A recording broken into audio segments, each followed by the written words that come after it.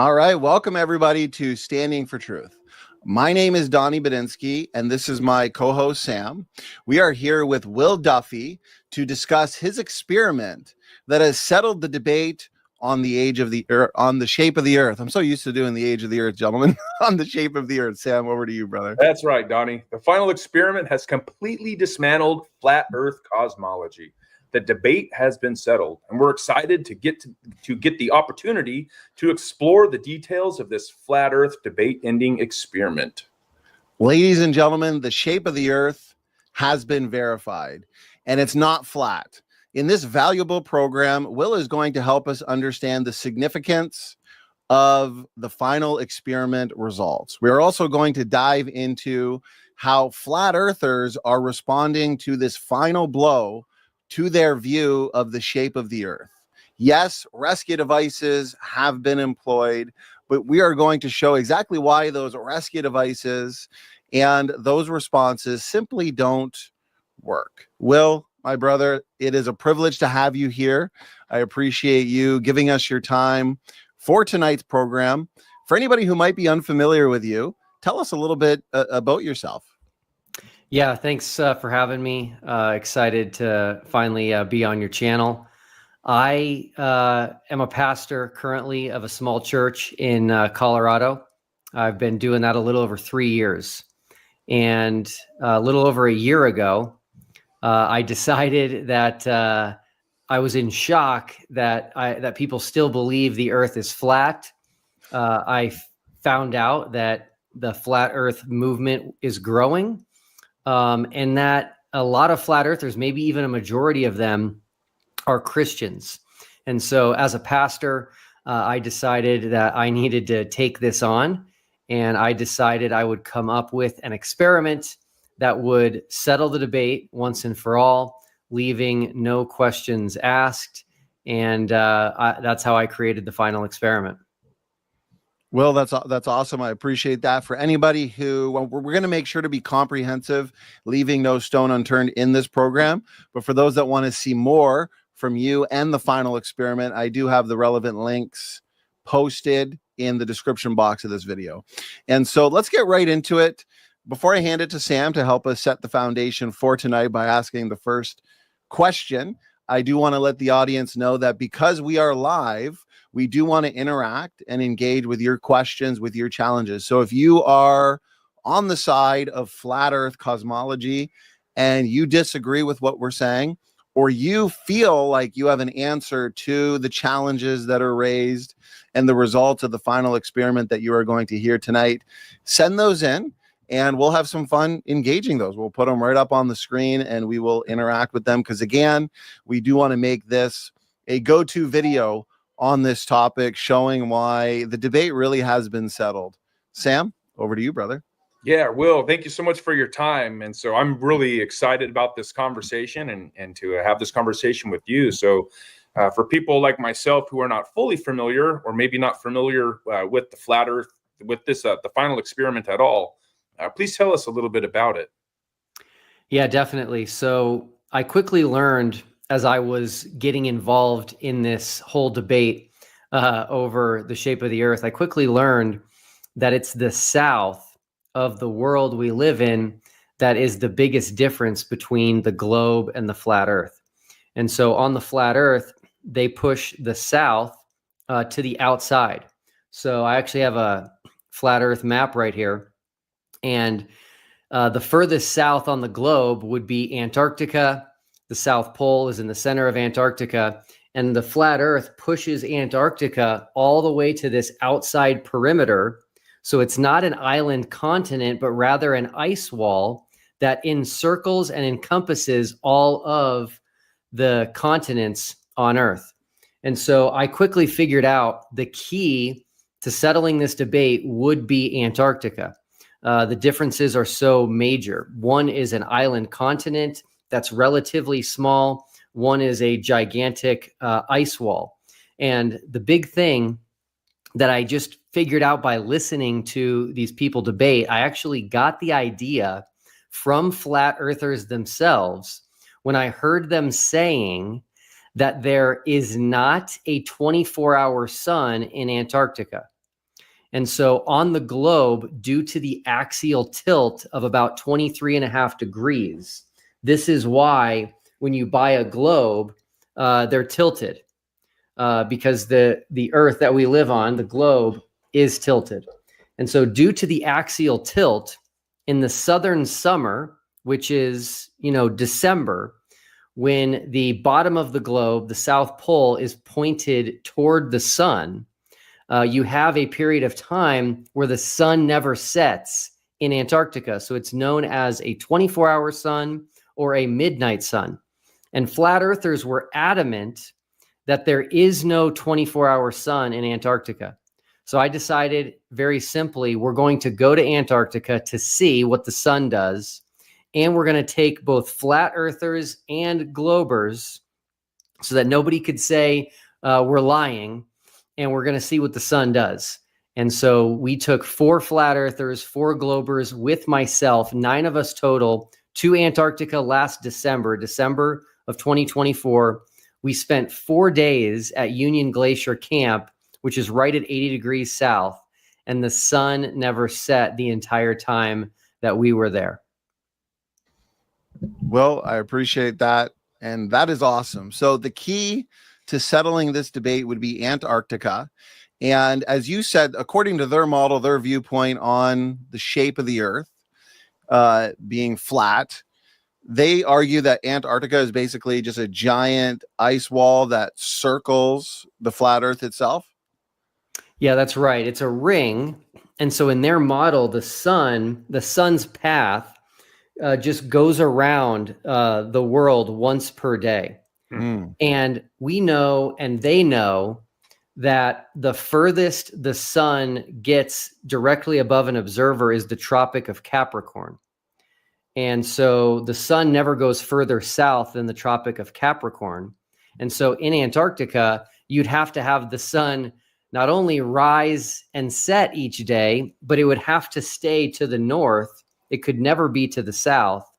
And not only was it to the south, it just circled above our heads each day, which is exactly what the globe predicted. Okay, so obviously then if the flat Earth is true, then there shouldn't be a 24-hour sun in Antarctica. That's basically impossible. And you pointed out that flat earthers, even before this experiment took place, or you came up with the idea, they've been adamant that there can't be a 24-hour sun in Antarctica, basically. Yes, that was the position taken by almost all of the prominent flat earthers. I collected many receipts of them saying things like a 24-hour sun in Antarctica would prove the globe. A 24-hour sun in Antarctica is not possible on a flat Earth. Let me tell you how confident they were. Mm-hmm. Back in December of 2023, there was actually a flat Earth debate between 2 pastors. And this debate took place outside of Nashville, Tennessee. The 2 pastors were Greg Locke and Dean Odle. Greg Locke was defending the globe. Dean Odle was defending flat Earth. During that debate, from the stage, I was present, by the way, at this debate live. I had not told anyone yet about the final experiment. I had already started working on it, but I hadn't told anyone publicly. During the debate from the stage, Dean Odle said that the entire debate could be solved by just going to Antarctica and seeing if there was a 24-hour sun. He said, if the sun circles above your head, we live on a ball, a sphere. And he said, but if it rises and sets, then we live on a flat Earth. So, and the whole place, all the flat earthers erupted and started cheering. And then flat earthers after the debate started posting online, like on X, let's go to Antarctica to settle the debate. Now, once I announced the final experiment and once they figured out that I was on the globe side, all of a sudden they did not like the idea of going to Antarctica to settle the debate. That's interesting. That's interesting. So with them being adamant, them admitting to this before the experiment was carried out and the results were received, this really is an experiment, a way to discriminate between the models. Because we know there's various debates that take place on different issues where a lot of the points that are brought up and discussed, Will, They're agnostic to the overall debate. But this is a point that's not agnostic. This is a point that can either go one way, flat Earth or the globe, and the results turned out to support the globe. Yeah, that's right. I've been accused of creating a false dichotomy with the final experiment, which I didn't. It was a true dichotomy. There either is a 24-hour sun in Antarctica or there's not. The flat Earth model predicted there wasn't one. The globe model predicted there was, and there was. It's amazing. Well, Sam, go ahead. Suppose you maybe took a wrong turn on your airplane and you actually didn't end up in Antarctica. Maybe you ended up in some, mountainous region in the middle of the flat Earth. What about that? Yeah, so flat earthers actually were using this line of argumentation prior to us going. So prior to us going, they were throwing out lots of conspiracies. One of them was that we would not go to Antarctica. Instead, we'd go somewhere else. And so I started asking the question, where else could we go? Number one, it would have to be big enough to where we're flying over nothing but snow and ice for hours. There's not many places on the earth that have that. Maybe Greenland and Antarctica would be it. But the second question, which was most important, was where could we go that there would be a 24-hour sun on a flat earth? And there is no answer to that. On the flat earth model, when the sun is over the Tropic of Capricorn, you would not have a 24-hour sun anywhere on the earth. And we flew first to Chile, to a town called Punta Arenas, which is at the very southern tip of Chile. We were very far south. And the reason for that is the weather in Antarctica is so unpredictable and so hostile that you have to be ready to go whenever they have an opening or a clearing in the weather. So we went to Chile a few days before we were scheduled to go to Antarctica, waiting for good weather. And we ended up going on the day that they originally had scheduled. And so we started by proving that we were there. We live streamed from Punta Arenas, Chile. And then we took a 4.5-hour flight south to Antarctica. And so if you look at a flat earth map, you can't go anywhere in 4.5 hours from the southern tip of South America and be surrounded by snow and ice. So the flat earth community dropped that conspiracy pretty quickly. How confident were you, Will, before going to Antarctica and seeing for yourself if there's a 24-hour sun? How confident were you that there would be, that this would verify the globe Earth? Yeah, I was 100% confident. And I'll tell you why. Number one, flat earthers have done something incredible, okay? They deserve an award for this, and that is this. They've convinced the world to just completely forget about and ignore pictures of Earth from space.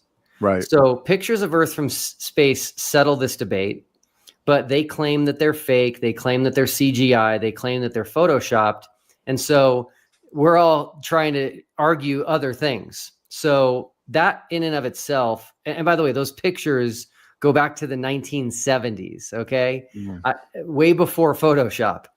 But anyway, I was 100% confident. Not only that, there were men who already went to Antarctica. They already filmed the 24-hour sun, and they already put it online.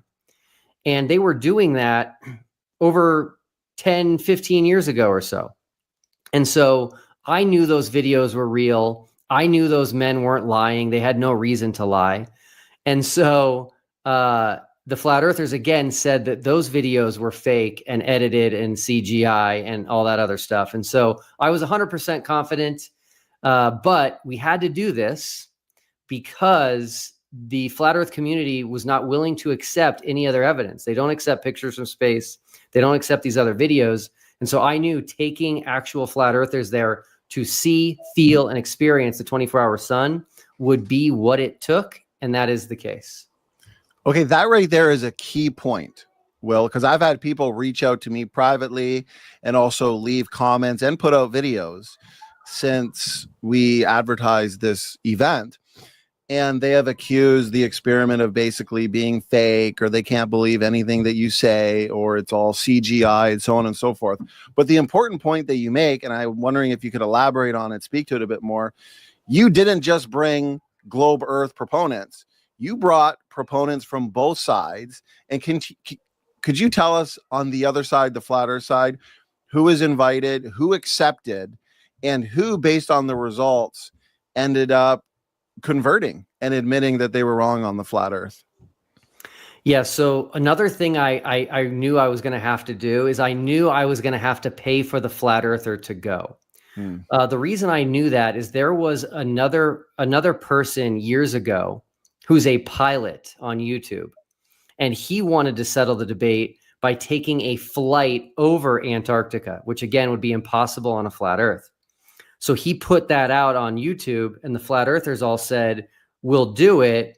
But then once they had to pay for it, they said, we're not going to do it anymore. So I knew I had to eliminate all possible excuses. So I invited 24 flat earthers to participate in the final experiment. The reason I picked 24 was because it was a very symbolic number. I like numbers. We were going to look at the 24-hour sun, and the year was 2024. Now, asking these 24 flat earthers to participate meant I would pay for one of them to go to Antarctica, and the other ones could participate simply by interviewing me on their channel about the final experiment, or just giving us an idea which would make the experiment more robust, so, something that would make them happier with what we did. And believe it or not, only 3 flat earthers out of 24 even participated. They weren't willing to have me on their channel. They weren't willing to make suggestions which would make the experiment better and more robust. And it was very hard to get a flat earther to actually go with us. But the original flat earther that was offered a free trip on my dime was David Weiss, who goes by Flat Earth Dave. He turned down the free trip. So I offered him a free trip to Antarctica. He turned it down. This is in writing. He said, because my friends are demons. And he eventually called me a demon as well. So not the best excuse. I was gracious to him, and I said, it's okay. We'll move on. The next person we offered a free trip to was Jaron Campanella, who runs the YouTube channel Jeranism, which is one of the biggest flat earth YouTube channels. He agreed to go with the stipulation that another flat earther would have to go. So he didn't want to go alone. And so I ended up having to pay for 2 flat earthers to go. And the second one was Austin Whitsitt, who runs a YouTube channel, Whitsitt Gets It. And then here's an interesting story for the audience. After TFE started gaining traction and being talked about worldwide, people started reaching out to me and offering to pay for other flat earthers to go. Someone offered to pay for Eric Dubay. Someone offered to pay for Nathan Oakley. Someone offered to pay for Dean Odell. And it was incredible. It was making this so much bigger. And I didn't have the money to pay for that many flat earthers. And so all of those flat earthers kept turning down an offer to have their trip paid for to go to Antarctica. Mark Sargent had an offer. And so it became very telling that the flat earthers did not want to go to Antarctica. And I don't think they have a good excuse or reason as to why they didn't want to. But then I got an email after all of these legitimate people had offered to pay for flat earthers to go. I get an email, and this person says, hey, I want to pay for a flat earther, but I want to make it kind of like a contest and open it up to any flat earther. And I just thought that's great. So I held a golden ticket offer like Willy Wonka, and I had people submit applications, and I got applications from all over the world. I narrowed it down to 10, and I had a live stream with the 10. I introduced these 10 flat earthers to our audience. It was kind of like a reality show. It was very fun. And then we eliminated them one at a time, and we picked a winner. And the winner was a flat earther. Her name is Lisbeth Acosta. And she was super excited. She couldn't believe it. It was like she won the lottery. And then I found out that the person offering to pay for her was a flat earther pranking me. He was scamming me. So it was not even a real offer. So I had to eat crow a little bit and explain to everybody what had happened. And so I created a GoFundMe, and largely the Globe community came together and all funded her trip as well. So that's how we ended up with so many flat earthers on the trip. And I will say this, Jaron Campanella, he saw the 24-hour sun, and within minutes afterward, we were live streaming. We live streamed from Antarctica at midnight. The reason we live streamed at midnight is because the sun is still up. So for everybody else in the world at midnight, the sun's on the other side of the globe and it's dark, but we live streamed, the sun was still up. He got on camera and he said, sometimes in life you're wrong. And he admitted he was wrong about the 24-hour sun, about the flat earth map that he had been promoting. And he has since come out and said that flat earth is completely false. We live on a globe, and so many other flat earthers have left flat earth. And I think the fallout is going to continue. So for those that are kind of reluctant and they're still holding on to their flat earth, I mean, sure, they must have some response. I mean, they must put forth something to explain what's taken place. And before you respond to that, Will, just because we are live, we got over 100 people in the live chat with a lot of flat earthers. And so I challenged those before we got into our main discussion here. I want to see some answers. I want to see what your best rebuttal or counter is to the results of this experiment.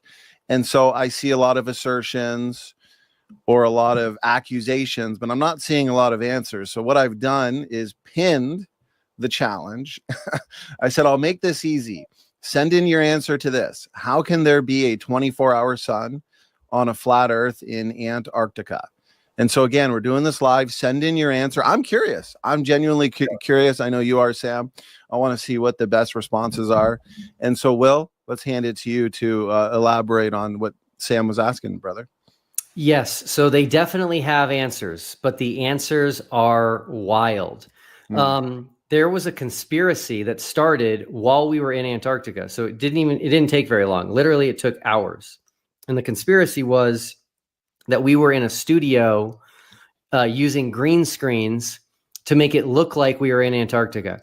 Now, what caused that is I use a green screen, right? So the screen behind me right now is green, but it's being replaced. So the color green chroma key is being replaced by my digital image behind me.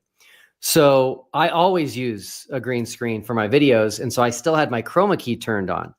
And one guy out of the 9, his name is Jonathan Morandi. He's actually a filmmaker, and he went with us to film a documentary. He's a flat earther as well. So we had a flat earther filming the documentary so that flat earthers can't say we're creating a hit piece. He had a green patch on his jacket right here. And so when he got on camera and we were live streaming, this background showed up on his chest. And so quickly there was a conspiracy in the flat earth community that we were in a studio using a green screen. What's funny is that the fact that that happened actually proved that we were not using a green screen.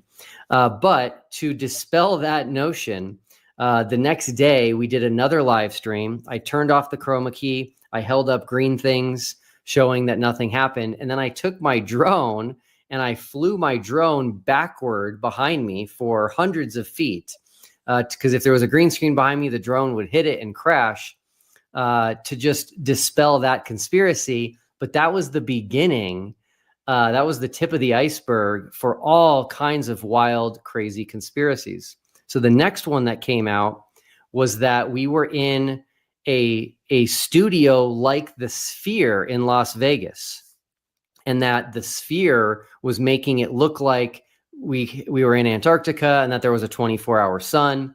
And a lot of people have bought into that to this day. And so what's interesting is that I actually received special permission from DJI, who's the manufacturer of my drone. I received special permission from them to fly my drone in Antarctica higher than the usual limits allow. And I was able to fly it almost a mile high. And so I flew my drone up. I took video, 360-degree video of Antarctica from that high, which is incredible, by the way, incredible footage. And so we quickly dispelled the notion that we were in something like a building or the Las Vegas sphere. That sphere cost over $1 billion and is maybe 300 feet tall. I think the largest building in the world is just over 2,000 feet tall. And here I am flying my drone 5,000 feet in the air. There's new conspiracies that someone used like a giant laser pointer to laser a sun in the sky around us to fool us that there was a 24-hour sun. The craziest one of all comes from a pastor, sadly, the same pastor I mentioned, Dean Odell, who again, at the debate in December of 2023, said that going to Antarctica would settle the debate. And if there was a 24-hour sun, we live on a globe. He said that Satan is the one that caused the 24-hour sun. So Satan knew we were going down there, and he actually implied that Satan became the sun and then went around us. And hard to believe people are believing that and eating that up. Wow, that last one is wild. I want to make sure I heard right. Satan became the sun, hung out for 24 hours in Antarctica to get people swayed away from the flat earth, basically. Yep, that's right. They will come up with anything. The flat earthers now that are leaving flat earth, they're claiming that they've been paid off. They're claiming that they were fake flat earthers, that they were shills. They will not accept evidence, unfortunately, and they also won't accept what they say. So if they say this is not possible on a flat earth, and you show it to them, all of a sudden they'll just on a dime say, never mind, it is possible on a flat earth. If they say this would prove the globe and you show it to them, they'll say, never mind, we don't think that proves the globe. The one thing that we did, which is fascinating to me, and it's really cool, and it's actually the biggest difference between the final experiment and the moon landings. Okay. So the flat earthers all deny the moon landings. They deny space. The biggest difference was when we were trying to put a man on the moon, no one was thinking about flat earth. No one cared about flat earth. There really wasn't a flat earth movement. Right. Our trip, we knew that there was flat earthers. We knew their way of thinking. We knew their lines of argumentation. And so we proactively figured out what we would need to do based on all of the crazy things that they would bring up. And so we've been prepared for all of them. And when people bring them up, we easily have evidence to show, no, that's not accurate. And so it is a shame, but there are a lot of flat earthers who have left flat earth. They're now admitting we live on a globe. And so this is a huge, huge win. Sam, I know you have a follow-up, but I did really want to get this out quickly because Jeranism, he's one of the many that have converted. So if these are shills, that's mind-boggling, because I remember going back years ago, someone like Jeranism, huge flat earther, I remember him doing many debates against globe earth proponents, including atheists. I think he even did a debate with Aaron Ra. So have these guys just been faking it then, apparently, for the last 4, 5, 6 years, just waiting for this moment to come out and, you know, reveal their true intentions? I mean, that's a pretty wild accusation, isn't it, Will? It is, yeah. Jaron was actually a 10-year flat earther. Wow. The latest person that went public about leaving flat earth is ROBBIE Davidson. He was huge in flat earth. He arranged 4 international flat earth conferences. He's been all over the news. He has a very popular YouTube channel called Celebrate Truth. And again, you know, these accusations that are coming against the flat earthers are actually helping us, because the people that the accusations are coming against are showing them the true nature of the flat earth community, which is they will make claims without evidence. They'll say that they're lying when they're not. They'll say that they're being paid off when they're not. They'll tell them they're a shill when they're not. And so everything is, honestly, everything is going well, despite them digging their heels in.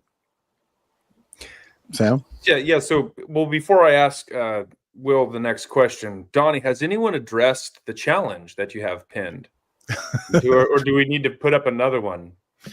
Kind of, but it's based on some questions that I have for later, where we're going to get into this so-called assertion that, there have been flat earthers that have presented a model that can explain the 24-hour sun. And one of the names of this person, I think Joe Hanvey, was mentioned. We're going to get into that, though. So you guys in the audience, you just wait. We got a few things to deal with before we get into that. But other than that, basically just accusations, assertions. And so before you ask your question, Sam, this was what came to mind then. These accusations that you're talking about, Will, they are a gift to the final experiment, because they're proving even more why the flat earth community don't have any good, technical, sophisticated response to the 24-hour sun in Antarctica. And so I feel like when you don't have a response, what do you resort to? Well, ad homs, personal attacks, accusations. And so I noticed you smile and you confidently take them in as a gift. And so thank you very much, flat earthers, for showing even more why the final experiment has ended flat earth. Sam, your question, brother? Will, unless you had something to say, brother. I'm just noticing a lot of flat earthers in the chat here, and I'm just curious why they're not stepping up and attempting to explain what we observed in Antarctica. So just real quick, this is going to be important. There's a 24-hour sun in Antarctica. There's a 24-hour moon in Antarctica. There is a south celestial pole, which we recorded. 3 of us have 3 different recordings of the south celestial pole, which we took when we were at the southern tip of Chile, because with a 24-hour sun, you don't see the stars. So when we were in Chile, there was very short nights because it's so far south, but we recorded stars rotating around a point in the sky in the opposite direction that the stars rotate around Polaris. That, again, is only possible on a globe. It's not possible on a flat earth. And then the sunrise and the sunset in Chile was to the south. And on the flat earth model, the sunrise and the sunset should actually be to the north. And so these observations, the flat earth community doesn't seem to have an answer for. If they do, they would offer it right now in the chat. They would make videos about it on YouTube and send them to me, but they're just silent. Can you form that in a brief question so we can maybe pin that and move on to the next challenge? Yeah, I mean, the question is, do any flat earthers have an explanation for the observations made by TFE? It's that simple. I love it. Okay, Sam, so you got a follow up, brother? Yeah, well, yeah, and I don't know if I want to kind of leave this yet, but so the firmament, that it seems like that was originally the foundation of this argument, which is an aerial type scenario. But I've heard a few people say, okay, there might be phenomenons or things that are hard to explain that take place up in the air, but that has no bearing on the shape of the ground, the shape of the earth. So I guess the question, 2 questions. What is the firmament, and how do we navigate through that? And why do these things that we observe in the air, why are those relevant to the shape of the earth? Yeah, really good question. So number 1, the firmament of Genesis 1 is a very interesting conversation to have. Flat earthers make the false argument that the firmament of Genesis 1 is a hemispherical glass dome over a flat earth. So it never says that at all. If it's referring to a glass enclosure, which I don't think it is, it could be a spherical glass enclosure over a globe. It doesn't say what shape it is, and so that's an argument that they make, which is just not true. Now, I'm having a Hebrew expert who lives in Jerusalem coming on my channel next week to talk about what Jews have thought that this Hebrew word rakia, means predating English. And it's not a glass dome, and it's not a hemispherical glass dome over a flat earth. It's the expanse of the sky.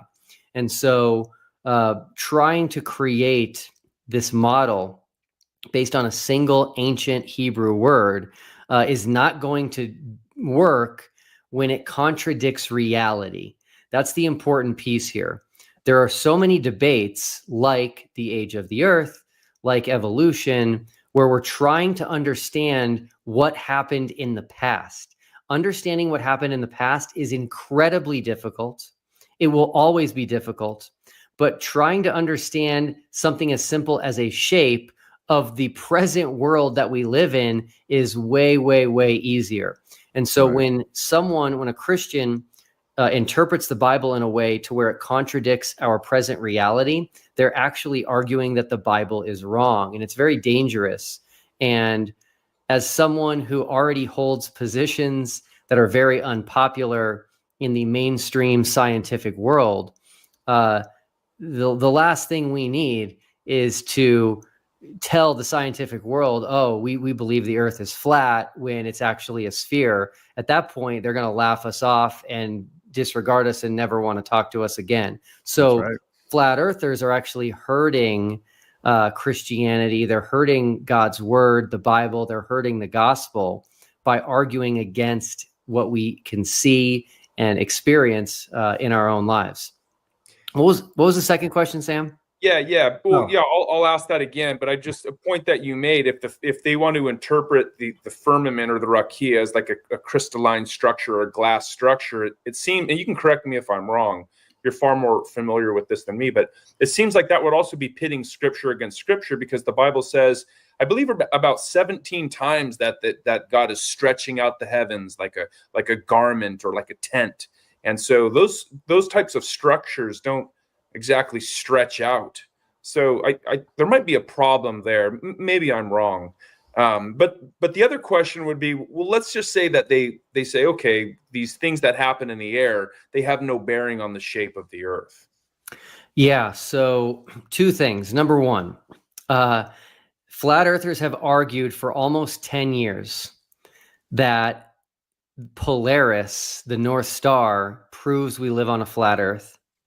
They also argued that the 24-hour sun in the north, so this would be in the Arctic, proved we lived on a flat earth. They sent a flat earther named D. Marble to Alaska to film the 24-hour sun, which happens in the northern summer, which would be around June. And they proclaimed this proves the earth is flat. So they're the ones that say the lights in the sky do tell us about the world that we live in. But more importantly, if you ask them if there's a North Pole, they will say yes. The reason they say yes is not because they've been there. It's not because they've seen video of the North Pole or pictures of the North Pole. They believe there's a North Pole on the earth, a geographic North Pole, because of the sky, because of the stars. So their position is that all of the stars in the world, which is not true, but they say all the stars in the world rotate around Polaris. And so therefore, that's why we have these issues in the South where we're able to show that that cannot be true. So flat earthers do understand, they do know that we can use the movement of the luminaries to help us understand the ground that we live on. Now, this is going to be far too technical for this show. I'm not even prepared to talk about it. But celestial navigation works. And celestial navigation has worked for centuries. And celestial navigation is where you use the lights in the sky to help you see what the cardinal directions are and to help you get from one place to the other. And so if celestial navigation works, which it does, you can then reverse engineer celestial navigation to show what shape the ground is, which is a sphere. Flat earthers have been challenged to explain celestial navigation on a flat earth, and they cannot, they refuse. So we absolutely can use the lights in the sky to tell us about the ground. But most importantly, when they say this, they are obfuscating. And they're obfuscating because the question we're asking is, how can a 24-hour sun in Antarctica work on a flat Earth? How can a 24-hour moon work on a flat Earth? How can a south celestial pole work on a flat Earth? And they can't explain it. So if they can't explain it, then we know, because we've observed it, that it's going on. We know we don't live on a flat Earth. You said something earlier, and I agree with you. I strongly believe that it's a waste of time. These flat earthers could be, because obviously they have a lot of passion and energy. They could take that passion and energy and focus on something that's important, like maybe the ancestry debate or the age of the earth. And so it does hinder, I think, in many ways. It is an attack, really. It's on the gospel, good science, good debates that are being had. And so, well, you engage in a debate just a couple nights ago, and I think that debate was very telling, because the results of the final experiment, they've been out for a while. There's been a lot of discussion. You've been working hard. You've done a lot of interviews, and it's amazing how far this information has reached. As just the other day, I was going through YouTube and a short popped up from Joe Rogan where even he was mentioning the final experiment, had well over 1 million views, which means, on a side note, we got to get Will Duffy on the Joe Rogan podcast. So let's make that happen. And anyway, so you debated Nathan Thompson, who's a popular flat earth proponent. And so he's had plenty of time to come up with an answer, plenty of time to prepare for that debate. From my understanding, you even sent him some of the points that were going to be discussed. And so I'd like to go over some aspects of that debate as it relates to the final experiment. And so a question that you asked, there are several, and I kind of want to go through them one by one. One question was this, and I was wondering if you could speak to the significance of this. How can we get internet in Antarctica on a flat earth? As obviously you were live streaming and you were proving that you were actually there. And so could you speak about that, Will? Yeah, so this is important. I did not seek that debate out. I didn't ask for a debate. I didn't pick Nathan Thompson. That debate came to me. The YouTube channel Modern Day Debate asked me if I would debate Nathan Thompson. So I agreed to do that. Then Nathan Thompson asked me for what I was going to talk about. So I sent him a list of my arguments. So I gave him everything he needed ahead of time. I also told him, though, ahead of time, that I was not going to allow him to go off topic. I had seen debates where he went off topic, and I said, that's the one thing I'm gonna say that you need to agree to ahead of time. So he knew all of that going into it. The first question I asked him, which again is a very difficult question, if not impossible for a flat earther to answer, which is, how did we have internet in Antarctica? We were, again, right at 80 degrees south. We were so far on the interior of Antarctica. Again, we flew in an airplane for hours over Antarctica to get to where we were. And when I asked Nathan that first question of how we got internet, he did not have an answer. A lot of people don't realize that flat earthers reject a lot, right? They don't just say the earth is flat. They reject space. They say space is fake. They reject the moon landings. They say we've never been on the moon. And they reject satellites. They reject GPS being satellite based. And so their answer for how we have internet is big cables that are undersea cables. And so these there are undersea cables, by the way. I'm not saying that those don't exist, but they say that the undersea cables are what gets internet to everyone. Well, we were nowhere near the ocean. And so the flat earther has to figure out how we had internet. And I'll tell you that how we got internet was, I actually purchased a massive maritime Starlink unit. This was so big that it didn't fit into my biggest luggage that I have for a checked bag. So I had to take this unit to a store and try to find a piece of luggage that it would fit in. And I only found one suitcase that it would fit in. And so I took this to Antarctica, not knowing if it would work. So I set this up while we were there, and it immediately reached satellites, which are in space, and gave us internet. There was never internet at Union Glacier Camp prior to Starlink. So Starlink is what gave us internet. And I don't know what flat earthers would say as to how we got internet. I would be curious to hear what they would say. We actually took a device with us that can tell you if there's any cell towers in the area, and there wasn't any. There is no cell service whatsoever. We were completely off the grid until we set up the satellite internet. And so just the internet itself, where we were, is a huge problem for flat Earth. What if they said, well, the radio waves bounce off the dome that they believe in, allowing internet access in Antarctica? Nathan kind of said that, seemed like a joke. He didn't really have an answer, but now I'm seeing it presented in the chat as a legit answer. So Will, what would be a good response to that? Yeah, so that's really interesting. So number one, we do not have any evidence of a dome. And number two, if it's that easy to get internet by just bouncing something off of a dome, then there would be internet covering the entire world. Third world countries, you'd be out in the ocean, there would just be internet everywhere. But of course, that's not the case. Yeah, that's good. Sam, did you have a follow up on that one, brother? I have a piece of property that's well off the grid, and that Starlink has been great out there. Everyone loves it out there. So, I mean, that's really a neat device. And I was just going to say the same thing. If that's the first time that they had internet at that particular location, then that would be hard to explain also. Yeah. Yeah, we had this super chat come in earlier. One Way Apologetics, appreciate the support. Looks like a lot of people are having fun in the chat. I appreciate all the interaction and how engaged everybody is. This is a lot of fun. I'm enjoying this. To those in the chat that are posting comments that seem like, you know, they're angry or upset about what's being discussed here, think of Sam and I as being open-minded.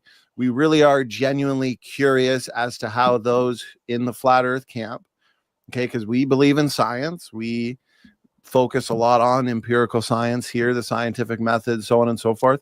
And so when you're faced with a piece of data like this, a 24-hour sun, plus the other points that you talked about, Will, in Antarctica, you know, we can't just make stuff up or, you know, put forth accusations as if that's a good, straightforward answer. So think of us as being open-minded on this and present what you believe are the best answers.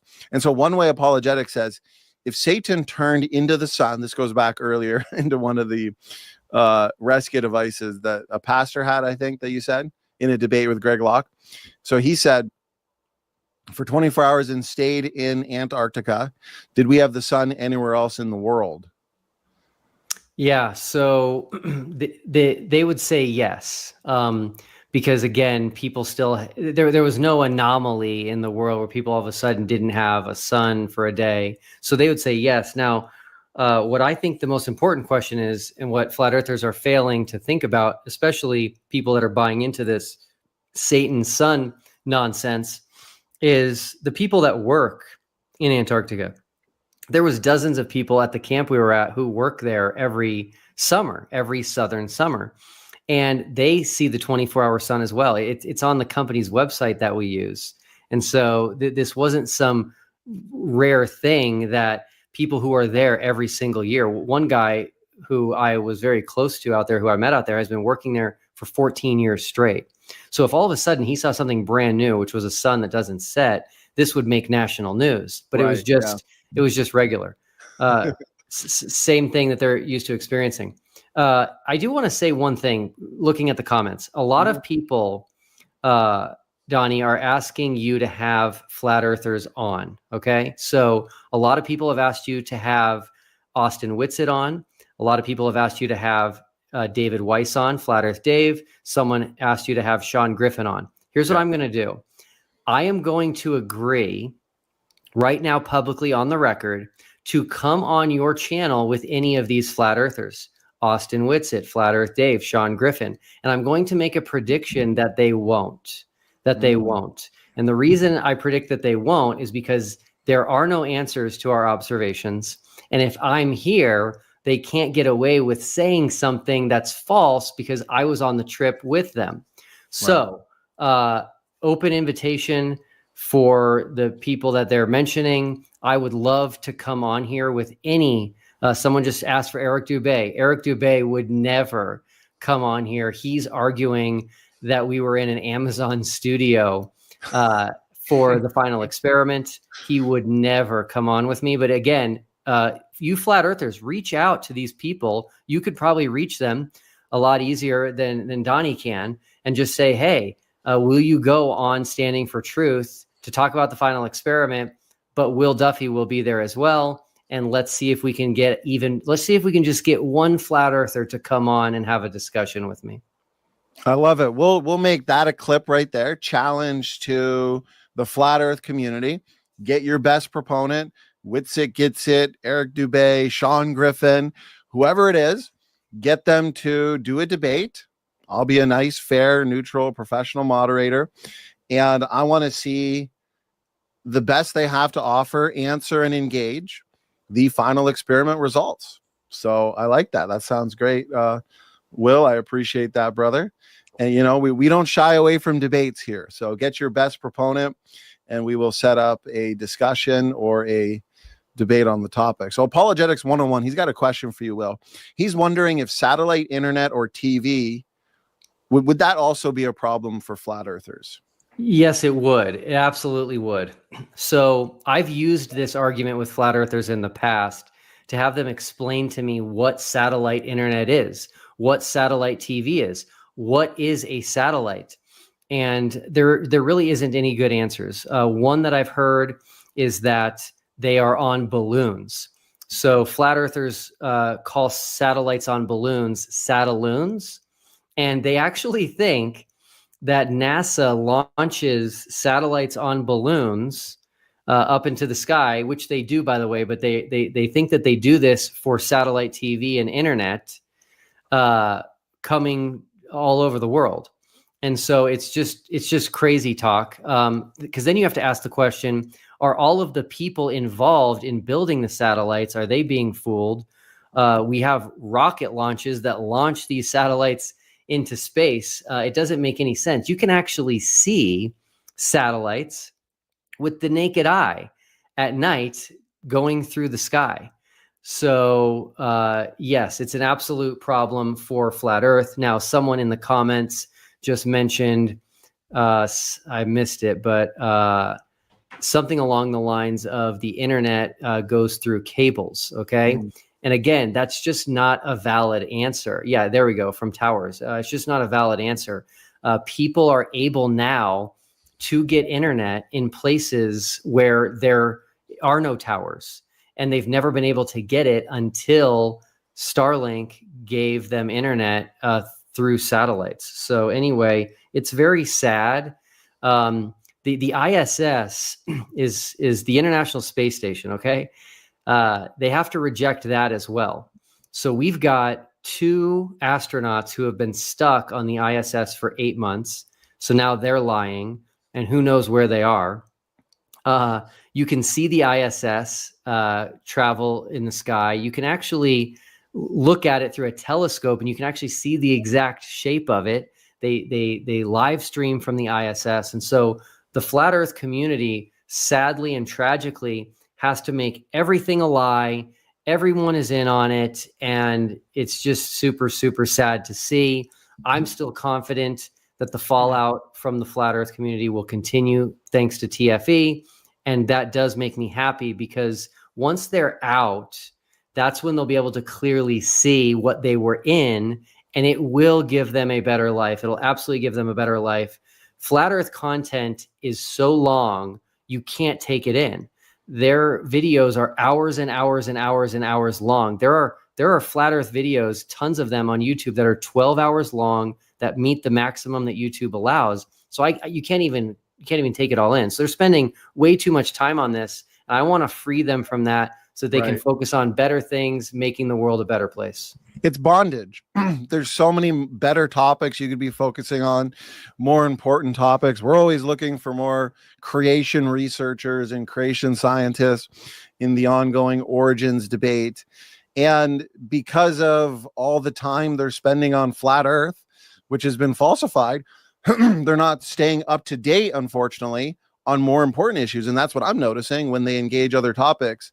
They seem ill-equipped to discuss those. And it's probably because they're focusing all their energy on the flat earth. So this is great. Okay. I had about 3 or 4 questions that are now can be summarized in this one question from Nathan. Could be Nathan Thompson, because these were his arguments basically to almost everything you said in that debate. So let's have you engage it and address it now. So he says, what we see in the sky does not tell us about the ground. He said that many times in the debate. And then he said that settles the debate. And he also accused you of committing the logical fallacy, affirming the consequent. Will, what are some good responses to this? Yeah. So first of all, the person that made this comment is either Nathan Oakley or someone who listens to Nathan Oakley. That's guaranteed. So again, this is a tactic that flat earthers are using to evade the reality, which is that a 24-hour sun in Antarctica does not work on a flat earth. It doesn't work. If it did, you guys would explain how. But instead, you say what we see in the sky does not tell us about the ground, which it does. But again, let's focus on the reality of the global symmetry that we have, which is a North Pole and a South Pole, a 24-hour sun in the north, a 24-hour sun in the south. But here's the important piece. It mirrors, okay? The moon, the sun, they're upside down in the south.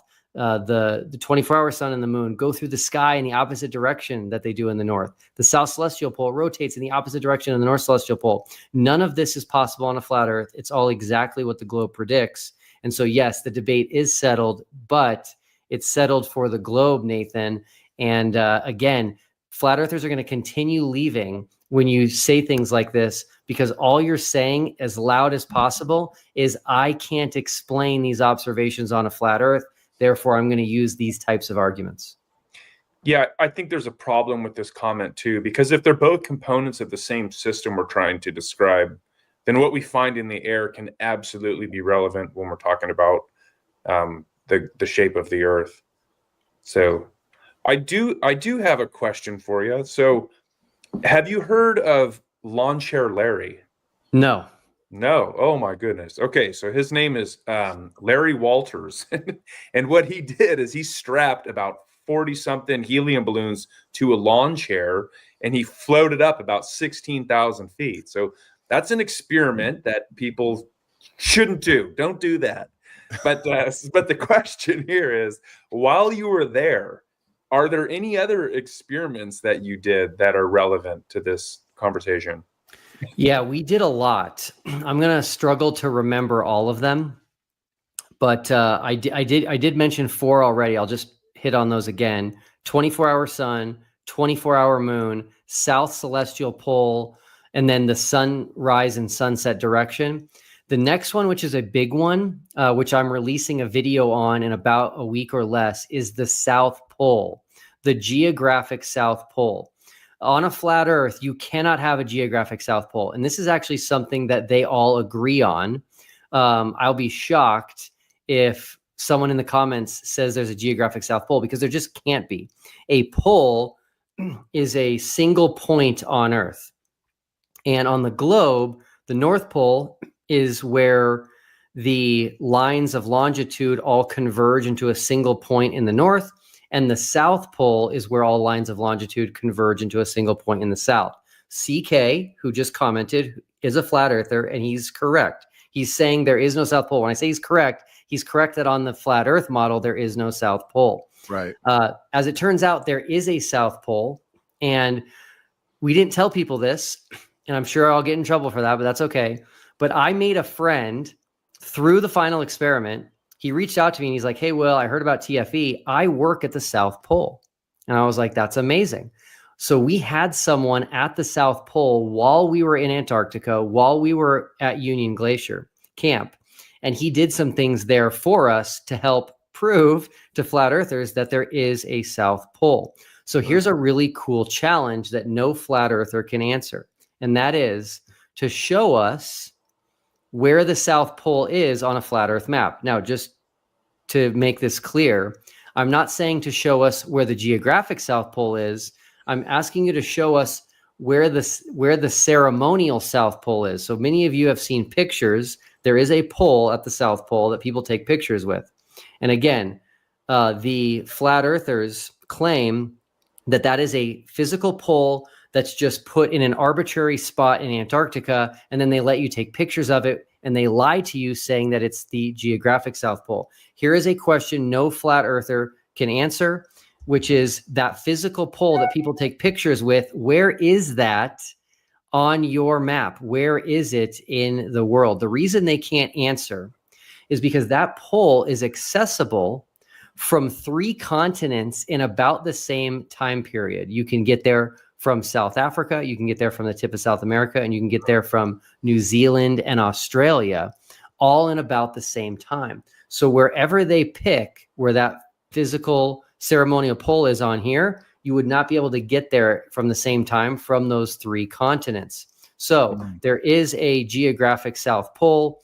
Someone just made a comment. I think it was Adam Griffin. Yes. Okay. Adam Griffin. So I know Adam. Okay. So Adam and I would consider us Facebook friends. That's really how we know each other. And he's very upset with me about the final experiment. So he's obviously a flat earther. So Adam, here's how we know it's the geographic South Pole. It's called celestial navigation.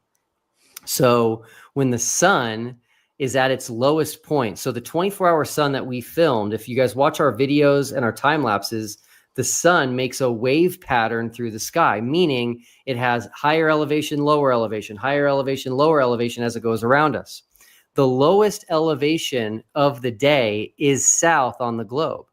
And if you go in that direction, you eventually hit a spot where the sun does not change elevation at all. And so the 24-hour sun at the South Pole never changes elevation ever for all 24 hours. But anywhere else in Antarctica, the 24-hour sun makes a wave pattern that is only possible on the globe.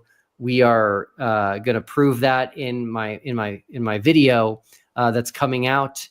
And CK just said, how can we prove where they put their South Pole when no one can go there? You should put that comment up. This is a very, very ignorant comment. From CK? Yes.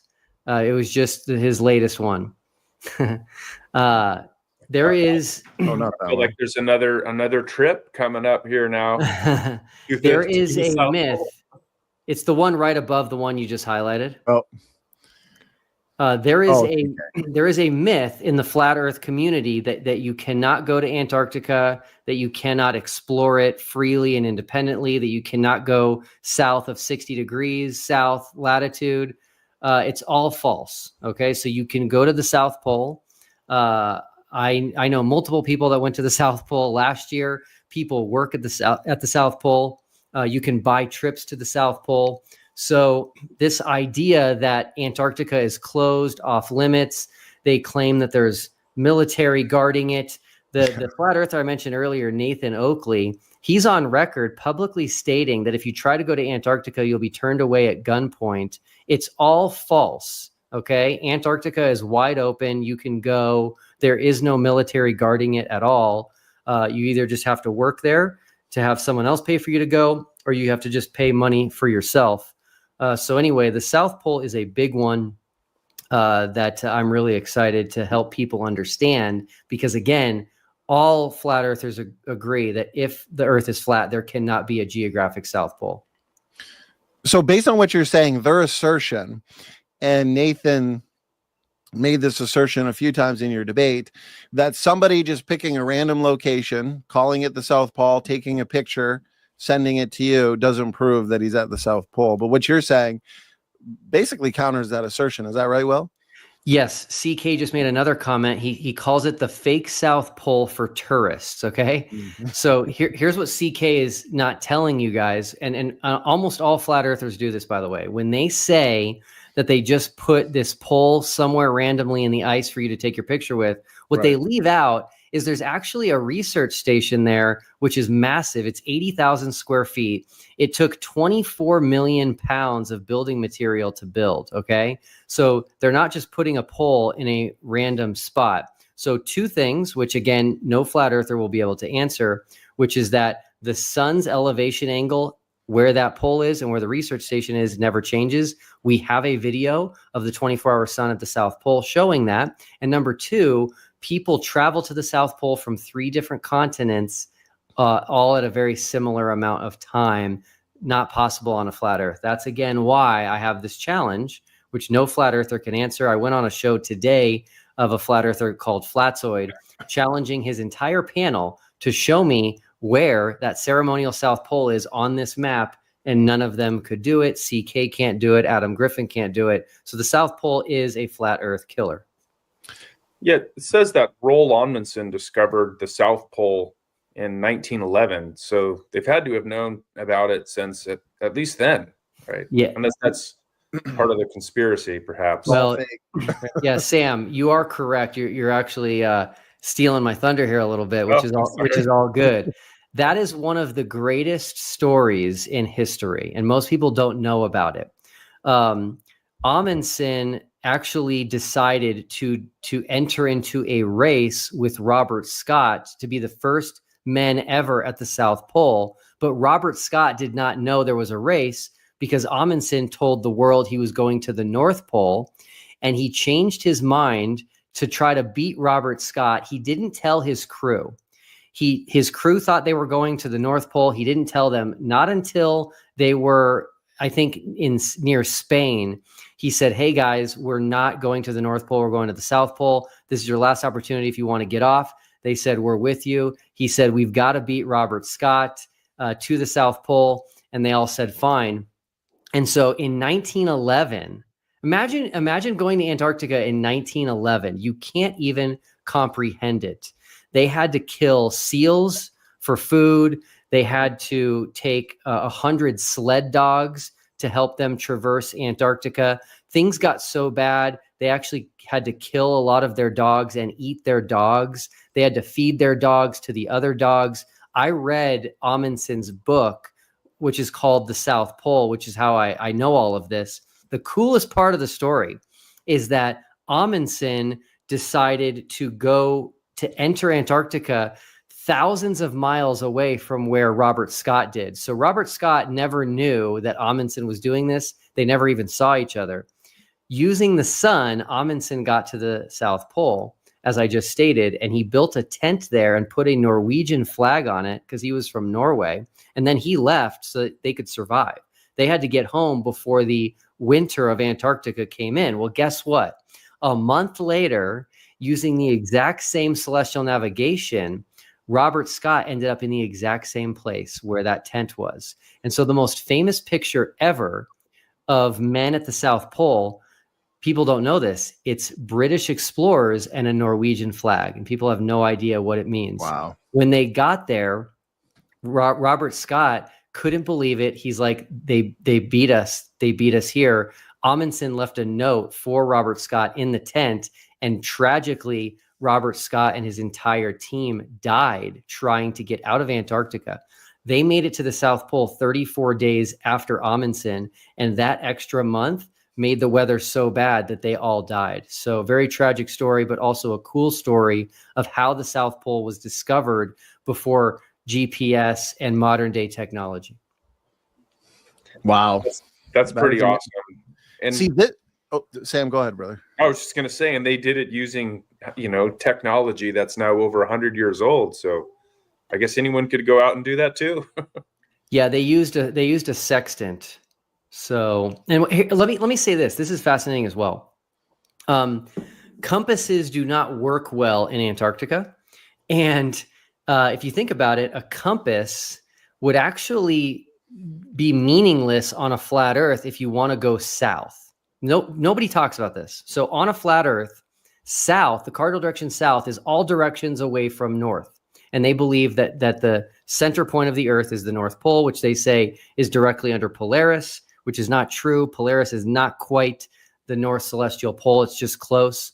And so you have people that could use a compass that start in different places, and they're both going south and they're both going in opposite directions. So a compass in Antarctica would be worthless on a flat Earth. Two people could use it and go directly south, and they're literally going away from each other. So that in and of itself is something I don't think many flat earthers have even thought about or considered.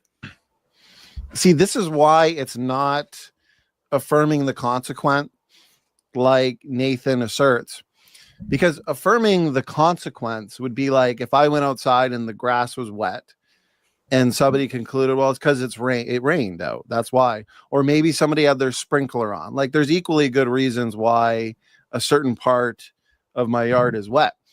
It's agnostic, really. Then you'd have to do further investigations and so on and so forth. But with these arguments and the final experiment results, no, the flat earth community or the flat earth model has no response, has no good response, as we're seeing here, especially in the chat. And so this is an experiment that actually falsifies that position. So you can't say, well, you're just affirming the consequence. Okay, well, then what's your explanation? If they don't have an explanation, then this is a discriminatory piece of data. And Will, you mentioned this, and I found it very interesting because you asked this question in your debate with Nathan Thompson. And so I was wondering if you could elaborate on it a little bit more in terms of the significance of the 24-hour sun that you guys filmed in Antarctica and how it made a wave pattern through the sky and consistently changed elevations going up and down, up and down. Why is that significant to this debate, Will? Yes. So science is all about making a hypothesis, making a prediction based on the hypothesis, and then testing the prediction. That is science in a nutshell, if we want to simplify it as much as possible. Flat earthers don't do science. They are anti-science. They're not willing to do science because they're not willing to get past making a hypothesis. Their hypothesis is, oh, the earth is flat. Great. Now make a prediction. Nope, we're not making a prediction. We don't make predictions. Okay, well then let's test your hypothesis. Nope, we're not going to test it. We're not willing to do that. So the globe model is so robust that it makes countless predictions and they all come true.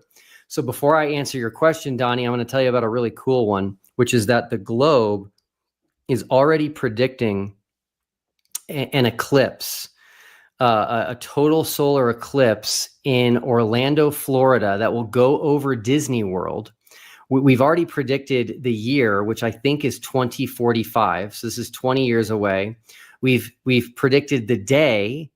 We've predicted the path of totality and the time. Okay. So when you have a robust model, you can actually make predictions and the predictions will come true.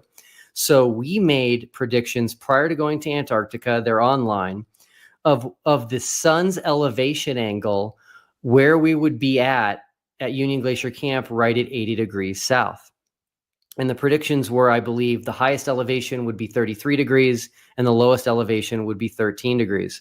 Not only that, we also made predictions of shadow lengths based on the sun's elevation, and all of that came true. So at this point, if people are going to be unwilling to accept the results, it's because flat earth is nothing more than a religion to them, and they're just going to believe in something that has no evidence for it. Because we made these predictions, they came true, and it's just so fascinating to me. So yeah. Yeah, that's amazing. That's exactly what it is. And I appreciate you laying it out. You are to make testable and falsifiable predictions, future testable predictions based on things we don't know yet. And that's what you guys did. And they were confirmed. Those were verified. And the flat earthers need to offer a superior model or explanation. This is interesting. So someone in the live chat is apparently a flat earther, and some people are cheering for him to have him on, right? So I'm curious what his answer is. And basically, here's his answer. He says, well, tell Will Duffy that looking at things in the sky, so apparently looking at the 24-hour sun that should not be there. And you said a 24-hour moon as well, Will? That's right. Okay, so those two things, plus the other things you've mentioned in terms of predictions, apparently those don't matter, even though we started the program. You mentioned and pointed out, you have the receipts that many prominent flat earthers argued and admitted that on a flat earth model, there shouldn't be a 24-hour sun. It's just not possible. But he's saying, well, no, none of that matters because it doesn't really prove the shape of the earth one way or the other. What's a good response to that? Yeah. So again, whoever this is saying this is just parroting the flat earth talking point and evading the argument at hand, which is, number one, the flat earth community as a whole said there is no 24-hour sun in Antarctica. They said it would falsify flat earth and prove the globe. Now that we've done that, they're changing their talking points to this. Prior to TFE, they said that Polaris and the 24-hour sun in the north prove flat earth, which means they were saying things in the sky do prove the shape of the earth. But Toronto Bible Study, the most important thing here is, and I'm just going to keep harping on this, is that the lights in the sky can falsify positions and falsify models. And so a 24-hour sun, a 24-hour moon, a southern celestial pole, none of that is possible on a flat earth. If it was, you would explain how. Yeah, exactly. Them just asserting that looking at things in the sky doesn't prove the shape of the earth. Okay, how do you explain it? What's your reason for it? And the only one that I've kind of seen is we're going to move towards right now and get your response, because it was also brought up in your debate. But this kind of came to mind. This is a very basic question, I'm sure. You know, I'm not an expert at the flat earth debate. They're so against a round earth. But I mean, when you just look at the sky, just in a very basic way, I mean, the moon is round, clearly looks rocky the way that scientists say it is. If you look through a telescope, powerful telescopes, the planets are clearly round. You know, you can see those. So why are they so against the earth being round? They're not arguing for a flat moon or a flat planet. And I know that's probably a basic question, but that's just very basic.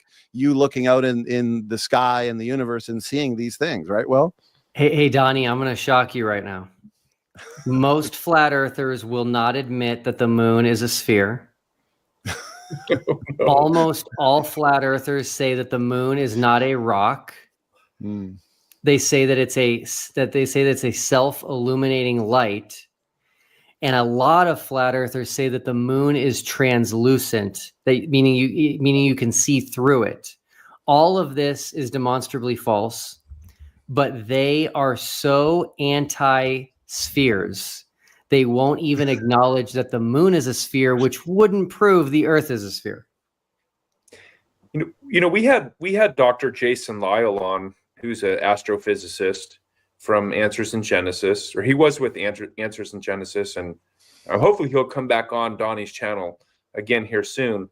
But he pointed out that they left a mirror at the moon, and they shoot a laser at the moon at this mirror, and they can measure the time it takes for this laser to hit that mirror and reflect back to Earth. And that's how we know that the moon is in fact moving away from the Earth. So, and he also pointed out that if you have a good enough telescope, you can see it. You can see it yourself. And so, I mean, that would be an interesting one for them to, I guess, tackle. But you know, I wanted to point out on another comment that you guys were making when we talk about faith in something, be it a certain model, a flat Earth or whatever that might be. Faith defined biblically is reasonable, and that's based on the evidence. And so if in spite of the evidence that we're being told that we just have to have blind faith, that's not a biblical faith. And so I'm not going to have an unbiblical faith in something like a flat earth. I'm just not. Yeah, I agree with you completely. You know, the world, you know, acts like we're all dumb and we just have blind faith. But the reality is, we care about evidence. We care about science. I don't know about you guys. Hopefully you feel the same way. I'm definitely willing to change my mind if evidence is presented to me that contradicts something that I believe.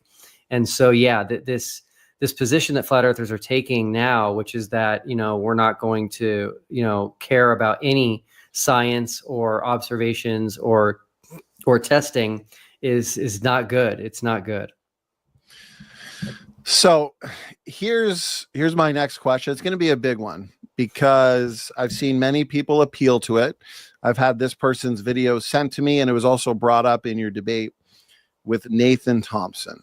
And so people are saying in the flat earth community, they're saying that they have demonstrated the final experiment observations physically on a flat earth model. And they've pointed to somebody named Joe Hanvey and a model that he supposedly presented. Are you familiar with that? And does his model work to explain the final experiment observations well? Yeah, very familiar with Joe Hanvey. He's been on my channel twice. Number one, he has stated something false on my channel, which is that he did not take a position that there was not a 24-hour sun in Antarctica. He did. I've got receipts there. He was actually at that debate I mentioned between Dean Odell and Greg Locke. And I found a video I didn't even know about. There was a Q&A at a hotel after the debate, and I wasn't there. The first question was about the 24-hour sun in Antarctica. Dean Odell said, there's not one. There's definitely not one. Wow. And then Joe Hanvey said, I have a friend in Antarctica right now, and she said there is no 24-hour sun. It rises and sets each day. They gave him the mic because they thought that was so important. So he definitely took the same position that the majority of flat earthers took, which said it didn't exist. I don't know exactly when he changed his mind, but he changed his mind before we went to Antarctica.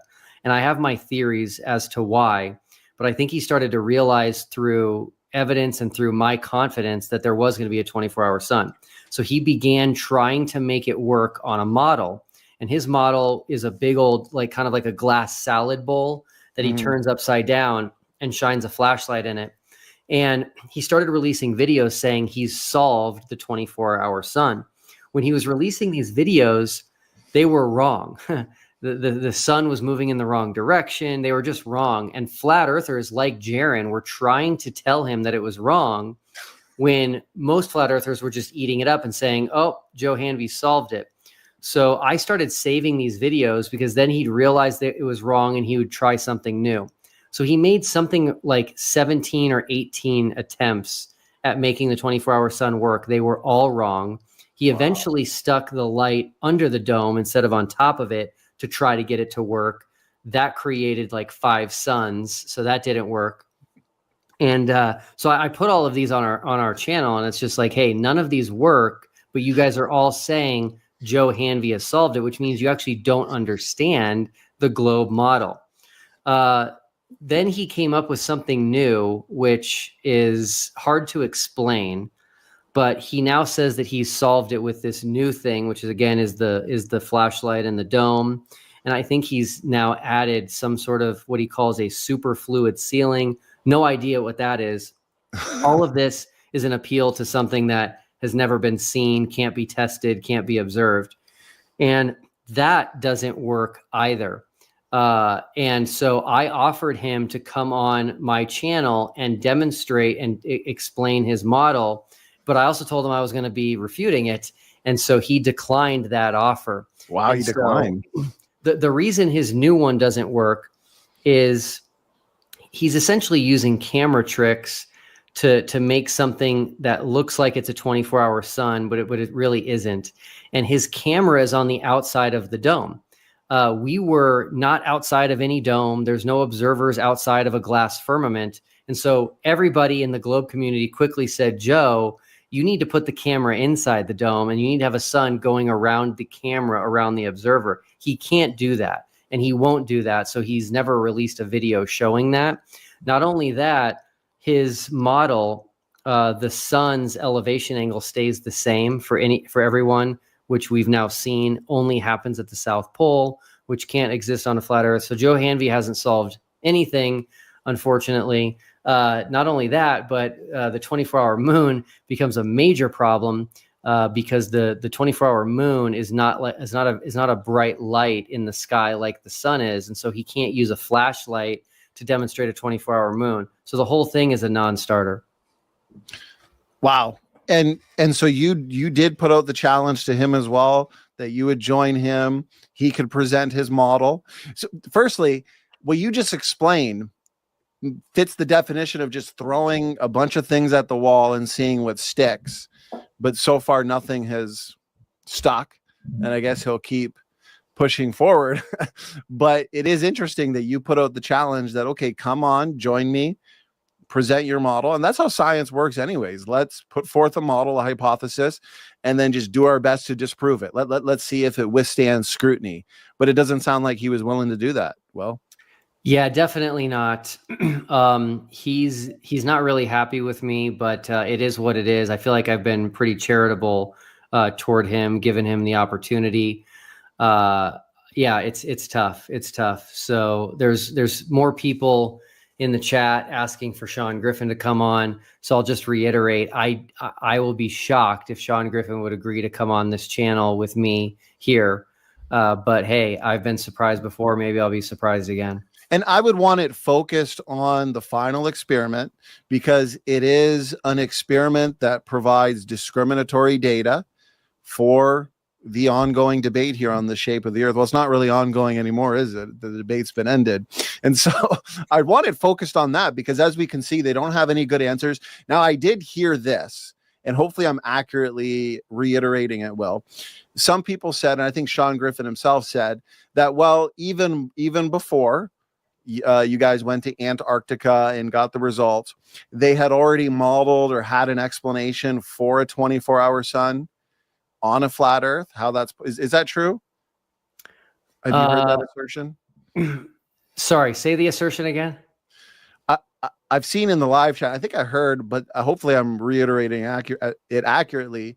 And I think it was Kingdom in Context said that even before we got the results with the 24-hour sun, that they had a way to explain it, or they had modeled it out, a 24-hour sun in Antarctica. But that would be surprising to me, because we've been live for an hour and a half and we've had a great audience and a lot of flat earthers, and I'm still not seeing any explanations. Yeah, he's referring to Joe Hanvey's model. He is, eh? Okay, yeah. Interesting.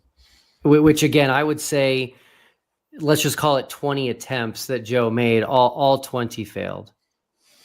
Wow. So if that's what he's referring to, and yet 20 attempts. So I find it interesting that so many of them, like the pastor in the debate with Greg Locke, they were so adamant. You have the receipts that, yeah, there can't be a 24-hour sun in Antarctica if the flat earth model was true. Were they just so confident, Will, that we couldn't go to Antarctica to either confirm or not confirm that? Yes, they believed the lie that you can't go to Antarctica. So they thought that they had this ace in the hole. And so, unfortunately, I don't think they do good research. So let me give you an example. There is zero evidence that you can't go to Antarctica. There's zero evidence that you'll be turned away if you try to go by yourself. There's zero evidence, but almost all flat earthers believe that. My friend, Wendy, who's a flat earther, just told me today that if you try to go to Antarctica, you'll be turned away. And she can't provide a single shred of evidence for that. So there is a video that flat earthers have stolen of a boat of fishermen being turned away by a naval ship. They stole that video, which was taken in Australia, and they put it out and said, look, here's a video of guys trying to go to Antarctica, and they were turned away by this naval ship. It's all a lie. It's all a lie. And so, yes, because they believe these things, they thought there's no way anybody will ever get to Antarctica. But we went there. We showed how easy it was.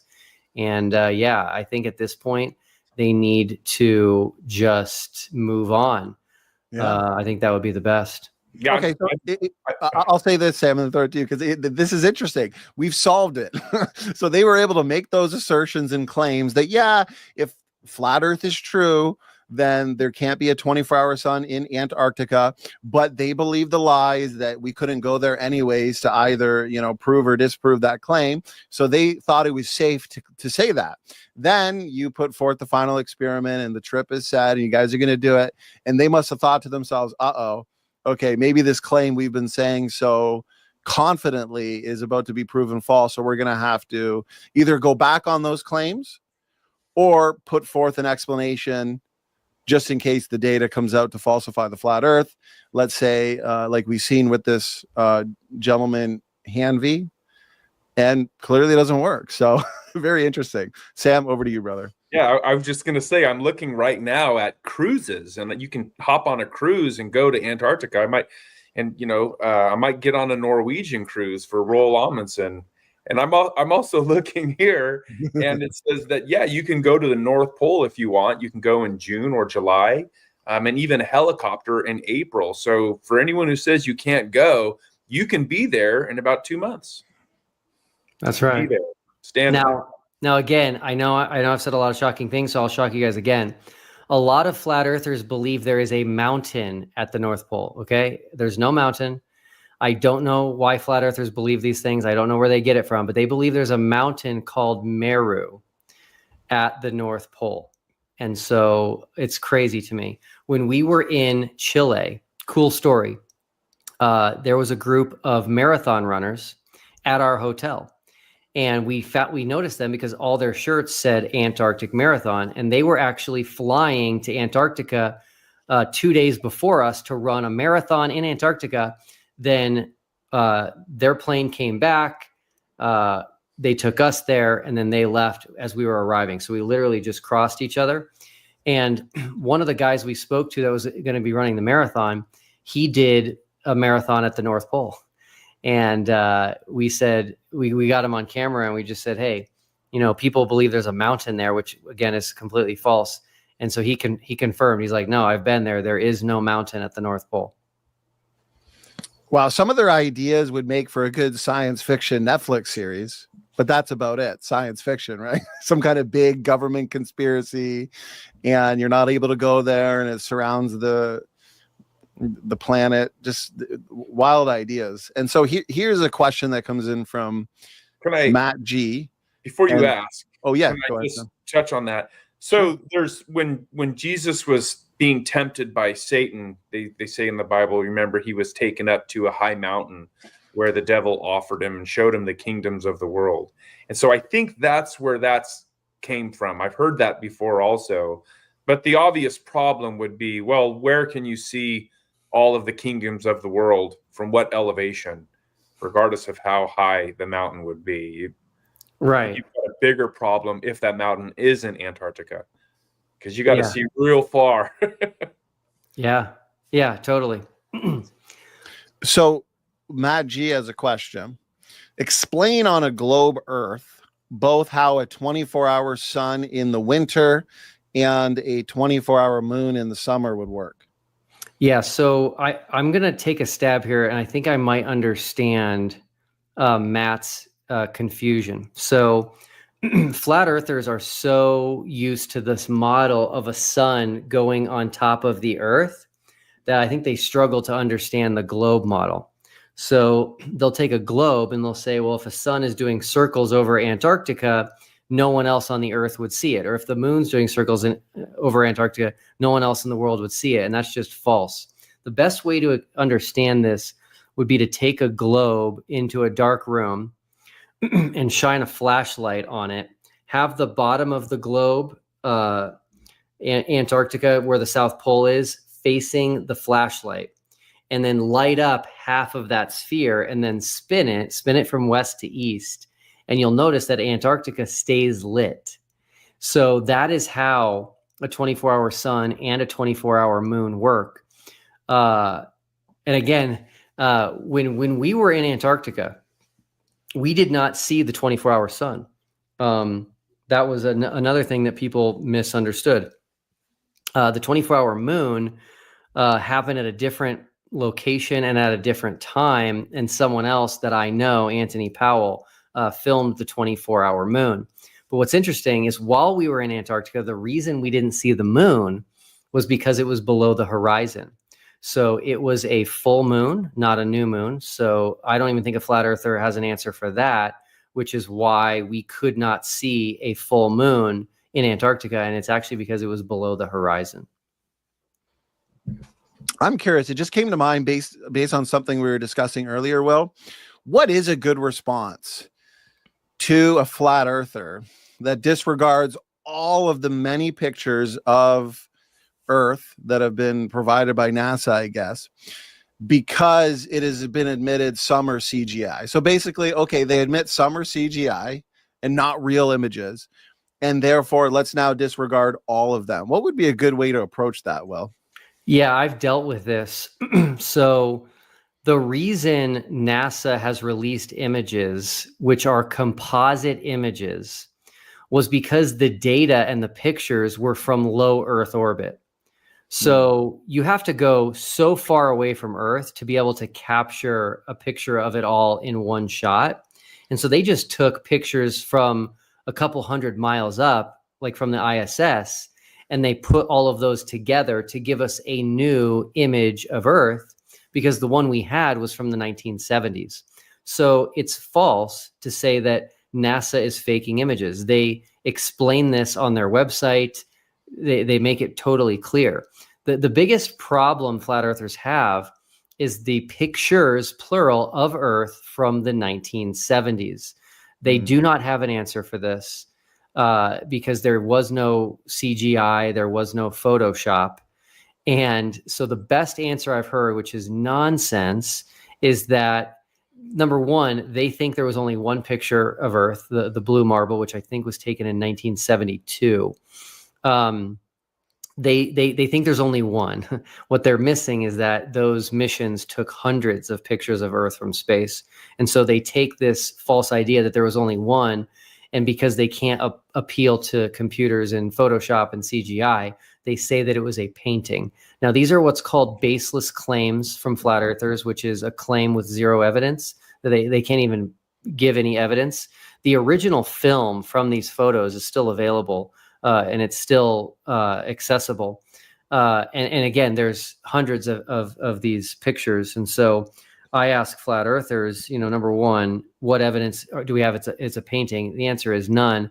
But then the second most important question is, how are all these hundreds of pictures the same or very similar? The clouds change a little bit if there were paintings. No painter is that good to paint hundreds of images that are all different slightly, but everything else is exactly the same.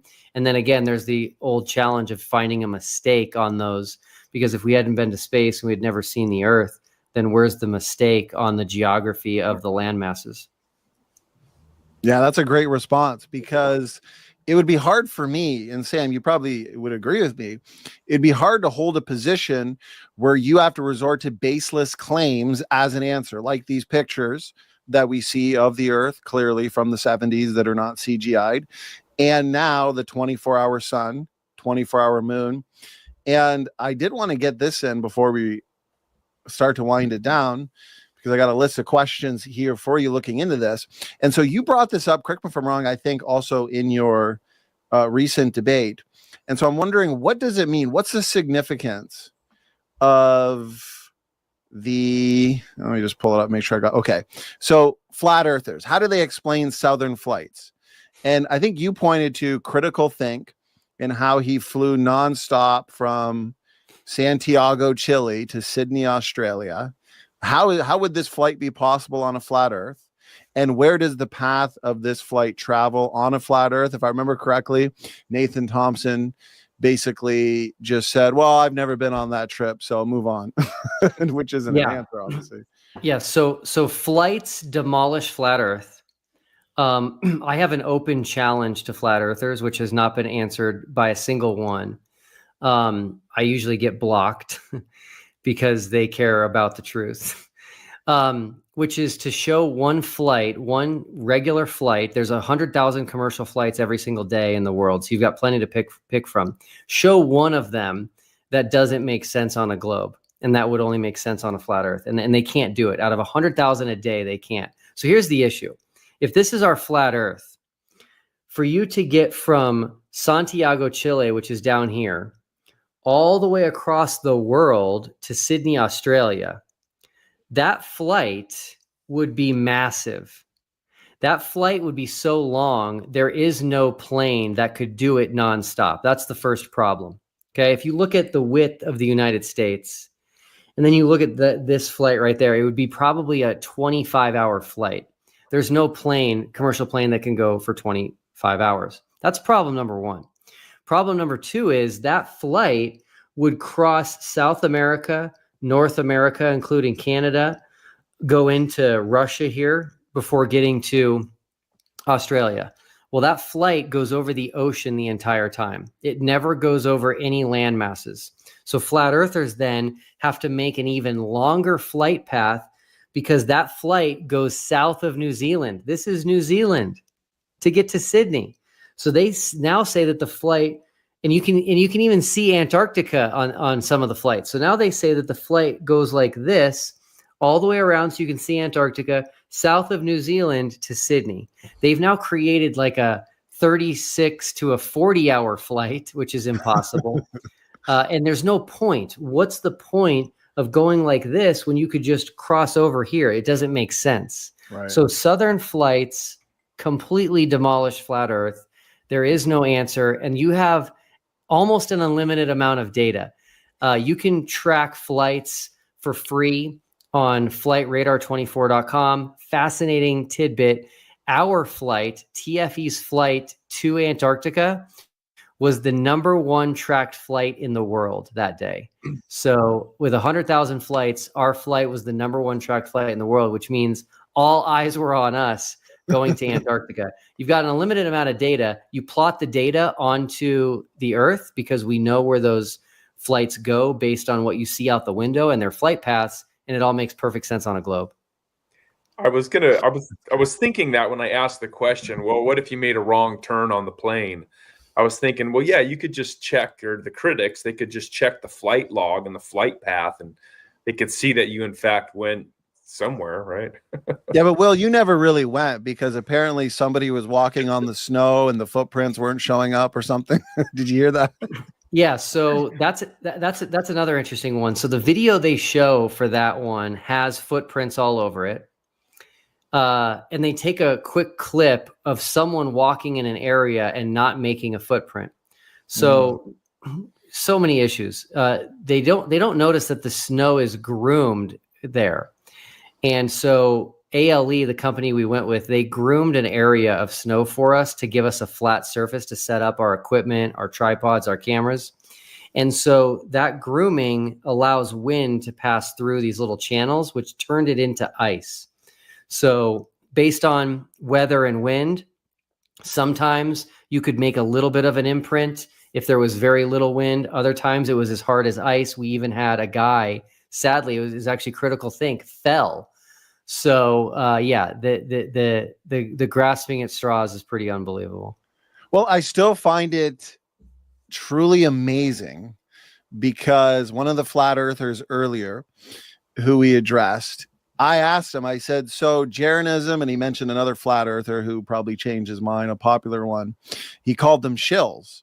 And so I asked him, I said, so all these years of them doing debates with the most, I mean, these guys are great actors then, because I've seen bits and pieces of those debates over the years while they were flat earthers, and they were very adamant. They were very confident. They were using all the same liners and talking points, right? You globers and all this. But apparently they've just been shills and, plants, or apparently we're all Freemasons. That question was asked as well. Someone just called you a Freemason in the comments, literally just now, SIG. Yeah. See, Sam, we're caught all these years. Oh, man. Our jig is up. Our gig is up. So, okay, here's an interesting one, Will, because Nathan, he's mentioned this many times tonight in the form of a comment. So, you know what, we did say we're going to leave no stone unturned, so let's put it up.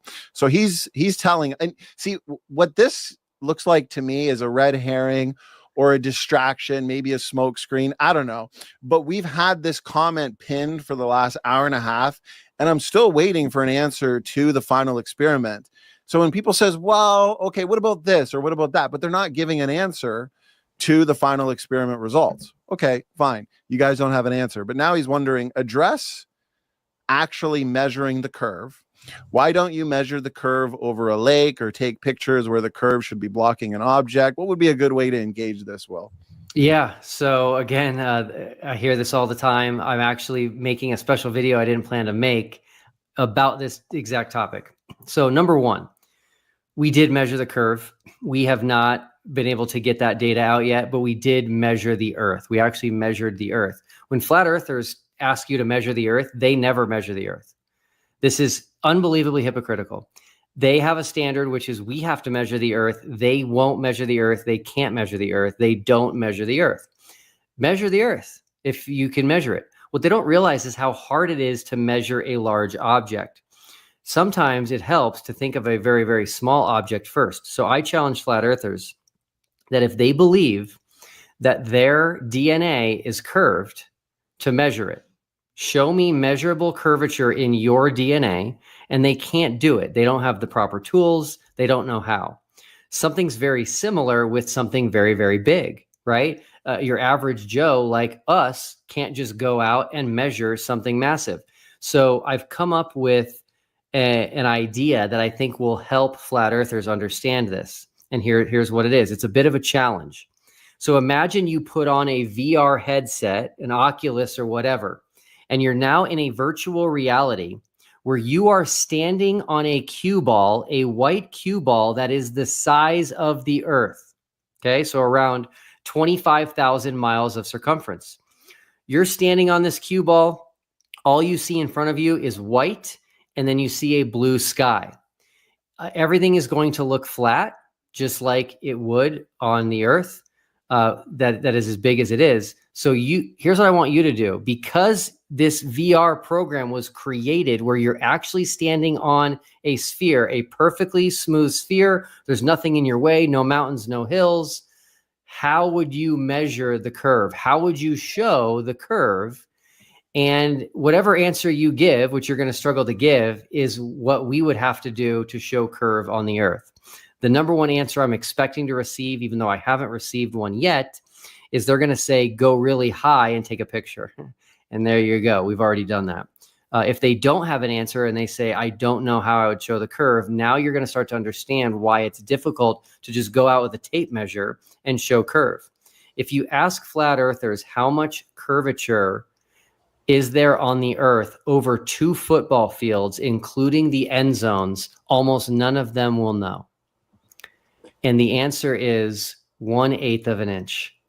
So over 2 football fields, there's only 1/8 of an inch, which is a sliver of curvature. And so asking to measure this is difficult, but we did measure the earth, and we proved that lines of longitude converge in the south.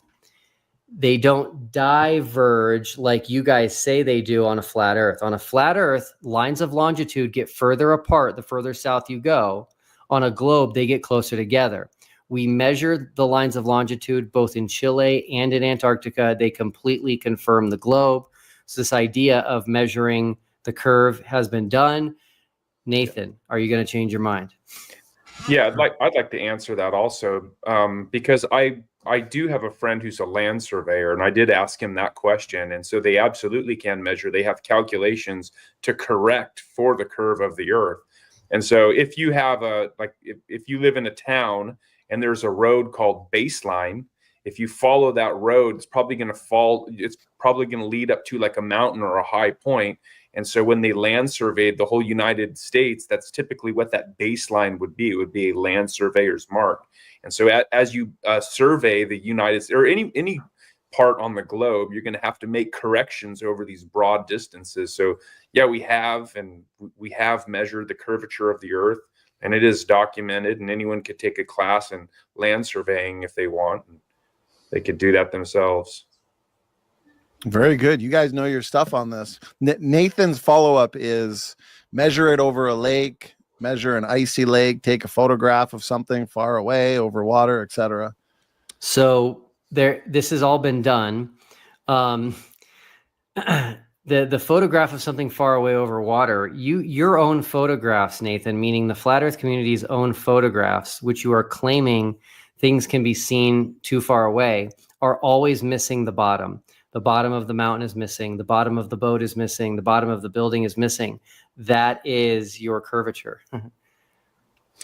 Yeah, I live by the ocean, and I can take very powerful binoculars, and I can look out, and you're not going to be able to go very far. You can take a telescope and look at the moon. That's pretty far away. But if you point it at the horizon, it's going to fall off. Maybe they have an answer for that. Maybe it's a conspiracy. I don't know. Well, I don't know, because they haven't had any answers to, and usually they'll have some kind of rescue device, a very weak rescue device, but we're almost seeing nothing in regards to an answer to the final experiment, other than like a few things dealing with a physical model from Hanvey, is that his name, that you've dealt with. And so One God is now here, $5 super chat. Appreciate the support, brother. Nathan reached out to me to see a real curvature measurement over water. Props to him. Do you think, and you did say this earlier, but seeing all the people that are converting and changing their minds, and it must feel like such a relief to get out of that bondage of flat earthism, and now they can go focus on more important things. So do you anticipate, Will, that more and more people, as we spread the message, which is why we got to get you on Joe Rogan as well, you're going to see more and more people coming out of flat earthism? Yeah, I really do. The fact that other flat earthers have had the courage to admit, hey, we were wrong, the evidence does not line up with what we said it is, everything matches the globe, they're really the ones that are paving the way. You can lead a horse to water, but you can't make them drink. And so we submitted the evidence, and the fact that flat earthers have the courage to do this is going to encourage other flat earthers to do it. But also, the flat earth community is so volatile that they're immediately turned upon by their friends. They're immediately turned upon by the flat earth community for just saying, hey guys, I can't make sense of this. The globe makes sense to me. They're immediately called liars, shills. They were paid off, and Wow. they're being, unfriended for this. And it's all just very, very immature and sad. Relationships are the most important thing that we have, that God has given us on this earth. And so that is also going to continue to fuel the exodus out of flat earth, because we're seeing actions that are more cult-like than what you would see in other areas of life. And so I think the eyes are being opened, and the light is really being shined on the reality of the situation. I was going to say that exact same thing you did, asking you, isn't that kind of like a cult-like mindset, where you can't even question the data? And when you do, for very good reason, the final experiment, very good reasons to question the data, this should encourage scientific discussion. They're just called shills or fakes, or for anybody who converts, they're now just a fake, or even the popular ones, which is mind-boggling to me. CK just commented that no real flat earthers would convert back. And so again, this is the kind of insanity we have in the flat earth community, where you're going to call people who have been flat earthers for 10 years saying that they're not a real flat earther, when it's just false. And so someone like CK is going to have a very hard time, maybe an impossible time, telling us who a real flat earther is other than himself. Because then what if that flat earther says he was wrong? And so this type of mentality really comes down to, they think they're the only true flat earther in the world. And it is very sad. Yeah, that's a good point.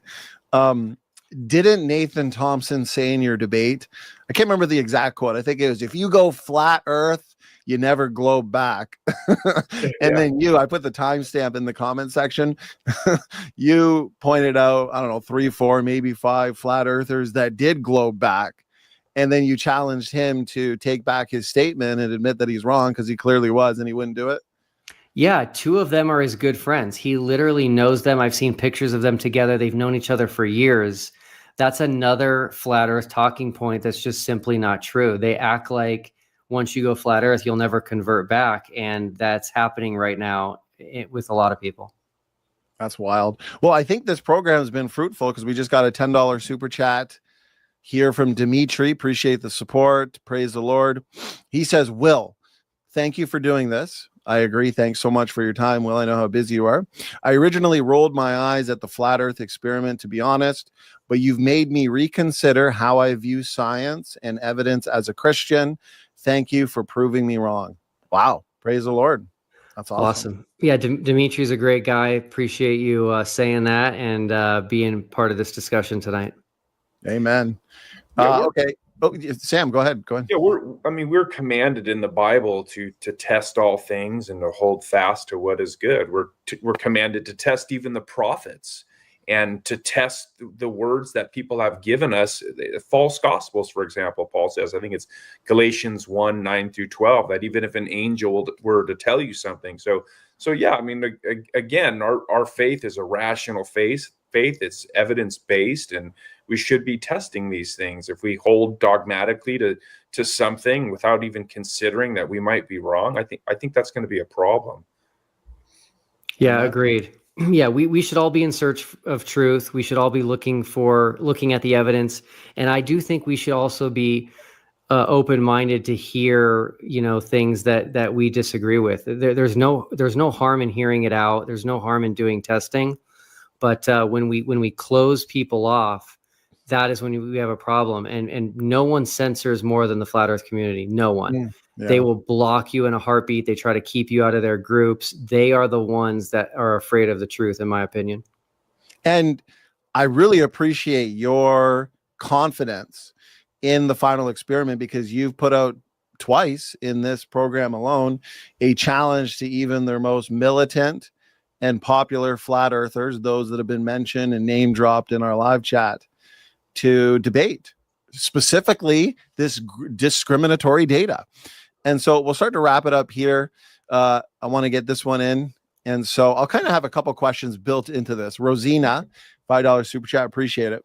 So Rosina is wondering, Will, how have your conversations been with flurfers, young earth creationists, and other extreme Bible literalists after you attacked a literal reading of Genesis? Well, firstly, we would interpret the Bible literarily. We don't have this wooden literal mindset. Okay. We understand analogies, symbolism, so on and so forth, historical realities. Now, when it comes to this question, I think built in is the assumption that the Bible and Genesis, if interpreted literarily, teaches a flat earth. So the question is that a case? And here's the last question. So maybe there's a lot here, but take your time, Will. Are verses like, so in the past, I've used verses like in Job and other Bible passages where it talks about the circle of the earth and God hangeth the earth upon nothing, which kind of sounds like gravity, free float in space. Are those kind of agnostic? They can go either way. Or does the Bible seem to be at least saying something a little bit about the shape of the earth there, Will?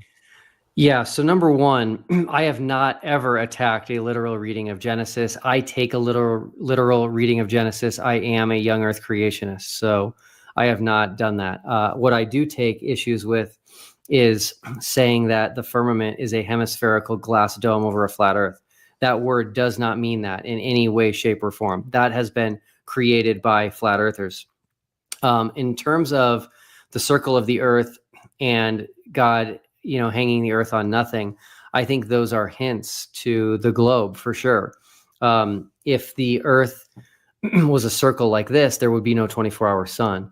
And God hanging the earth on nothing, that is a beautiful painting and word picture of gravity for sure. When someone is trying to make a model of the earth and the planets, their goal is for you to not see the string that they're using. They want you to think that earth is suspended there on nothing. And so, yeah, I do think we have hints to the globe, but the Bible, I don't think, was written to tell us exactly what the shape of the earth is. I do believe God created this universe and this world that we would seek it out and explore it and learn more about him through it. And that's exciting. It wasn't like, hey, I'm going to tell you everything you need to know, and that's it. So, well, hold on a second. Not so fast. I mean, the Bible talks about the four corners of the earth and the pillars of the earth. So is it a table shape? Yeah. I mean, right? There is a flat earth model that takes a circle like this and then actually adds four corners to it, because they take these wooden literal readings of clear figures of speech in the Bible. Joe Hanvey, of all people, actually does believe that the earth is on four pillars. So his model actually has four pillars on it with a flat earth and then a glass dome on top of it. And so it's where you go when you're not willing to look at things rationally is rough. And doesn't Leviticus tell us, in the Old Testament with the Israelites, that we shall not round the corners of our heads?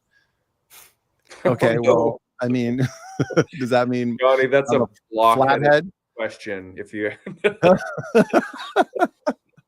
and I want, is there any significance to, like, for example, when the Bible says that as far as the east is from the west, so far hath he removed our transgressions from us? Wouldn't that kind of make more sense on the model we would hold to?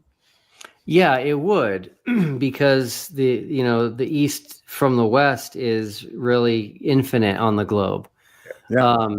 What's interesting on flat Earth is that they say that east and west are circles, which means in their model on a plane would have to constantly be banking the entire flight. You'd have to be flying like this the whole time, which of course doesn't happen.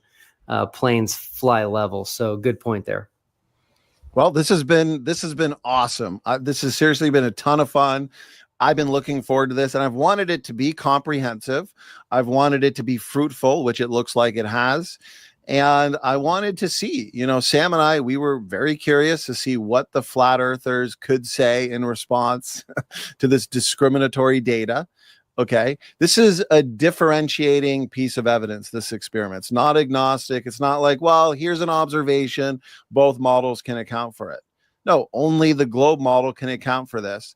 And we've been live for over 2 hours now. I really appreciate your time, Will. So the flat earthers can't say, well, you barely gave us an opportunity to answer. No, we've given you all the time since the results, obviously, Will. And you've done many different programs. And so I appreciate your work in this.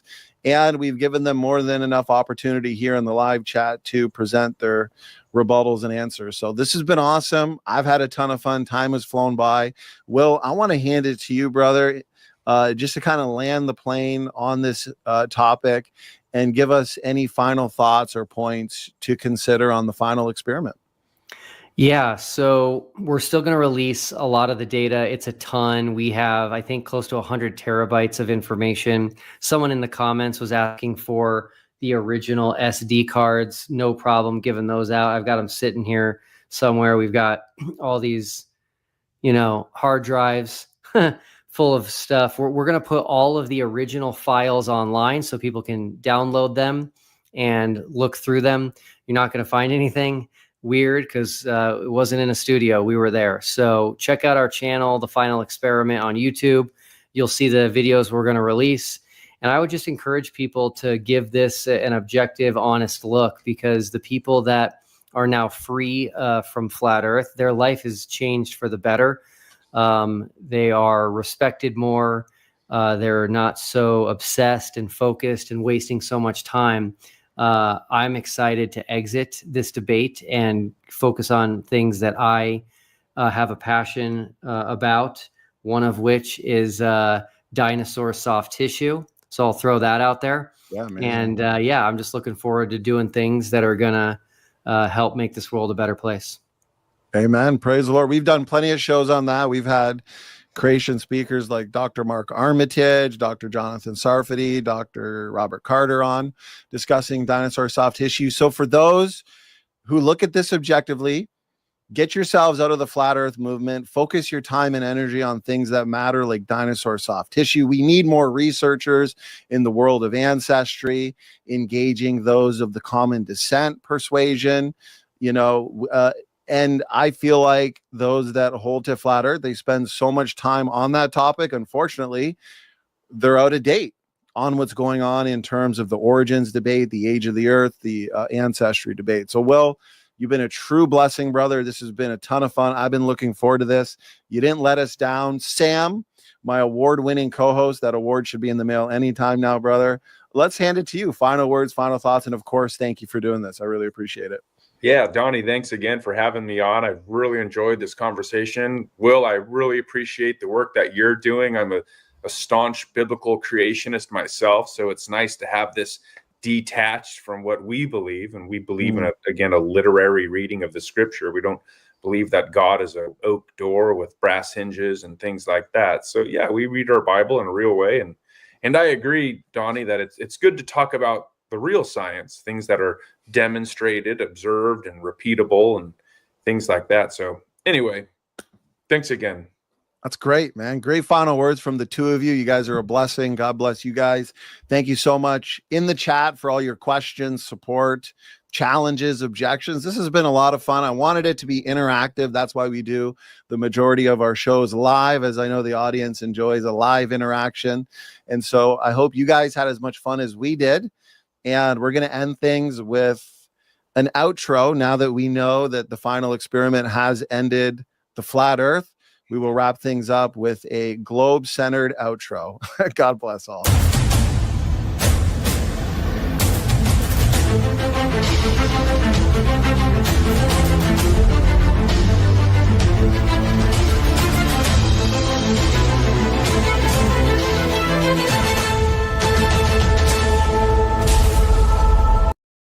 Ladies and gentlemen, every few decades, the understanding of the human race takes a giant leap forward.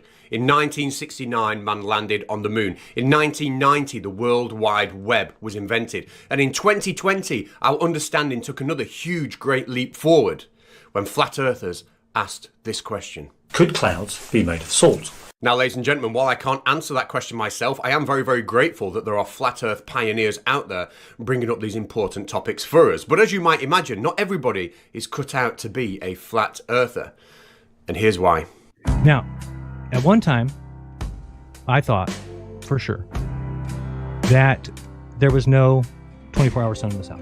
This is Jeranism. He was, and we'll get to the word was in a minute, one of the biggest flat earthers on YouTube. He was convinced there was no 24-hour sun visible in Antarctica. And he had to be convinced of that because if there was a 24-hour sun in Antarctica, the Earth would have to look something like this. Now, obviously, that would be absolutely ridiculous. And that model is a far cry from this one, which obviously has absolutely no noticeable and obvious flaws whatsoever. But unfortunately for Jeranism, he went to Antarctica and witnessed the 24-hour sun for himself. His entire worldview fell apart, and here he is, beginning to realize that. All right, guys. Sometimes you are wrong in life, and I thought that there was no 24-hour sun. In fact, I was pretty sure of it. The sun does circle you in the south. Now, you might notice a little bit of funky piano music going on over that, and a lot of people do criticize me for playing the piano music when he is admitting he is wrong. I didn't intentionally do it this time. It's just that the only clip I've got of him speaking is the one with the piano music on. So there we go. I don't find that bit particularly funny. I do, however, find this quite funny. I'm pregnant. Well, it is 2025 after all. Now, I would like to say at this point, if you are not subscribed to my channel, it's probably because you don't like me or you don't like my videos. And my response to that is, you know, I don't care. Just subscribe anyway. Anyway, back to Jeranism. Jeranism is no longer a flat earther, but he's got a problem. A problem in that his subscriber base has been trained over the years by him and other flat earthers to simply hand-wave dismiss any scientific observations that go against their belief, and also to call people who provide personal testimony, such as astronauts or people who've actually witnessed a 24-hour sun, just to call them liars. Here he was trying to cope with the fact that when we look at buildings and cities over large bodies of water, we can't see the bottom of those buildings because they're hidden by the curve of the Earth. Now, at the time, Jaren's way of hand-wave dismissing this important observation was to show people pictures and videos of people moving objects while being filmed through a glass convex lens, and then somehow insinuating that the atmosphere must therefore be a glass convex lens. It was a very, very cheap, low-level hand-wave dismissal. As you see here, he drew a boat. This table that it's about to move across is very, very flat and level. Watch. That's a trip. Well, what's happening there? The boat's going behind the curve. Oh, I see it. This curve, this table is a sphere. I get it.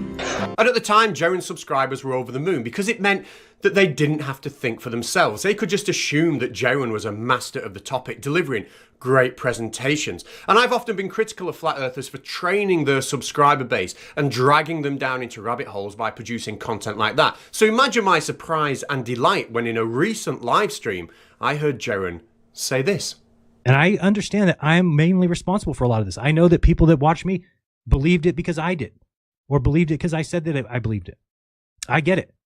So I'm here to tell you that if you believe in this flat earth because of me, you shouldn't. And he didn't stop there. He made his thoughts on flat earth and the flat earth community very, very clear. I've snipped together a lot of the highlights from that stream, and you're going to hear them now. And I've overlaid on top the comments that the flat earthers in the community were leaving Jeran while he was making these comments. It's a pretty interesting listen. If you are a flat earther or in the flat earth or following flat earthers, I'm just telling you, I've been in this for 10 years. It's going nowhere. Again, if you want to remain here for 10 years and get nowhere, you're in the right spot. Just be a flat earther. You will get nowhere. You will accomplish nothing. You'll lose more friends. You'll lose more family. The stupidity of flat earthers is astounding. Nobody believes anything. You don't have to believe anything when you're in flat earth. You don't have to believe anything because you don't have a model. We don't have a map. You just kind of just go through it. And if something comes up that doesn't match our worldview, we just kind of say it was fake and move on to the next thing and say, water lies flat. I cannot associate myself with these people or consider them smart ever again. I don't want to be called a flat earther. I don't want to be associated with people who can't see reality in front of them. Every single person that I used to think was a good researcher, from Level Earth Observer, to Plain Truth, to Don't Sphere the Truth, to Eric Dubay, to you name it, they all turned out to be trash. Now, I'm not quite sure what he's trying to say there. I think it's something along the lines of he's probably not a fan of flat earth anymore. And predictably, with him having said that, his subscriber base didn't take it very well, with, again, predictable results. I have been threatened by former friends. I've been threatened by flat earthers. I've been gaslit. There's just video after video coming out about me. It's kind of hilarious. It really is very, very, very strange. Now, I'm sure you'll agree that when you've got something as mighty as the entire combined intellect of the flat earth community out to get you, you probably shouldn't be very worried at all, should you? And Jeran isn't. He's not letting it hold him back, and he's continuing with his transformation. Because I'm going to go through and slowly as fast as I can, kind of eliminate a lot of my old videos that I no longer feel are pertinent or are correct or no longer in line with my current thoughts. And that's not just an empty promise. When we look at his Social Blade stats, we can see thousands of views have been removed from his channel just over the past week alone. But what about Jeran's subscribers? Where are they going to go now Jeran is leaving Flat Earth? Who are they going to hang their hopes on? Who are they going to look at so they don't have to think for themselves? Well, there's always this man, Joe Hanvey. He's featured on the channel before. He's created a flat earth model that's almost impossible to debunk. And when I say it's impossible to debunk, that's not because it's sophisticated and clever. It's because nobody has a clue what the hell he's trying to show with it. North, west, south, east. Now you see how right here the sun looks lowest below the it looks low below the superfluid and it looks high above the superfluid. This is actually when it would be at its highest point, when you're looking up from the ground. So this would be when it's in the north for the people in Antarctica. What?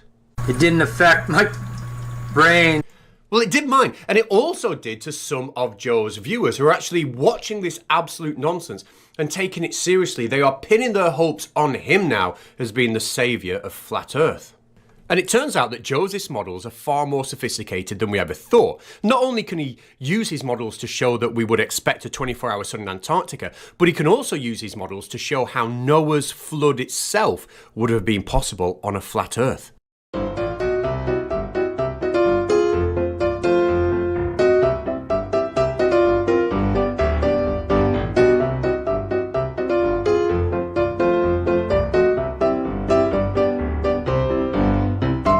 Now, I am no Joe Hanvey, but I was inspired to see if I could create a model myself that would also predict how Noah's flood might have worked. I don't know, maybe compare them and tell me which you think is best.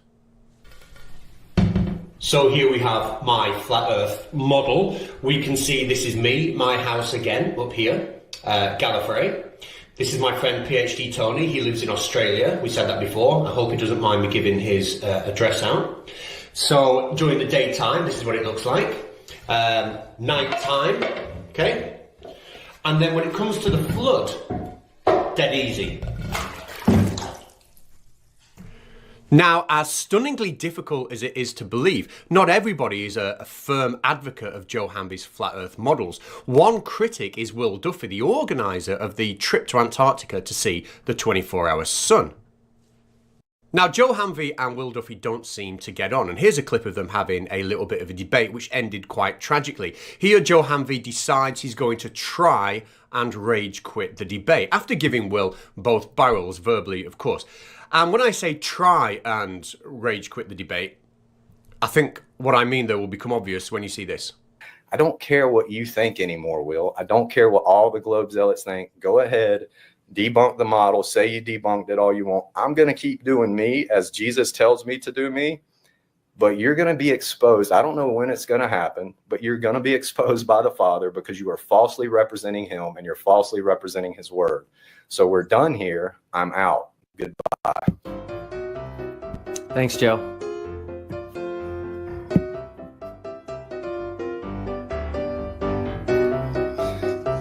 Are you able to leave, or do I have to do something?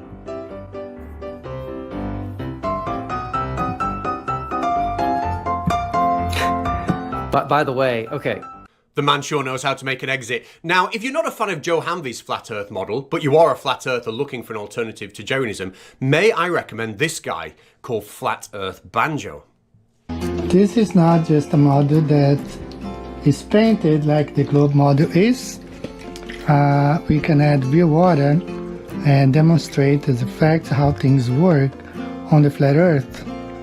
Now that is a fantastic model for sure, and as pointed out by one of his subscribers here, it literally holds water. But it does far, far more than that. It's also a predictive model. It can show you exactly how things like, I don't know, waves and tsunamis are formed. This being real water, I can, make a lot of vibrations here, and waves and tsunamis. Now, if you think that's ridiculous and you're going to simply hand-wave dismiss the idea of the giant invisible biblical stirring rod, then you should be ashamed of yourself. Try and be more like this person here. Yes, even this model has its supporters claiming that it's providing somehow a working model demonstrating verifiable reality. But of course, models can always be improved, and this user here has suggested a fantastic idea. Maybe simply using a vibration of 7.83 Hertz will create the variable you need. Whatever that means, I don't know. My translators couldn't figure it out. But fear not, if you are one of Jeran's historic subscribers, you don't have to go and search for a different model to follow. You can simply just look in the Holy Book. The sun moved in a circle around them in Antarctica. Let me just go and tell you right now. You don't think Satan could pull that off? Satan. Oh, yeah. And let me tell you something else. Now it's Satan who disguised himself as a ball of light and circled me in Antarctica because these guys are desperate. You see, the best thing about being a biblical flat earther as opposed to a scientific flat earther, of which none exist, is that you can simply claim it doesn't matter what observations you see, and it doesn't matter whether they comport or not with scientific reality, because simply you can just say, it doesn't matter, God can do what he wants. Why is everybody up in arms? See, one reason I've sat back and just watched all the hoopla about all this, because I'm like, I don't care if you see 15 suns in the sky and they do whirlabouts. God's word is true. Okay, so that is the problem right there. Okay, what Dean Odell just said is the problem for a majority of flat earthers. He just said that it doesn't matter how many suns you see, it doesn't matter what you see in the sky, it doesn't matter what you see. So now, to Dean Odell, it doesn't matter if you measure curve. It doesn't matter if you take him up to space and show him the earth. God's word is true. Now, if you are one of Jeran's subscribers and you are feeling a little bit down, that's understandable. So please let me help you out by pointing you towards the Flat Earth support line. You can phone it on 6969 6969 69. And here is what you will find. I have linked the Flat Earth support line channel in the description. It is well worth checking out, otherwise known as the Conspiracist. Absolutely brilliant. Please give him a subscribe. But here we are. Good afternoon, Flat Earth Tech Support. How can I help? was that your flat earth hero has decided he's not a flat earther anymore. That is a traumatic time, I must admit. What I would say, you can use a few options here, right? Shill is a good one. You can just accuse him of being a liar, a shill, and you don't really need to expand on that because, you know, it's pretty ambiguous, and you know, that's got a lot of syllables in ambiguous. So cloned is another good one, and that leaves it's quite flexible as well. And what I mean by that is, so just to future-proof yourself, like if he then one day goes back to flat earth or decides he's an advocate of like one of the other genius things, you can be like, that was the original version, or that's another clone, and then people will start to just believe it willy-nilly without you having to sort of reinforce it because they kind of want to anyway. A good one, and it's pretty foolproof, is that you've always had your suspicions. That way you can maintain some sort of dignity and be like, oh yeah, I was just sort of playing him anyway, it was a fraud, and then that way it sort of covers any past indiscretions as well. I hope that helps. Feel free to call back whenever you're confused about reality in the future. Thank you, have a nice day.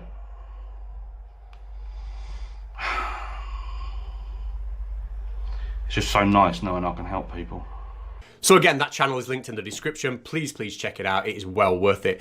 As for Jeran, I wish him well in his journey out of Flat Earth. He is going to receive continued flack and criticism from his previous subscriber base and other Flat Earthers for quite some time to come. But he's also got a lot of personal growth to go through himself. When you look at his website, there are some very, very, very distasteful and questionable things on there, which I'm not really going to cover in this video, but you know, who knows, maybe 6 months down the line I'll revisit if Jeran's mindset is still in the same place on those topics. But for now, just, you know, wish him all the best to get out of this as quickly as he possibly can, and also to bring as many other flat earthers out the rabbit hole with him. Having said that, I'm off. Goodbye. Is the earth flat or not? What does the Bible teach us about the shape of the earth? In this video, I want to present some common sense arguments, as well as scientific evidence and biblical references that support that the earth is not flat. And then at the end, I'll share my encouragement and also a little bit of a warning. Number one is the common sense arguments that the earth is not flat.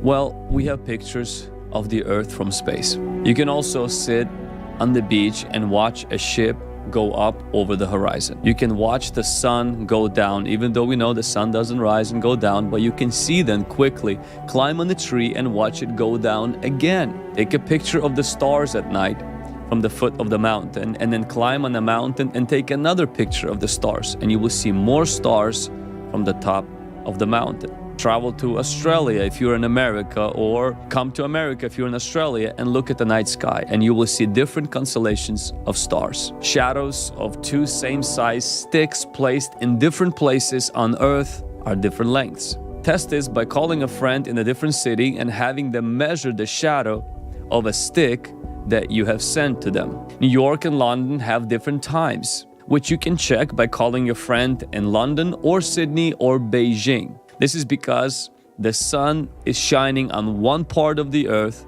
and the other part is in darkness. The earth is round. The second reason why I believe the earth is not flat is because of scientific evidence. Gravity is a force that pulls everything towards the center. Because of this, the earth and other planets naturally form into round shapes, like balls. This is easier to understand than forming them into flat shapes. Physics laws, which are the same everywhere in the universe, make the planets round, not flat. It's like how water forms into drops. It's the same natural shape for planets. Space exploration, for example. Astronauts in space have taken many photos of the Earth, and these photos clearly show that the Earth is round, like a ball, not a flat, like a pancake. Satellites and space stations orbit around the Earth, and they can only do this because the Earth is round. If the Earth were flat, they wouldn't be able to go all the way around it. We can see different shapes of the moon, and the shadows on other planets. These are cues that they are round and the earth is the same. Thirdly, what about biblical references about the earth not being flat? The Bible doesn't set out to teach anything about science. The Bible is not a science book. And this is not a judgment whether the Bible is true or not. This is a judgment about the topic of the Bible. The Bible seeks to address the spiritual saga of fall of humanity. Adam and Eve ate the forbidden fruit, the reality and the consequences of humanity's rebellion against God. We see Cain killing his brother Abel. We see also humanity's redemption by God. God calls Abraham. He fashions the nation of Israel and finally brings forth Messiah. And humanity's future destiny in the golden city, far better than the Garden of Eden. So that's really what the Bible is. It's this timeline of God's creating us, we messing up, consequences of sin, God brings forth redemption, and we see God is going to bring the final judgment. He will judge sin, He will judge Satan, and He will make everything right. So with that said, the Bible does say things about the earth, the Bible does say things about the sun, the moon, but its main message, like Jesus said to the Pharisees, search the scriptures, for they testify of me. In Isaiah chapter 40, verse 22, it does say, it is He who sits above the circle of the earth, and its inhabitants are like grasshoppers, who stretches out heavens like a curtain and spreads them like a tent to dwell in. This verse describes God as sitting above the circle of the earth. The term circle here can be translated as to suggest a round shape. While the original Hebrew word used for a circle may not directly mean the sphere, the imagery of God looking down upon earth implies a round, encompassing view, which aligns more that the earth is not flat. Job 26:7 says, He stretches out the north over empty space. He hangs the earth on nothing. This verse is particularly noteworthy for its ancient insight into the nature of the earth in space. The phrase, He hangs the earth on nothing, suggests that the earth is suspended in space without any visible support. This aligns with our current understanding of the earth floating in the vacuum of space, a concept that is consistent with the earth being more like a ball than a pancake. What we do know is the Bible uses common, ordinary phrases like we do today. For example, we say the sun rises in the morning, or what a beautiful sunset. But we know that the sun does not rise or set. It is the earth that is rotating on its axis, giving the appearance to us on the earth's surface that the sun itself is rising. The following are the few verses that people who believe that the earth is flat use. Revelation chapter 7, verse 1. After these things I saw 4 angels standing at the 4 corners of the earth, holding the 4 winds of the earth, that the wind should not blow on the earth, on the sea, or on any tree.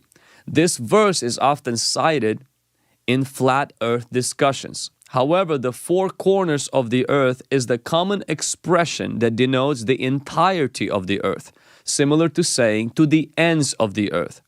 It's just another way of saying or referring to all directions, north, south, east, and west. And it does not imply a literal flat earth with 4 corners.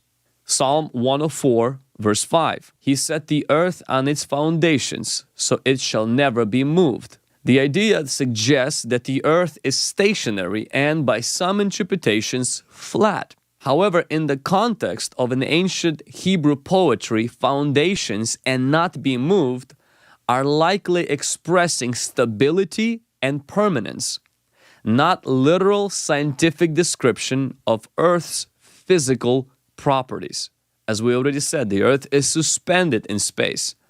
It's not supported by any visible thing. The Word of God holds the earth. The other one is Daniel chapter 4, verse 11 and 12. The visions of my head as I lay on bed were these. I saw and behold a tree in the midst of the earth, and its height was great. The tree grew and became strong, and its top reached to heaven. and it was visible to the end of the whole earth.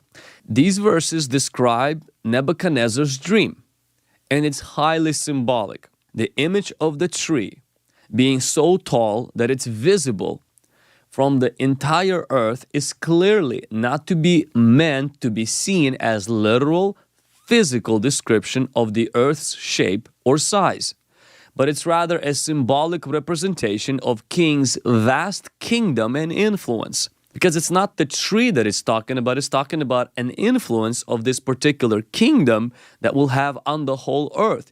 Like if we will say that somebody today is known everywhere on earth, and the imagery that we will use is like a tree that everybody can see, this doesn't necessarily mean that this person is a tree. It's just using an analogy. It's using simply a representation of a particular idea or a concept. So that cannot be used to drive the point home that the earth is flat.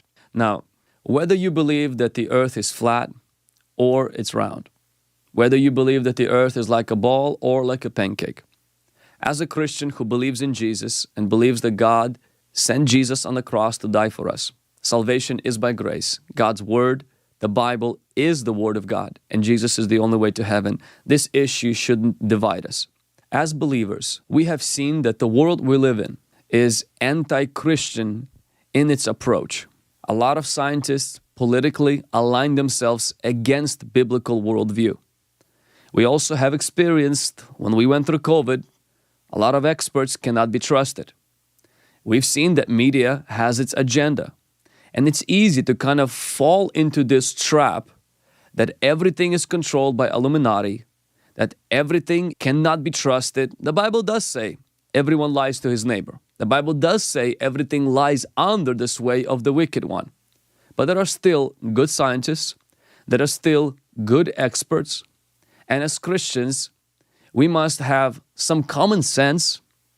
We also have to look with our eyes and with our brains at some scientific evidence and also biblical references, and not necessarily fall into this fear factor that really drives the conspiracy theory. Don't trust anybody, don't believe in anybody, and not to live like that. God bless you. Thank you for watching this video. Let me know in the comments below, what are your thoughts? Is the earth flat or is it round? Doesn't matter. Share your views below this video. Please be nice in the comment section. Until next time.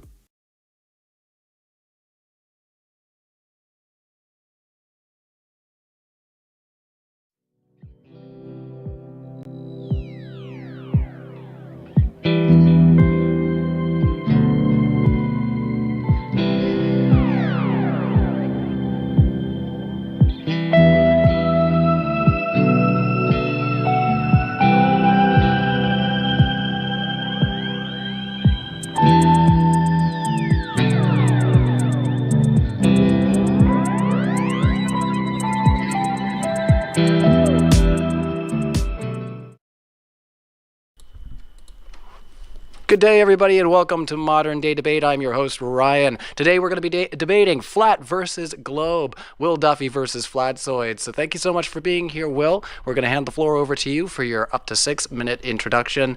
So we're going to be talking about flat Earth and Antarctica predictions. The floor is yours, and thanks for being at Modern Day Debate. Awesome. Yeah, thanks for having me. I've been really looking forward to this.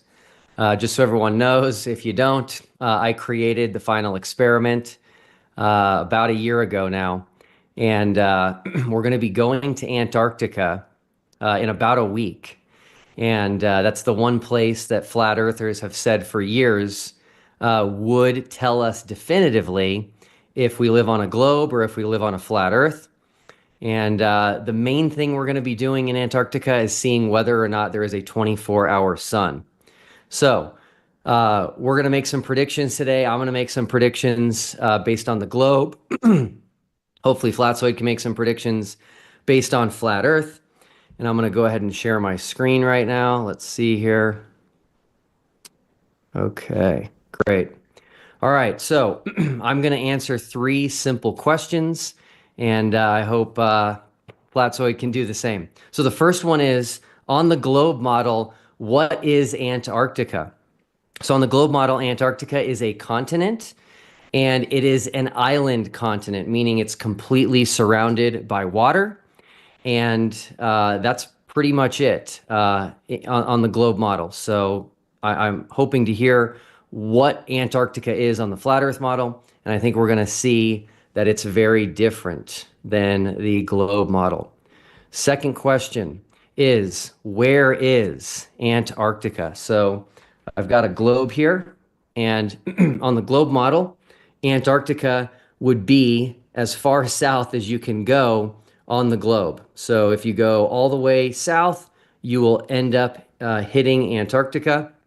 A lot of flat earthers challenge globers to show how you can go to the South Pole and then keep going south, and that's a misunderstanding of the globe. You cannot go further south than the South Pole. So very simple. Here is the island continent of Antarctica, and where it is it's on the southernmost part of the globe.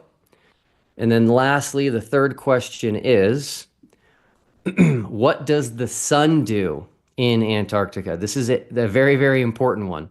On the globe model, during certain times of year, specifically during the southern summer solstice, which we are coming up on in a couple of weeks, most of Antarctica at that time has what's known as a 24-hour sun.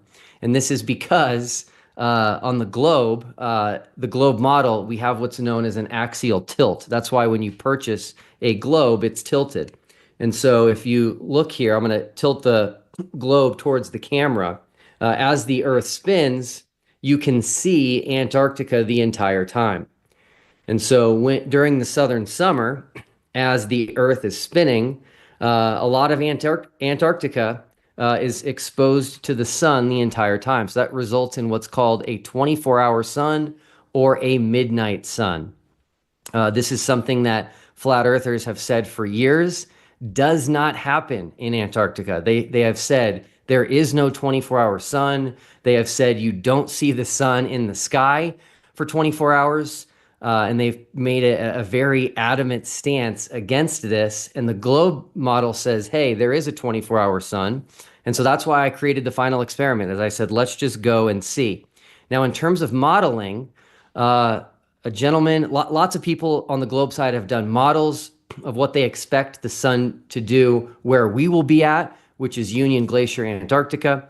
But a guy named Ole D. Hasselier, hopefully I'm pronouncing his name right, he sent me a model of what the sun should do on the globe model where we will be. And so I'm going to go ahead and share that now. And this model, you'll see the rotating Earth in the upper right corner. You'll see the sun there and the motion of the sun. And you also have the terrain around us at Union Glacier. This kind of modeling can be done because the globe is real. You couldn't do modeling like this on something that doesn't exist. So because the globe is real, you're able to model the exact movement of the sun at any particular place on the globe. You'll notice that the sun is going up and down. That is also due to the tilt of the globe. I'm not sure if Flat Earth has an explanation for that. Maybe Flatzoid will say that the sun is not going to go up and down through the sky like that. So I hope Flatzoid can answer those three simple questions, which are, what is Antarctica? Where is Antarctica? And what does the sun do in Antarctica? And then we can have a discussion together about this. And then at the end, time permitting, I would like to talk to Flatzoid about some comments he's made about me being insecure about my religion, if we have time. So with that, I'll turn it over. Ooh, okay. So there's a little extra heat we didn't know about. Well, thank you so much, Will, for the introductory statement. We are going to hit it over to Flatzoid in just 1 second, but I'm going to remind our audience that if you don't know, I want to welcome you to Modern Day Debate. We're a neutral platform hosting debates on science, politics, religion. We hope everybody feels welcome here. If you haven't already, smash that like button. We appreciate it. Share this out in those spaces you like having these discussions. But more importantly, if you want to grill one of the speakers on screen, screen. We are going to take super chats at the end, so get your questions in now. I see all kinds are popping in. LJ is biting at the chomp there, or champing at the bit, I should say. I can't talk today. I'm tired from last night, I swear. All right, let's hand it over to Flatsoid. You got up to 6 minutes. Awesome. Well, thank you very much. I really appreciate this discussion. Thank you, Will, for actually asking for this, because I'm happy I could actually present this now, especially now it's almost time to do this. So I'm going to argue against why I say the final experiment is not an experiment, as it's not scientific and it's only a false dichotomy. First, we have to look at the basics. What is science? Well, science, based on definition, is the systematic study and the structure of behavior of the physical and natural world through, note, observation, experimentation, and testing the theories against the evidence obtained. So we have to observe what we're claiming, and then we have to do experimentation to make it called science. So, do we observe the sun? Well, I agree. Yes, obviously, we see the sun. What do we observe about the sun, though? Let's see. We observe the sun moving across our sky. We see that it gives heat energy. We see it lights up the sky. We see divergent rays. We see it following a circuit with its times and seasons. This should be interesting because since Will Duffy is a Christian as myself, and the Bible does talk about the sun following a circuit, it should be interesting to see how he will speak about this later. We see its change is in angular size based on the weather and just the angle movement. Sometimes you can see the sun huge at the horizon. Sometimes you can see it small. It has different optical effects. And yes, we are even able to show angular size change with lens caps. So next we have to make a hypothesis. What is a scientific hypothesis? A scientific hypothesis is a testable statement that is a prediction of the outcome of an experiment and is based on prior knowledge and observation. So we have to test it based on a prediction, and we have to do an experiment based on a knowledge of these observations. Okay, so what is a hypothesis, you might ask? Well, it's simple. There's just three very basic essential parts. The explanation. This is the explanation is part of the hypothesis, which means you have to know the independent variable. The independent variable is the factor that the researcher has to manipulate to see if it affects the other variables. The other variables it will have to affect is the dependent variable. So the dependent variable is the other variable that is affected by the independent variable. So let's just make this very short and simple. The IV, the independent variable, has to be manipulated to cause the effect for the DV, the dependent variable. This has to be happening to make it scientific. So, what is an independent variable? Simple. It is the independent variable are directly manipulated by the researcher, while the dependent variables are not. They are dependent because they are affected by the independent variable in their experiment. Notice that this is in the experiment done, not just due to observation. Observation is not an experiment. The hypothesis requires an IV and a DV, and the IV has to be manipulated because that is the presumed cause for the effect. So, can we manipulate the cause in the final experiment? No. So, not science. No, it's not an experiment. So, therefore, we can't claim the final experiment as an experiment because it's not scientific. Now, why is the final experiment a false dichotomy? Well, it's very simple. A false dichotomy is a logical fallacy that presents a situation as having only two options, usually extreme opposites, when in reality there are more possibilities. Yes, this is what the final experiment pushes, either globe or either flat because of sun. Therefore, it's a false dichotomy. What is the argument for the final experiment? Well, simple. If we see a 24-hour sun in Antarctica, then that means a globe Earth. And if we see it setting sun, then it's the flat Earth. The issue I have with this is, it doesn't matter if it sets or is above the horizon 24 hours a day. It will not either invalidate or validate a flat Earth. The only ones making a claim here are the globe, just like Will Duffy did in his presentation, showing the sun and models of the sun moving around the globe. So in other words, it's only there to invalidate a globe, not a flat Earth. Flat Earth is able to have the sun going in a circuit around Antarctica 24 hours a day and not as well. It doesn't really change if the Earth is flat or not. So, why do we look at the sun and ignoring all the huge glaring issues? Why do we not observe physical curve? Everything we observe is optical. This can be demonstrated and shown to be so. Why don't we observe Earth movement? Well, it's simple. We know the stars are moving like the Bible describes it as well. Why don't we observe gravity?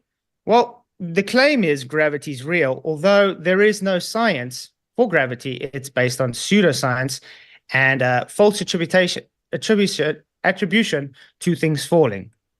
So, 30 seconds. Just a whole bunch of claims with pseudoscience backing as masquerading as science. And that's my opening statement. Thank you. Awesome. Well, thank you so much, Flatzoid, for your introductory statement. We are going to kick it into open discussion. So a big reminder to our live chat that we are going to take the super chats at the end. They're flying in there, guys. So I'm going to set, I'm going to set 40 minutes on the timer there, and then I'll check in with you guys. So I'm going to hand it over to you, Will, to respond to some of what you just heard in the intro, and we'll try to get a natural flow going back and forth. So whenever you're ready there, Will. Great. And I can still share easily, same way. Sure thing. Yep. Okay, cool. So number one, this discussion, as both of us knew going into this, was supposed to be about predictions, and you didn't make any predictions in your opening statement. So hopefully that will change as our conversation goes on. I did anticipate you telling me that it's not an experiment. So I'm going to go ahead and share my screen real quick. And I do have a question for you. Are you a doctor? No, that was a joke. Okay, cool. So I'm going to tell you something fun here. If you don't like the name, which I happen to like, you can just call it something else, like maybe the Final Expedition. But what I've learned, Keith, is that when people focus on things that are not substantive, it's because they don't have answers to the actual arguments. So I bet Globers, and I won't do this, I won't say anything about you calling yourself Dr. Flatzoid, because that would only mean I can't respond to your actual arguments. And so therefore, I need to make fun of your name. Okay, so we don't need to talk about whether or not it's an experiment. You can call it whatever you want. We're going to get to the heart of the issue, which is whether or not a 24-hour sun in Antarctica is possible on a flat Earth. How does that sound? No, first of all, Dr. Flatwood was me making fun of not a Professor Dave, because he calls himself a professor and he's not a professor. Secondly, it's a false equivalence, because what I call myself as a name has got nothing to do with what you're claiming is an experiment. You have claimed multiple times that this experiment will either prove a globe Earth or a flat Earth. Someone's name doesn't prove a model or the other. So yes, the predictions were talked about in me stating it's not science. You are the one making a claim that because sun does this, therefore this is the outcome. Therefore, a false dichotomy and not scientific. Now, I'm glad you concede it's not scientific. That's great. But I don't need to make a prediction because I'm not the one with the burden here. You are the one having a burden because of your insecurities, as you plainly said we're going to talk about. Because you have an insecurity about the globe, you need to go and prove it to yourself. Okay, cool. You said it's a false dichotomy, right? Is whether or not there's a 24-hour sun in Antarctica in reality a false dichotomy? Yes, because your outcome is either globe or either flat. Okay, let me explain this to you. Whether or not there's a 24-hour sun in Antarctica is a true dichotomy. There either is or there isn't. You can't say it's a false dichotomy because there is no third option. So if you want to call it a false dichotomy, tell me what the third option is. Option 1 is there's not a 24-hour sun. Option 2 is there is. What's the third option? Again, your argument is if sun, then globe. If no sun, then flat Earth. That is the false dichotomy. Whoa. It's not just because sun or not sun. Your argument is because sun, therefore model. Therefore, it's a false dichotomy. We will get there, but you're not answering my question. Is whether or not there is a 24-hour sun in Antarctica a false dichotomy? Not on its own, no. Correct. But your Okay. premise is based upon Perfect. either flat or globe, which makes it Okay. a false dichotomy. We'll get there. Okay, we'll get there. So whether or not there's a 24-hour sun in Antarctica is a true dichotomy. Okay, so that's number one. What was your position on the 24-hour sun in Antarctica prior to the announcement of the final experiment? Well, my belief was I wouldn't be able to see it because everything they've ever showed usually is faked. But then again, you're just now obfuscating from your false dichotomy because your whole argument is, which you're now ignoring, because we see the sun, it's either a globe or flat. Is that true or not? We'll get there. I do believe we can falsify the globe, and I believe we can falsify flat Earth based on whether or not there's a 24-hour sun. But I think this is super important for the audience to know what your position was prior to the final experiment. So I'm going to play a quick video. It's super, super short. Okay, here we go. And that's why you get the borders confused with the 24-hour sunlight in Antarctica. As they see the sun's there 24, but it's not the sun, it's just the sunlight. Yeah. You don't even see the sun. Separator says it's literally sunlight for 24 hours. No, it's daylight, not sunlight. You don't see the sun. There's no sunlight for 24 hours. Only daylight, Liberator. Okay, cool. So that was your position before the final experiment was announced, right? Still is. And why were you taking such a hard stance that you don't see the sun in the sky for 24 hours? Because I just said, I haven't seen actual evidence of 24-hour sun other than faked edited videos. Okay. Now, I've looked at these faked and edited videos that you're talking about, and there's only one that was edited of all of them. And I looked at it very carefully, and there's only 11 frames missing from that edited video. What's the big deal? Okay, based on 11 frames, we've been through this before. Even Ryan knows. You do know those 11 frames are in the video. And because you're bringing it up, is showing you just dishonest. And by the way, if you guys have been realizing his whole tactic is try and attack my character. So we're going to go back to the actual argument of, is the final experiment scientific and a true dichotomy? No, it's not scientific, and it's a false dichotomy because Will Duffy has an insecurity about his own belief system. Now, I'm going to say this again. Does this TFE debunk a flat Earth or a globe? No, it does not disprove or prove a flat Earth in the least. The only one it can invalidate is a globe because the invalidation is based on a claim made by the globe. So the burden is on the globe side, not with the flat Earth side. Okay, so a couple things here. The reason I brought up the 11 frames is because it's really unfair of you to say that someone who edits a video means you should reject what they put on their video because they edited it when you yourself edited a video, okay? Now, when you say, and I'm very familiar with this because I do my homework, when you say that the 11 frames were in the video at the beginning, that's because you were playing it at full speed. A frame is 1/60th of a second. So at full speed, no one was going to notice it. But at the end of the video, when you were going in slow motion, frame by frame, where people would actually notice that it went behind the horizon, that's when you remove the 11 frames to get rid of curvature or evidence of curvature. That's the truth. First of all, a guy's edited video to say, look, 24-hour sun, and he's literally edited to make it look like a 24-hour sun, has not comparison to what I showed.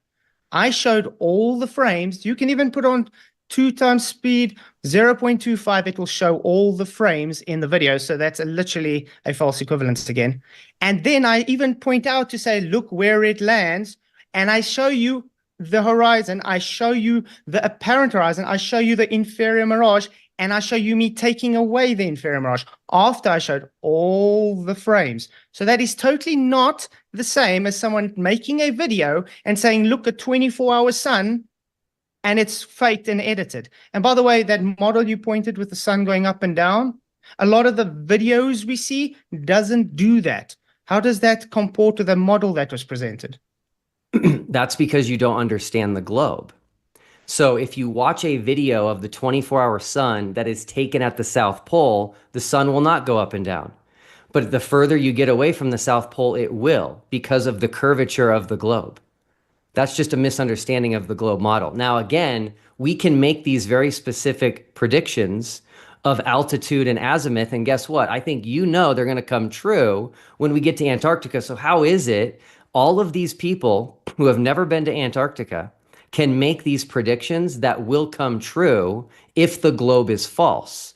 Explain that to me. Explain to me how we can have dozens of predictions of what the sun will do in Antarctica. You claim there's no videos of it, and you claim that the only videos that exist are faked. So how is it that these people can make an accurate prediction of what the sun will do in Antarctica? Okay, first of all, I said the videos I've seen are faked. I'm not saying all videos are faked. Secondly, again, you are trying to reverse the burden onto me to make a claim I don't need to. You, the one with the claim, you are the one making a false statement here by claiming because sun in sky, therefore globe. Because sun not in sky, therefore flat earth. It doesn't disprove or prove anything. It's literally a waste of money and a waste of people's time because you're pushing something that is a false dichotomy. Okay, so you didn't answer my question. I can't let you get away with this. My answer is I am not going to be bullied into making a claim because of your insecurity. Okay, hold on. I'm not clarify the question, and I'm not bullying. I'm not bullying you. I'm not asking you to make a claim yet. I will be, because you agreed to do this to make predictions of what we will see in Antarctica. But I'm not doing that with this question. My question is very simple. How can dozens of people around the world who have never been to Antarctica accurately model what the sun will do if they've never been there? How is that possible? A model is a model. They can accurately model a black hole in space. Does that make a black hole real? No, it doesn't. A model is just a model. You can put data in, you can make it. You can make a model of a donkey Earth and get the same results. That doesn't make it reality. A model that you're claiming is reality is a reification fallacy. Now, again, you are trying to push me to make a prediction and me to make a claim which I've never made. And no, I never agreed to make predictions. The whole thing was you came and asked, will I have a discussion with you about this, the TFE? I said, perfect, that would be great. Because the whole reason I wanted to do this was to show it's not an experiment and to show it's a false dichotomy. And it's very telling, guys, that this guy's trying to be dishonest and trying to character assassinate me and trying to bully me to make a claim that is his. Okay, so number one, I didn't character assassinate you. I brought to the table a reality, which is that you have been caught editing a video. You didn't even admit to it. You were caught. And here you are talking about someone who edited a video that was taken in Antarctica. And so there just seems to be a bit of a double standard. Now, let's let the record show you have not explained how it is that dozens of people who have never been to Antarctica can accurately predict the sun's movement through the sky, including altitude and azimuth angles, and where the sun will be based on the mountains at Union Glacier. You haven't said how they can accurately predict that if they've never been to Antarctica. So maybe you don't understand this. It's not my burden. I don't need to make a claim of it. I'm not asking you to make a claim. You're saying, how are they doing this?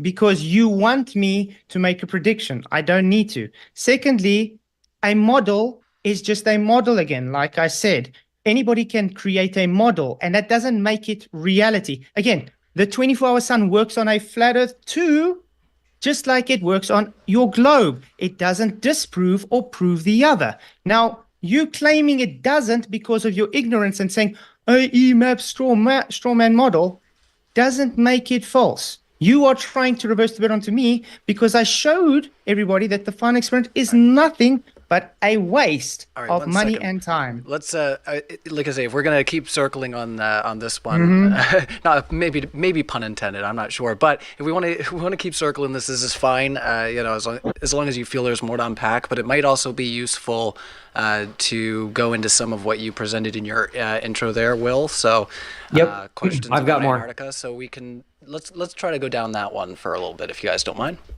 Okay, cool.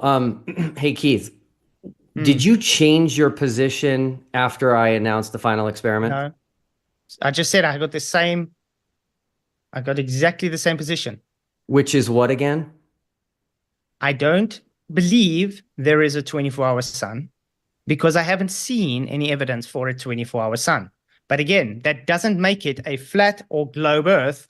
It has nothing to do with, do I know if there's a 24-hour sun or not? The reason I don't believe there's a 24-hour sun is because all I've seen is edited footage. Now, if there's a 24-hour sun, the only thing that will change is, I see now there's a 24-hour sun. But does that make it a globe Earth? Heck no. Okay, so let me think this through for a second. How many videos have you seen of the 24-hour sun in Antarctica? Quite a lot. Okay, so I'm struggling because there's only one that's edited. I've contacted According the to men. you. No. Yes. According to reality and evidence. No, according to you, there's only one edited. Can you describe these edits you saw in the videos? Yeah, just like the one you usually see, overlaid clouds, lights. That's the only one that has an edit. What other ones have you seen? There's one with a watch, there's one without a watch, there's one with a smokestack, there's one without a smokestack. Which one are you talking about? None of those have edits. None of them have edits. Why? See, that's your claim. Well, no. You're actually making the positive claim this time that they have edits. You're So claiming they're not edited. Oh my word. Yeah, you Okay. just claimed they're not edited. So can you please?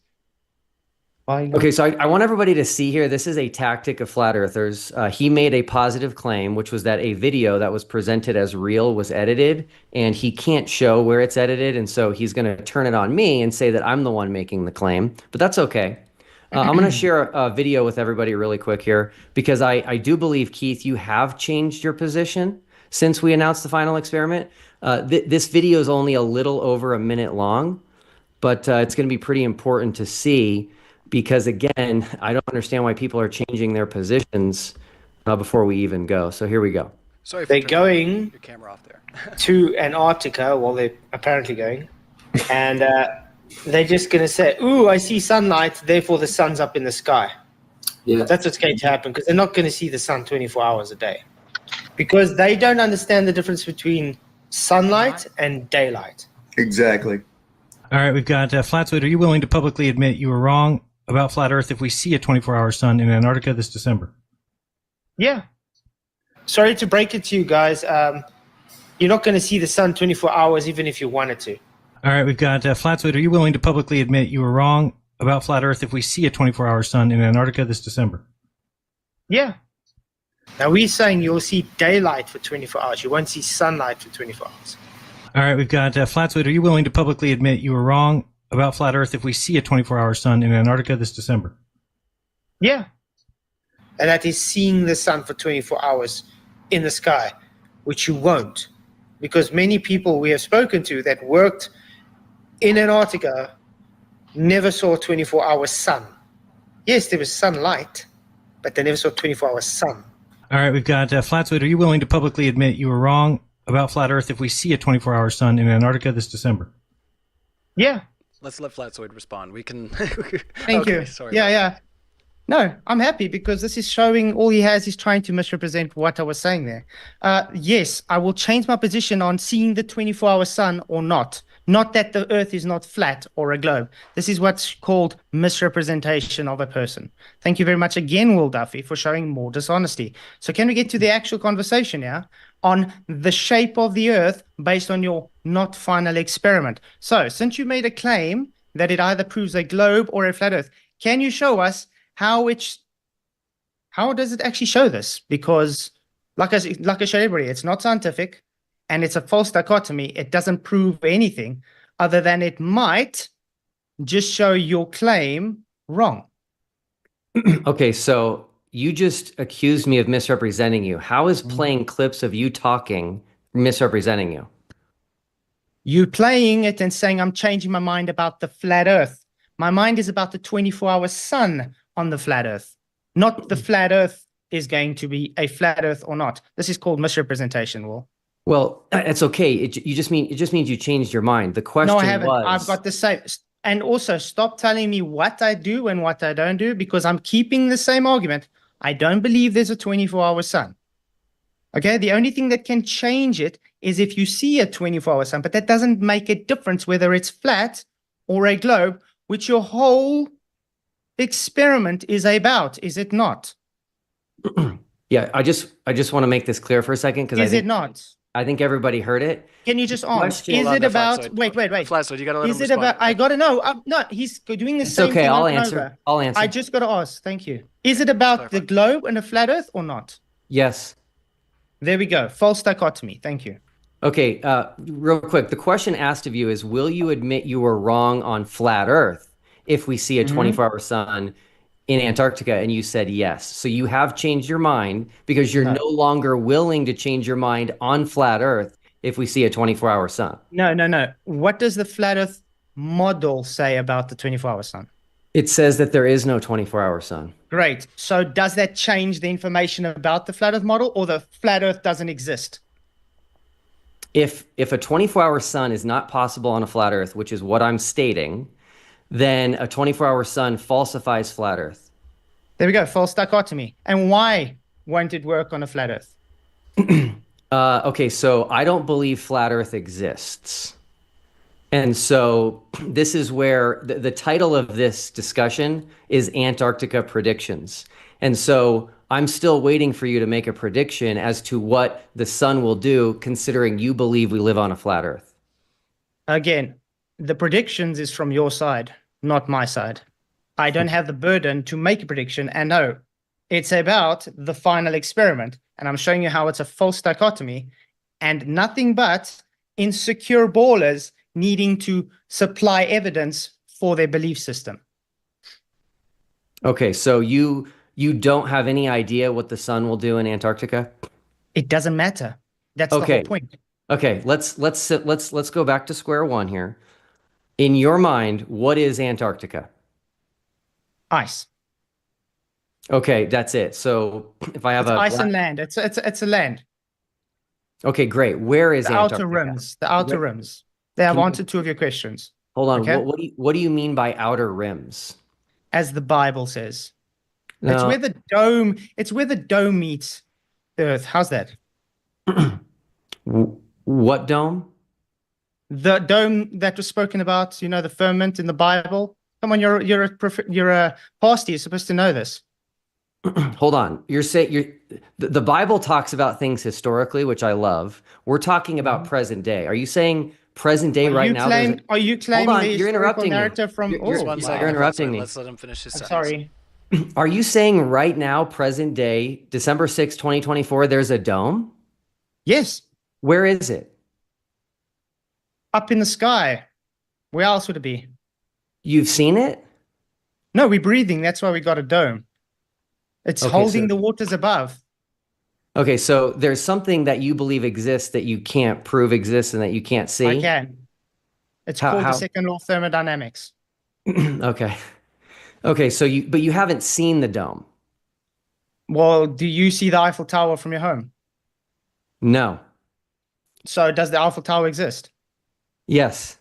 Okay, cool. Do I need to see a cow before I know my piece of steak came from that cow? No, because the steak is evidence that the cow exists. Do you have a piece of the dome? Is that what you're trying to say? No, the reason we're breathing is because we have containment. Huh. Okay, interesting. Okay, so you said Antarctica is an outer rim, right? According to the flat Earth model, according to yes. So kind of like this here? That's a map. That's not a model. What's the difference? A model makes predictions. A map just explains things. It gives directions. That is a sun map. So it's giving the directions of where the sun moves and time. That's what it says on the top there. Read what it says. Is this an accurate map? That's what it says according to the sun. I'm just Read what asking it you. says. We're trying to talk about Antarctica here, right? Is this an accurate map of where Antarctica is? That's just a map about sun movement, not about Antarctica. I know, but you're not answering my question. Is this an accurate? That is my answer. You got different maps for different things. This one is specifically about the sun's movement over the Earth, not about Antarctica. Okay, but is this a good representation of Antarctica? Probably, because it's on the outer rims, as you would say. Okay, perfect. So Mhm. again, this is not a perfect map. No one's claiming that it is. But do you believe there's only one sun? Yes, because that's what the Bible says. And I've only observed one sun. But perfect. We have seen videos where there's more than one sun, and I would more like to think that is a reflection on the dome than a second sun. Okay, great.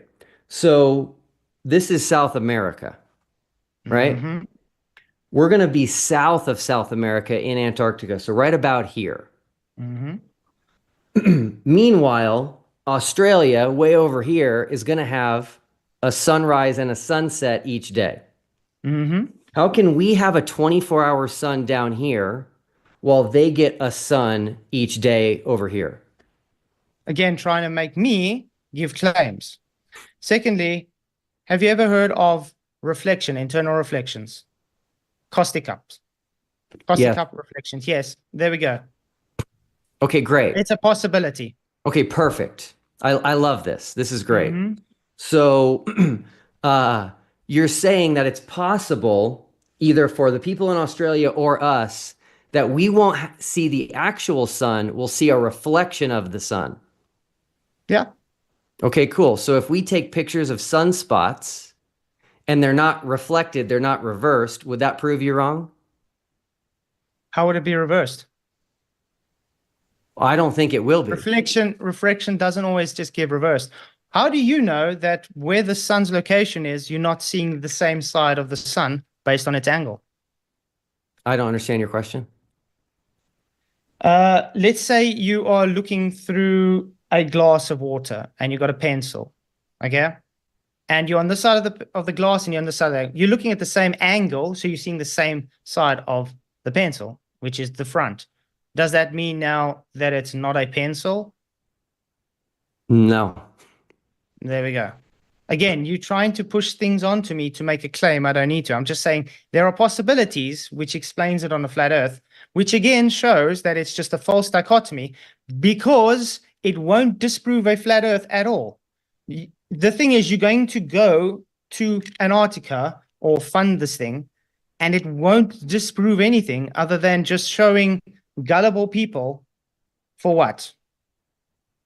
Okay, so when you say they won't see a sun in the sky for 24 hours, is that a claim or is that not a claim?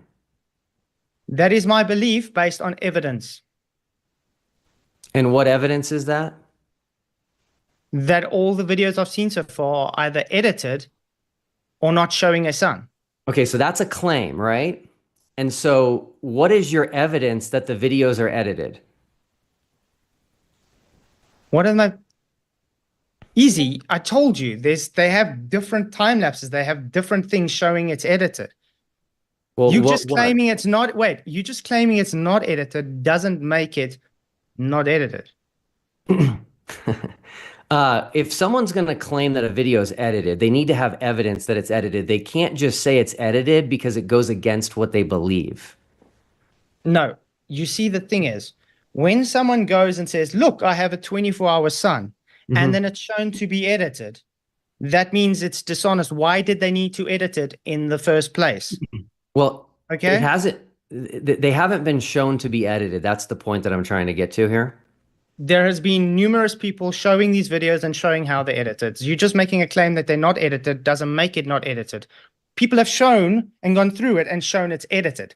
So again, can I show a video quickly? Because this is based on why I think you have such a, how can I put it, hard time not wanting the flat earth to be real. Because you have, seems to be flat earth hurt you somehow and you have a personal vendetta against it. Yeah, you can go ahead and share your screen whenever you're ready there. And Okay. that's up Is and it running. showing? Yep, sure Cool. is. It took me over a year to come up with the final experiment. Every time I would come up with an idea, it would just never work. And then one day, I got it. This is Will Duffy.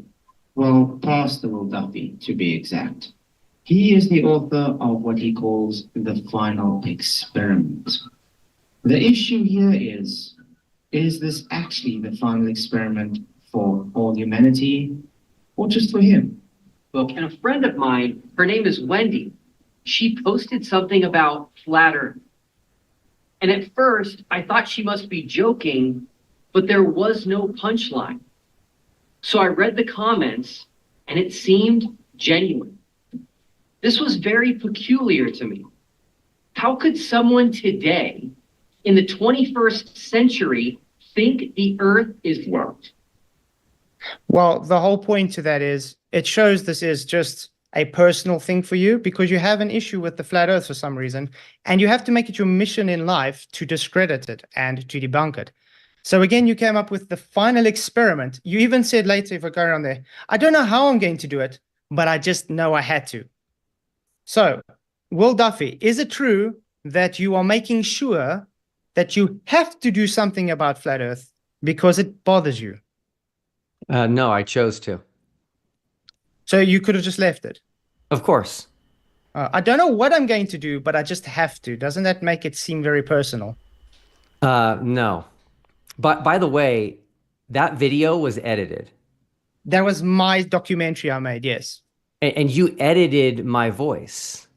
Yes, because of copyright issues. It's okay, called fair use. But by the way, I'm completely fine that you edited. Does the fact that you edited my voice make that video fake? No, because you spoke those words, did you not? I can give you the source saying exactly the same things. Yeah, so it doesn't mean that I'm not real just because you edited it, right? Nope. So the one video, so flat earthers claim to be researchers. They're not. I have shown that through the final experiment a ton of times. So if flat earthers were researchers, they would have taken the only one video of the 24-hour sun in Antarctica. None of the rest are edited. They would have taken the one that was edited and they would have reached out to the guy. I did. His name is Anthony Powell, and I'm now friends with him. And I said, hey, man, just curious why you made an edit. He explained it to me. He explained to me the whole thing, and then he gave me a link to the unedited video. See that? And so I'm not going to sit here and be like, oh, that's not me. I didn't say that because it's edited. I'm going to say the truth, which is, of course, we know it was edited. We know why, and we know that it's still real. So you claiming that you don't believe there's a 24-hour sun in Antarctica because you think all the videos are faked is not a good argument. No, not because all the videos are fake, because I don't see evidence for it. There's a difference. You either don't have evidence for something or because videos are fake is part of the evidence. Again, you trying to say we don't research things is just, again, another jab at flat earthers and showing you are just a bigot, unfortunately. But I have a personal question for you, because since you are a pastor and you don't believe what the Bible says about the firmament, and you do think Jesus is coming from the crust, apparently, because you think the firmament's the crust, how did you cut up with that? My previous pastor, who has since passed away, who was way smarter than me, wrote a detailed article based on the Hebrew word and based on Moses in Genesis 1 adding a qualifier to the word firmament, calling a different firmament a firmament of the heavens. And he argued that rakia might actually be referring to the crust of the earth. It sounds plausible to me. I'm not a Hebrew expert. And yeah, that's where I came up with that position. Okay, I can quickly explain to you. Rakia comes from the root word raka, which means to beat out firm. In Genesis, it's talking about God created rakia, the firmament, to separate the waters above from the waters below. So that's not below. Already you got up and down wrong. When it comes to the heavens, you're talking about Shamahim, which means the sky. There's more than one firmament or heaven in the Bible. So no, it can't be the crust, because what happens when Jesus comes down from heaven? Does he come down or does he come from the crust? The firmament of the heavens is not the crust of the earth. Just to jump in I've real never- quick, somebody in our live chat said rakia means archway to the sky or archway. No, it doesn't. Just No, I just it- was throwing that in there. Yeah, just yeah, if no, it it helps. it means solid expanse, solid firmament, Okay, vault yeah. of the sky. So yeah, okay. So I've never said that the firmament of the heavens is the crust. So Okay, so what firmament is the crust then? That doesn't make sense because there's nowhere in the Bible where it talks about the crust being the firmament at all. it does in the beginning of Genesis 1. No, it before doesn't. adds a. It's fine. It's okay. It's okay. I don't want to talk about the past. I want to talk about the reality of our present world. Like, just so you know, theoretically, there could be a spherical firmament around a globe. Like, the idea of a firmament doesn't tell us one way or the other if the Earth is flat or a globe. Oh, yes, it does. Because the Okay. globe, does the globe have a firmament? Theoretically, it could. Where? Oh my word. Do you remember how you were making the positive claim that there's a dome, but you can't prove it? No, you made a claim that the firmament is a crust, and now you're making another firmament, a claim that there could be a dome or a firmament around the globe. Then how do they, where would it be? Because you guys claim people go to space, don't you? I'm just telling you it could be theoretically possible. It could. You're ready for this? How about this? What if there was one in the past and there's not one now? Wanting to focus on what happened in the past is the exact opposite of what I'm going for with the final experiment, which is what is happening on the world today. And what's happening on the world today still keeps with how God created the earth. Yeah. Not necessarily. Why? When does it say God changed the earth? God does things, right?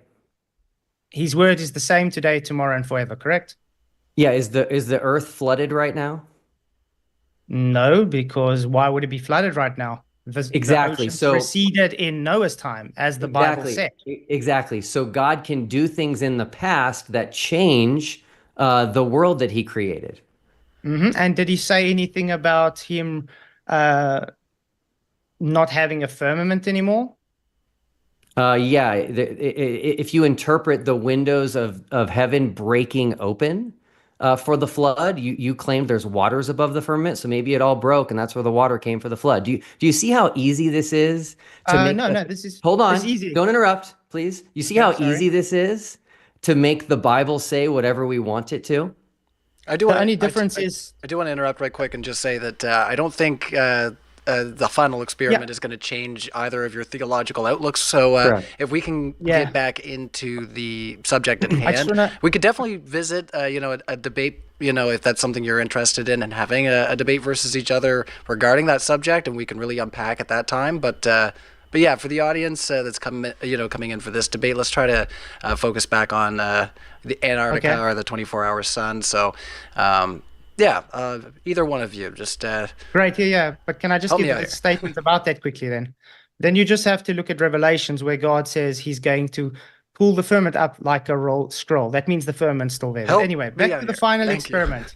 Okay. The final experiment, again, you haven't shown how it's going to either disprove a flat earth or prove a globe. Okay. Let me ask you a question. Is a 24-hour sun in Antarctica evidence for the globe? That's a claim of the model, so it's just evidence for it, yes? I'm asking you, do you believe that a 24-hour sun is evidence for the globe? Based on its model, yes, because it's the claim made. Okay, great. So if we see a 24-hour sun, that's evidence we live on a globe. One evidence. Great. So what does that got to do with flat earth now?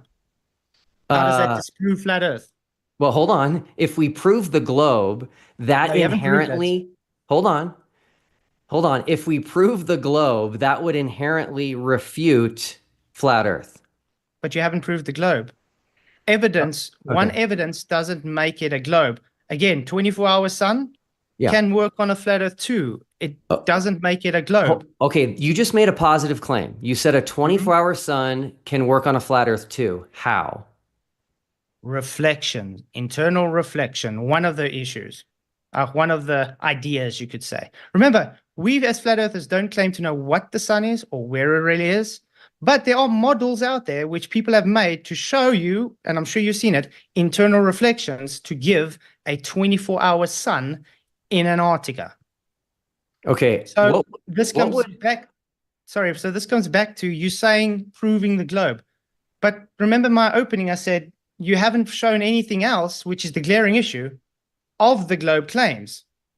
You claiming so many things which show against the globe, but now you're saying because something that can work on both models means globe. Don't you think that's a bit illogical? Let me ask you this. What would prove the globe? Everything. Show me gas burst out containment. Show the Earth actually spinning. Show gravity actually doing anything. What is gravity? No one even knows. There's no science for gravity because it's not even a scientific hypothesis and scientific experiment for gravity. Okay, so if I show you evidence right now that the Earth is spinning, that would prove the globe to you? How are you going to show evidence? Go ahead. That's no. If I show you go evidence, ahead. No, hold on. You need to answer the question. If I show you, you just said if I can show the Earth is spinning, that would prove the globe. So if I can show you right now, evidence. Hold on. If I can show There's you, a different way, right? There's a difference between evidence and proof. Okay, so hold on. Forget evidence for a second. Keith, what would prove the globe? Okay, what would prove the globe? Show gas pressure without containment, please. Okay, great. I'm going to share my screen. More than happy to do this. Here we go.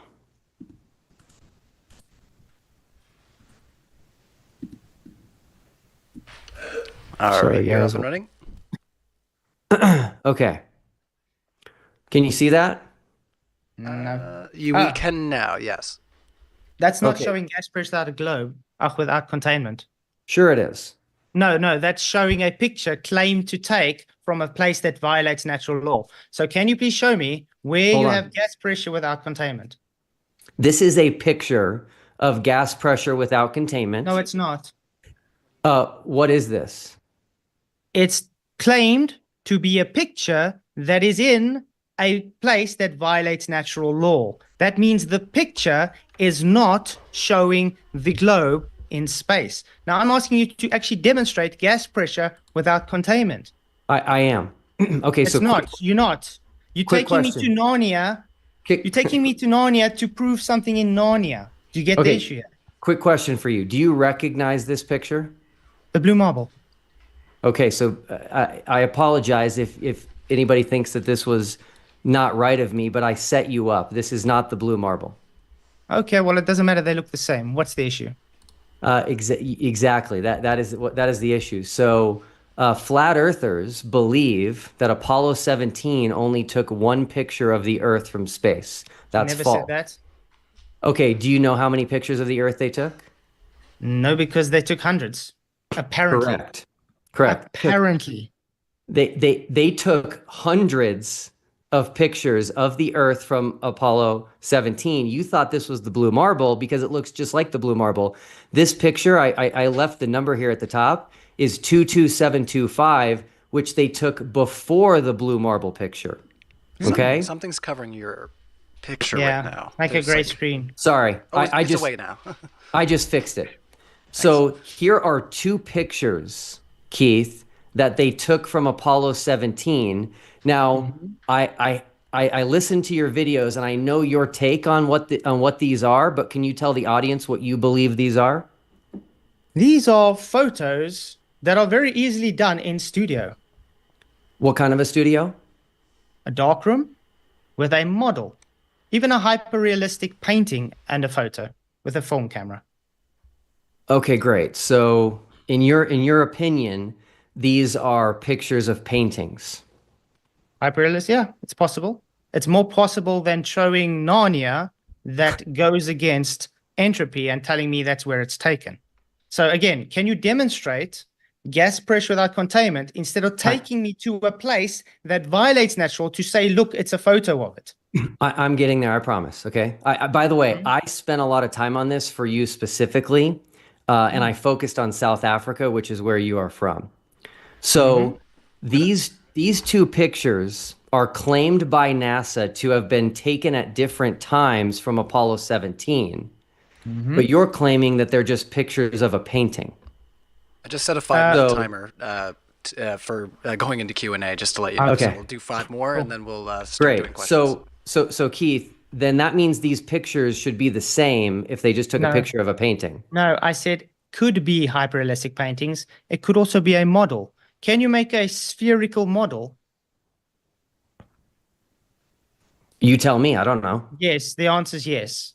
That looks like this? Yes. Have you ever seen NASA's model division? Have you ever seen the models they made? They made hyper-realistic painted models. I haven't seen any of those from 1972, but here's what I did. I zoomed in to South Africa for you. Mhm. And these pictures, when I zoom in, still look the same. Wow. So it's the same model taken with the same camera? But then I zoomed in a little bit more, and if you look, they're different. The clouds have changed ever so slightly.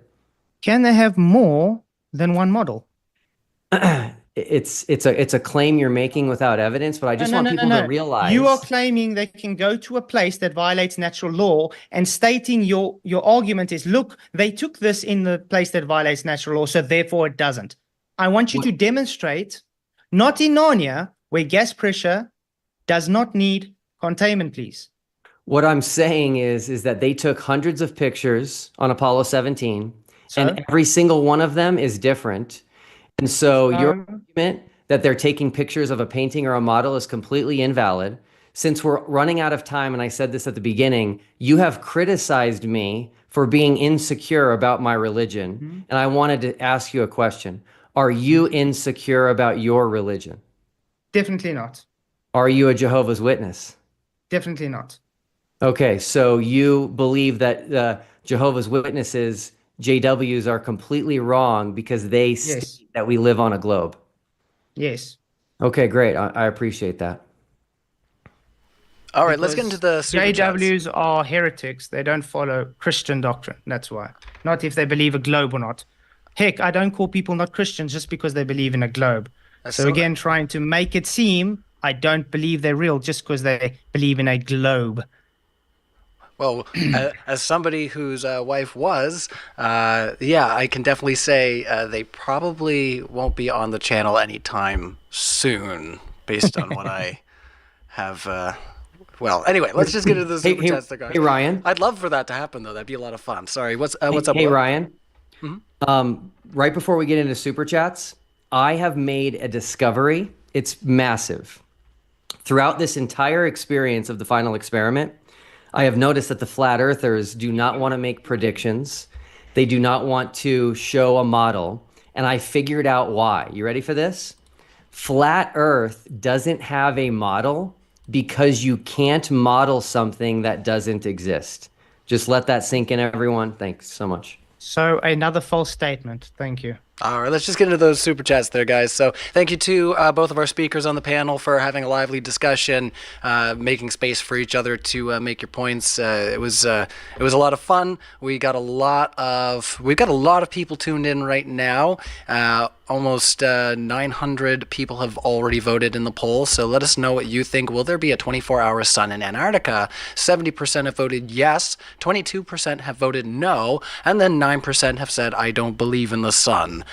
They just don't play by the rules, and you know what? Whatever. We're just going to read those super chats, so keep them coming in. I set an hour on the timer, so we're going to do a hard stop there, guys, at that time. So I do apologize in advance if we don't get to read any of your super chats, but with that said, let's get right to it. Roger Ledwell, thank you so much for your super chat. Says, Will, you have sent me on the flat Earth experiment, or the flat experiment. Or the final experiment. Sorry, I see FE. Sorry, in these debates. I see FE and my brain just goes... Anyway, you should have sent me on the final experiment. Oh, this could be tough.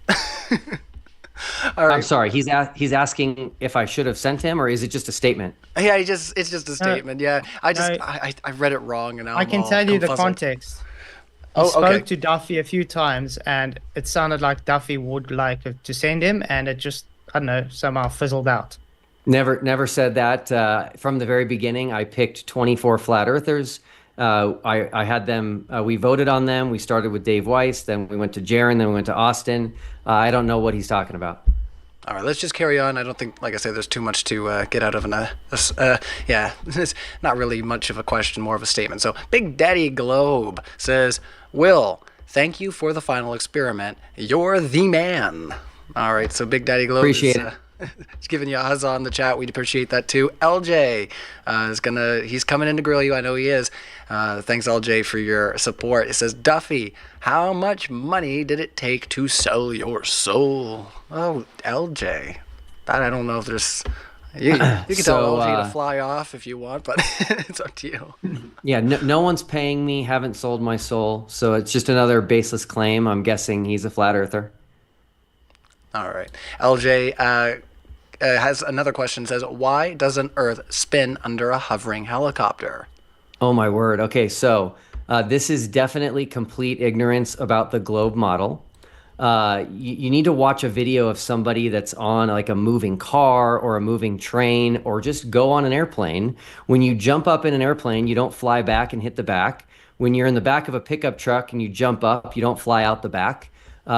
It's called conservation of momentum. This is very, very basic stuff. So when a helicopter takes off, and when a plane takes off, it's still moving at the same speed as the rotation of the Earth.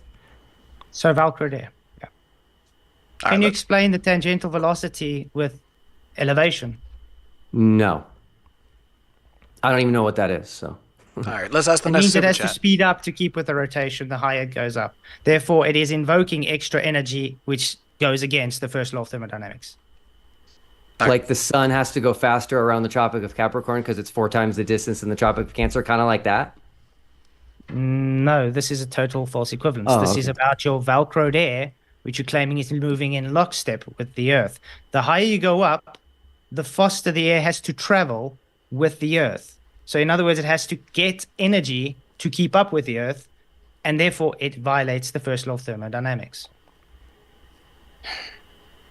All right, let's move on there. I was injecting. I thought you guys were ready to move on and wrap up, but sorry if I was cutting you off. All good.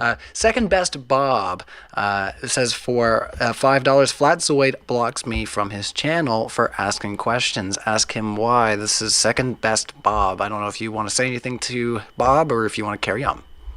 Last time I checked, Bob was on my stream last night, so I'm not sure what he's talking about. I'd like to say something. Flat earthers claim that there is censorship of flat earth because it's true. In my year of doing the final experiment, people keep contacting me and they're like, hey, Will, this flat earther has blocked me. This flat earther has banned me. This flat earther won't let me post on his channel anymore. The biggest censorship I've ever seen in my entire life comes from flat earthers. And if that's not saying something, I don't know what is. Okay, would you not block someone who comes and literally just posts negative comments about you and swearing and going crazy because they triggered apeshit because they're taking away the globe away? Never. Well, I've got people literally obsessed with me that they literally try and get information about me. It's crazy that they even bring my wife and children into it. This is how crazy they are. That's why I block them. All right. When Next you get one. stalkers, then you talk again. All right, let's just ask the next question before we get down into a different rabbit hole. JSS Tiger asks, can Flatzoid explain how divergent sun rays are different from parallel railroad tracks appearing to converge at a vanishing point? Yeah, simple. Sunlight, physically diverging. Railway roads, apparently converging. One's optical, one's physical. Any response on the other side, or you want to carry on? Nope.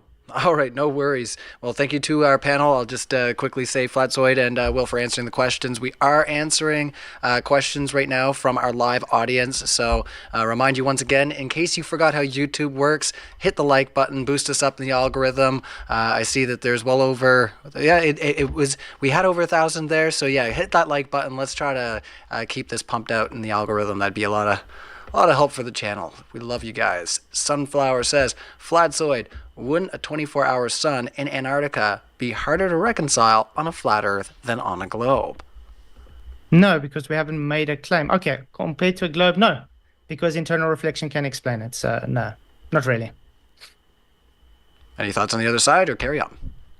Yeah. So when these things come out like internal reflection, that's a claim. Number one, that's a claim that there will be no evidence given for, just like the claim that there's currently a dome in the sky. And so there is a double standard here, which is when the globe side makes a claim, we have to give evidence. But when they make claims, they just claim that they're not making claims.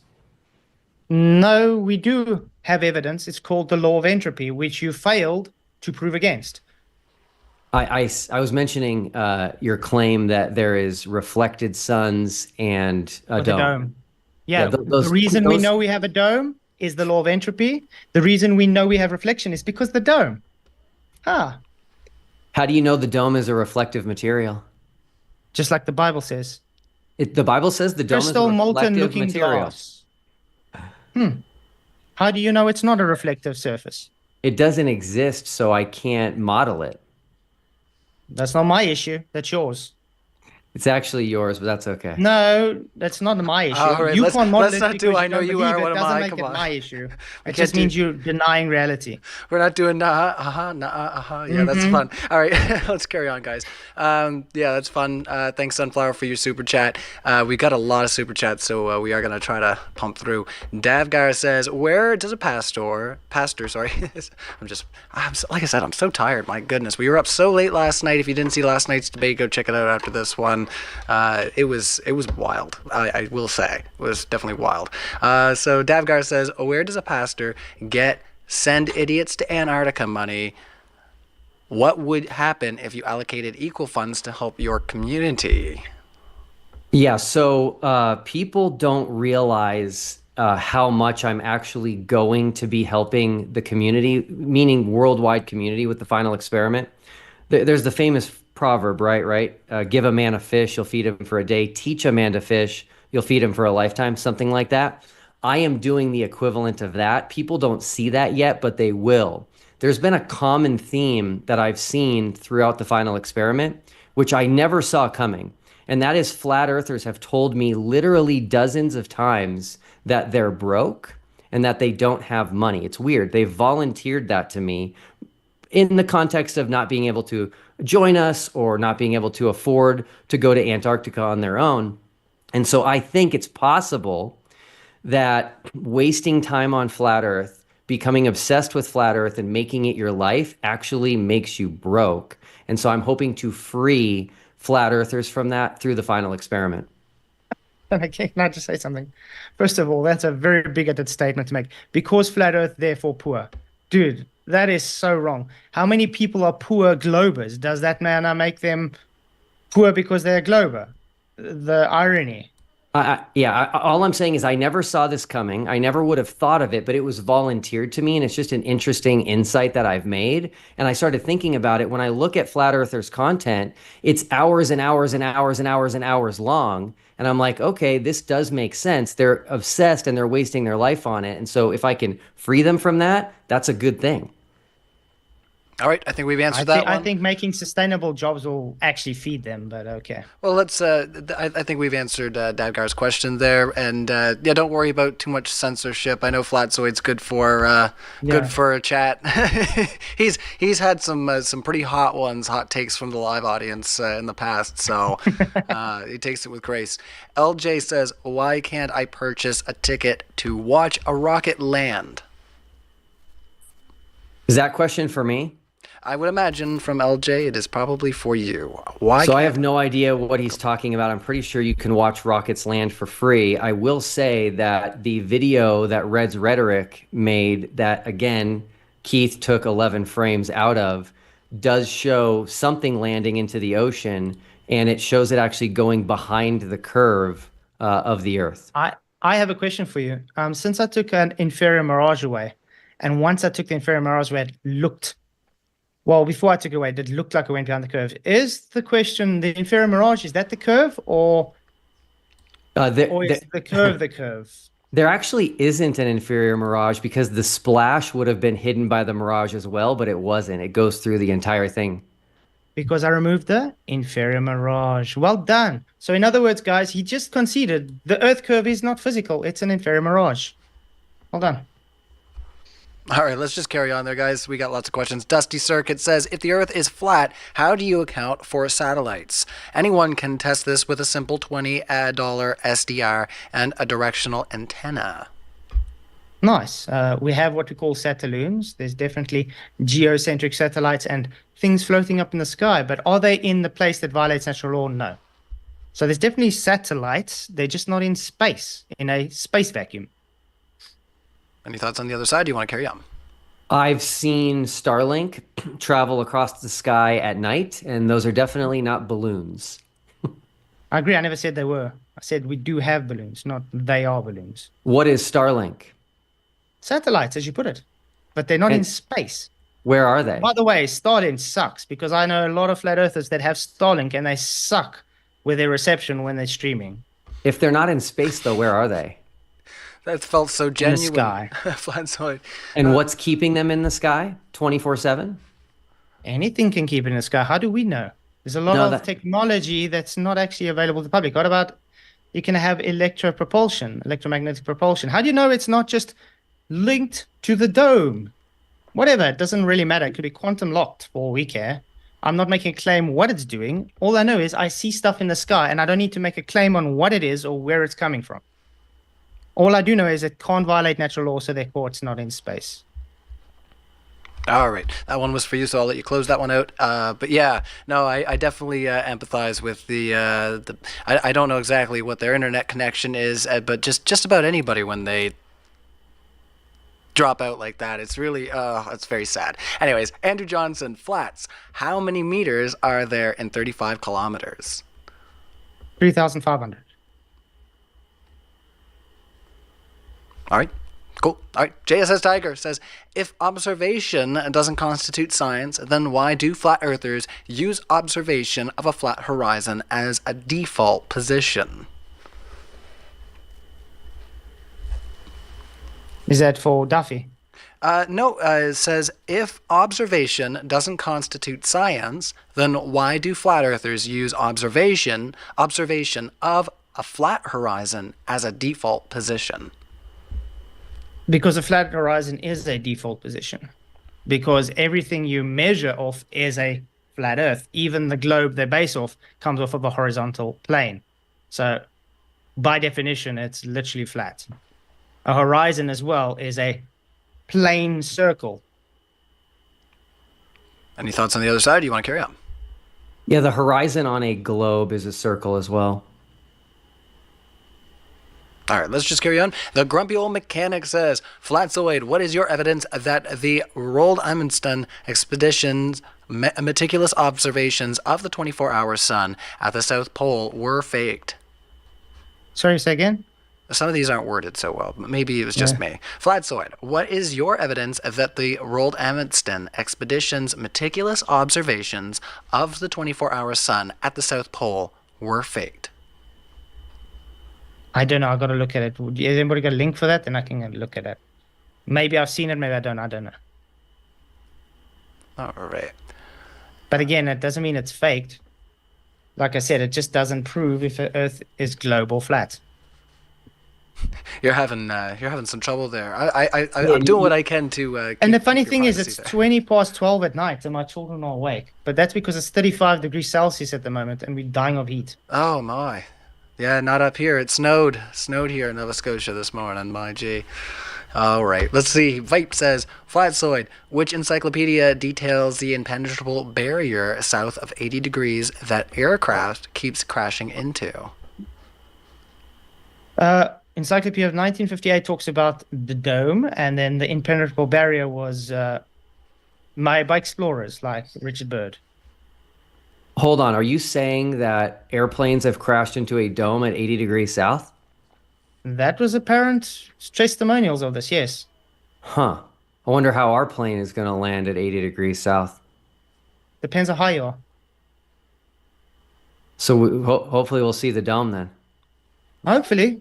I think that'll be more of a truthful thing. Go and search for the dome instead of look at the sky and determine what's happening on the ground and ignore all the other evidence that it's not a globe. There's a guy crossing Antarctica right now alone. He'll tell us, but I don't think he's going to run into any domes. Yeah, it doesn't help that they always, when they get to the South Pole, they make a hard right or left. He comes out south of New Zealand, and he started south of South America. That doesn't work on any Which flat follows Earth. the flat Earth map going across. Yes. No, it doesn't. Yes. Everybody that's tried to circumnavigate that way New Zealand seems to go to the south, and they. Why? Because it follows your globe Where's the South Pole on here? away from north. No, where's the South Pole? You just said everyone that goes to Antarctica geographic goes, or the goes to the geographic? South Pole and then veers. Where is it? Geographic or the magnetic? Whichever you want.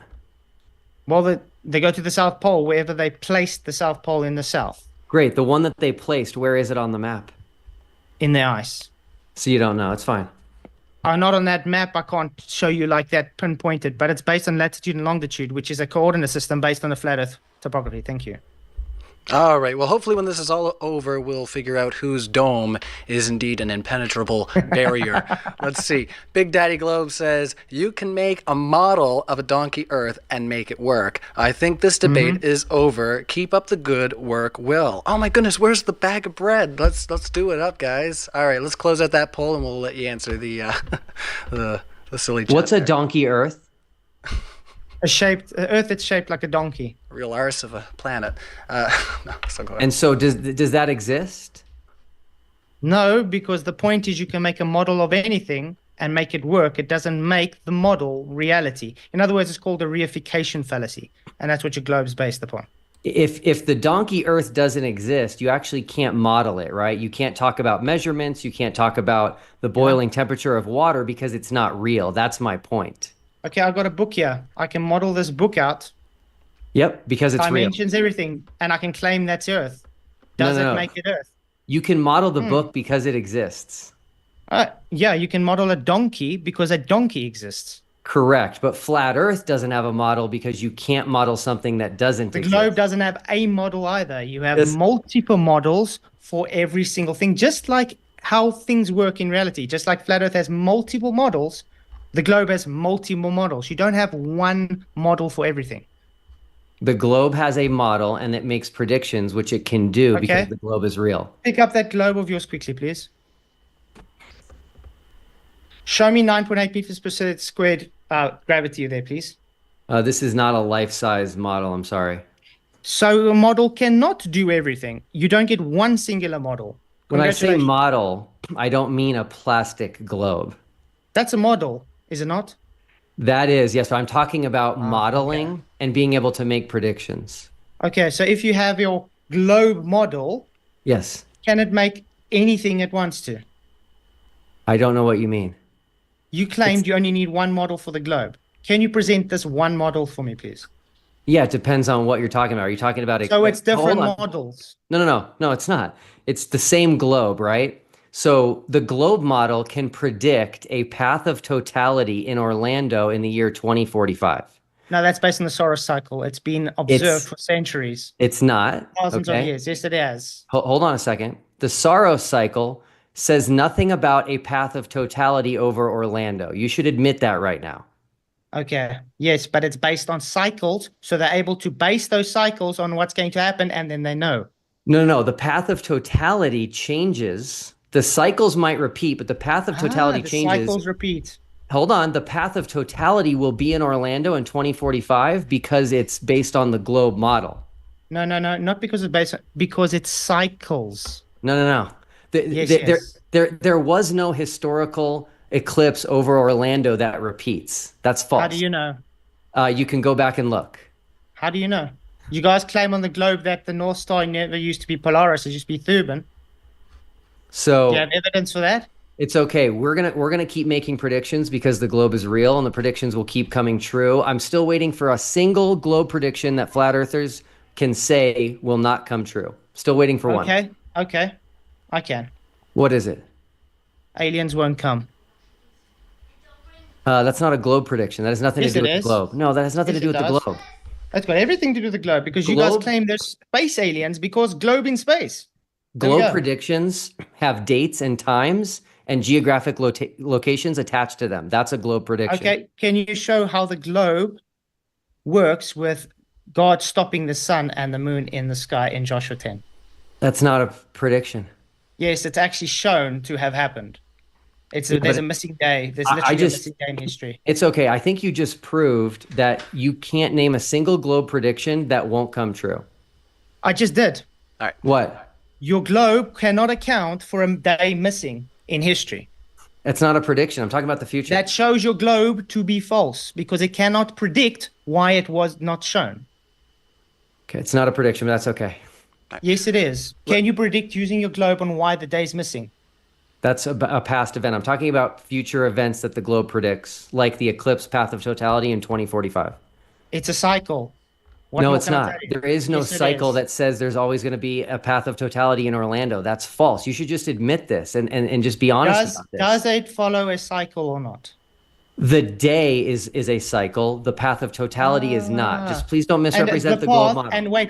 The path is following a cycle as it's moving along as well, correct? Only on the globe. No, not only on a globe. A cycle repeats itself with a pattern. So that pattern of the path of totality is moving in cycling. No, the path of totality has no pattern whatsoever.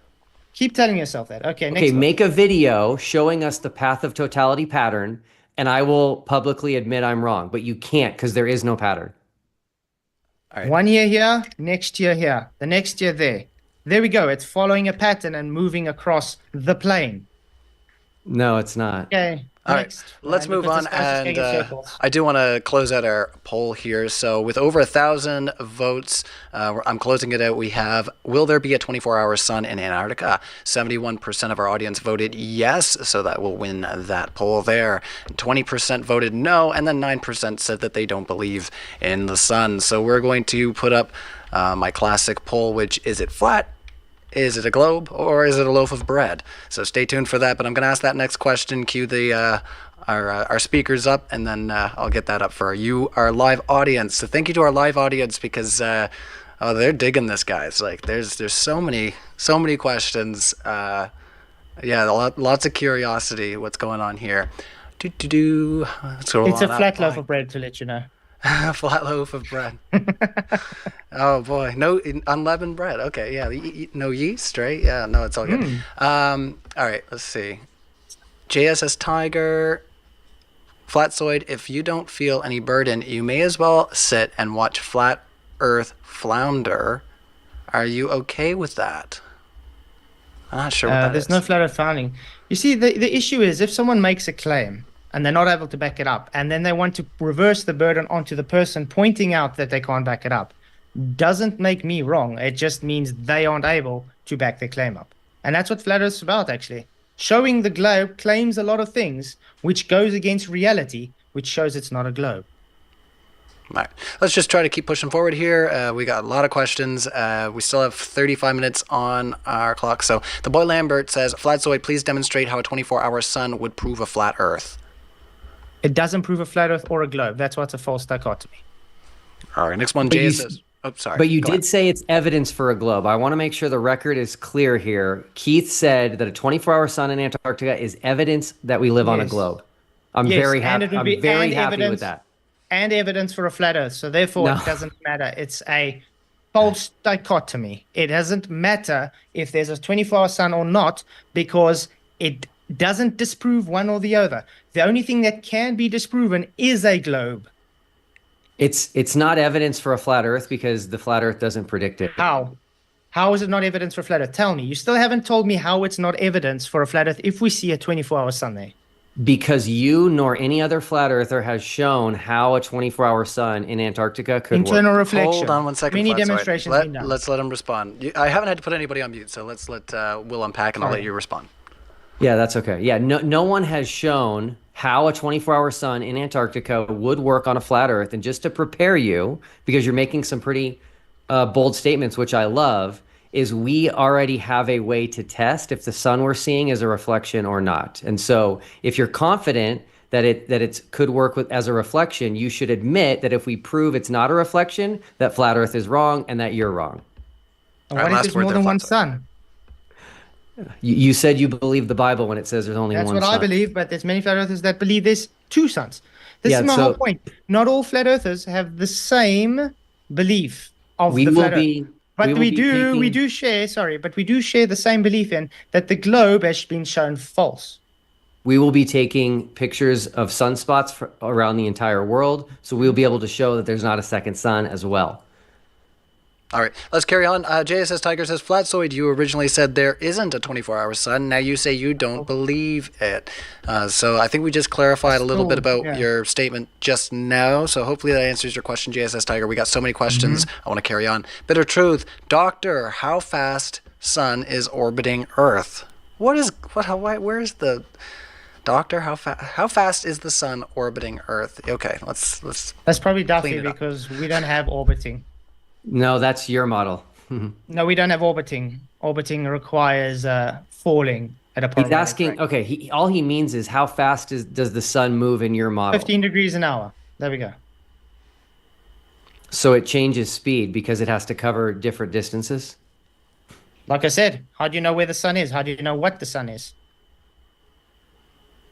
All right, let's carry on. Flat Earth Dave Interviews 2 says, the video with the watch starts with no snow on the mountain, and then there's snow 2 seconds later. Provably edited. I think False. That's for you. That's false. The video that has no sun on the mountain was taken by Anthony Powell at Scott Base. And he filmed the 24-hour sun, which flat earthers don't understand how hard it is. Go try to film anything for 24 hours.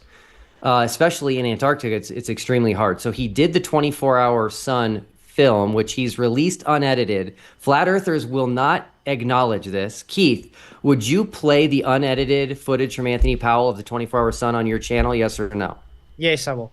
Okay, I'm going to send it to you. Thank you so much for doing that. 100%. So he's released the unedited footage. When they were making the documentary, they said, Anthony, we need you to tell us what we're looking at and what this is. And it was a different part of the season. So he went back on the roof and said, hey guys, I'm filming the 24-hour sun. It's midnight here. That's why there was a difference in the background. If flat earthers were true researchers, they would reach out to guys like Anthony Powell, who are very friendly and will explain things to you, which I did.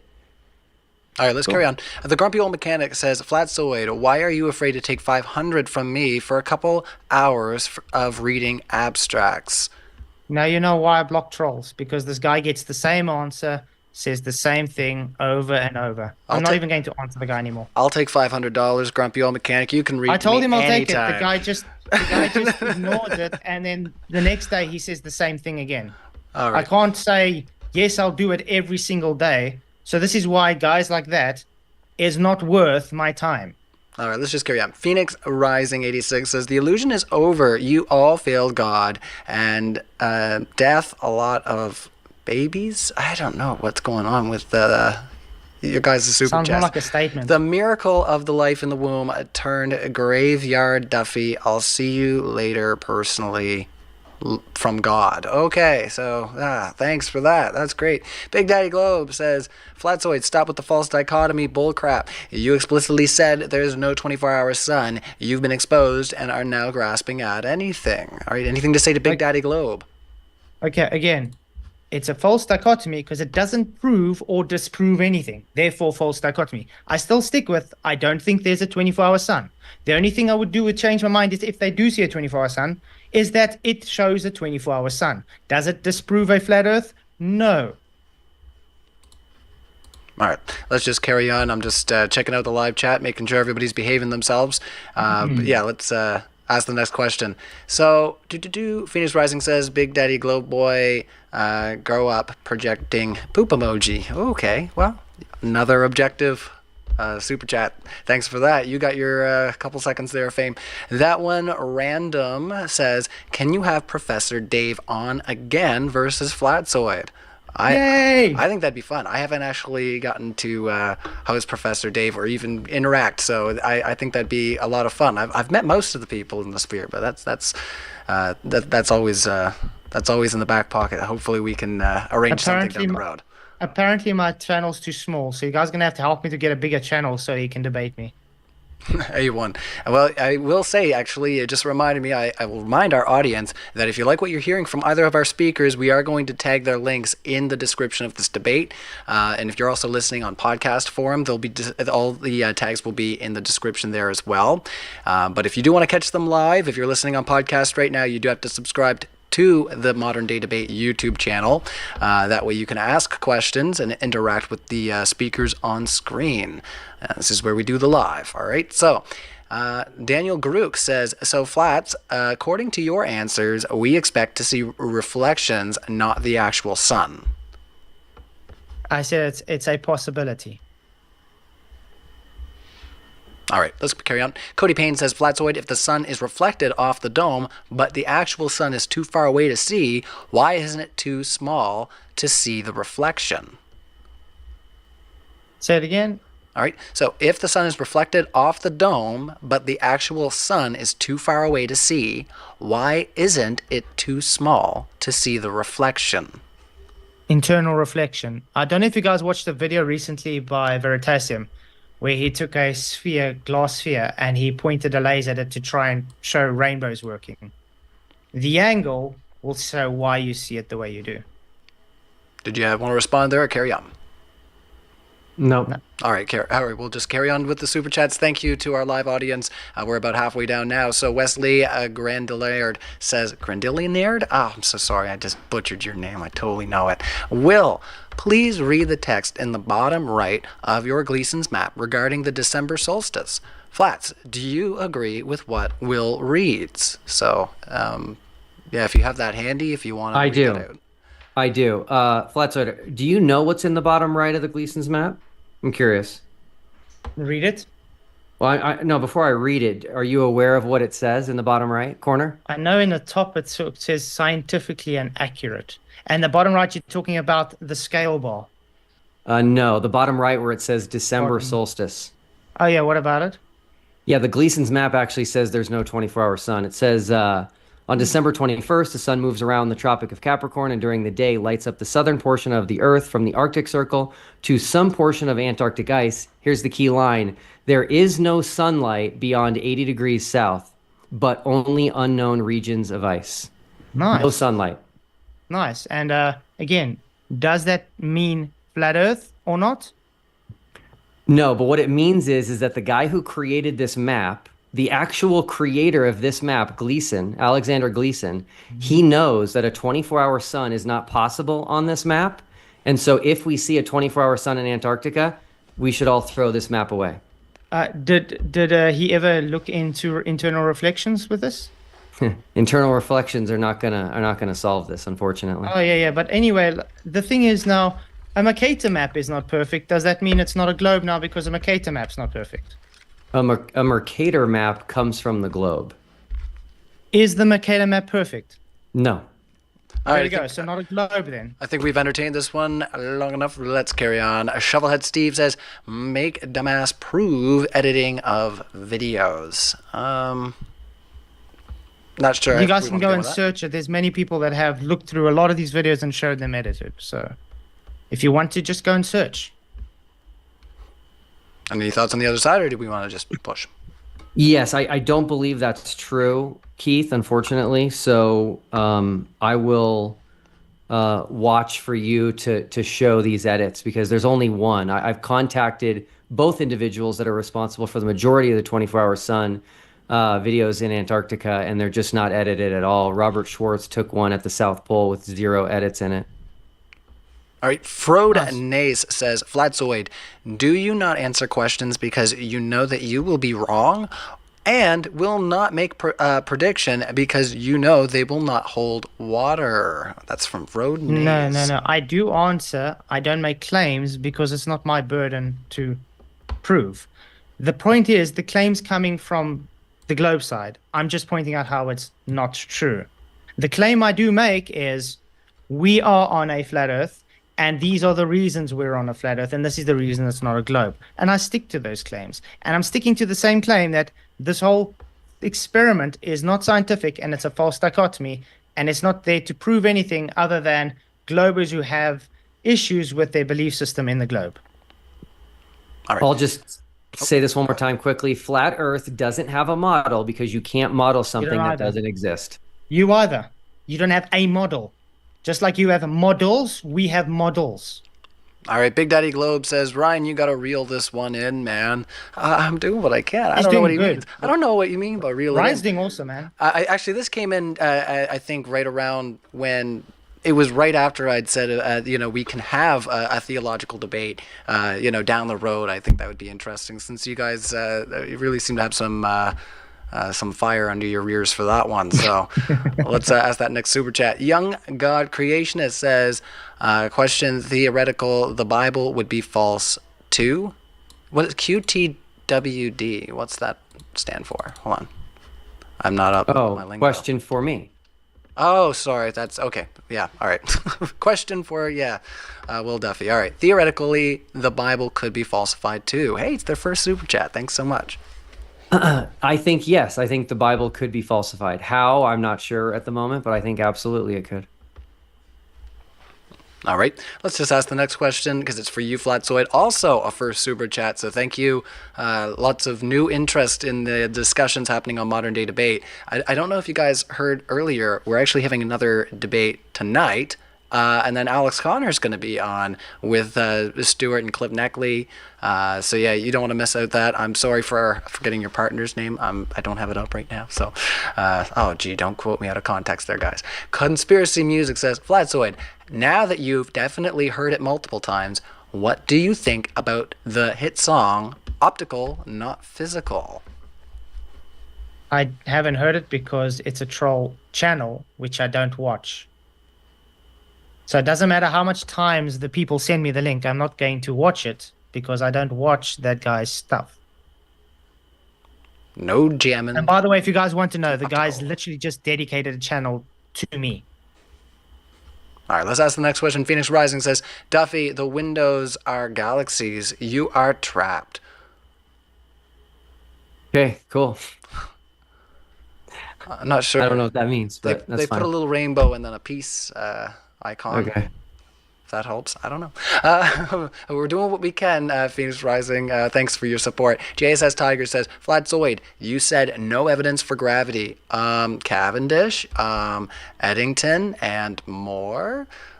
I think I been read through that this right. many times. There's no independent variable and dependent variable for the Cavendish. And Cavendish is a demonstration, not an experiment. And it has multiple claims, which actually just says gravity causes gravity at the end of the day. All right, you got it. Let's carry into Megan Marie's question. I can't wait for the final experiment to prove the globe. Thank you for creating this experiment, but I think it's insane that this experiment has to be a thing in 2024. That's from Megan Marie. Did you want to say anything to Megan there, Will? Yeah, I agree. It's one of the reasons I created this is I don't think we should be spending any time debating the shape of the world we live on. And hopefully I can put that to rest and we can all spend our time making this world a better place. All right, next one coming in from Dr. Mantis Toboggan. Will, why do you think Keith was sweating so much during this debate? Oh, Dr. Mantis, aren't you just stop beating him. He's dead already, he says. Oh, boy. I'm going to take a guess that it's because he is in his summer because he's in the Southern Hemisphere. It's because it's 30 degrees Celsius now at 1:45 in the morning because we have a heat wave and it was 50 degrees Celsius the whole day. And if you look nicely, I'm actually sunburned to a crisp. Oh, no. Yeah, no, I lobster up as soon as that sun hits That's me. why I'm wearing red, so it takes the red off of my skin. Oh, see, you're color coordinated. I don't pay attention to that stuff. I just wake up and dad it up. All right, Bob says Flatzoid could be faking his position on flat Earth, so he's probably actually a glober. See how easy that is? Worthless argument. I think they're making a meta. No, I can guarantee you I'm analysis of what definitely a you've flat put up. earther. If Flatzoid was the one offered a free trip to Antarctica and he accepted it, then all flat earthers would have turned against him and called him a shill. That's what we've seen. Well, I wouldn't waste my time and leave my nice family alone to go freeze my tits off for a false dichotomy. At the beginning of your opening statement, didn't you say science was about, doing tests and exploration? Can we quickly go through that for 5 minutes, if you don't mind? Can you Well, tell me no, what's the no. scientific hypothesis for it then, please? You just said you don't want to leave your house to go explore the world. I mean, if you No. if you I actually got a believe, vacation with my family. I don't need to go and leave my family to go to a ice place where I just need to freeze my tits off to look at the sun and not prove anything because, like I said, it's a false dichotomy. if I believed in a dome, which I don't, and if I believed in this dome and there was zero evidence for it, man, I would really want to get to Antarctica to try to find it. But hey, that's just me. Are you allowed to go and see how far you can go to look at this dome in Antarctica? I'm saying if I believed in a dome, I would want to go find it, but you guys don't want to. You guys don't want to get cold. Experiment. You don't want to get cold. Do that as your next experiment. Send flat earthers to look for the dome in Antarctica. How's that? I don't believe there's a dome, so why would I look for it? Sorry. So you can send people to look at the sun, which doesn't prove anything, but you won't send them to go look for a dome which proves something. Okay. All right, super chats are flying there, fellas. So let's push it forward. But it doesn't sound like, regardless of what you choose there, Flatzoid, you're gonna have one extreme or the other. So there's no winning on the weather for you. All right, so Bob says Flatzoid. Sorry, we just read that one. Thanks, Bob. X Forbidden One says Flatzoid. I firmly also a first super chat. Oh wow, well, like I said, lots of new faces popping into. Like I say, grill the person on screen. Every time I say that, another 3 pop in. I got to behave myself. We'll be here all day. I firmly believe you are not Christian based on your pathological lying and constant burden of proof reversal fallacies. You have the burden from both claiming it's flat and going against the census. Fail more. First of all, these people keep saying I'm lying, which they still haven't shown me lying, which is weird. I stick to what I say. And yes, I'm definitely a Christian. Jesus died for my sins. I accept him for my sins. To die for my sins, and I have here by grace, and I do follow what the Bible says. So that makes me a Christian, as far as I know. And as for these unfounded claims of lies and grifting and stuff, have you noticed that's all they ever say without providing evidence for it? Well, I'm no gatekeeper, so I'm not. We're going to move on from there. You guys behave in the old live chat there, all right? But thanks for your support. Ask him how he learned about the crust of the earth and his claim of when he got into flat earth. I interviewed him with Butters and Soul. Who is this? Ironwork. Oh, cool. Yeah, I remember our interview.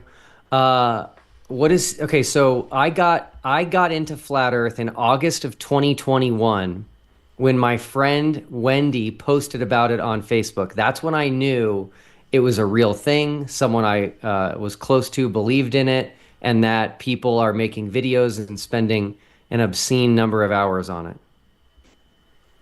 Is that good? Yeah, let's just carry on. But thank you so much for answering the question there, Will. And once again, Can I ask a question? There's a lot of people that believe in aliens or Bigfoot that spend insane amounts of time on that. Why don't you have an issue with that? I do. I just haven't met any of them yet, and none of them are in my circles. What are you going to do? I was gonna say if you start meeting people, oh my goodness, look what he's doing right now. Yeah, no, I'm just picking. All right, so Matthew of Ascendez says, is the final experiment going into orbit? Would that convince Keith? What do you mean? If you went into orbit, how will it convince me? Let's say I go in the Blue Origin, it goes up high enough and then it just falls. It's not going into space. It's still in Earth's atmosphere. If you went up and saw the spherical Earth with your own eyes, would that change your mind? There's no spherical Earth curve. If you look at the windows of the design, it shows how it literally takes form with the window's shape. I've actually showed this where it shows flat at the top, and as it's going with the window, it's curved. So no. Okay, so no. Let's just put it this way. It cannot show it to be curved because it's taking shape of the window. Just like if you climb in a cockpit of a Mirage, the window shape causes things to refract. All right, next one. Phoenix Rising says, question for Duffy. How will you feel when you meet God? I can't wait. Amen. All right. Theodore Paul says, Flatzoid, you don't understand thermodynamics. If you did, you should understand the Earth can hold its atmosphere, and yes, you can't have a model of non-existent things. Again, you don't understand. Great statement, man. All right, Rodman says, is Flatzoid going to answer Will's 3 questions? I already did. All right. I'll bounce that over to Will. So if there was anything from your 3 opening parts that you wanted to hammer out just for a second here for the super chatter, or we can just carry on. Yeah, the answers weren't great. The 3rd question was, what do you predict the sun will do in Antarctica? I don't think we got an answer to that, did we? We did. I said I don't predict the 24-hour sun because that's what I believe. No. What do you predict it will do? Not what do you predict it will not do? What do you predict the sun will do? I can't make a prediction on what it will do because I believe it's not there. So in other words, my prediction is I don't think there'll be a 24-hour sun. But if there is, all I will do is change my mind that there's a 24-hour sun, but it doesn't change flat or globe. Yeah, but you won't tell us what you think the sun will actually do. I don't think it will show. It would go down below the horizon. That's what I think will do. In other words, it will set. I didn't know. Can I make it any clearer? Well, yeah, that's cool. Down below the horizon is a globe thing, but that's cool. No. That's a flat earth thing too. We can show demonstrations on flat surfaces. I've got many demonstrations on my channel. Many flat earther channels can show demonstrations of this. It's an optical effect. When you do the demonstrations, is the object resting on the table? Over the table. It's not resting on the table. On top of the table. I even give a reference to show it's on top of the table. Hold on. It's touching the table? On top, over. I take an aluminium flat base with a bolt, okay? And I take caps and I place them in reference. You can see the caps look like they're going down. And that bolt at the end that's painted on the red on the bottom vanishes. There's nothing there because of diffraction. And I show the reference of my camera above there because I got a bolt next to it. We can do this with refraction as well. It's not valid because the sun is not resting on the earth. So you're going to have to do a different... I never said the sun's... You said things can't go below the horizon on the flat earth. Was that not what you said? The sun can. It's called lensing. It's called perspective. It's called diffraction. It's called angles limited. It's called foreshortening. Things have limits, man. Just model it where something's not resting on the table. I can. You can even go to Rob Skiba's channel and you can see where he shows the Fresnel lens and he shows the sun going below. It's all optical, man. We can show different demonstrations non-stop doing the same thing. A1. Let's carry on. Phoenix Rising 86 says, to the host, I'll see you personally too. From God. Oh my goodness, is my mirror talking to me? No, just pick it.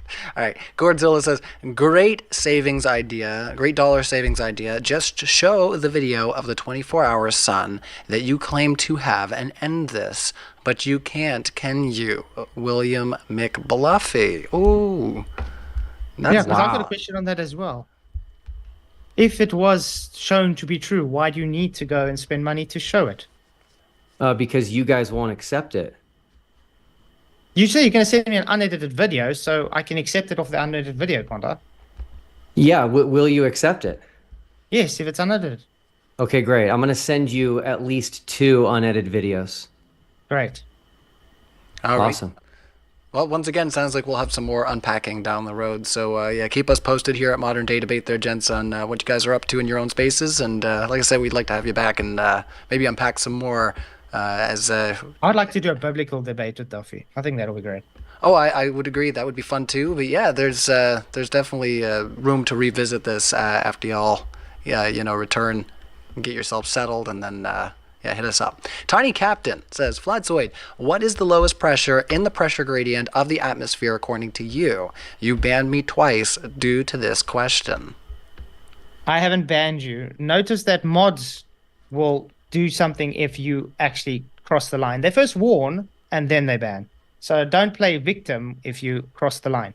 Secondly, I don't know. It would be about 10 to the minus 11, maybe?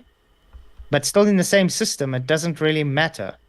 The point is, it's still the same system. According to the globe, you got 2 separate systems. One is a high pressure system, one is a low pressure system. The reason you have pressure gradients means you have containment. All right, Roger Ledwell says, I asked you, Duffy, myself. You told me if I could raise the funds, I could go. Never heard back from you, just like your emails. So yeah, if I've told a lot of people if you can raise the funds, then you can go. So why didn't he raise the funds? Yeah, I was gonna say, send a message, Roger. I mean, I don't know like what you guys, what your history is, but yeah, we're just gonna carry on. The boy Lambert says, Fladzoid, are you saying that physical railway tracks optically converge while optical rays of light physically converge? Okay, if you take a point source of light that's a sphere, light is physically going in all directions. That's called diverging rays. A railway track is parallel with each other physically. They appear to converge due to perspective. All right. Conspiracy Music says, yeah, Flats, I was banned from your channel by saying, hi, chat, your channel is the most restrictive channel on YouTube. Wow, it's amazing that they keep claiming I am banning them. You could easily go into your YouTube settings, Keith, and you could show the list of all the people you've banned. You know how much times I've actually unbanned everybody, and then I get people going in again with 30 sock accounts to literally just insult and play victim like these guys. Do you realize that because they're all just saying, you are banning me, is showing they are literally just coming to cry because they crossed the line? It means they're showing their trolls. I'm going to whack all these out then. Oh boy, I say the worst things. I say the darndest things. We're going to get all these out of the way right now. Tiny Captain says... I also want to point out, how do you know they're even banned? Did they show you they're banned, or are you just believing them? Well, they're because just, a lot of these these people are I just don't super even chats. heard of. Yeah, these are just super chats, so if you recognize their names, but like I say, Cool. you're welcome to engage with them or just say pass. So Tiny Captain says, you also banned me for confirming my profession. Theodore No, Paul I haven't. said... That's a lie. Perspiration is not your friend, Flatzoid. Yes, that's great. Not Let's at this see. moment. I was gonna say, oh man, we had some bad heat waves here in the summertime, I'll tell you. For us, yeah, no, it was no good. Let me just comb here to Flatzoid, which has more evidence, the dome or the flying spaghetti monster. The dome. All right, we'll just bang a few more out quick. Flatzoid, how many meters are in 35 kilometers again? 350,000, I think I misspoke. I think both of those are wrong, by the way. You said 3,500 and then you said 350,000. I think it's actually 35,000. 35,000. Oh, 35,000, yeah. No worries. Let's see. Flatzoid, Encyclopedia Americana of 1985 mentioned domes as geologic features, not a firmament. You lie. No, that's 1980. The dome ones came before. 1958.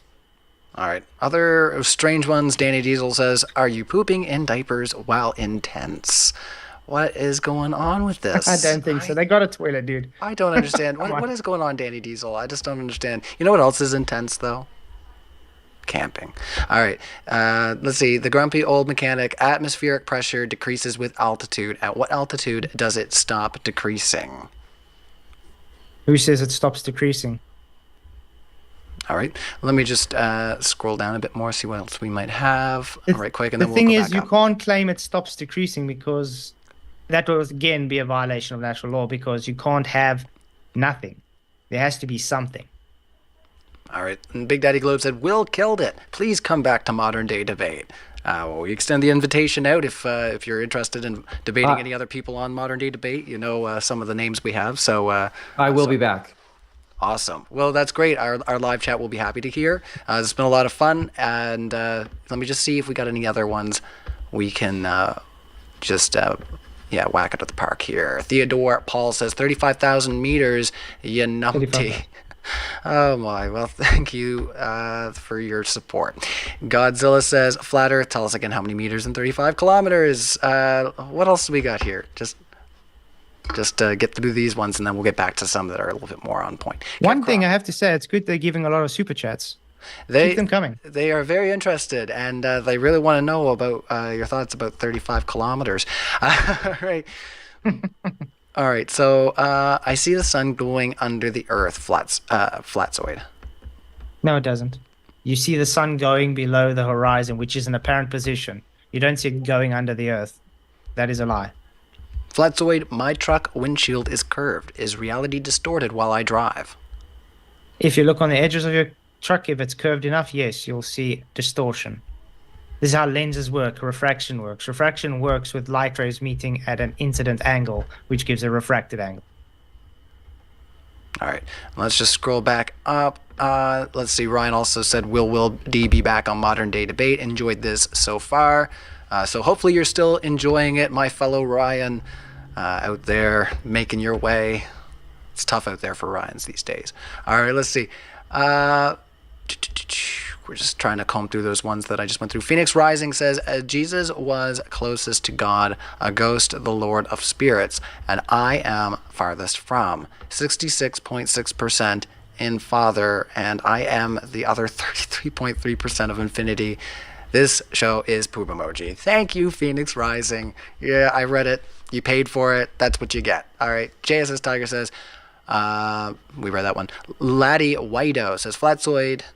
Another one for 35 kilometers. My G. And that's a first super chat. 35,000. There we go. I misspoke. Thank you very much. Oh, Thank you all for correcting me. You got that. All right. JSS Tiger. Thank you for your super chat. We actually managed to comb through quite a few of them there. The Grumpy Old Mechanic says, atmospheric pressure decreases with altitude. At what altitude does it stop decreasing? I might have read that one already. Mm-hmm. Okay, cool. MTuck. Some of these are similar too. You know, I've hosted quite a few of these, like maybe 2 or 3. So sometimes these seem similar. MTuck, Flatzoid, God bless you, brother. But when you stand before God, good luck explaining how you wasted your time and sowed division among believers and non-believers alike over a nonsensical subject. So, would you like to defend yourself against MTuck? First of all, it doesn't sound like he's a Christian because he wouldn't make that declaration. Second of all, no, I don't sow discourse.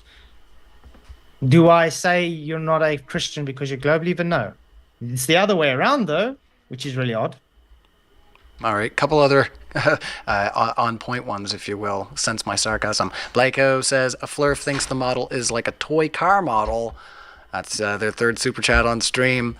I don't know what's going on with you guys. You're all having fun too. No, that's good. They're having fun, right? Mm-hmm. All right, No, I was just making a point with the model, that's all.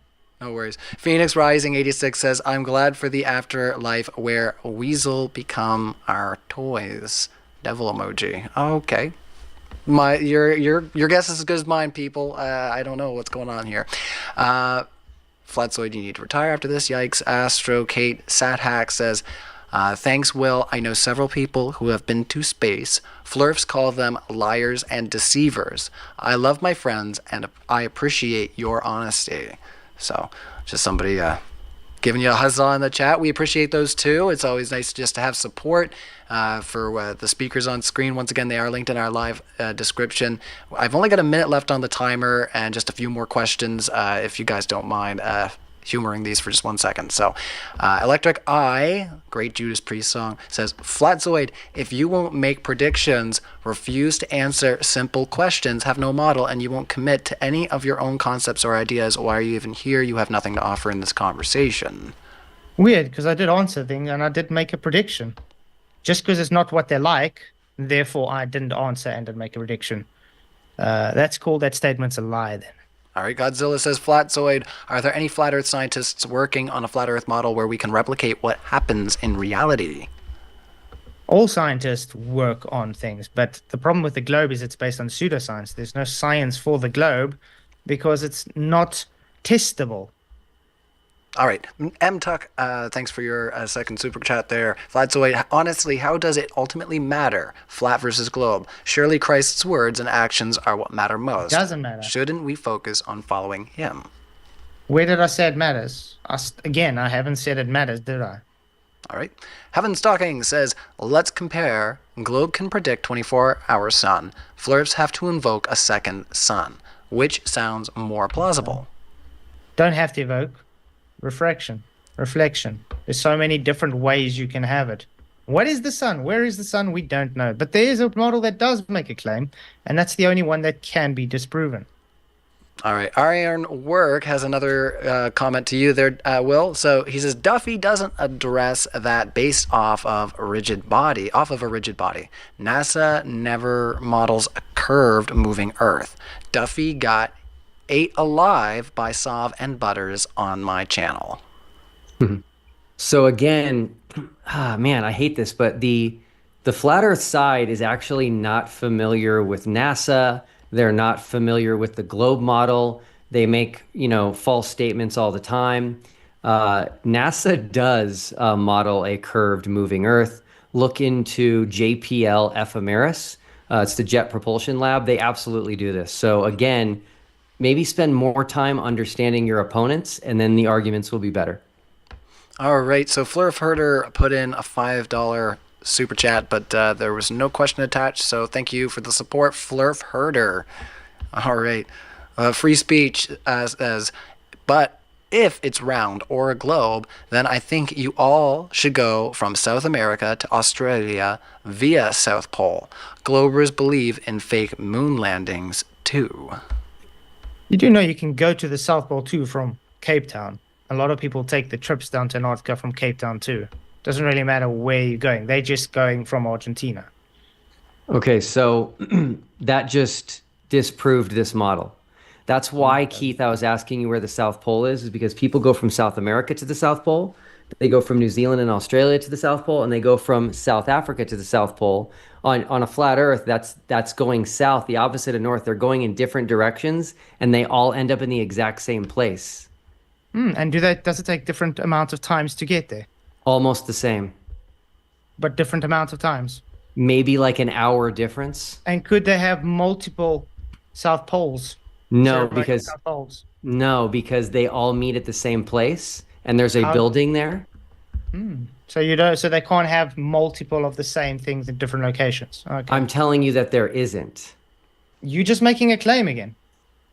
All right, Jay says saying something doesn't make it true. That's my whole point. There's so many things that can show it's not true, but just because you say it is, it doesn't make it so. All right, let's get into the next one. JSS Tiger follows up and says, my truck windshield is curved. Is reality distorted while I drive? It's always distorted. It's called refraction. Reality is never distorted. That's the right answer to that question. All right. Sensual Goat says, subscribe to Nathan Oakley 1980 to keep up to date with Flat Earth debates, a place where Will's lies and fallacies are displayed. Did you want to defend yourself there, or do you want to carry on there, Will? I do want to defend myself, yeah. In all of my time in this Flat Earth community, the person who I've seen who's treated other human beings the worst by far is Nathan Oakley, by far. And that includes verbal abuse, very severe verbal abuse after telling people not to swear on his channel. And it also involves physical abuse of a child, which was caught on camera. A little girl was slapped on camera on Nathan Oakley's show. There's some debate about... You don't need to bring stuff like that up. That's a bit... There's some debate about... We are going to open up a new can of worms, if we keep that one going. But yeah, it's on YouTube. People can hear it. Yeah, I do. Like I said, I do want to give you a chance to defend yourself. I know that there can be quite some, what should I say, heated beef between some of the people here that we have a modern day debate. And I know we're a little over time, so, but yeah, it's a little off brand. So I will just carry on there. Kev Croft says, Flatzoid, go up 500 meters and the air pressure is measurably less. Why doesn't the higher pressure air at sea levels equalize? Thermodynamic.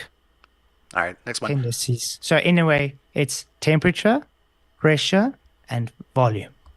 All right, next one, and I'm going to warn our audience after I have all the super chats that I'm taking right now. If you put in a super chat, we're just going to have to, you can email us at moderndaydebate@gmail.com, or if not, we appreciate your support. Let us know next stream, and we'll ask a question pro bono, okay? So Matthew Vicendez says, is Flatzoid... if you were in orbit and saw the Earth as a globe, you still think the Earth is a flat plane and not believe in God? I think I've answered that already. I think they're saying, would you not believe in God? Once again, I don't know what God has got to do with that. I think yeah, we can get into that another time, guys. But thank you so much, Matthew. Run Boston Bear says the truth is worth pursuing, and it's not a waste of time. It also has a potential of setting people free from deceptions. I'm proud of everyone honestly seeking. Well, that's great, Run Boston Bear. Thanks for being here and your contributions. It's good good to get the ideas out on the table and know how things are evolving, right? Because arguments change, and that's why we're modern day debate. Right, so Judge Rightly says, Judge Rightly, bad drivers of the lower 48. That's quite the name. Question for Will. Did you consider bringing up the Himawari 9 images for this debate? I think it would put to rest the claim that it's just something from a modeling department. No? Yeah, thanks for bringing that up. The Himawari 9 is one of the things that I felt was definitive proof we live on a globe. It's a Japanese geostationary weather satellite that takes pictures of the Earth every 10 minutes. So it's as close to live as possible. And it even captures events that happen on Earth that people can't even know about, such as underwater volcanoes like the Hunga-Tonga. The only answer flat earthers have is to call it fake, but again, they have no evidence that it's fake. And the fact that it captures these environmental events before people even know they happen is definitive proof. Sorry, I'm just chuckling. No, like I said, you do get geocentric satellites. We got another couple chats, and then I'll give you guys closing. Jack the Guitar God. Are you a guitar god? I had a guitar off against somebody in Discord, our modern day debate Discord. I think I won. I don't know. I don't even think we could find it now. But Jack is apparently a guitar god and says, I got banned and I don't even visit flat earth channels. Oh man, he's just picking. Kaplunk Steve says, Flatzoid, this we keeps coming up. We know that the sun is where the sun is and where it is, what the sun is and where it is. It's you that doesn't. So they don't like the inclusive language of we. I don't know if you want to say anything to Kaplunk. Sorry, flat earthers don't make a claim of what the sun is or where it is. The globers do. This is fact. The globe says the sun is 93 million miles away. The globe says it's just nuclear fusion in space. The burden lies on the people making the claim. All right, let's roll it. Conspiracy Music says, Will Duffy, you were much more prepared than I would have expected. Thank you. Excellent performance. Flatzoid, you did not prepare and were totally destroyed today. Flatzoid, thanks for loving our song. Conspiracy As long as Music. they enjoyed the show. Oh, my, that's conspiracy music. All right, let's see here. Hi, Witsit, what will you do in Antarctica? Witsit's not here, DJ, sorry. Last one that I would read here would be MTuck. So thank you, MTuck. You'll get the last one. Will, praying for a safe journey for you all, brother. Regardless of what is seen, have fun and be safe. Flatzoid, all the best to you, man. So a little group love there. Except me, MTuck, and yeah, I was gonna say apparently I just get left out. It's fine. No, I'm not going anywhere. You know, I'm just gonna be hanging out here. Except for February 15th and 16th, I will be down for DebateCon. Keep an eye out. We are gonna make some announcements regarding our DebateCon coming up. It's a live in-person event in New Jersey. I'll be flying out for that. So. Yeah, let's get into those closings, guys, and let our speakers go. They've been more than patient, I would say. You guys asked a lot of questions, so big round of virtual applause for both of our speakers. I do this EU style, so Flatzoid, you'll get your first minute on the floor. Let everybody know where you're at and your thoughts on the discussion today. Awesome. Thank you very much. I just want to say thank you to Will for actually bringing this up. I'd still like to debate biblical cosmology with you. I think scripture will be cool to do. As I've explained, it's just a false dichotomy, and it's not an experiment, so it's not proving anything other than people are gullible to follow something that's wasting money. I wanted to ask Will Duffy about flight pitch data, but we couldn't get to that, so I'm just going to leave this thought with you. Why is it if you're flying over a curved surface, there is no pitch data to show this curved surface? Thanks. All right. Well, thank you so much, Flatzoid, for coming back to Modern Day Debate. We appreciate you coming out today and having the discussion. We'll have you back again for sure. And Will, thanks for coming to Modern Day Debate for your first time, and also agreeing to come back and have some more fun. So we look forward to that. And it's been a lot of fun today. So I'm going to give you your 1 minute on the floor. It's all yours. Yeah, awesome. Thanks for having us and modding there. It's not an easy job. So again, the biggest thing I've discovered throughout this entire final experiment thing, which we haven't even gone to Antarctica yet, is I've discovered that flat Earth doesn't have a model because you can't model something that doesn't exist. This is big. I want people globers to start repeating this because the flat earthers try to avoid having a model. They try to avoid having a map. They try to avoid making claims. And this is intentional because you can't model something that doesn't exist. And while flights, Keith, are not on topic, you're in luck because my grandfather worked for Delta Airlines for his entire career. And so if you want to understand pitch data, you need to speak to a pilot. Flat earthers like to talk about pitch data without speaking to pilots. And I'm going to show you something right now that's crazy. You ready for this? When a plane lands, it goes nose up. Wow. When it lands, when it's going down, it goes nose up.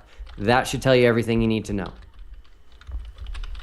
All right, well, I'm just going to pop a nice quick little poll into our live chat for the closer. So the Earth is flat, a globe, or a loaf of bread. There you go. For the people that don't like to play by the rules, we're going to start that poll and let our speakers out of here. So thank you to everybody who put in the super chats. Thank you to our speakers. We'll be back for more debates tonight. Andrew Wilson is coming out. Let's see who's going to be on debating. Just actually, you know what? I'm going to let our speakers go. I'll come back and hit up our chat. So thanks, Will. Thanks, Flatzoid. I'm going to let you guys out of here, and I'll be back and talk to you, the audience, in just 1 second. Bye-bye.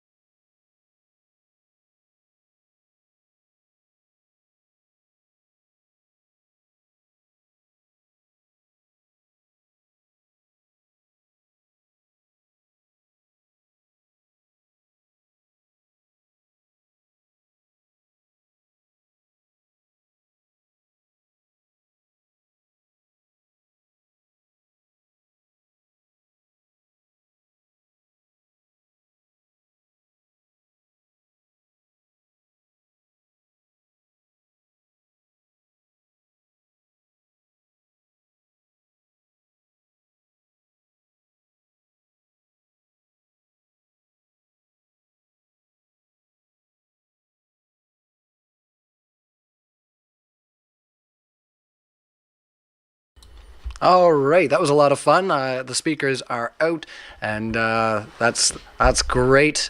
We managed to keep it to a normal length, I think, somewhat for one of these discussions. But yeah, my apologies to the audience if I seem a little off. I might be a little tired from last night. Not a lot of sleep. I was pretty wound for sound after last night's debate, I'll tell you. That might be something to go check out if you haven't seen it, to bide you time until our next live event. So James is going to be hosting tonight. As far as I know, all right, things can always change last minute, but as far as I know, James is going to be here tonight hosting our trans women. That's going to be Andrew Wilson and Josh Seiter versus Classy, Neurotic, and LSP. Make sure you go and hit the notification bell so you don't miss out on that live event. That's going to be a hot one.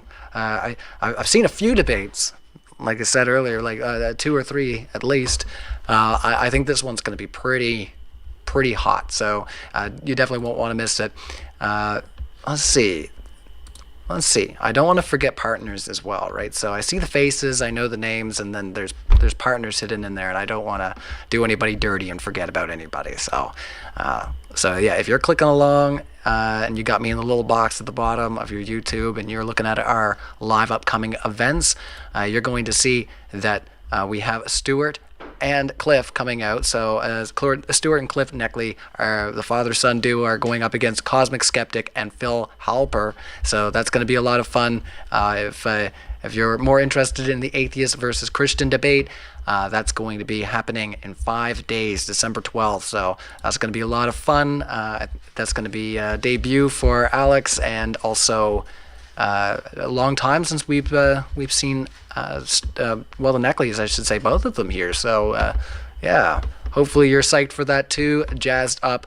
I will be back tomorrow though, and that's going to be tomorrow evening. Nathan Thompson and Angel are partnering up again, and they're going to be going against Dr. Blitz and Mark Reed. So Mark Reed's coming back to the channel after a short little hiatus, so we're excited to see Mark Reed back. Maybe it hasn't been that long. Maybe it's just been a while since I've hosted Mark, but I'm excited. It's kind of like close to one of the people I hosted in the debut days of doing modern day debate. But we will be right at 2 years when we go to the debate con. So once again, that's going to be February 15th and 16th. We'll be putting up some live events here shortly. Just make sure everything's working on this end. Okay, perfect. I want to know if there's anything that could change flashlights. Oh, everybody's gone. Sorry, Dusty. We won't be asking any more questions. But yeah, thank you to everybody who came out. Lots of members I see there are in the live chat as well. So if you do want to get access to the emojis, help out Modern Day Debate, you can become a member. Or you can gift memberships. We really appreciate it. It helps us out. A lot of what we're doing right now is going to be going towards the debate con. So yeah, thanks to everybody who supports the channel. We'll hopefully see all of you tonight. If that gets your goat. If not, then we'll see you for the next juicy debate. In the meantime, cheers. Yeah, we'll see you next time.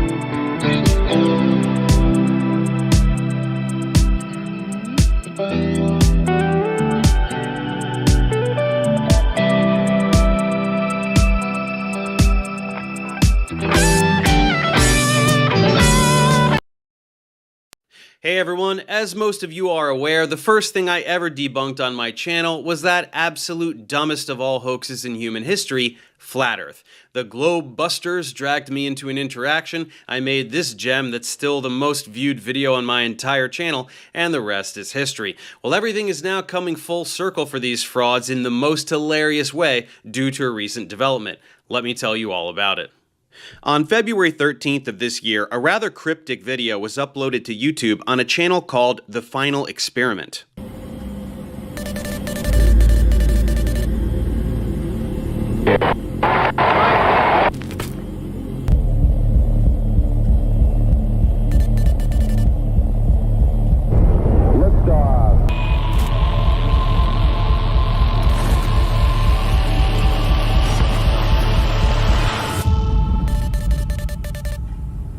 Pretty mysterious, no? Kind of looks like another dumb flat earther, huh?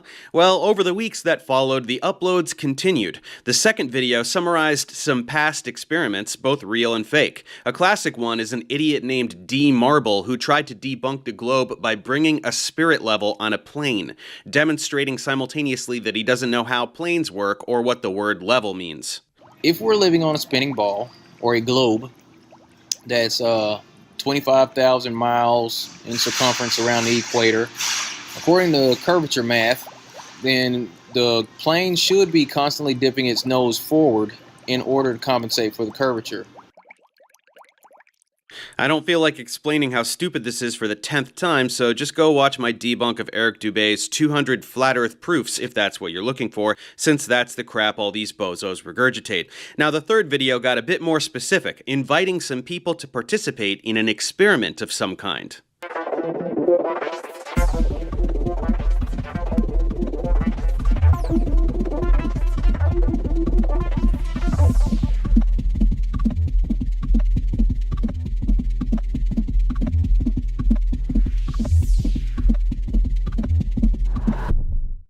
Okay, 48 people. Who are they?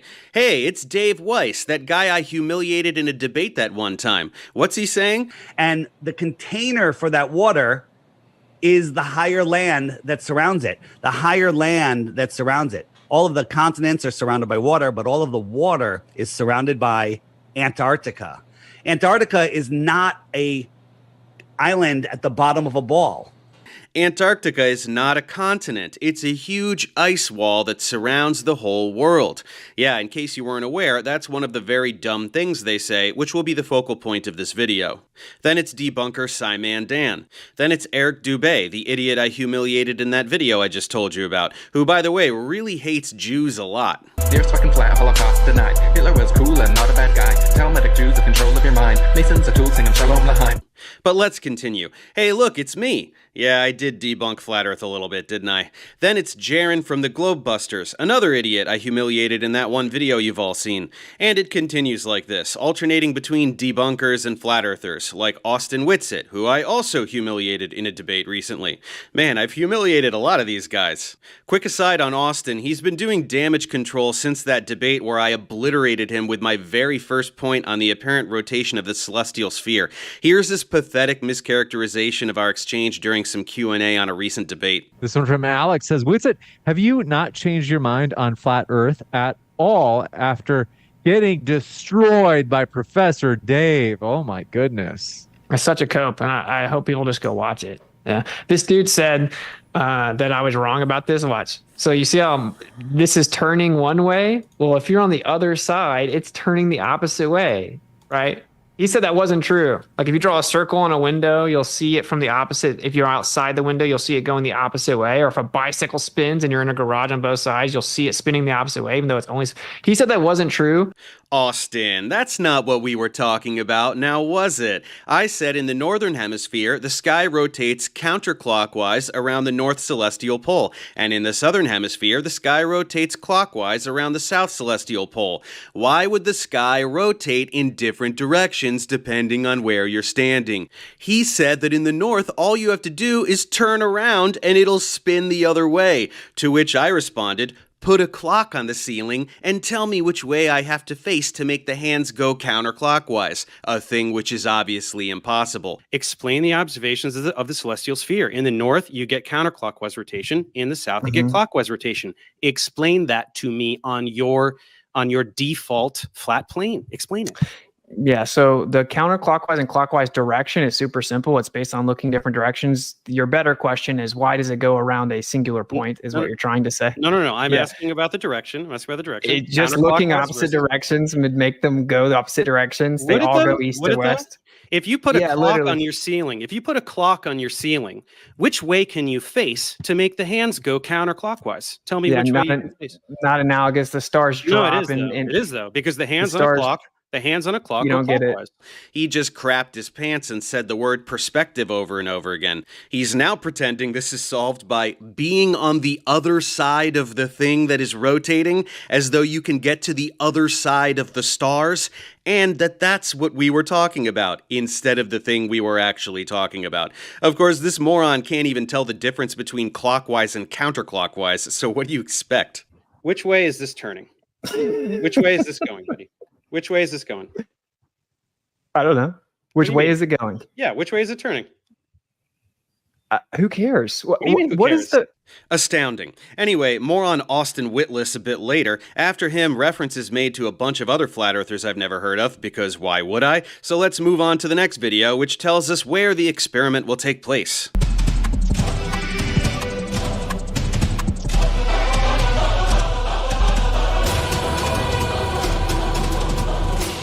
These two locations hold inherent significance in the flat Earth model of the cosmos, because Antarctica is the elevated outer rim, encompassing and extending around all the other continents. That's right, you heard neo-Nazi Eric Dubé, just like you heard from aspiring door-to-door vacuum cleaner salesman Dave Weiss a bit earlier. Antarctica is the key. Flat earthers think it's this huge dumb ring. Normal people know it's a continent.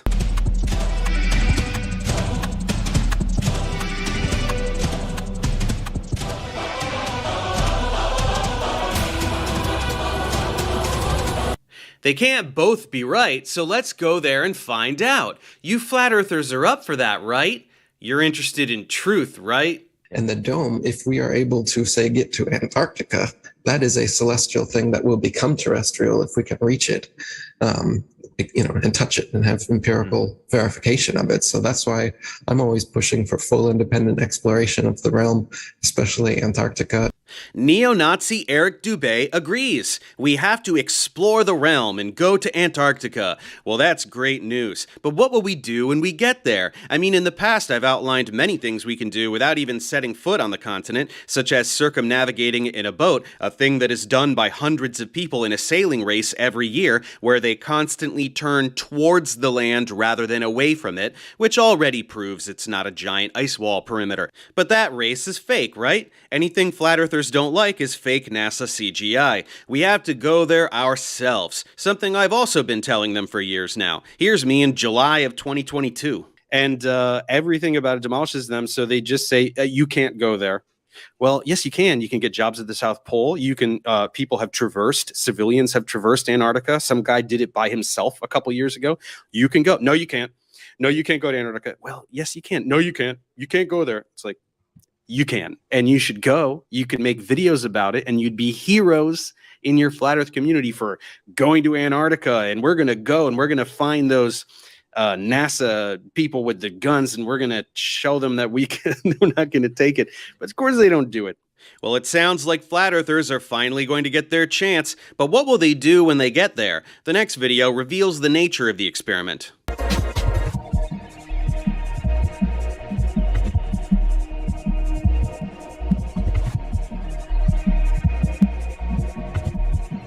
It's true, this is another thing I've brought up before. They have no ability to explain long days in the southern hemisphere. They like to show the sun doing huge donuts on their pizza land, which should leave most of Antarctica all the way on the other side of the world and therefore totally dark most of the day. And yet, at the South Pole, there is 24-hour daylight for months every year. Flat earthers always complain that nobody can go to the South Pole, which of course is a lie anyway, but that's why I brought up towns at very southerly latitudes, like Ushuaia, where people live and anyone can go.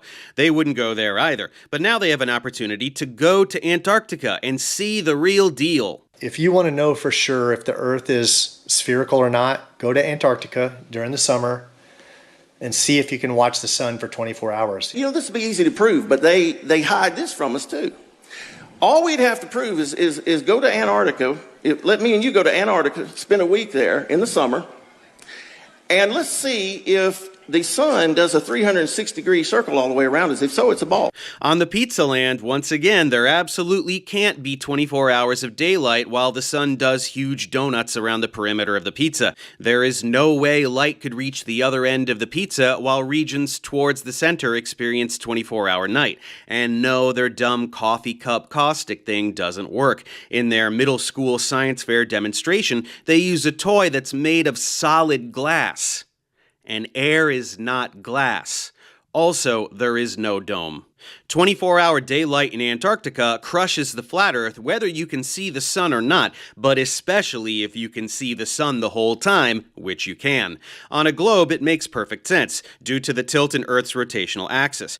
During a certain part of Earth's orbit, the most southerly latitudes will be facing the sun at all times as the Earth rotates. That's why the sun never sets. Easy enough for even a child to understand. So if the sun were to set during that time, that would mean Earth is not a globe. Of course, once again, people are stationed there doing research, and anyone can go there and even apply for jobs there. So we know there's a 24-hour sun. But to flat earthers, it's all fake NASA CGI because reasons. In order to fit the heliocentric globe model, this midnight sun phenomenon must also occur for observers south of the Antarctic Circle during winter solstice. Depending how far south the observer is, the sun should be seen for several days or weeks, never fully setting, just like it does in the north. In reality, however, there is never 24-hour sunlight anywhere in Antarctica at any time of year. Well, neo-Nazi Eric Dubé, yes there is, and now it's time for you and your idiot cronies to see it with your own eyes. Government NASA Jew penguins be damned. Let's say we are trying to prove the globe or trying to prove it's flat. Should be very, very easy, right? I mean, on a globe, we would have a 24-hour sun in the southern summer. That means that the sun would circle the continent. That's quite different from the flat Earth model where the sun circles the entire Earth from above, and since Antarctica is around the outside, well, that doesn't include a circling sun, at least not around you at the bottom continent. You mentioned the sun, right? Like the idea is, yeah, if you see the sun in the sky for 24 hours, that's what the globe predicts, and how would the flat Earth explain that? But that's not what happens. One of the arguments that people give is on a flat Earth, you can't have a 24-hour sun, a midnight sun in Antarctica. And I totally agree. But there is no midnight sun in Antarctica. In the flat Earth model, we say there isn't a 24-hour sun in the south, and there isn't. I want you to pay special attention to the fact that for the most part, these buffoons are all flat out stating that a 24-hour sun in Antarctica debunks the flat Earth. And aw shucks gee whiz, it's too bad that the global lizard person government won't let us go down there and check for ourselves. That's going to bite them all in the ass, as you'll see a bit later. Now, I should note that as these videos were being released, the person making them was emailing all the flat earthers and flat earth debunkers, including me. And I'll be honest, I didn't know what to make of it. It felt like they were from some random flat earther, and therefore a scam in one way or another, so I just ignored them and went about my business. But then in the next video, the identity of the orchestrator was revealed. I'm Will Duffy, and I pastor a small church in Colorado. And driving is where I do most of my deep thinking. And I decided on that drive that I was going to come up with a way to settle this debate. This would be the final experiment in the flat Earth versus globe debate. But there is no midnight sun in Antarctica. That's it. Antarctica and the 24-hour sun. But most importantly, Dave Weiss made me realize the single most important thing when it comes to the final experiment is that both sides agree. I do believe we live on a globe, but I came up with the final experiment because I can't prove it. And we simply perform the experiment together, side by side, with an agreement ahead of time that there either will be a 24-hour sun or there won't be. And what it means, depending on which one we find while we're there. And we will be paying for one person from each side to go to Antarctica for the final experiment. Who is going to go back on what they've been saying all along? If they do, that means they really don't believe what they've been saying to their followers. Wow, this fellow named Will Duffy is gonna pay for a flat earther to go to Antarctica. And you heard those guys, they're all dying to go, so I'm sure they'll be lining up to take advantage of this generous offer, right? I mean, of course they would. Why would they say they want to go to Antarctica and then refuse a free trip to Antarctica? I mean, that would be insane. That would make them pathetic Hypocritical, lying frauds, right? And flat earthers are famous for their intellectual integrity, so I am 100% positive that all of them will want to go. I mean, how could this go any other way? Well, we are now in the month of May in our timeline, and the next video involved a public poll to see which flat earther should get the trip. Guess who won? Flat Earth Dave, aka Dave Weiss. Oh my goodness, he's gonna be so excited. Is we created this poll on YouTube and this one on X, asking people if they thought Dave Weiss would accept a free trip to Antarctica. And as you can see, the results were very similar to each other, but also surprising. So we got almost 1,000 votes combined between YouTube and X, and a major 91% of people on YouTube and 92% of people on X believed that Dave Weiss would not accept a free trip to Antarctica. For shame. You guys are totally out of line. Weiss is a man of honor. He said he would go to Antarctica, and he's going to stick to his word, obviously. Dave Weiss and I have been in communication, and he has said no. He's unwilling to go to Antarctica. So whatever you guys all knew, all of you who voted and said no, you were right. Now, there's probably going to be speculation as to why he said no, and I want to kind of stay away from all of that. So I'm just going to tell you and show you here on the screen his exact words to me as to why he's unwilling to go to Antarctica. Here's what he said. Here's his original email. And he said this: as I said before, I want nothing to do with you whatsoever. He's talking to me. I don't trust you at all. The people you hang with are demons and liars, in my opinion. There's his answer. Now, that is shocking. Who would think that a guy who lies about the shape of the earth to make money on the internet would decline an opportunity to disprove his own grift? Truly unexpected. But hey, at least he had a good reason. I mean, demons are scary and also real. You don't want to mess with demons, which, again, are a real thing. It's better for Widow Boy Davy to stay home, I guess. So where do we go from here? We're now going to move on to the next person in line, who is Jaron Campanella. The second choice is Jaron, who, once again, you may remember as the globebuster who humiliated himself the least in my response to them. That's an achievement, I guess. In the meantime, a poll was run to choose the normal person who would go, and that went to Flat Earth debunker Dave McKeegan. So we ran this poll right here on YouTube. We received almost 1,000 votes, and the voting wasn't even close. As you can see, Dave McKeegan won the vote. I guess this Dave isn't afraid of demons. What a brave warrior. So the Globe representative is locked in. Now back to Jaron. Jaron has asked me to make a public video stating that I will cover all of his expenses for our trip to Antarctica this December. There's going to be additional expenses like flying to South America and food and lodging in South America before the flight to Antarctica. Jaron thinks that these added expenses could get all the way up to $45,000.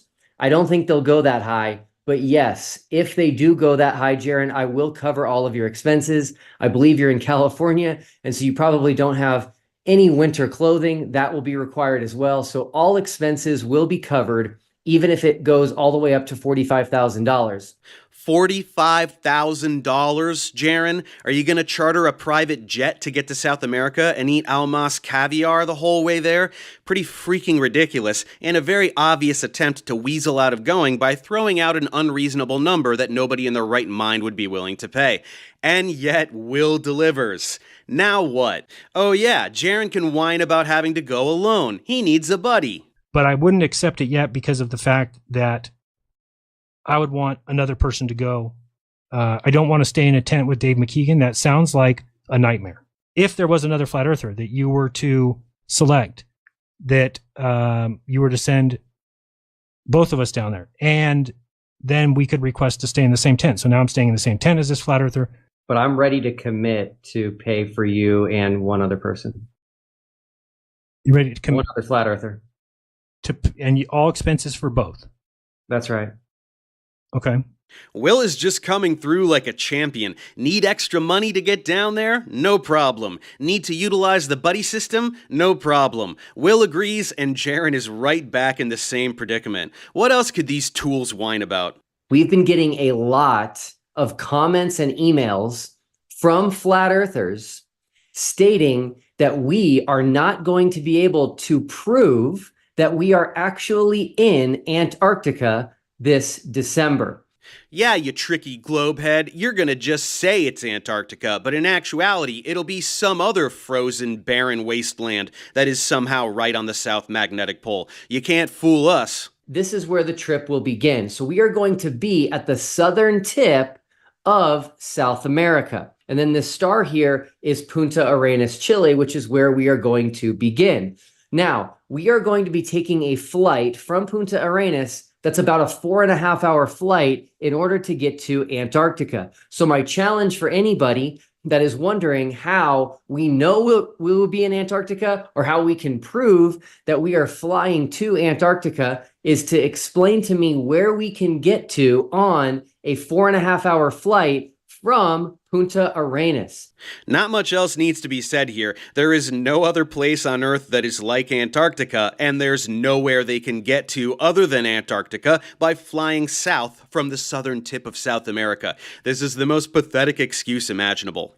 Flat Earth debunkers like MCToon, on the other hand, went on the record saying that if everyone went and the sun was to set during their stay, that he would delete his content and become a flat earther. If the sun sets or if it stays north within a particular variance, I will say that the Earth is flat. I will upload a video to my channel saying that the Earth is flat, to both of my channels saying the Earth is flat, and then I will delete all of my other videos.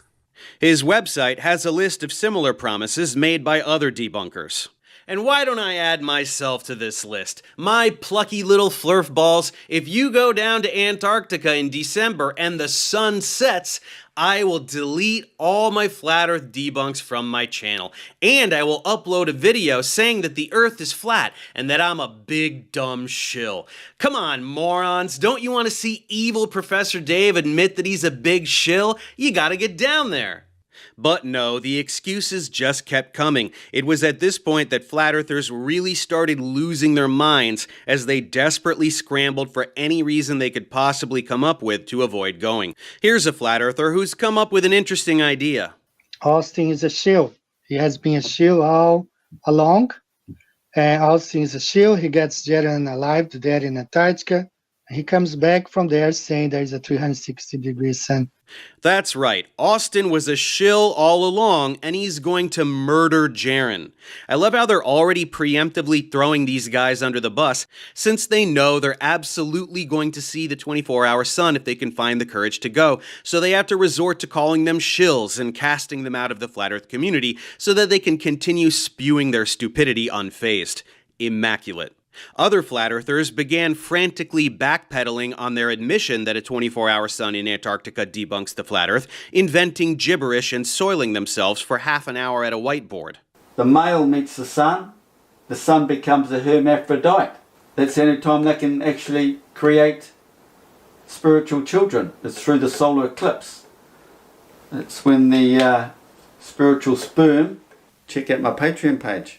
Cutting-edge science you have there, lunatic. Sounds like you've been studying under Terrence Howard. And they call that a bisexual tone. Energy is being reproduced. There's a sexual mating. Groundbreaking stuff. I'll be sure to support you on Patreon right away. Other flat earthers started claiming that NASA is going to put a sun simulator in the sky to trick the flat earthers. NASA simulates the sun's power on Earth to test. Let's go look at it. Look at that. So they're already simulating the power. This is the European Space Agency Solar Simulator. Are you seeing this? Okay. Because I know you're seeing it. I'm seeing it. Okay. This is their solar. Look how big it is. Look at all those wires. Yeah, a sun simulator. Hey, that's kind of like Simulated Sun, my musical project that everyone should go check out and subscribe to, and which sounds like this. It knows your face and what what you wanna be, whispering a blade of fantasy. We'll be lost in time.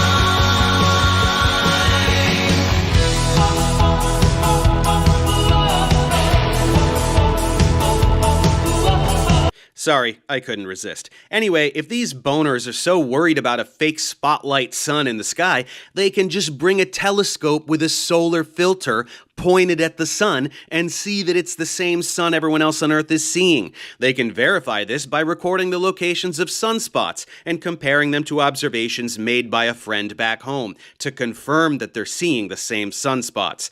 They can record the direction it rotates, which changes based on latitude, just like how the orientation of the moon changes based on latitude. They can even make a prediction and either verify or falsify it on location, since they're such whiny toddlers regarding what qualifies as an experiment.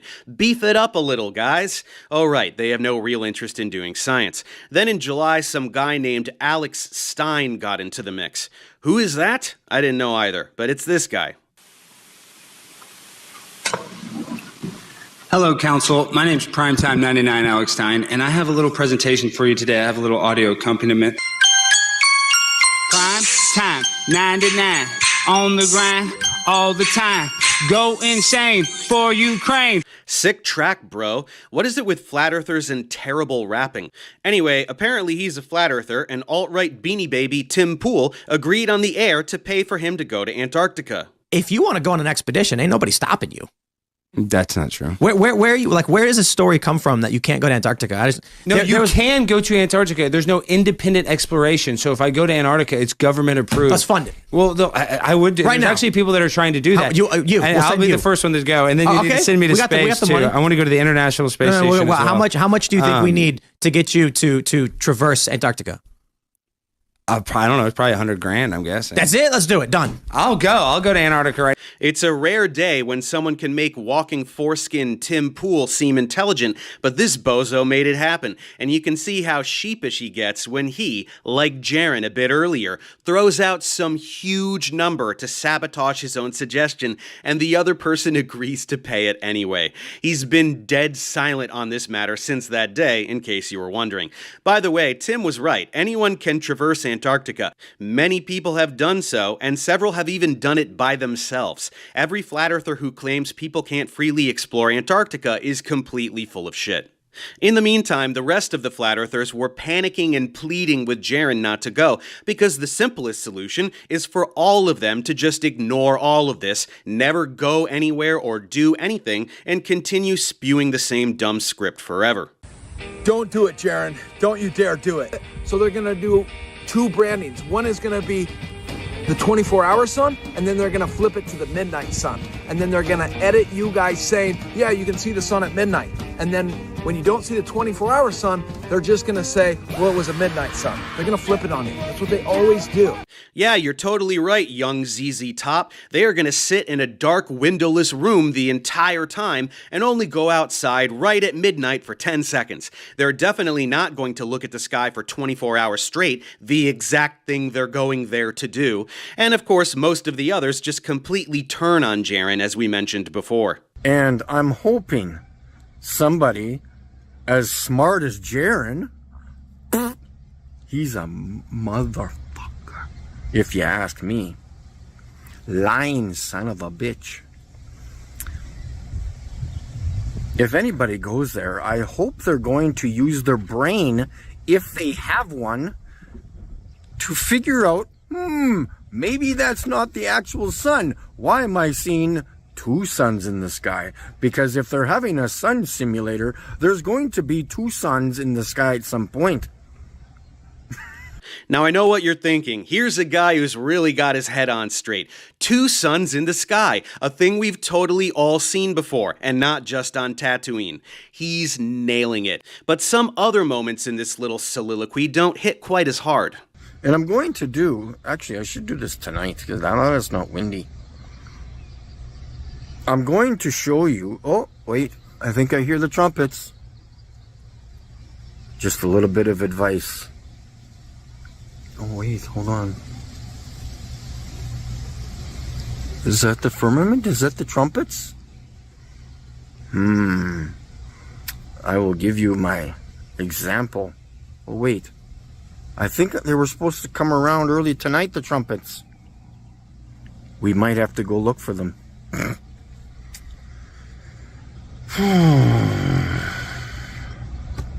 I genuinely couldn't write a monologue this insane if I tried. And trust me, I have. Oh, let's pick a specific day. Okay. Whatever. Why not all the month of December? Why not the Christmas week, the week of December? Why not December 18th? Why not December 27th? Why not do it for 2 weeks? Why not do it for 2 or 3 or 4 or 5 days? Interesting. Yes, random bald idiot, why don't they all just permanently move to the South Pole? Because they're really government shills? I think I've subjected you to enough of that. And anyway, it's time to pivot once again to Flat Earth guru, neo-Nazi Eric Dubé. After 5 months, he finally decided to speak up about the matter. So what is Will's brilliant idea? What is his ingenious experiment to finally silence all globe skepticism? Invite 12 Flat Earth YouTubers and 12 Globe Earth YouTubers to Antarctica in December to see if there's a midnight sun. In other words, the final experiment is not an experiment, and not even a demonstration, but merely an observation. In typical Globe Defender strawman fashion, Will is conflating a celestial observation with our terrestrial foundation. He's claiming that the motion of a light in the sky overhead somehow gives proof of the shape of the ground underfoot. It's not a Flat Earth video without someone shouting straw man for no reason and whining about observations of the sky that definitely disprove a flat Earth. The only reason this straw man argument even has any legs to stand on are because a couple suspicious, shilly, so-called flat earthers who I have repeatedly called out as disinformation agents, like Jaron from Jeranism, have claimed that they believe a midnight sun in Antarctica somehow does prove the globe. You guys, so much fighting. You're supposed to be on the same dumb team. Of course, this pageantry is all very transparent, since there are countless examples of Eric singing a very different tune about Antarctica and what should be seen there. Well, why can't I, similar to like Antarctica, but why can't I go see for myself? Why are you just telling me, oh, it's a globe, it's a little continent on the bottom, you don't fall off because of gravity, you're good, don't bother going there. Well, why can't I go and see? Excluding overpriced, chaperoned penguin tours and government-approved contractors, nobody is allowed to step foot in Antarctica, especially not during winter solstice, when there should supposedly be constant 24-hour sunlight. In reality, however, there is never 24-hour sunlight anywhere in Antarctica at any time of year. There is, in fact, never 24-hour sunlight anywhere in Antarctica, because even when the sun reaches its outermost circuit over the Tropic of Capricorn, the entirety of the Antarctic circumference cannot be reached by its light at any one time, and so it will still set every day. You seem pretty confident about that, Eric. Don't you think it'd be a good idea to go and check for yourself? As you've stated many times you're dying to do, and which you have no excuse to not do with someone paying for you to go? Oh, right, if you did the thing you've been pretending to want to do for years, you'd just be a big shill like Jaron. If someone is telling you that it doesn't matter if there's a 24-hour sun in Antarctica, they are lying to you. So I'd like to think if you're here watching this show, you are actually a truth seeker. And if you are a truth seeker, then you shouldn't appreciate other truthers lying to your face. Listen again, anybody telling you that the 24-hour sun in Antarctica doesn't matter is a fucking liar. Why? Because it's impossible on our motherfucking model. I suppose you can give Jaron an ounce of credit for displaying a modicum of integrity here, though I would wager that he's just sick of the grift and sees this as a way to jump ship and reclaim some semblance of respect from normal humans. But either way, we can at least say that he's a better person than all the other idiots in his camp.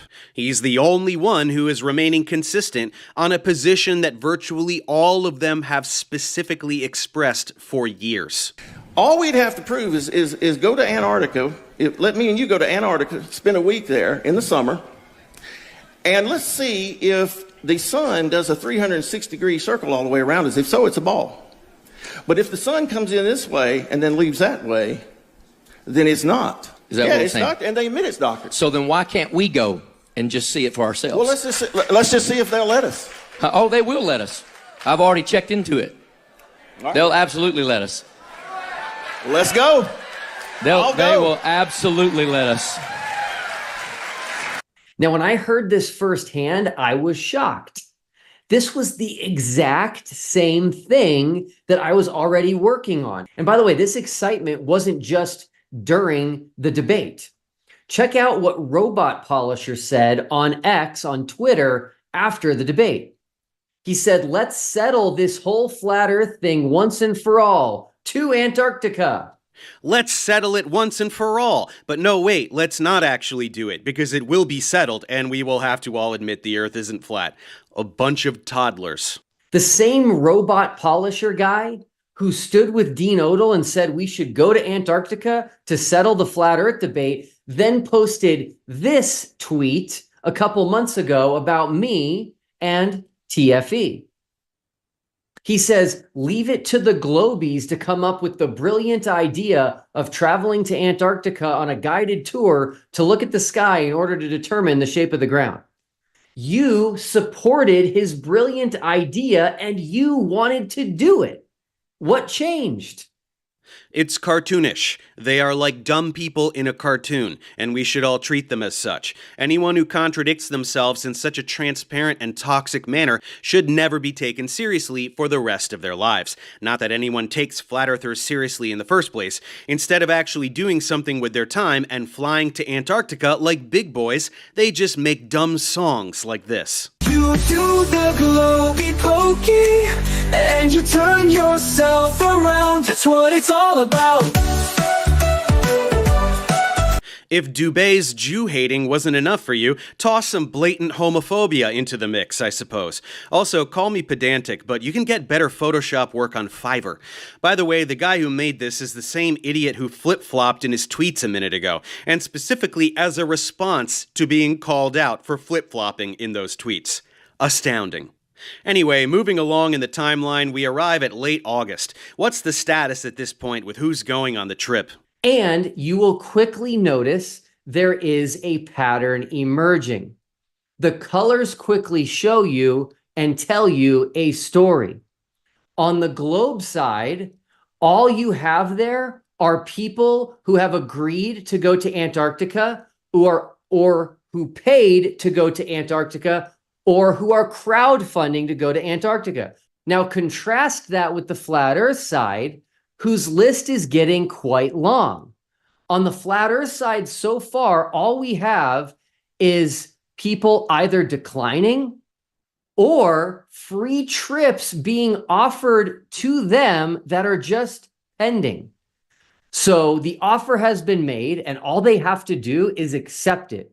All they have to do is say yes and receive it, and then they will get to go to Antarctica without spending a dime.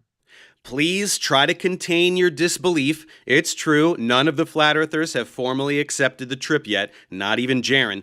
Offers kept pouring in for people willing to pay for specific flat earthers to go, like Nathan Oakley, probably the most obnoxious of all of these half-wits, apart from being genuinely extremely stupid and also a child abuser. I missed that. Oh my god. Right, go on. Careful. Anything that's moving with regard to something else is... No. Nathan, question. You ready? How do you convert meters into kilometers? I don't know. How do you convert meters into kilometers? What's the correct way? You tell me. The correct way is divide meters by 1,000. You didn't do that. So if you have a meter and I divide that meter by 1,000, you don't think that would give you millimeters? Meters into kilometers, Nathan. You just said That's you what I'm divide talking meters by 1,000 to get kilometers. So you're saying I divide something that is 1 meter long by 1,000, and that will come out to a kilometer value. Nathan, it sounds like you are quite track. literally retarded with that Keep statement. on track. You do not divide Let's meters keep on track. to come out with kilometers. Hard to believe that's a real person, huh? Kind of seems like a Monty Python character, huh? Anyway, what reason could this wanker have to not take the trip? But he said he doesn't want to go with us to Antarctica because he says the final experiment is not an experiment, but is actually fraud. Yes, he says it's fraud, and he doesn't want to participate in fraud. Don't believe me that he said this? Hear for yourself. Now, he's inviting me to go along, and I'm saying I don't need to go along because you're affirming the consequent with a pseudoscience fraud. Now, not only have I said I don't want to go with him, I've called him a fraud. Because he is. He's saying he's got an experiment. No, you're a fraud. You want to know why I won't go down to Antarctica? Interview me about him. Because I don't associate with frauds. Why is he a fraud? He said he's got an experiment. Well, that doesn't reek of desperation at all, especially since he too has gone on the record saying this. In the one model, the heliocentric model, it would necessitate having a 24-hour sun in the south. Now, further to the fact that we do have a 24-hour sun in the south, the north, we do not have a 24-hour sun in the south. So the reality of our world is that in both models, we're supposed to have a 24-hour sun. In the flat earth model, we say there isn't a 24-hour sun in the south, and there isn't. And there is a 24-hour sun in the north, and there is. Pretty sure of yourself there, eh, Nate Dogg? Someone named Robbie O'Hare asked someone, fancy a trip to the South Pole? And Nathan replied to that comment saying, yes, I'd love to go, but you have to take an escorted trip. So Nathan previously said we need to go to Antarctica and that he would love to go to Antarctica. But now that someone is willing to pay for him to go, he does not want to go anymore. Just like the rest of them, including this German flat earther named Volker Meyer. Well, Mr. Meyer is a prominent flat earther on Facebook. He resides in Germany and has been proudly defending flat earth on Facebook for quite a while. Now, when Mark Harmon heard about TFE, he issued this public challenge to Volker. He offered to pay for both of them to go to Antarctica this December, and he sweetened the deal by agreeing to pay Mr. Meyer an additional $25,000 US if there was no 24-hour sun. After I communicated that to Mr. Meyer, I noticed that he just disappeared. Poof, gone. No sign anywhere of our German flat earth friend. Account deleted.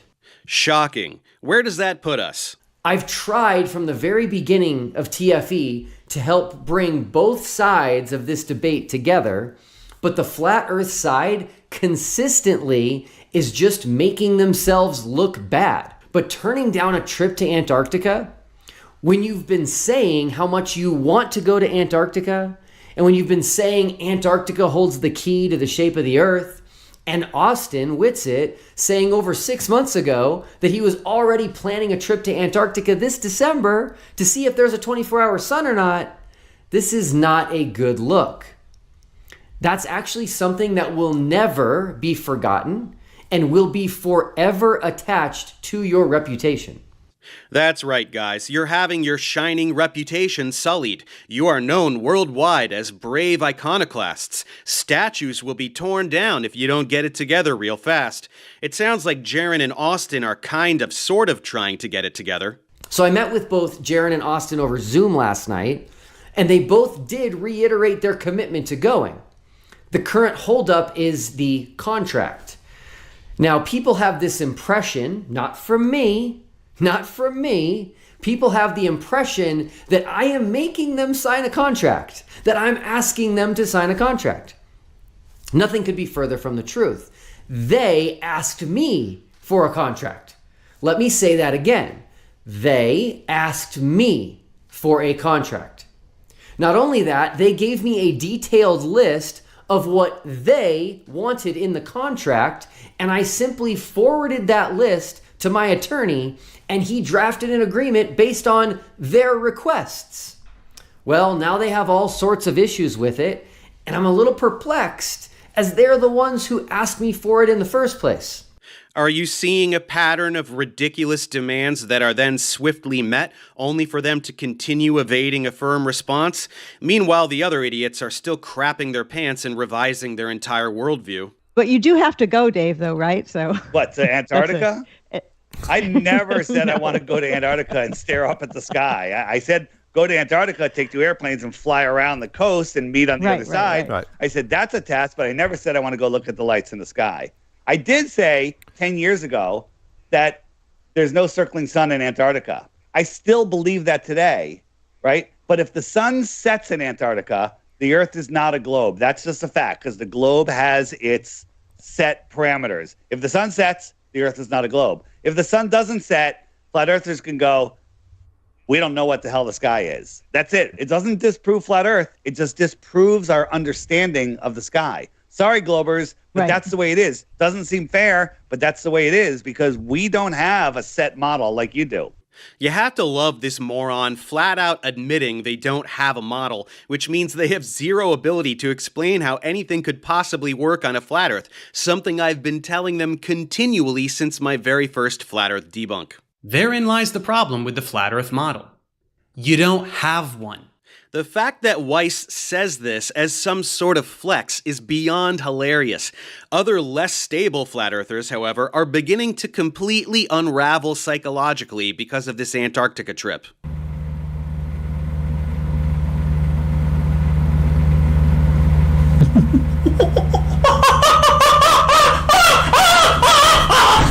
And he's just gonna have this mental apish breakdown. They're going to try to get that, then that's going to go, and then he's going to go on mainstream. And he's going to be on Good Morning America. The guy who used to think the Earth was flat, Jaron Cavanella, come out here, I thought it was flat, and everybody will laugh. And you guys are fucking around, even giving time to these nerds. I'm the guy who did it. I'm the king of this thing, okay? And you need to follow your king. I'm the king of the flat Earth. There's no delusion here. They want to call me that. Thank you. Crown. I'm the guy. They brought in me. And I openly say it now. The artist that is known for painting space, outer space, and the globe, and the originator of the flat Earth, the modern day flat Earth. I put that now. Just look at me. Look at this guy. Yeah, we're looking, buddy. Get some help. In the meantime, the stakes are being raised as per the participants. This guy messages me, and this is what he says. His name is Will Duffy. He said, I heard you recently talking about the flat Earth versus the globe debate. I'm a pastor from Colorado, and I've created something called The Final Experiment. It's a trip to Antarctica this December to settle the debate once and for all. It would be really cool if you and or George joined us in Antarctica. But if not, I would be more than happy to come on your show to talk about it. And I'm very excited to announce that although Candace Owens will not be able to go with us, she is sending her director with us, and she will be reporting on our trip this December through her director, who will be her boots on the ground in Antarctica, reporting back to her whether or not there was a 24-hour sun or if the sun rises and sets each day. Super cool. Candace, of course, had a viral clip where she admitted she wasn't convinced the Earth is a sphere just to appear as insane as possible. So this is a nice way for her to backpedal to sanity. But it's also admittedly a nice addition to the attendance list, and flat earthers are freaking out about it. It makes it absolutely impossible for them to deny what the participants see when they go down there, and the 24-hour sun will be documented and publicized more than ever before. Then there was the guy who offered to pay for Nathan Oakley to go, who spinelessly turned it down. This invitation is now being extended to any other flat earther, so Will took applications and chose one live.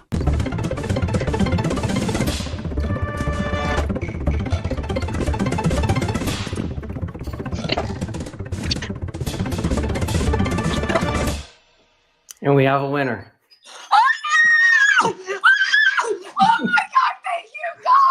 Well, someone's excited, but it turned out that the golden ticket offer was from a scornful flat earther playing a prank. I'm embarrassed to admit that I was scammed.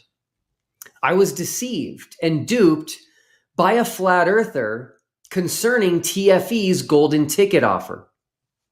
It was not a real offer. I was being lied to. Not to worry, Will decided to crowdfund the golden ticket instead. There's a link to Liz GoFundMe below. Once we hit the goal, which I have no doubt we'll hit, I will announce the real golden ticket has now been found. Super exciting update today. Lisbeth Acosta's real golden ticket has been found. And you won't be surprised to learn that it wasn't flat earthers who put the money down. In the meantime, the big name flat earthers, if that could be considered a thing that exists, just keep turning the trip down one by one, such as arguably the most recognizable name in flat earth, Mark Sargent. I see with all the attention that you must be Mark Sargent. I am Mark Sargent. Mark Sargent is one of the leading voices in the flat earth movement. So are you certain this is what the earth looks like? Pretty sure. Almost. I mean, there are some details to be worked out, sure, but the basic concept is sound. Wow, this guy seems like he would want to know the truth, right? He's a real pro. I was invited to the to do the Antarctic experiment down with Jaron and Whitsitt. Flat Earthers and Round Earthers don't mix. They never have. And that trip, would I go with an all Flat Earth cast? Sure. But having trolls, dedicated round earth trolls, for an extended trip like this, that's a nightmare. Ask anybody, it's like, no, it's white on white on white. Photographer, no, you guys are going to figure that out really quick. McKeegan, my God. And just cold and miserable. It's horrible. Oh, Mark is scared of the mean globies who would ruin the free trip to Antarctica that otherwise should prove the Earth is flat, the thing he's been trying to do his entire adult life. What a baby. I don't trust this man. Me either. Mm-hmm. And Mark's already building a fire for him. Yeah, Mark, you making us s'mores? Like, what's going on? Sorry, I keep hearing Will Duffy's name, and I just think flames. So that's for you. That's for you, Will. Burn the witch. She turned me into a newt. I got better. To wrap things up, neo-Nazi Eric Dubé finally formally declined as well. Sad face emoji. Okay. With that out of the way, let's talk about Eric Dubé. He is not easy to get a hold of. He doesn't respond to my emails. He doesn't attempt to reach out to me. I am very easy to get a hold of, as so many people can attest to. And so getting an answer from him was not easy. But the other day I noticed he released a new video. And so I commented and was one of the first people to comment. Here is what I said. Are you going to Antarctica with us? Someone has offered to pay for you. That, of course, was Mark Harmon. And Eric responded to me. He said, I already know the Earth is flat, Will, and so do you. Actually, we all know the Earth is a sphere, including you, Eric. That's why you're passing on the opportunity to be the guy who conclusively debunked the globe. If you weren't a massive fraud, you'd say yes. Yoga pose! If the Earth is flat, we can end the globe by showing a setting sun in Antarctica where there is supposed to be a 24-hour sun. Hear me out. Imagine we are all in Antarctica together. Me, Jaron, Dave McKeegan, Austin Whitsitt, MCToon, Lisbeth, and Critical Think. And the globe side gets all their camera gear set up because they are just so confident that the sun will never set. And then the sun sets. How powerful would that be?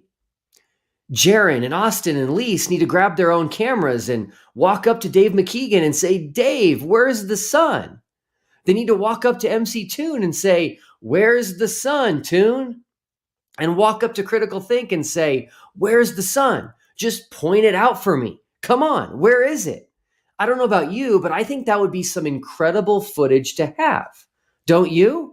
It can't be expressed any more clearly than this. Anyone who actually believes the Earth is flat would definitely want to be there to personally prove it and rub it in the faces of the flat Earth debunkers who also will be there and have to react to the devastating result in real time. Therefore, any flat earther who is declining this fully funded trip knows that the Earth isn't flat. End of story. And that's also the end of my summary of this knee-slappingly hilarious series of events. The big trip is less than 2 months away now, so why don't we check in with Will Duffy himself about the status? Who definitely is going? Who definitely is not going? And are there any more surprises or changes that we can expect as the trip approaches? Here's that conversation now. Okay, everybody, we're here with Will. I've just got you up to speed on the final experiment. We're here now with the architect himself. Will, how's it going? Great. Thanks so much for having me. Absolutely. So now that everybody knows what's going on, I also would like to know, where are we at right now? Who is for sure going? Who is not going? I think I have an idea, but I'm not exactly sure what's been going on behind the scenes. So fill us in terms of that. Yeah, so on the Flat Earth side, we've got Jaron Campanella, who runs Jeranism, Austin Whitsitt, who runs Whitsitt Gets It, and then Lisbeth Acosta. Those are the flat earthers that are confirmed, signed up to go to Antarctica. Then on the globe side, we've got Dave McKeegan, MCToon, and Critical Think. They all run debunking channels on YouTube. And so it's three. So far, it's three from each side, which is pretty exciting. Okay. So Jaron and Austin you're paying for. And then, sorry, what's her name again? Lisbeth? Lisbeth, yeah. She got a crowdfunded ticket, and then Dave you're paying for, and then the other two guys they crowdfunded or something, or they're covering themselves, or they're both crowdfunding, and then whatever shortage they have, they'll pay for themselves. Got it. Interesting. Okay, so I totally believe that Lisbeth is going because she seemed super duper excited. Do you really believe that Jaron and Austin are going to go? I do. A lot of people have told me that they think they'll back out at the last minute. I hope that's not true, but time will tell. I would put some money on that, but also, I don't know, they want to do this heroic thing. What do you think? So you're down there. Okay, first of all the flat earthers that are going to say, oh, it's not really Antarctica, or it's a different time or a day or something, or like, what do you anticipate in terms of their ridiculous excuses, and do you have any plans already to preemptively counter those? Yeah, so I've tried to tell the flat earthers this entire time, if you see a potential issue or you think that we're going to lie or something's going to go wrong, give me the solution. Right. So that we can make sure that this doesn't happen, but they don't do that. So for example, I hear a lot that we're not going to be in Antarctica. And it's like, okay, well, then where will we be? And the only answer I hear is Greenland or somewhere near the North Pole. And it's like, okay, well, even in your model in December, there's no sun there. And so we're trying to see if there's a 24-hour sun. So we're going to be at the southern tip of Chile. We'll be able to prove that to you guys. And then we're flying south from there. There's nowhere we can be that's covered in snow and ice other than Antarctica. No, you're using a funky, globy, weirdo compass. You're not really going south. Also, how the hell are you going to get to Greenland in 3 hours from the southern tip of...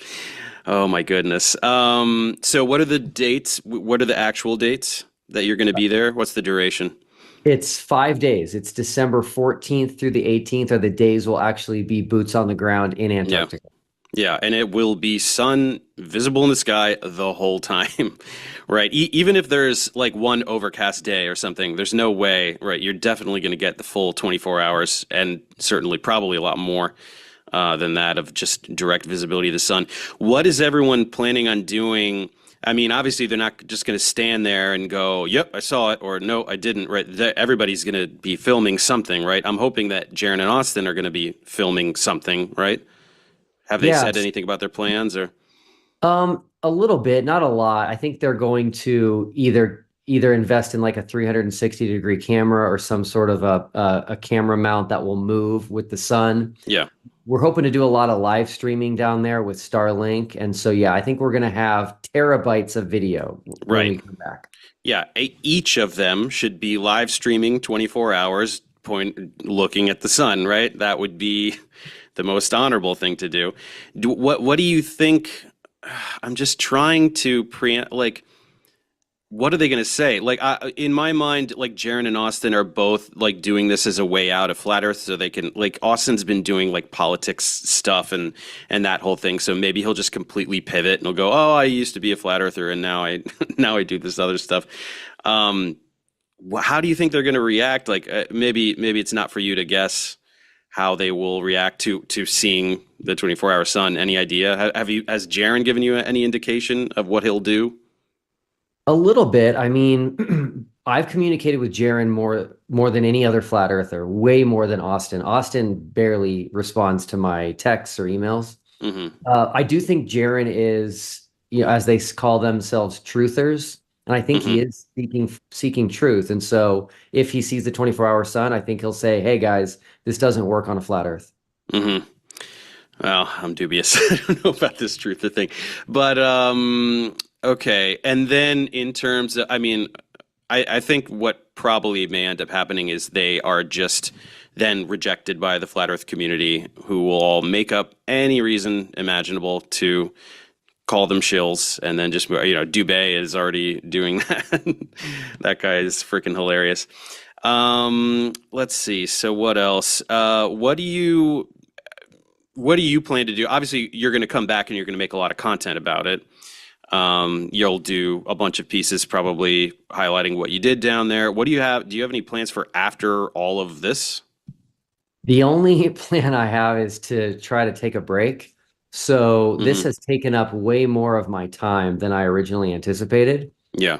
Something I've noticed, which I think is fascinating and would be fascinating to your audience, is that flat earth content is extremely long. It's so long, I can't even keep up with it. I was trying to make sure I know what they're saying, if they have questions for me, but like the average flat earth YouTube video is multiple hours long. Yeah, 2-3 hours. They do their live streams because that's how they get their super chats and everything. Time consuming in terms of that, and then obviously time consuming in terms of wrangling flat earthers. What has been your experience obviously I probably know the answer to the question, but in terms of interacting with flat earthers versus the flat earth debunkers, what's that been like? Yeah, so it's been night and day different. The globe side has been very nice to me. They have told me, like, Will, we don't need to prove the globe. It's already been proven 1,000 times over, but it's okay. This is a valid experiment. The flat earth side is really just a lot of vitriol, a lot of hatred, a lot of name calling, a lot of lies made up about me. Yeah. They just make stuff up about me. Gee, what a surprise. Flat earthers making stuff up. It's interesting. I mean, if I had known what this all was when you first started sending out those emails, I might have been more enthusiastic, and then I might have been included on that poll, and I might have won the free trip. So that's my loss. But I think my wife would have killed me if she's like, "You're going? What are you doing? Why are you doing that?" We have 2 little kids. Like, you don't go to Antarctica. But it would have been cool. What's my one chance to have a free trip to Antarctica. Yeah, I don't know. I can't think of anything else. Do you have anything else you want to add, or concerns or goals or things that you're most excited about? Obviously, you're excited to go on the trip as well, right? Yeah, definitely. So one of the main reasons I came up with this was because I think there is way too much time spent and energy wasted debating the shape of the Earth. There are valid things to debate, like especially debating things that happened in the past, because we can't travel to the past. And so we have to look for clues and put our minds together to figure it out. This is something that is the shape of an object that happens to be the largest object we come in contact with on a daily basis. This is something, in my opinion, a child should be able to figure out. And so I want to end this debate and then hopefully have people channel their energies into something that will benefit humanity. Well, yeah, I think that you probably will get a certain percentage of flat earthers. Sadly, I think that a good chunk will remain. But who knows? Maybe it'll just end the whole thing. I definitely tried. I tried my best to end it all, and it just kept going. So maybe this will be the thing. Well, anyway, yeah, I think I find it hilarious actually making this video. I didn't know how hilarious it was going to be. I mean, I knew like what the main guys were saying, but there are all those peripheral characters that are just losing it. It's just the funniest thing, and I'm pretty sure my viewers found it to be pretty funny. So we'll be waiting. If anything really interesting or unexpected happens, I can definitely do a follow-up video where I can talk about what happened down there and then talk to you again and get your impression of it. But other than that, I think everyone wants to thank you probably for being the one to put up a big chunk of money to hopefully shut these guys up for good. And it's quite a service. So we thank you for it. For sure. I'll keep you guys updated. And there you have it. Some people are going to Antarctica to prove what the rest of the world already knows and has known for 2,500 years. Will the flat earthers in attendance admit the earth isn't flat? Will the sheep that follow them accept this revelation and attempt to get a life? Or will they make up some bullshit excuse to remain in their cult? Is this the straw that will finally break the back of the dumbest camel on the entire internet? I have my doubts, but maybe they'll surprise me. So that's it for this introduction to the final experiment. I hope you all find this as hilarious as I do, and truly, after debunking so many vile, dangerous charlatans in other realms, flat earthers just seem adorable in comparison. I guess that's why I just can't quit flat earth, no matter how hard I try. I mean, genuinely, all of this is so funny to me. Anyway, I'll keep you updated if anything interesting happens down there. See you next time.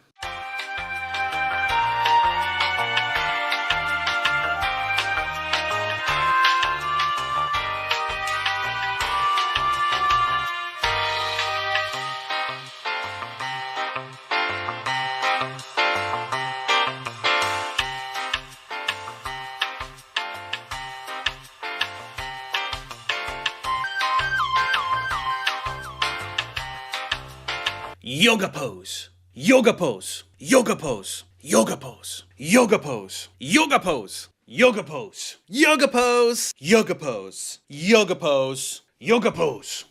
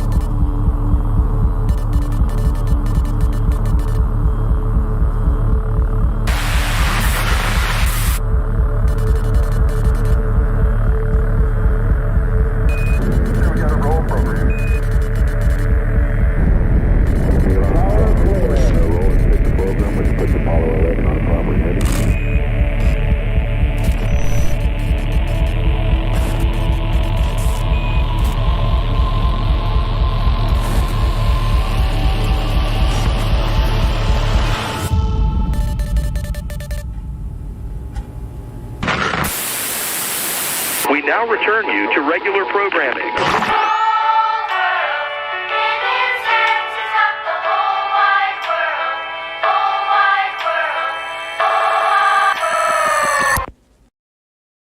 Now, as far as conspiracy theories come, nothing comes close to believing that the Earth is flat. However, there are people out there that still believe that to be the case.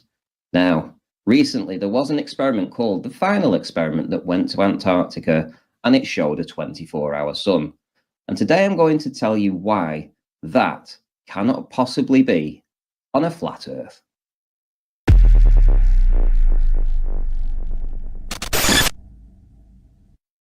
Now here we have an 1898 Gleason's map, and it is the go-to map for all flat earthers.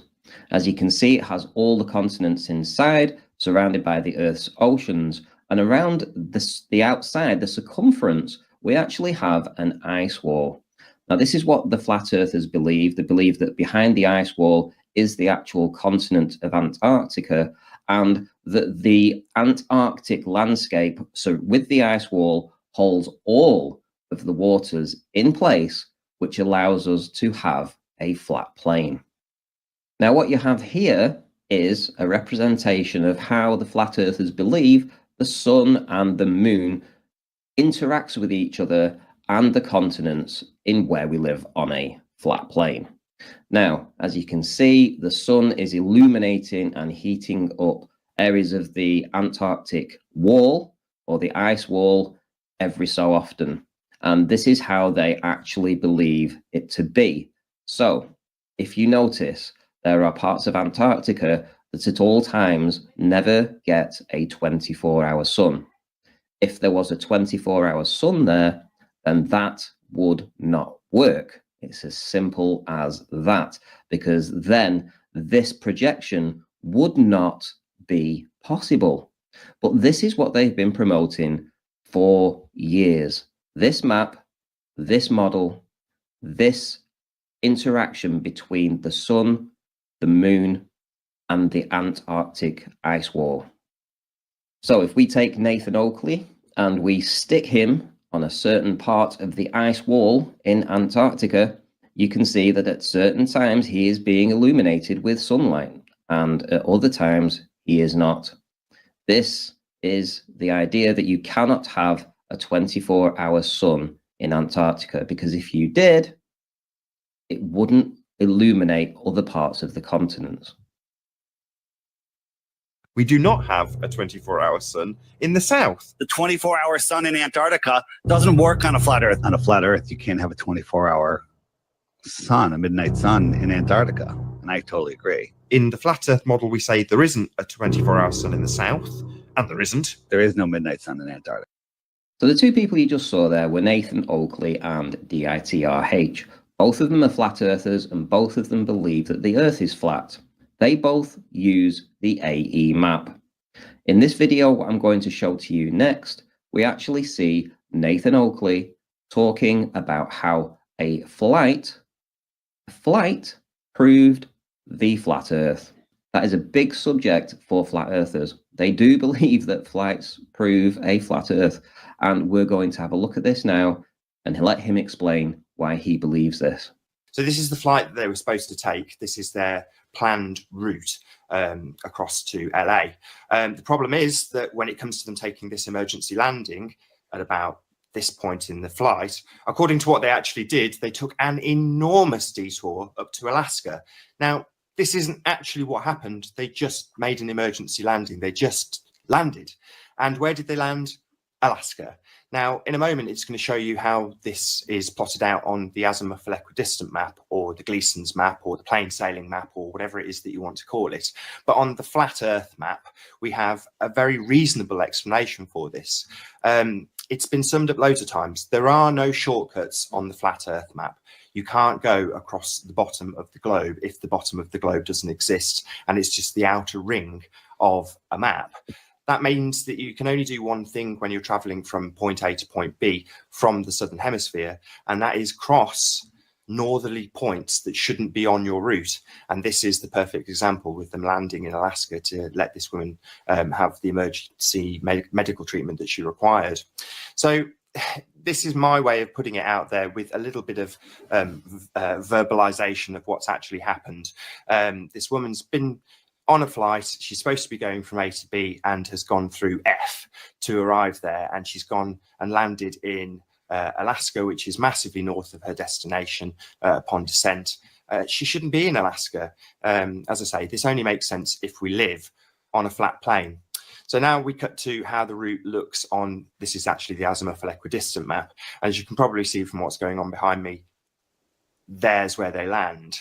And, you know, this makes nice, perfect sense. You'd go in a straight line if that's the most economical and efficient way of making the trip. So yeah, you can probably see that's where they stop. It doesn't make any sense unless you're on a flat map. So it doesn't make any sense on a globe map, apparently. And as you heard yourself, Nathan Oakley using the Gleason's map and explaining why this particular flight path apparently proved a flat Earth. On screen now, you actually see David Weiss's Flat Earth Sun and Moon Clock. And as you can see, you can download it from the Apple Store, etc. And he's been making quite a lot of money out of this. So the idea being that you're able to tell exactly where you are at any time in the world by using the Flat Earth map. We all know that isn't the case. However, he promotes it, he still talks about it, he still believes in it. However, you just heard him before saying that the Flat Earth doesn't work if there is a 24-hour sun in Antarctica, the same as what Nathan Oakley said. And this is why this observation is so devastating for flat earthers. At the end of the day, you cannot have a 24-hour sun in Antarctica if you believe that the Gleason's map and model is true. It cannot possibly be true. Because of the ice wall that goes all around the flat Earth map, you have to get sunlight to different continents. There has to be sunlight in Australia, there has to be sunlight in New Zealand, there has to be sunlight in England. There has to be sunlight all over the world. And you cannot have it just in one place like this. The sun cannot reside in just one place like this on the flat Earth model. It just doesn't work. And so they will throw out all kinds of crazy theories. They'll say that what you're seeing here is just a light that's a projection onto some kind of blue screen in the sky to fool everybody. They will talk about lasers. It is an effect of lasers down there to try and fool everybody down there. They will say that it's a green screen and that it was filmed in a massive studio. Anything at all to refute the actual evidence. Now, people that went, including Jeranism, they saw this for themselves. They returned to the globe after this. And it's no wonder, because this absolutely kills the flat Earth dead in its track. This representation here cannot work. It's impossible. Oakley cannot be at one place at the bottom of the Earth, so he said, on the Gleason's map, and get 24-hour sun. It's just impossible. And this is why Oakley and the rest will stick the fingers in their ears and try to tell everybody that what you see in the sky doesn't make a blind bit of difference to where you stand on the floor. This will be the rhetoric going forward. This is what they will say. Lights in the sky prove nothing.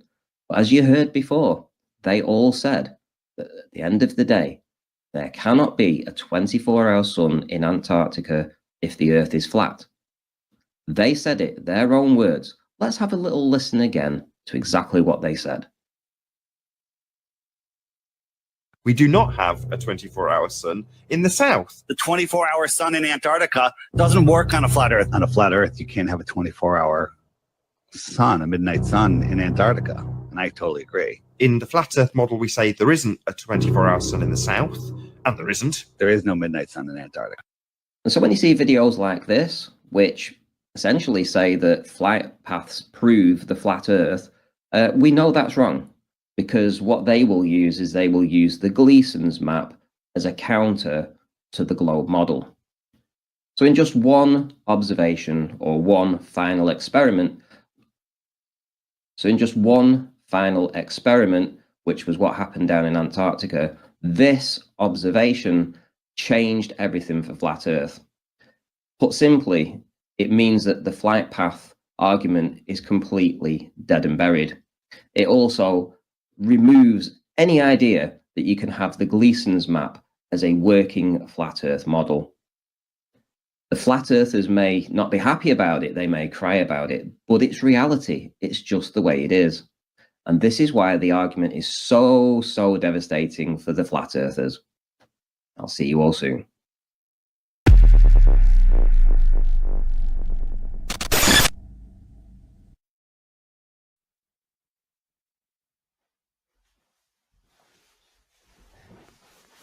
Welcome to the final experiments. The final experiments are a preponderance of evidence against flat Earth. And the final experiments all confirm the globe. These experiments were all conducted in December of 2024 when 4 flat earthers and 4 globers went on a journey to Antarctica with me, Will Duffy. We spent time in Punta Arenas, Chile, which is at the southern tip of South America, before flying to Antarctica.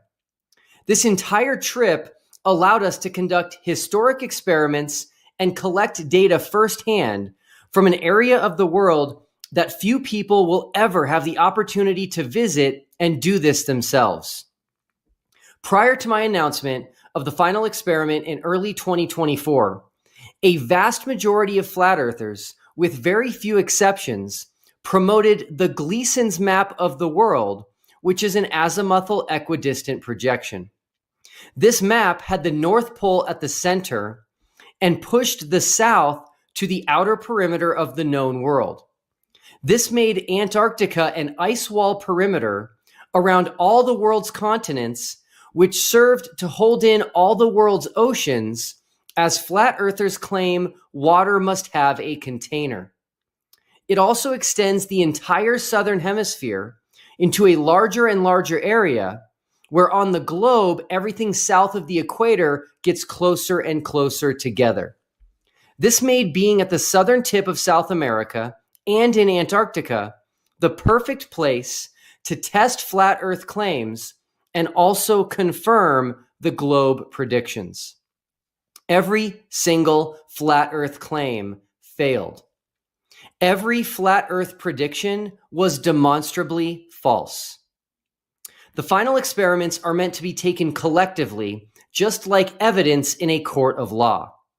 Undoubtedly, flat earthers will attempt to discredit individual experiments we did, while at the same time ignoring the rest. If they cannot provide an accurate map of the world and a working model that can account for the results of all of these final experiments collectively, that is because we do not live on a flat Earth. If they try to say these experiments are not actual experiments, but only observations, that is because they cannot reconcile our findings with a flat Earth. If they say that flat Earth does not make predictions, that is because making accurate and testable predictions based on a flat Earth is impossible because a flat Earth does not exist. You cannot make and test predictions based on something that is not real. Maps of the globe exist because the globe exists. The entire globe model exists because the globe exists. Countless globe predictions come true every single day, and countless future globe predictions will continue to happen exactly as predicted because the globe exists. If a flat earther tells you that there is no accurate flat Earth map and there is no working flat Earth model and that they don't make predictions, that is an implicit admission that a flat Earth does not exist, because you can map things that exist. You can model things that exist, and you can make very specific predictions that come true based on something that actually exists and is testable. I created the final experiment to give both sides, flat Earth and globe, an equal opportunity to prove their side. Only the globe side returned with evidence supporting their position. The globe side returned with tons of concrete evidence that both accurately matches the globe model and also falsifies flat Earth. This brings us to the South Pole, specifically the geographic South Pole. Flat earthers have said for many years that the geographic South Pole does not exist. And that is simply because a geographic South Pole would be impossible on a flat earth. Hear them for yourself, starting with a clip from Eric Dubé's video called "The South Pole Does Not Exist." In the flat earth model, the South Pole does not exist at all, and Antarctica is instead a gigantic ice wall extending the circumference of Earth, holding in the oceans like a giant bowl. Because we don't have a South Pole. We don't have a South Pole. You know, Dave, I was just going to elaborate on Antarctica, the fact that we believe there's only a North Pole, that there is no South Pole. Wow. Anybody over at the South Pole? No one's at the South Pole because there is no South Pole. On a flat earth, there is only a North Pole. You cannot have a South Pole on a flat earth. Therefore, the South Pole, which does exist, not only confirms the globe, but also falsifies flat earth. The globe has both a North Pole and a South Pole. This will be a common theme in this series, where we will see a beautiful symmetry between the northern and southern hemispheres of the globe, a symmetry that is impossible on a flat earth. The North and South poles are created by the Earth's axis of rotation. A sphere in and of itself would not have poles, and the North and South poles not only confirm the globe, but also confirm the Earth's rotation. The geographic North Pole and the geographic South Pole mark where the Earth's axis of rotation meet the surface of the Earth. These two poles would not exist unless the Earth was rotating. John Santandrea is a friend of mine who I met because of TFE, and John works at the South Pole. No, you say the South Pole isn't real. We don't. Even though there's people who go there and work there, and people work at the South Pole. yeah, Yeah, prove it. Okay, so you can get a job there. Did you know that civilians can get jobs? So the way it you works, should apply for one.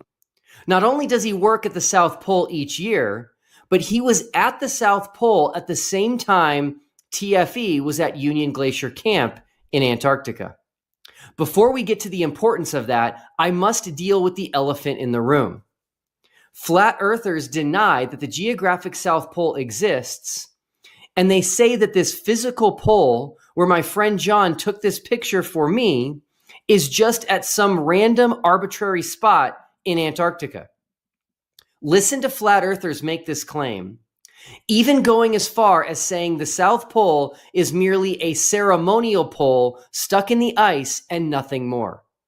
And when you go there, you get a little tour of the edge. You get a little, they bring you to a little pole and they go, hey, this is the South Pole. It's not. It's just a pole stuck in the ground. Because the so-called South Pole is simply an arbitrary point along the Antarctic ice, marked with a red and white barbershop pole and topped with a little metal ball earth. Because I think that that's the big thing, is that the South Pole itself it disproves flat Earth. Right. So, What? The South Pole itself disproves flat Earth. Wow. Unbelievable. You do know the South Pole is just an arbitrary position. Yeah, he does know that the ceremonial South Pole is not the actual South Pole. Let's put this baseless claim from flat earthers to bed once and for all. When flat earthers claim that the ceremonial South Pole is just stuck in the ice in some random spot in Antarctica, nothing could be further from the truth. What they failed to mention is that right on the other side of this ceremonial pole is a research station, the Amundsen Scott South Pole Station. The South Pole Station is a whopping 80,000 square feet. Built in 1992, the building materials weighed 24 million pounds. It's easy for flat earthers to flippantly claim that the ceremonial South Pole is just stuck in some random spot in the ice in Antarctica. They don't mention the South Pole Station as getting 24 million pounds of material and building an 80,000 square foot building in the harshest climate on Earth is no easy task. So the real question is, Where is the Amundsen-Scott South Pole Station? Of course, we know where it is on the very bottom of the globe at 90 degrees south, where all lines of longitude converge together. But where is the South Pole Station on a flat Earth map? No flat earther can answer this simple question. They have no idea where it is because a flat Earth cannot have a geographic South Pole. Is the South Pole Station south of Australia on the flat Earth map? South of Africa? Maybe south of South America? Somewhere else? They can't answer this question because we live on a globe. They cannot answer this question because a flat Earth does not exist. The correct answer as to where the Amundsen-Scott South Pole Station is located is actually carefully veiled in the name of the South Pole Station itself, Amundsen-Scott. The story of Roald Amundsen and Robert Scott is one of the greatest stories in the history of world exploration. This picture was taken in January of 1912 at the same location as the current South Pole Station. But what makes this picture so fascinating is the story behind it. And this story not only confirms the globe, it completely ends flat Earth. Robert Falcon Scott and his men were British explorers and are seen here next to a tent displaying a Norwegian flag. What could this possibly mean? In 1911, Scott set out to be the first man to ever reach the South Pole.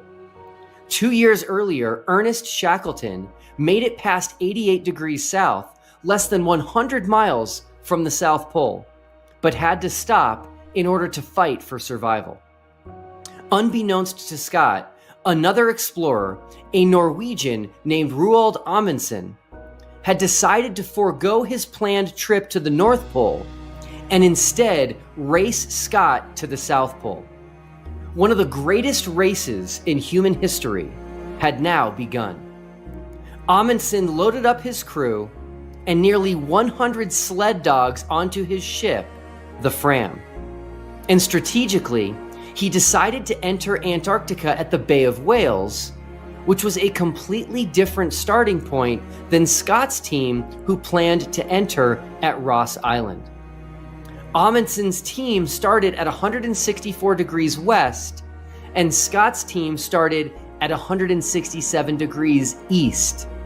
They were nowhere near each other and never came in contact with one another. Nearly a year later, after hunkering down through the Antarctic winter, Amundsen's team became the first men in the history of the world to reach the South Pole in December of 1911. But this creates an interesting question. How did they know they were at the South Pole? And where exactly were they? Compasses do not work well in Antarctica and would be completely worthless on a flat Earth, as the cardinal direction south is all directions away from north. So south on a flat Earth is in every direction and would send two people heading south further and further away from each other indefinitely. So what made this spot, this exact location on the Antarctic ice, so special, convincing Amundsen and eventually the rest of the world that he indeed was the first to reach the globe's geographic South Pole? The answer is the sun. Yes, the 24-hour Antarctic sun. The same 24-hour sun that is impossible on a flat Earth. Amundsen and his team found the geographic South Pole using a sextant and measuring the altitude of the sun each hour. From Amundsen's book titled The South Pole. On December 16th, we pitched our camp in brilliant sunshine with the best conditions for taking observations. 4 of us took observations every hour of the day, 24 in all. Remember the sun's wave pattern in our video of the 24-hour sun? That wave pattern is created by the globe. And when the sun reaches its highest elevation of the day, that is solar noon. And when it reaches its lowest elevation of the day, that is solar midnight. But most importantly, that is south. Yes, south on a globe can be found through celestial navigation, even with a 24-hour sun. So Amundsen's team followed the direction of the sun when it was at the lowest point in the sky each day. And then on December 17th, 1911, let's read what happened. Observations were now taken every hour through the whole 24. It was very strange to turn in at 6 p.m. and then on turning out again at midnight to find the sun apparently still at the same altitude, and then once more at 6 a.m. to see it still no higher. They had reached the South Pole, where on the globe there is a very unique 24-hour sun, where the sun's elevation angle does not change throughout the day.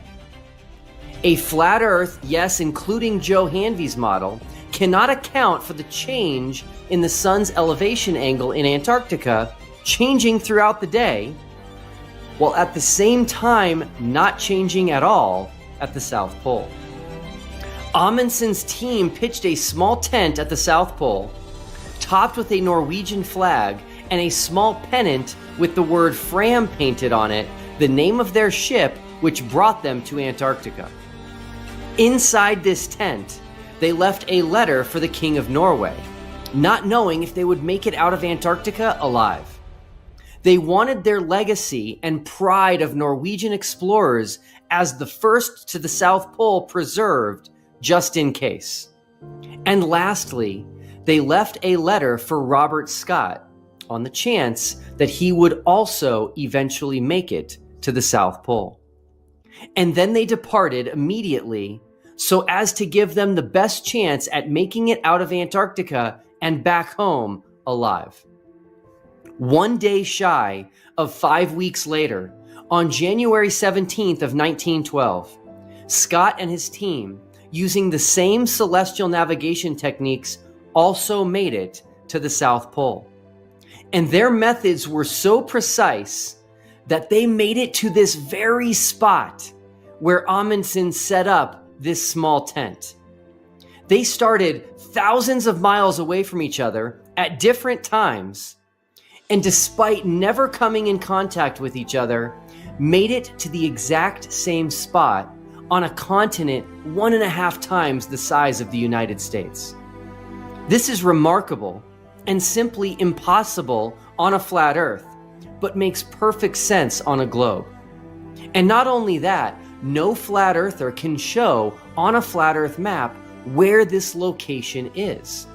They cannot show where Amundsen and his team put up this tent and where Scott and his team found it 34 days later. And that is because there cannot be a geographic South Pole on a flat Earth. And despite the fact that 2 men over 100 years ago were able to navigate and traverse Antarctica and find the same geographic South Pole location, flat earthers still throw out the false claim that no one has ever been to the South Pole. And it goes all the way out to 90, which would bring you to the South Pole, but nobody's really ever gotten there, provably gotten there, okay?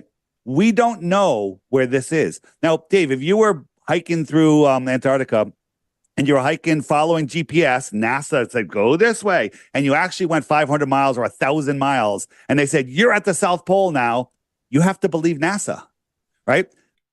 Now, here is what I think is the most fascinating thing about the South Pole.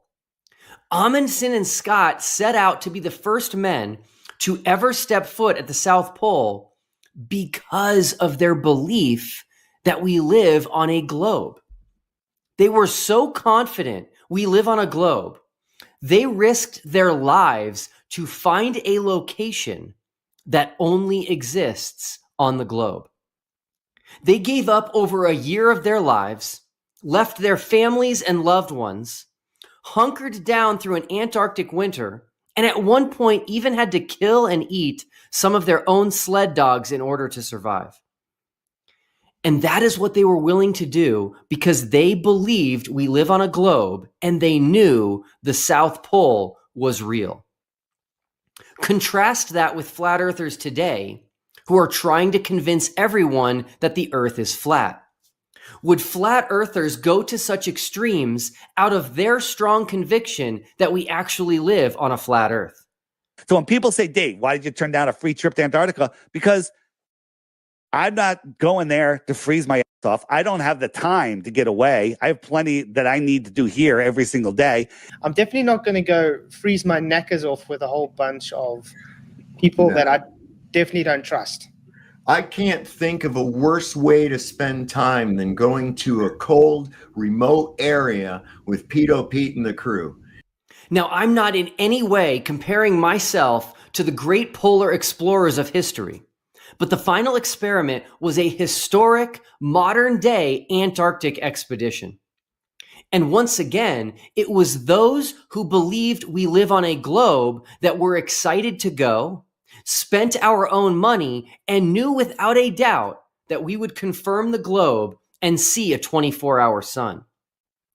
While I did not have to risk death traversing Antarctica with sled dogs, hoping to find enough seals to kill and eat, and leaving my wife and children for over a year, I still made a sacrifice of my own funds to show the world we definitely live on a globe. And that is what the TFE expedition has in common with the Amundsen and Scott expeditions. We were all willing to make personal sacrifices based solely on our extreme confidence that we live on a globe.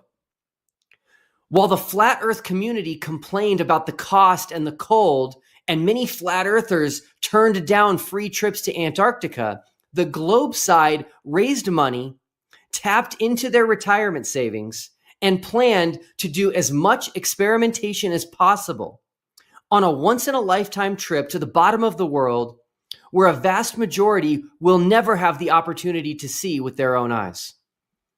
As they say, actions speak louder than words. I will be covering this in more depth on another video in the Final Experiments series on Southern Hemisphere flights. But there are flights from New Zealand, South America, and Africa to the South Pole. And their flight paths and durations all match the globe and would be impossible on a flat Earth. This is why I ask flat earthers to show me on a flat Earth map where the ceremonial South Pole is. I was watching one of your old videos where you were talking about flights to the South Pole. Yeah. And you said that they fly to the South Pole, but then they change direction. Yes. Where are they flying to before they change direction? To the South Pole. He's gonna say the South Pole, of course. Where is the South Pole? It's a marker Where they put fly in. Huh? Where Don't worry, they I'm fly going to. down there soon. Again with your stupid semantics. No. Where is You it? just said they fly to the South Pole. Yeah, so where they're is- flying to the South Pole. Where is the South Pole? It's a ceremonial place. And where is it? At the ceremonial South Pole place where they put the pole up. And where is it that they put the pole up? In Antarctica. But where in Antarctica? You guys make Antarctica so big. Where is it? I want to find it on At a map. the ceremonial South Pole. And where is that? You guys could have traveled to it from Union Glacier. You do know that. Sure. I just want to know where it is on the flat Earth. The flat Earth? Oh, for goodness. Yeah, in Antarctica. In the same place. Go away, dude. And this is precisely why they have no answer. There is only one singular place in the Southern Hemisphere where the 24-hour sun's elevation angle does not change throughout the day. And there is only one place on Earth where the South Celestial Pole is directly above you. And there is only one place on Earth where planes fly to bring people and supplies to the Amundsen Scott South Pole Station. Such a privileged place cannot exist in the South on a flat Earth, because a flat Earth spreads the South out to a bigger and bigger area. But as we have now seen, the South Pole is truly one of a kind and is now visited by thousands of people every year. And if you will never have the opportunity to visit the South Pole, at the end of this video, enjoy videos of the 24-hour sun, the 24-hour moon, and the South Celestial Pole, all taken from the only place possible on this planet, the geographic South Pole. Please watch our other experiments, which are part of these final experiments, where you will see results that confirm the globe and results that would be impossible on a flat Earth. And please share this video with anyone you know who is a flat earther or considering flat Earth. As Jesus said in John 8:32, you will know the truth, and the truth will set you free.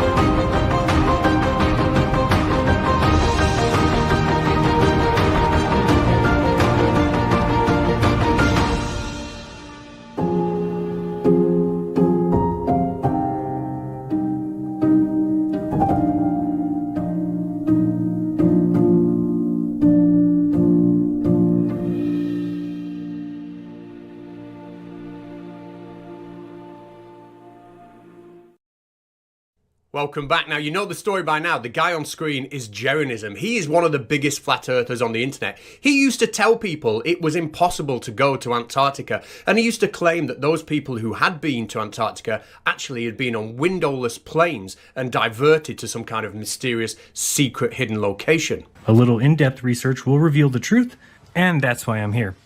So, first thing we should pay attention to, you'll notice that the planes have a peculiar thing missing: windows. So when do you want to fly people to a certain location and not have them look out the windows unless you are fooling them about where they are flying? He also used to make up other lies to cope with the fact that during certain months there's a 24-hour sun in Antarctica, something that would go on ultimately to ruin his flat earth model. One of the lies he told was that when you use the webcam footage of Antarctica itself, you can see smoke being blown into the sky in an attempt somehow to hide the sun so people can't see what it's doing. But you'll see if you look straight ahead that there's a blower that blows along the horizon. The reason for that is so that people who are down there don't get to see what the sun is actually doing, which is not circling their heads. But of course, by now, as we all know, Jeranism has participated in something that's become known as the final experiment. He was flown down to Antarctica by a wealthy pastor to see the 24-hour sun for himself. And here he is eating a little bit of humble pie. All right, guys. Sometimes you are wrong in life. And I thought that there was no 24-hour sun. In fact, I was pretty sure of it. The sun does circle you in the south. You should be able to accept that the sun does exactly what these guys said as far as circles the southern continent. So that's about it. I realize that I'll be called a shill for just saying that. And called a shill he was. I did make a video on that, it's linked in the description, covering the backlash he got. And I made the point in that video that a lot of this backlash is something he's brought on himself. He has trained his subscribers over the years to just assume everything is a hoax. And it goes beyond just the shape of the Earth. He's also denied some pretty serious and sensitive events in the past. I'm not going to play the clips here, but let's just say it's enough to know that perhaps Alex Jones has also got himself in some hot water for denying similar events. I'll leave it there. If you want to hear the clip, you can join the members Discord. I've put the clip in there. Now, Jaron isn't the only flat earther who's trained people on the internet. This video is about a recent conversation he had online during a live stream with a flat earther who'd been trained by a certain Mr. Nathan Oakley. Now, this conversation was fascinating, if not also, if I'm being honest, absolutely hilarious. So let's get into it. Now, if you don't know Nathan Oakley, he's a prick. He's also a flat earther who lied to his audience for years and years and years, telling them that there was no 24-hour sun in Antarctica. And now it's been proven by other flat earthers that there actually is. He's decided it doesn't make any difference anyway, because as far as he's concerned, he's just going to train his audience now to say the Earth measures flat. Earth is measured flat. For anybody listening who was wondering if Earth was flat or a globe based on what the sun does in Antarctica, know this. Like Toon knows it. Earth is measured flat. The elevation angle measurements in Toon's challenge specifically, I've put it to him 100 times, this will be the 100th, are flat Earth angle measurements. He knows it, I know it. Now, as well as simply training his subscribers to just utter the words, it measures flat, no matter what evidence or observations are put in front of them, he also trains his subscribers to just disregard observations altogether, because according to him, observations are not science. He has a very, very strict criteria of what he will and will not regard as science. Here it is, coming from the man himself. Natural science, that's what we deal with here. We're talking about the Earth. That deals with cause and effect relationships, is based on systematic experimentation, which is in turn based on scientific predictions, otherwise known as hypotheses, which are based on having a phenomena, your dependent variable, that you're observing in nature and asking why it happens, and then presuming a cause of that effect. That's your independent variable, which you'll later go forth to vary in an experiment to see if it causes the effect you're studying. If you do all that, you've followed the scientific method and you've got an empirical outcome. That is science. So the scene is set, and now we have a Nathan Oakley subscriber about to get spanked to the high heavens by Jeranism in a debate about the 24-hour sun in Antarctica. And of course, if you're a Nathan Oakley subscriber, the first thing you're going to say is viewing the 24-hour sun in Antarctica doesn't matter because it's not an experiment. Let's see how that pans out for him. Everything, like the conversation, me listening to you was going good till about 2 seconds ago when you said that saying that it's not a science experiment is something that just certain flat earthers say. If it's a science experiment, what's the independent and dependent variable? You don't have one. Why not? Well, what is it? The location that we saw the observation. The location that you saw so you're going to vary and manipulate your location for an observation? Correct. Because in certain places on the Earth, you wouldn't expect to see a 24-hour sun. In other places, you would. So we varied and manipulated our position. You couldn't see a 24-hour sun from where you were, but where we were, we varied and manipulated our position and saw a 24-hour sun. It's literally not. No, you varying and manipulating where you are is not. That's not an independent variable. Why not? Because you're just changing your distance, like your location to something. So when you have another independent variable, you're just changing one part of the experiment also. So you get to pick and choose what we can change and what we can't. And that's round one to Jaren. The Nathan Oakley subscriber knew to ask, what is the independent variable? But he didn't know what to respond when he was given the answer. And that's probably because Nathan Oakley on his show uses a mute button to stop people answering his question when he asks them what an independent variable is. So to save a little bit of face, our Nathan Oakley subscriber does the only thing he knows how to do. And that is to revert to tactic number 2 and say, well, the Earth is measured flat. Yeah, but the thing is, Earth's physically measured flat.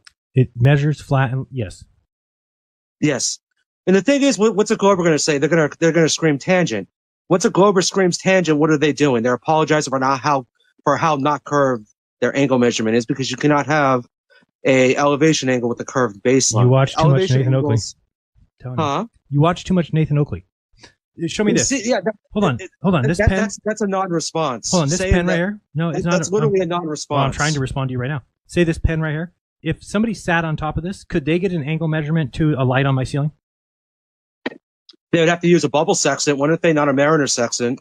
Oh no, that is definitely round 2 to Jerin. The Nathan Oakley subscriber has committed a massive, massive sin in the flat earth world. He has admitted that a bubble sextant will allow you to measure the elevation to a star even if you're on a very curved surface. That's a serious, serious own goal, but he doesn't quite realise it yet. Or maybe he does, because he goes on to hide it by saying this ridiculously stupid thing. If me and you were to both go outside right now, right, and take an elevation angle to Arcturus or the middle star in Orion's belt. Can we do that? That's not an experiment. I'm not saying this is an experiment. This has nothing to do with science. Oh, okay. Yeah, this is all just math. It's geometry. Okay.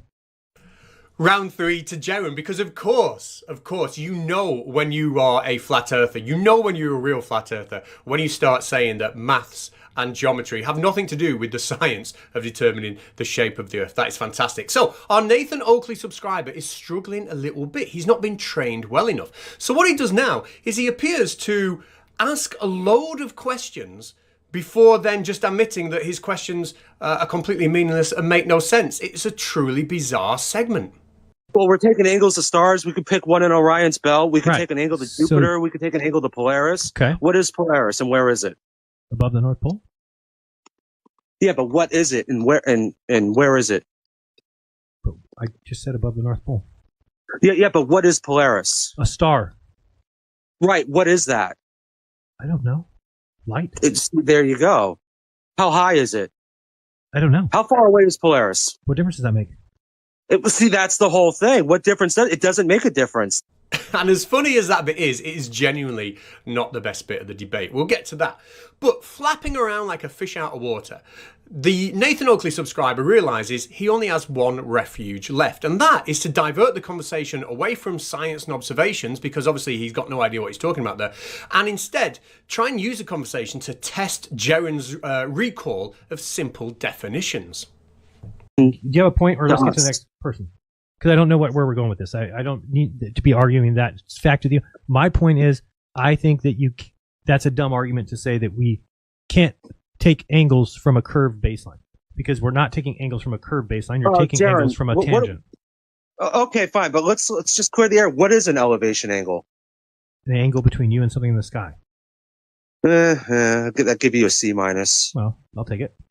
Now, I'm sure Jerin will be absolutely honoured and stoked to receive such a high praise from a Nathan Oakley subscriber, a C-. Wow. Now, the reason VaxMax, he's the name of the Nathan Oakley subscriber, the reason he wants to talk about definitions is because the definition for elevation that he's got written down contains the word horizontal. So he can read out the entire definition, ignore really the context of it, and just say, ha-ha, it's got the word horizontal in it. Brilliant. The angle of elevation, noun phrase. The angle formed by the line of sight in the horizontal plane for an object above the horizontal. Right. Spheres do not have horizontal planes. Now, I'm going to skip just a little bit where Jerin educates them on tangents, and I'm going to jump to the point where they change topic. And to understand what's going on, I've made this for you. What happens next is absolute pure gold, but we need some context. Jerin is trying to tell the Nathan Oakley subscriber, and we'll use this green dot to be him, he's trying to tell him to imagine he's stood at the North Pole. And when you are stood at the North Pole, the sun will move through the sky left to right, no matter what direction you look. And obviously, all directions you are looking at from the North Pole are south.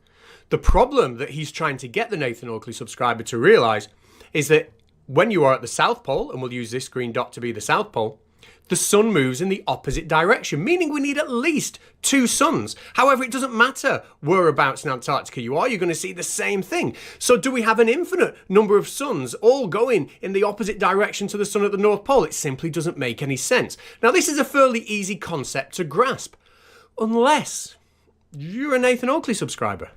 At the North Pole, which way does the sun go? East to west. No. Does it go left to right or right to left? It depends on what direction I'm facing. It doesn't. It's going right to left or left to right. You get too upset, and you're not just listening to what I'm saying. Listen. No, it's just. No, you're wrong. So listen to what I'm saying. No, you're using a poor Glober argument. I'm not. It's not a good. poor Glober argument just because you don't get it. It literally is. If you're at the North Pole, think for a second. If you're at the North Pole, which way is the sun going? Right to left or left to right? It's going east to west. Son of a Jaron. bitch. You can't put yourself at the North Pole on a flat Earth?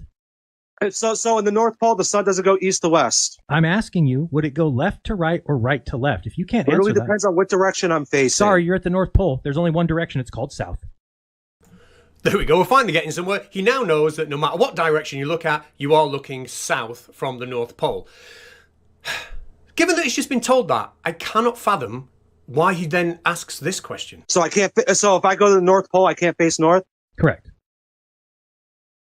At least initially, I couldn't understand why he was asking that question until it dawned on me that he thinks north is up and south is down, like in a literal sense.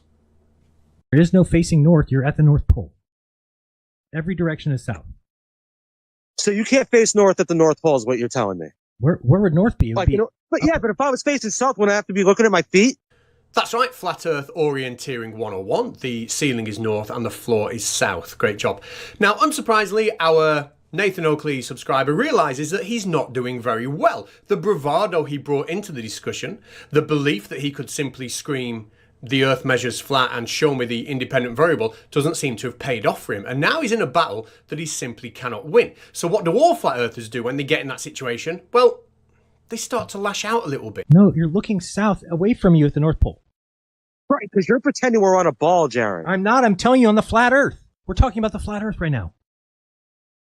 The flat Earth has a sun that goes clockwise over the top of the flat Earth. If you're inside that middle, you're at the North Pole, the sun moves left to right all times. It's like not even, I don't know what I'm arguing with you about. If you can't get that, then there's no one, it's not even a surprise to me that you can't get what I'm saying about everything else. Because we're not even able to get past that. It's just, you literally don't know what the difference between clockwise, counterclockwise, and east to west is, dude. And you've been at this for how long? And here's the thing. This is how you guys all act. And you don't even realize that you're the one that's grossly wrong. And it's just pathetic that you're going to... You're over here talking about taking elevation angles off a pen. How am I wrong? Well, Jaron does bring up a map of the flat Earth to try and draw some arrows on it to explain to him exactly what's going on. And this led to the most bizarre rage quit I've ever seen in my entire life. Like, that's the other thing, dude. You're upset over a globe projection. I'm not upset about anything. Oh, my phone died. Shit. Bye, guys. Hello? Yeah, no, I'm afraid I can't talk. Sorry. Yeah, I wish I could, but the battery on my phone's flat. Yeah, I know, it's crazy, isn't it? Yeah, I'll have to phone you back when I've actually got some charge in my phone and you can hear me speak. Yeah, okay. I know, it's terrible. All right, sorry, my battery's flat. Now, that would have been a very humbling experience for our Nathan Oakley subscriber, and I hope that he realises that learning a couple of catchphrases and sound bites, such as "show me the independent variable" and "Earth measures flat," is about as useful as a chocolate fire guard. And it was certainly shown to be then, and I do applaud Jaron for the way he handled this flat earther. He was patient with him. He tried to explain. He tried to teach things with him, as opposed to in a video that I made previously where he was quite insulting towards flat earthers. So it's nice to see that little bit of personal growth. Jaron also said some horrendously incorrect things in this stream, which I'll be picking up in future videos. But that's a nice little snippet. I will be back soon. And I've got to say, I'm loving the fallout of this final experiment. It's hilarious. Bye-bye. Hey, happy Friday, everyone. Today is TFE challenge number 3. This will be the third and final TFE challenge. Now, these challenges were designed to make predictions that we can test on our journey to Antarctica. I picked 3 things that are significantly different on a globe versus a flat Earth. First was flight distances. We will all be flying nonstop flights to Santiago, Chile. And so I asked for predictions on those distances based on a globe or a flat Earth.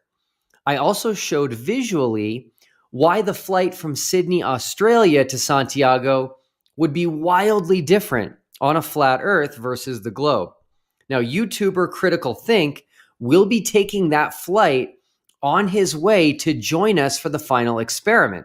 I actually linked to his YouTube channel below. Now, for TFE challenge number 1, on flight distances, I only received globe entries until yesterday. Yesterday, I received 3 flat Earth entries, but 2 of them were from Globers, actually. They calculated the distances using a flat Earth map. Now, the third one was from a guy named Stephen Alonso, who says he's a flat earther. And he did one of the most dishonest things I've ever seen. His results were almost identical to all of the globe entries, which did not make sense, as the Sydney to Santiago flight is either twice as long as the London flight or almost 3 times as long if you take a perimeter flight path. Now, this is exactly why I said submissions must include the math behind your answer. So I started looking at his math, and I noticed a very interesting number, 6,371 kilometers. His formula that he used included this very specific number of 6,371 kilometers. That just so happens to be the exact average radius of the globe. That's right. He has the globe's radius in his flat Earth formula. So I inquired as to why he had this specific number of 6,371 kilometers in his formula. And you know what I discovered? He said that's the height of the dome. What a coincidence. I have no words. Now, ignoring the fact that just a few months ago, he said the dome was over 6,000 miles high, he literally has the radius of the globe in his formula, but just calls it the height of the firmament. Now, can anyone tell me how the height of the dome would have anything to do with airplanes and their flight paths? And can anyone tell me where he got this precise measurement of the dome that just so happens to match the radius of the globe? Unbelievable. Anyway, challenge number 2 was about sunrise and sunset in Punta Arenas, Chile. Now, again, there is a very significant difference as to the sun that far south. I received globe entries from all over the world again, and 1 flat Earth entry from a Stephen Alonso. Yeah, the same guy who put the radius of the globe into his flat Earth formula and called it the height of the firmament. And guess what? His sun predictions for Punta Arenas once again matched the globe predictions. Now, this guy actually supports the AE map, Gleason's map. Yet he predicts the sunrise and sunset will happen to the south of us while we are in Chile. Again, no words. Now, as a quick reminder, the flat Earth position has been for many years that the sun moves in a circuit between the 2 tropics. So the furthest it travels north is the Tropic of Cancer, and the furthest it travels south is the Tropic of Capricorn. Well, Punta Arenas is way further south than the Tropic of Capricorn. So the sun cannot be to our south if this flat Earth map is true. Imagine making predictions that contradict your own flat Earth model and are actually globe predictions, but just calling them flat Earth predictions. You just can't make this stuff up. Well, that brings us to TFE challenge number 3. Now, this one I'm very excited about. One of the biggest differences between the globe and flat Earth models is lines of longitude. On a globe, lines of longitude converge as you move away from the equator. That is why the globe has 2 poles, a North Pole and a South Pole. All the lines of longitude get closer and closer to each other and eventually meet at the poles. On a flat Earth, though, lines of longitude actually get further and further apart from each other the farther you travel south. Well, the final experiment is traveling further south than most people will ever have a chance to be on this earth. And so when we get to Punta Arenas, Chile, down here at 53 degrees south, the lines of longitude should be very far apart. And especially when we get to Union Glacier in Antarctica at 80 degrees south. Now, on the contrary, the lines of longitude should be relatively close together on the globe. And this will be fairly easy to test. I've already picked out a spot in Punta Arenas where we are going to test this. So for TFE challenge number 3, I need you to submit predictions for the distance between meridians, between lines of longitude, specifically at Punta Arenas, 53 degrees south. And once again, please show your math or your method. Now, there will again be a winner chosen from both sides, a globe winner and a flat earth winner. The person with the closest answer on the globe side will be announced live from Antarctica, and the person with the closest answer on the flat earth side will be announced live from Antarctica. So make sure you email me. My email address is in the description below. Put TFE Challenge 3 in the subject line. And don't forget, let me know if you are a glober or a flat earther. Now, speaking of predictions, I'm going to make a prediction that Stephen Alonso will not make a submission for challenge number 3 because he won't be able to steal globe math on this one. But I will publicly admit if I end up being wrong. So, Stephen, you can prove me wrong pretty easily on this one. Hey, a couple things. I'm looking for someone who lives in New Zealand. The final experiment could really use your help next week. So if you live in New Zealand and you want to help us out, please email me. And my discussion with Flatzoid is in 1 hour, just 1 hour at 4 p.m. Eastern.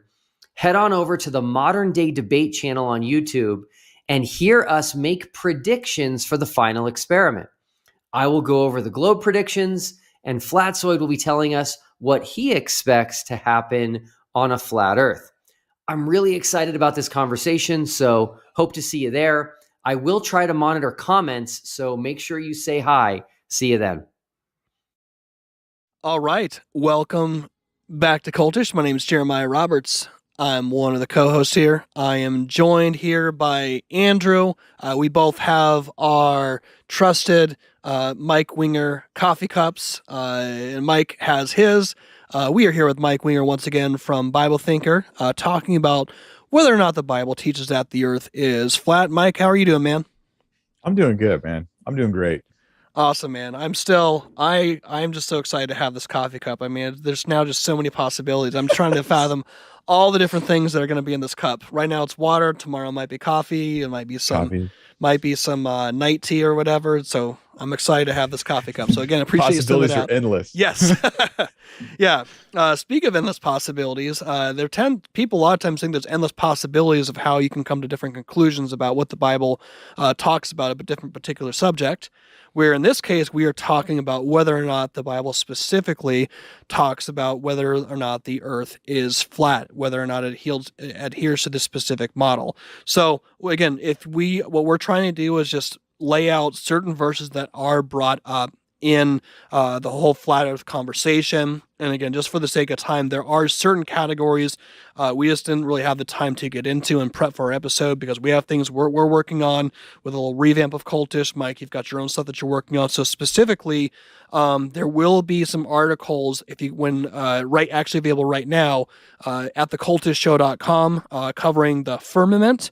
Kind of going into the original languages, explaining different aspects of that in response to people saying that's talking specifically about talking about the dome, and also the story of when Moses was holding up his staff and that whole battle where Joshua had his whole army and the sun standing still. We're going to be kind of dealing with a broad variety of things not brought up, expanding on this conversation. So we're not avoiding that, just so you know, just for the sake of time. Sometimes with a production, there's certain things you can do and certain things you can't do, okay? If you don't understand that, start your own podcast and see how that goes, or your own YouTube channel. So, Mike, so anyone jumping in, this is definitely part 2. Just tell them again real quickly about what you're all about and where they can find you if they want to see your other content. Yeah, my goal is to help people learn to think biblically about everything. That's my agenda. That doesn't mean that my teaching's 100% perfect. I'm sure it's not. I mean, not to my knowledge. I don't know of errors I'm propagating, but we all make mistakes. My goal, though, is to show the process of how to evaluate Scripture in context, to bring historical insights, and to try to demonstrate evidence along the way of how I'm getting where I'm getting, so people can make informed decisions about what Scripture says. I really believe the Bible is way better than people think it is, and it's a bigger blessing, and it's more evidentially true, and it's better in just about every possible way than people give it credit for. And by diving deep into Scripture, we get those blessings. And so I really want to help people learn to think biblically about everything. That's my whole agenda. And like when it comes to the topic of flat Earth, that's the agenda here. Is I'm not interested in the science, to be completely honest. I'm not interested in any of those other aspects. I'm really just interested in, are these proof texts that people use to say that the Earth is flat, are they being taken in context? What is the Bible really saying on this topic? Right, exactly, and that's our focus as well too, and that's the thing we want. You know, again, if you're, we had quite a few comments. We initially announced this again, and we get your passion behind it, but we want, the goal here is to think critically, but to also think biblically when it comes to this. So again, that's going to be our primary focus. So before we jump in, let me let you know about a couple of the sponsors of this podcast. It is brought to you by apologiastudios.com. If you go to apologiastudios.com and you can become an all-access member that supports the studio, which also supports Cultish, because our podcast would not be possible if it wasn't for everything that the studio does in regards to the cameras, the producers behind the scenes, and everything that makes this production a reality. So you can also get some great content if you become an all-access member, and also will support the studio. Also, go to shopcultish.com. You can definitely check out all the cool Cultish merch goodies we'll be having. We'll finally be having more designs soon, so definitely check that out.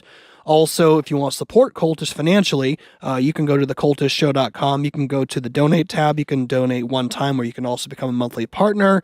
And also, if you have a beard or has a friend who has a beard, you can go to forgebeardco.com/cultish and get everything from beard wash to keep your beard clean, beard oil to have it nice and shiny, all the goodies for your beard. Go to forgebeardco.com/cultish. You'll support our good friend Jeremy Rule and his this passion project of his. So definitely check that out. All right, so jumping into this in the last part of the podcast, as we are part 1, again, this is part 2 of this discussion. We are looking at some of the proof text talking about the pillars of the earth. So honestly, if you just Google flat earth, Bible teaching flat earth, you'll see the model of what it looks like. And usually at the bottom, depending on who it is, you'll see specifically these pillars that are at the bottom, really literally holding the earth up. So we looked at look at 1 Samuel 2:8. We look at Job 26:10. One other passage that is used is Psalm 75 verse 2. And I'm just going to give you I'll read it and I'll give you my thoughts, and you guys can give me yours as well too. Psalm 75 verse 2 says, "A set time that I appoint, I will judge with equity. When the earth totters and all its inhabitants, it is I who steady its pillars." So I'm assuming, according to this, they say, okay, well, there's pillars of the earth, therefore these are the pillars that are holding up the earth. So does this mean, if you want to take the flat earth model to its logical conclusion, again, I'm not trying, there might be people who give me a hard time saying I'm trying to straw man.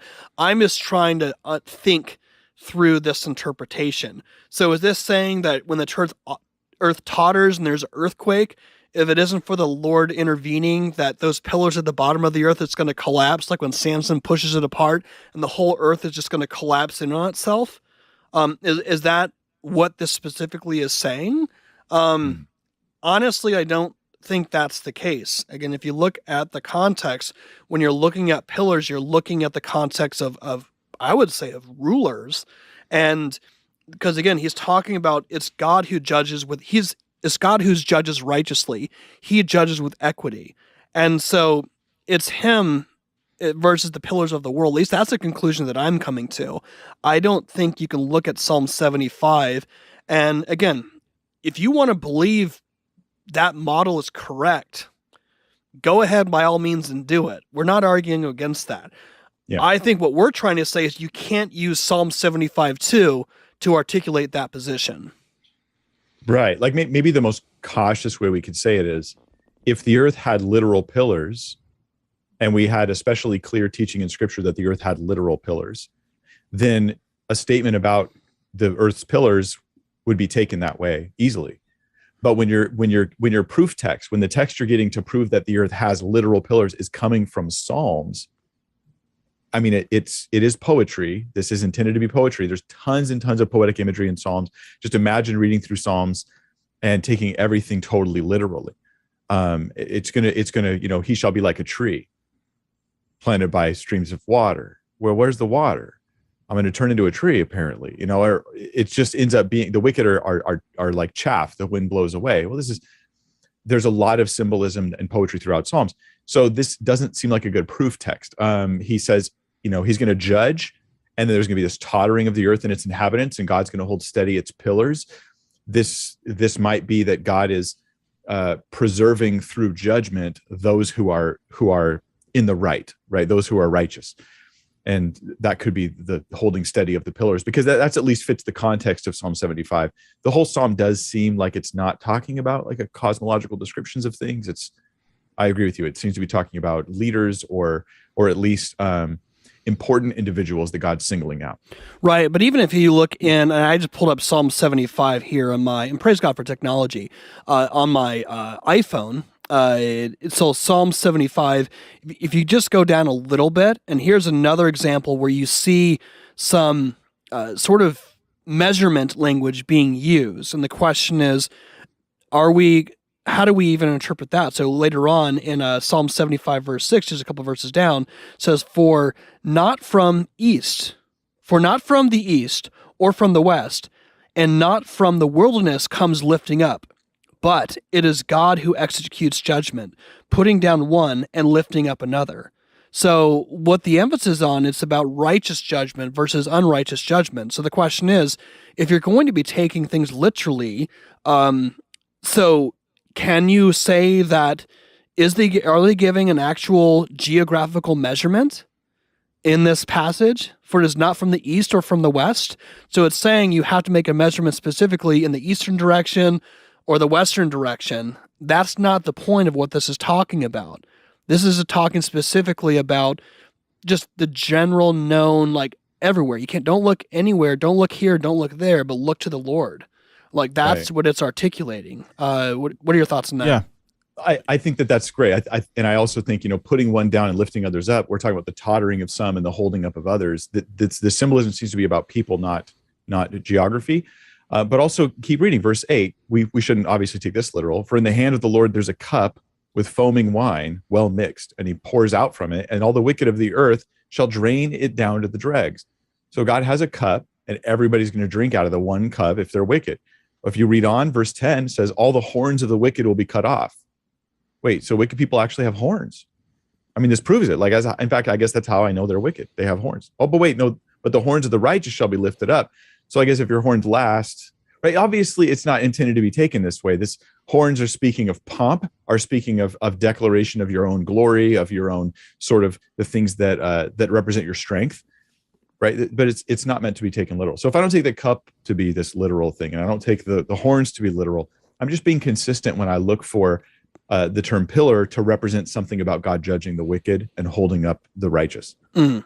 Yeah, that's good. I mean, part of what I'm thinking in general is if we're reading the psalm like this literally, we're actually missing out on what the text is actually saying. That's a big deal because we want to know what the scripture says because it benefits us, right? It's like his word is a light unto our feet, right? Or a light into our path. Like we want to know what the scriptures say, but if we're taking these things in their types literally, you're actually not going to understand what scripture is communicating. And the Holy Spirit is trying to communicate something clearly to us, though it is in poetic language. There's actual meaning that has purpose that can change your life. That's in here in Psalm 75. But if you're taking these things literally, you're going to miss out on the actual meaning of the text. And I think that's a very dangerous thing. Don't you think that's dangerous, Pastor Mike? I absolutely do. And like you say, what will happen is I'll read a passage like this and my emphasis becomes cosmology, when God is speaking about, be ready, I am going to judge the wicked. And that's actually the emphasis here, is it's a judgment discussion and about how he will lift up the righteous.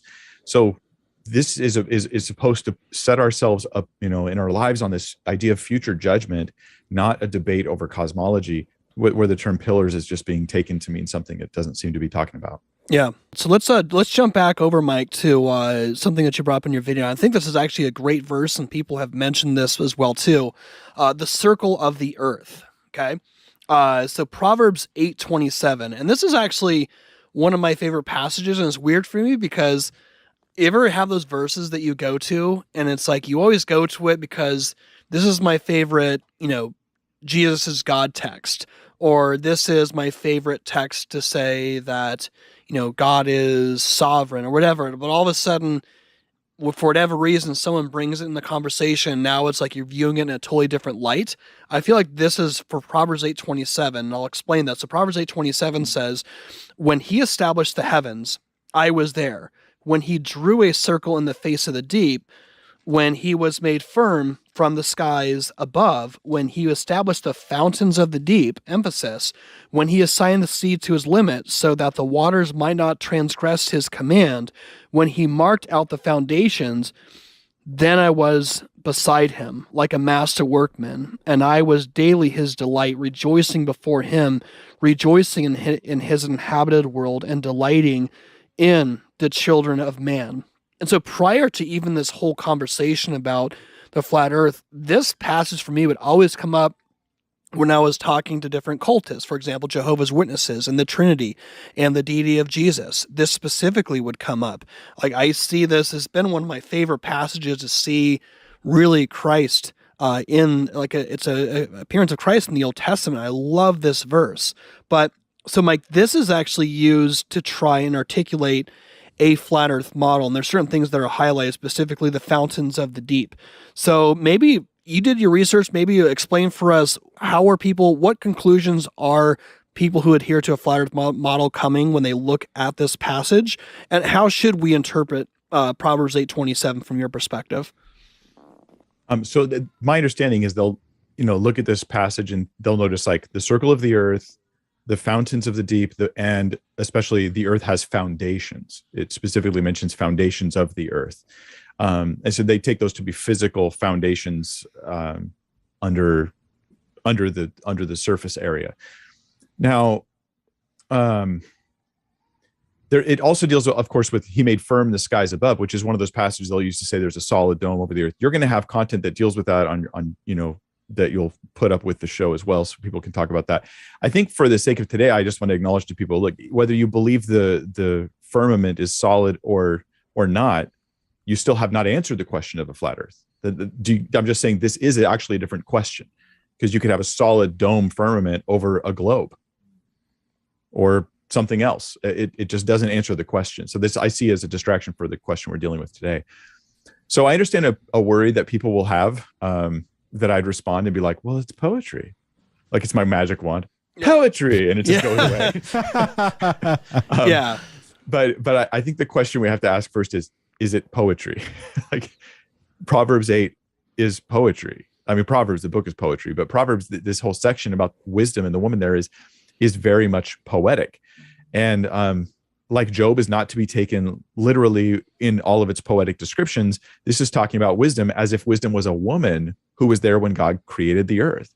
And there may be some typological significance with Christ, but personally, I wouldn't call it an appearance of Jesus. I would say we could try to find typology here. Yeah. But typology is different than saying wisdom literally is this woman who's with, because it's feminine here throughout Proverbs. Wisdom is seen as a woman. Yeah. Describes wisdom as a woman. So if we take this as a literal woman called wisdom was there, then we have a bunch of issues that I'm just going to add. I'm going to say, hey, if you're going to take it that way, and then we're going to take the whole section as quite literal, then we have several issues we should consider. If God literally has created literal foundations, at least because I could see foundations on a globe or a flat earth, I could see foundations on both of those. I wouldn't really have a problem with that term. Or fountains of the deep, which could just be underground springs. Easily. The Bible talks about underground springs. We know that there's such a thing as underground springs as well. Circle on the face of the deep could be the horizon, or it could be like a circle across, which would not, I don't know if it's that on the face of the deep, or is a circle on the ice wall. It's not really in the water, it's on the ice. So I'm still confused by that. But the discussion here also says that God measured things. He marked out the foundations of the earth. That is, he measured it. So did God have a giant measuring tape that he used to actually measure the earth? He marked it out. He set a line upon it, is depending on your translation you've got there. No, we would say, oh, that's just poetic. It's just representing that God determined the measurements of all things. Okay, so it's not literal there, because God's omniscient. He spoke it into existence. Like from this text, you would think that God was like a builder who was measuring and building and constructing something. Yet from Genesis, you would think he just spoke it into creation. Right. Right. Yeah. But that's because this is not meant to be taken that way. But let me give you more before you, any pushback or thoughts you guys have. So Proverbs 8, verses 1-3. This is also a description of wisdom, right? This is the same chapter. This is the beginning of the section that we just read. Does not wisdom call out? Does not understanding raise her voice? On the heights besides the way, at the crossroads, she takes her stand. Beside the gates, in front of the town, at the entrance of the portals, she cries aloud. Should I think that wisdom is literally yelling at all of the gates of the cities? Right. Like there's like this literal woman there, wisdom, going like, hey, listen to me.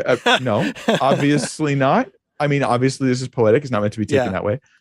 Where are wisdom's gates? Look at Proverbs 8:34. We're going to go to just past the section we read. It says, blessed is the one who listens to me, watching daily at my gates, waiting beside my doors. Well, obviously, here we have construction descriptions, gates and doors.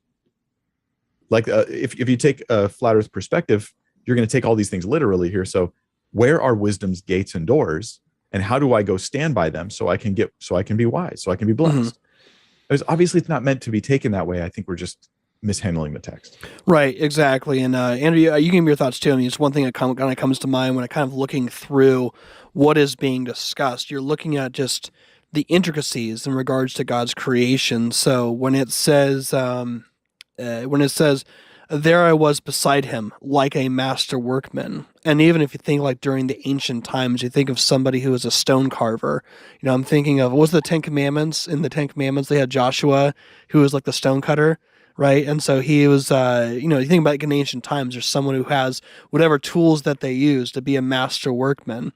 On any level, when Christ when the world was being created, like the context of this, does this mean that there were these particular ancient tools that were used to like form the earth together? Like, no, it's talking like there's like a master workman. It's correlating with somebody who that's like, it's helping them understand in their native tongue, like what that passage is saying. So that's a case where I think you can't take it literally. So one thing that also like sticks out to me, and again, this is also an example you mentioned like in Job, where you need to think about it. And again, it's not just a cop-out or caveat. We want to, again, think biblically when it comes to these proof texts. So Isaiah 40:22, it says, it is he who sits above the circle of the earth, and its inhabitants are like grasshoppers, who stretches out the heavens like a curtain and spreads them like a tent to dwell in, who brings princes to nothing and makes the rulers of the earth as emptiness. So from my understanding, Mike, so the debate over this passage in this whole flat earth discussion is that when it talks about the circle of the earth, so if you were to actually view if indeed the flat earth model is correct from the aerial view, it's circular. That's the understanding. And then the bottom, we mentioned earlier, those are the pillars that hold it up. Is that what they're trying to argue? Yes, and but it will get a little challenging because on some flat earth models, there's also corners on the earth. Because this is what happens when you take all these passages literally and they're not intended to be that way. So yeah, that's the idea though. You know, there's a circle and there's like a dome over it. The outside edge of the circle is this ice wall, and then there's just nothing after that, right? Right. At least nothing that we would call Earth. Yeah. Okay. And so from that understanding, so here's an example. So for someone who's using this as a proof text, then to say, hey, this is emphatic proof that, this is what the Bible teaches, and if you hold to another, like a heliocentric model, you're incorrect, you're unbiblical. How do you respond? Like, how would you explain this passage as well, too? How should we think about this biblically? Well, on the flip side, I've heard globe Earth perspective people say, hey, Isaiah 40:22, that word circle, it refers to a three-dimensional ball. It's actually saying this is the proof text for demonstrating that the Earth is a globe. And I'm kind of on the fence on this, actually, for a couple of reasons. One is I don't know that it's actually trying to give us a description of the entirety of all that is Earth in the most broad sense. I don't know that it's trying to do that in the first place. It could be a two-dimensional view of a three-dimensional object. You could say, oh yeah, there are other words in Hebrew that could be used there. It just ends up being a debate I don't know how to get to the conclusion of personally yet. Maybe someone else does. I'm just on the fence a bit on that. The word's indeterminate in my opinion. But I think it's actually phenomenological, which is to say, as we get continually in the text, we're not getting people trying to describe the nature in the look from space at Earth. What are we looking at? We're rather getting people who are describing from an earthly perspective as they look around what they see. So it's the phenomena that they're observing. This is why it discusses things the way it does. So what would the circle of the Earth be? I think it's just when you stand up and you have an open field around you and not a city full of buildings. If you stand up, you look around and you see a circle. It's a horizon that's around you. And God sits above the circle of the Earth. He's sovereign. He's exalted above all that you see. Does it mean to tell us that at the edge of what you see all around you, that's the edge of everything? I don't think it's meaning to comment on this at all. It's just saying, here's the horizon. Wherever you look, God is sovereign. For the person who takes the flat Earth perspective and they take this to mean flat disk, there's a challenge for them. And I'll present this to us. I think this is something that they'd really have to be challenged on. Right. If they take the word circle and they go, well, in the Hebrew, this means a flat disk. It's telling us the shape of the Earth in the broadest sense. The same word, circle, is used to describe heaven in Job 22:14. We read it. It says, thick clouds veil him so that he does not see, and he walks on the vault of heaven. Now, it's translated here, it's ESV, vault, but it's the same word in the Hebrew. But every flat Earth person I've ever seen thinks that heavens, we're talking about a dome. And so here they think this circle word must be a dome, but then later in Isaiah, they're going to use it to mean it has to be a flat disk because of the nature of the word. So this is just not how we can't be logically consistent. What we should do is say this word has a variety of meanings. It could go either way. I don't know. I think it's just talking about the horizon. Gotcha. Gotcha. Andrew, do you have any thoughts on this? What are your thoughts so far? It just blows my mind how amazing God has constructed his word into the fact where if people are trying to put an outside standard into his word to interpret it, that the word itself will typically refute the standard when you're just doing a deeper exegesis or having a correct hermeneutic with your approach to scripture. Typically, other places in the Bible will show you, God will correct you by showing you these things that you're not being logically consistent. And I think that's a great thing to have. I mean, God's word just blows my mind. It's just amazing. Okay, yeah, I definitely would agree for sure. And so I think that's, again, we'll have some more additional content on this. But again, what you do, the point in being and bringing up these particular areas is that regardless of whether it's flat earth, regardless if it's anything that's brought up, when someone is trying to give proof text to prove their point, it's important to look at the context. So again, I think ultimately, at least my personal opinion is that I don't think the Bible adheres towards a globe model or any particular model. I think the Bible ultimately, a lot of that is used as a catalyst to declare the glory of God as him being the sovereign over all creation, and creation emphatically declares his glory. And I think ultimately the Bible gives us the preconditions of intelligibility to think scientifically and to kind of understand the true world around us. And so that's really my personal conclusion when it comes to all this.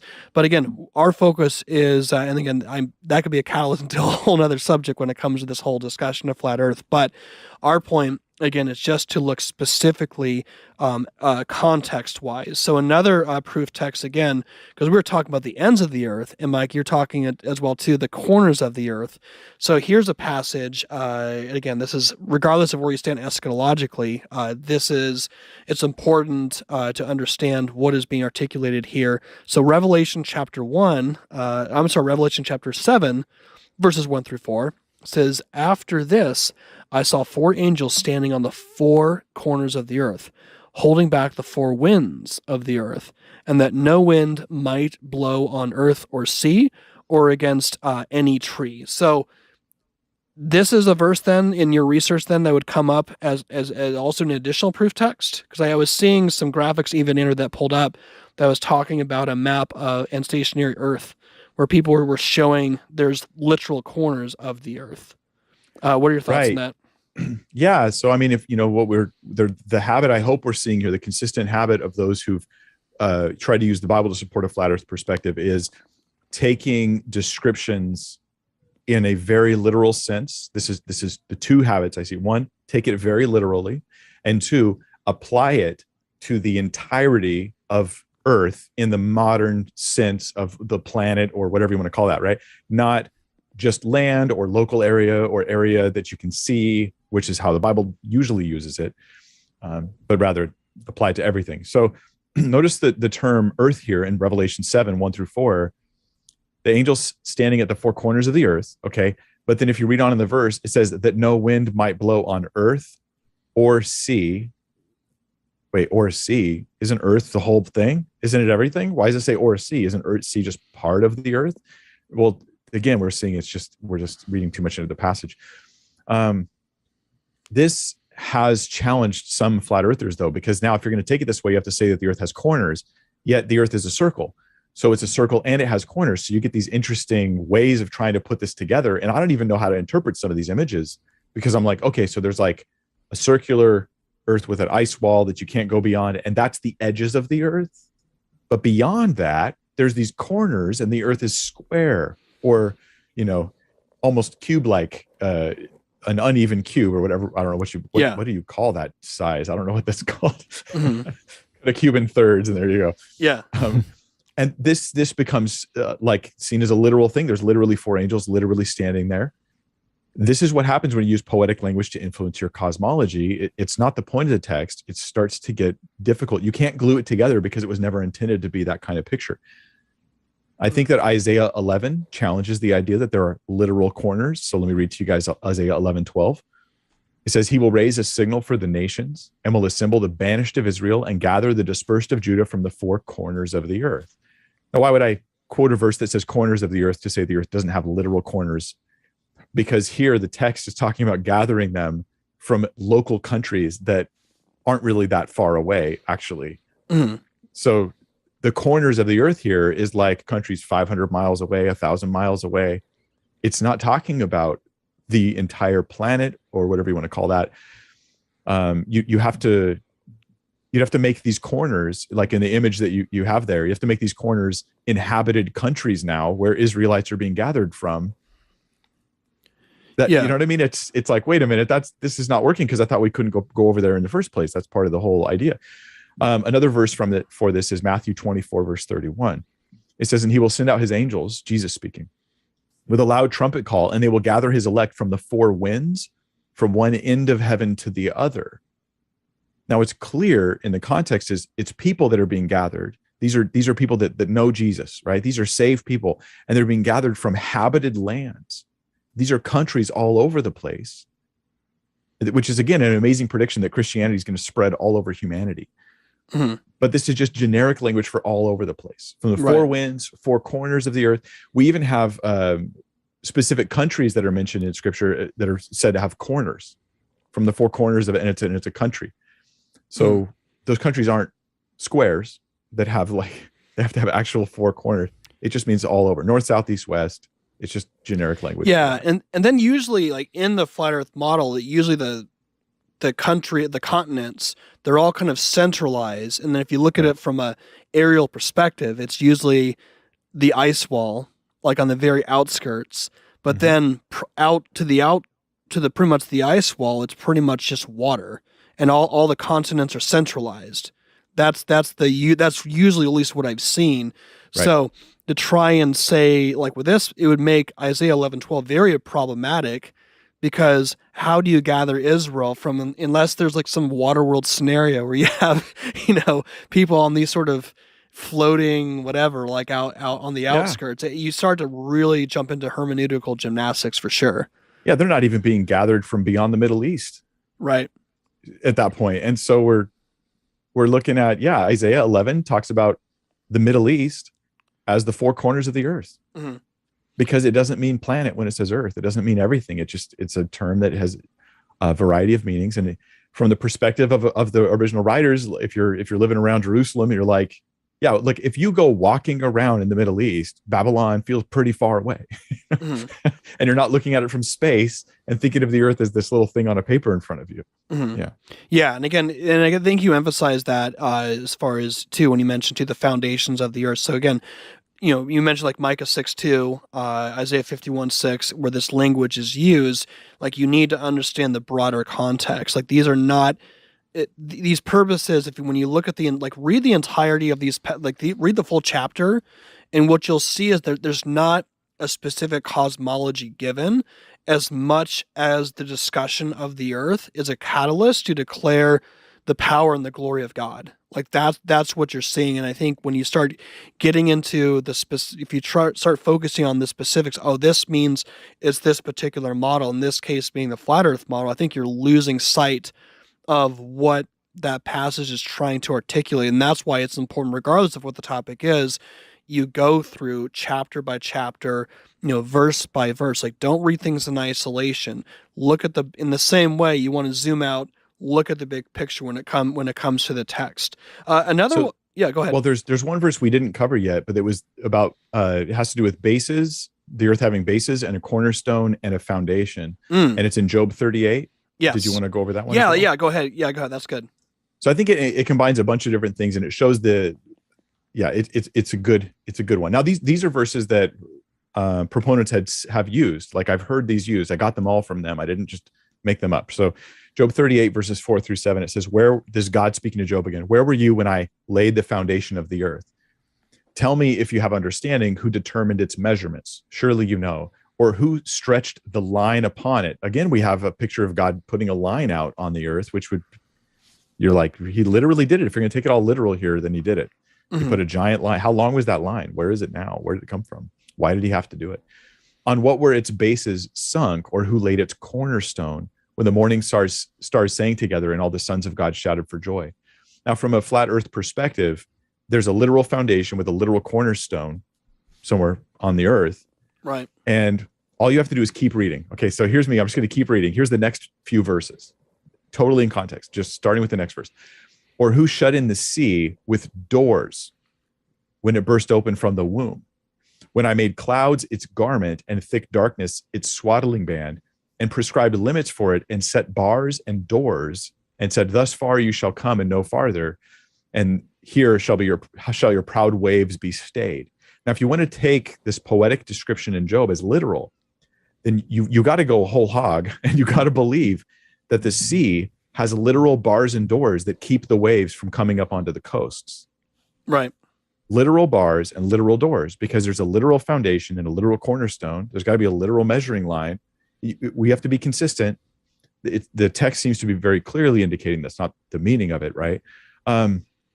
You have to believe that where ocean meets land, God put literal bars and doors. Mm-hmm. This is easily testable and known at the time, right? They had coasts accessible to them as they're reading this. It's using picturesque language of bars and doors to talk about how God sovereignly set up things so that the oceans stop, so that we could have land, so that we could have society, so we can have all these things. There's there's an order to stuff, and we give God credit for that. So you can go back to that cornerstone passage in Job 38 here. If it's a literal cornerstone, you have to believe in a literal gigantic measuring tape that God used in sizing the earth, because in the same verse he says, "Who stretched the line upon it?" Right? Did the ocean come from a giant womb? Right. Because that's what the text says here in verse 8. The sea burst from a womb. That's interesting. Like, who's that? Whose womb was that? Exactly. No, it's just poetic language to discuss the nature of things. So it's rich poetry, not to be taken literally. And I think that's the case with things like foundations. Although, in my opinion, you could have an earth with foundations no matter what shape it is. All you need is large amounts of solid material underneath the surface dirt, and the earth has foundations. So that doesn't seem like it proves much to me. Right. No, exactly. And even, for example, and this is just an example, when you look at what you're trying to prove a point. I think this is the case. What we're seeing from our perspective is that we're seeing where there's a commitment to this is the definitive model of what the earth is. Let's find verses that have a word that kind of backs up this general model. But you're not really looking at what's your ultimate conclusions, the things you actually have to accept along with that. Because if you're going to accept this type of interpretation, then there's other things you have to account for, like the line going through and things like that as well too. And this Jerry, real quick. I think part of what I find extremely interesting is the fact that that there aren't these big doors stopping the sea from going on the earth, because you can see it, right? You can actually see it. I think part of the issue with some of the flat earth conspiracies is the fact that they believe that the earth is a disc because they have not seen what the actual earth looks like. No one's actually been to space, right? So everything that we see of the earth, everything that we see of space, there's some type of computerized image or something or the other. So there's no proof essentially to them that it has never been seen. Well, the question I would have for you guys is, I understand why on your flat earth models you don't put big doors on the edge of the seas, because you can see the seas, right? But have you ever seen the bottom of the ocean? Personally, have you been to the bottom of the ocean? How do you know there's no doors on the bottom of the ocean? Right? Why aren't those on the flat earth models? All of the images you see of the bottom of the ocean, did you actually visit it? Or have you seen the specific pillars, which apparently, there's these giant, which means that there on the bottom of Earth, there's just these giant, gaps of open space, because that's what a pillar is. It holds up a foundation. And so it's kind of like they're making that model, but they're not. It's that I think a lot of times people will make an argument, but they're not truly accounting. Like they'll use that against the person that they're arguing against, not realizing, well, can you actually account for that as well too? I think, and this is a different category, Mike, and you can give your thoughts on this too. It's that, when people will argue against a emotionally charged argument about, Anne Frank, why would God allow the Holocaust to happen and for Anne Frank to go through what she went through? Well, if you have, your worldview still has to account for that. I mean, you have to, at some point, all right, let's take out the Christian worldview. Like, how do you account for that?